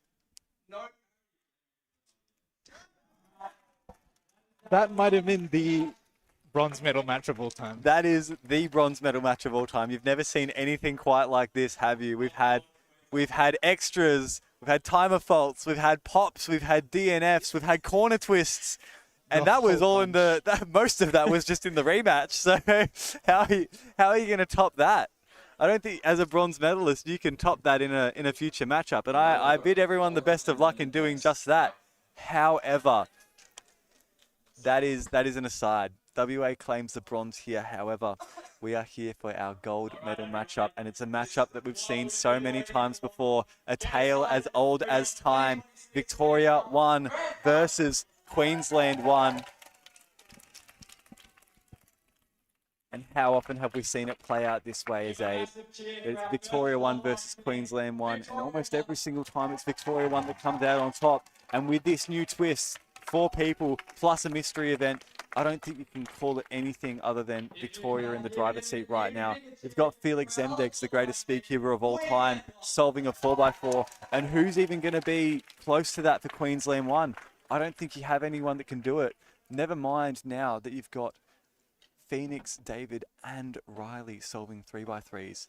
Now all newly minted sub-6 solvers. Queensland hoping for a miracle to have any chance of making this happen. Go Phoenix! Cubans, are we ready for the grand final?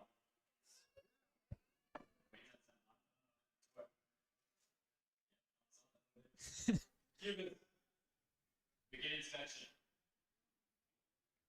All right, inspection has begun. It's going to be Charlie Eggins that they've given the 4x4 to on this occasion. And he's second in the lineup. 3, 2, 1. Yes, go. as expected, it will be Felix Zemdegs solving that 4x4. Current Oceanic record holder.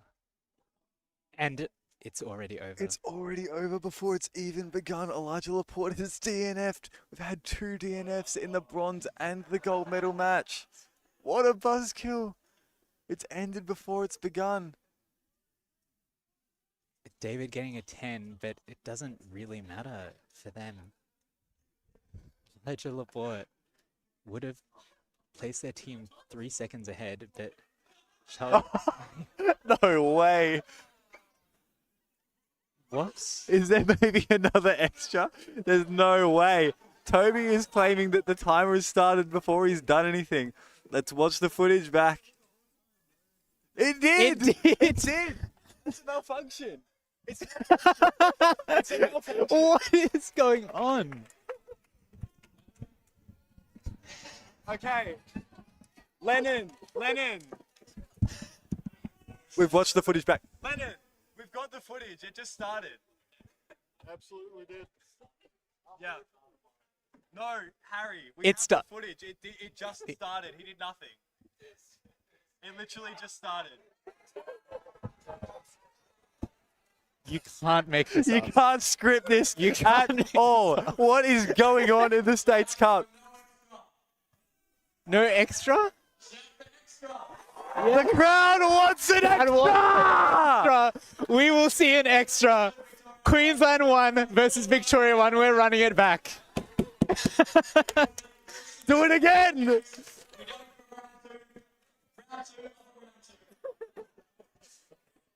That's what an unbelievable comedy of errors for our placement matches. You can't script it. You cannot script it. There is no way. This is straight out of a cartoon. What's going on? If Queensland 1 somehow comes back and ends up winning this, that timer stop can only be described as sent from heaven.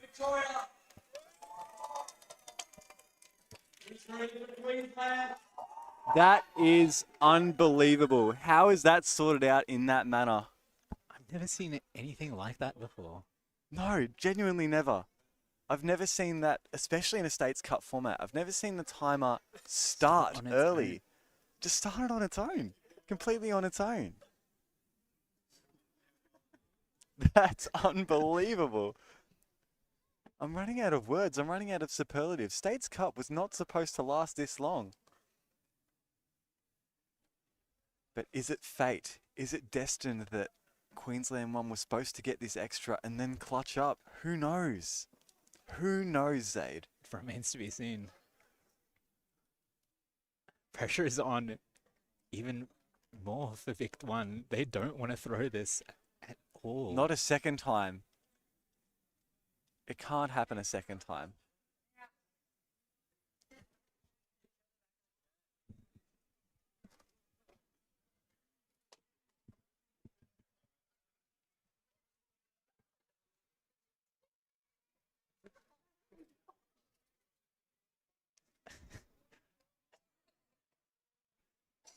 the crowd leaning at the very front of all their seats. We await with bated breath. Waiting for any sign of faltering from Victoria 1. The clear favourites to take home the gold medal for the upteenth time. However, stranger things have happened in this States Cup no less than 10 minutes ago, 15 minutes ago. It all started in the final rounds. I can tell you that stranger things have happened. And for that reason and that reason alone, I can only assume that you cannot rule Queensland out. There has not been a change in order, nor do I think that was able to be happening in the first place. But nonetheless, it's going to be David and Elijah. David with Elite pacing one-handed extremely solvers. well. 6:24. Elijah trailing behind. He's messed up his last 10 pieces there. Getting a 12. Phoenix solving exceptionally well there. We're 2 solvers down for Victoria, and Queensland has just started their 4x4 solve. And now it's going to be Felix putting them well ahead. On the same time, just about, as Queensland.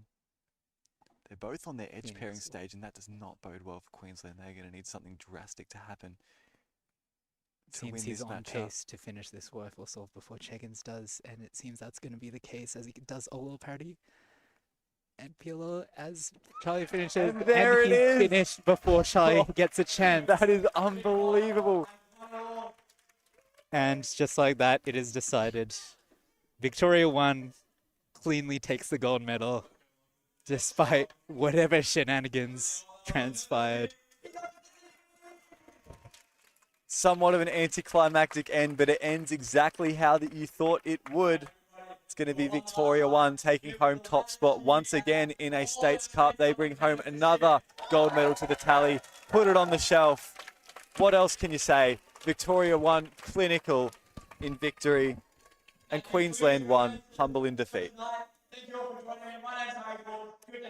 As Harry Forbes signs off the venue, so too may we sign off the live stream.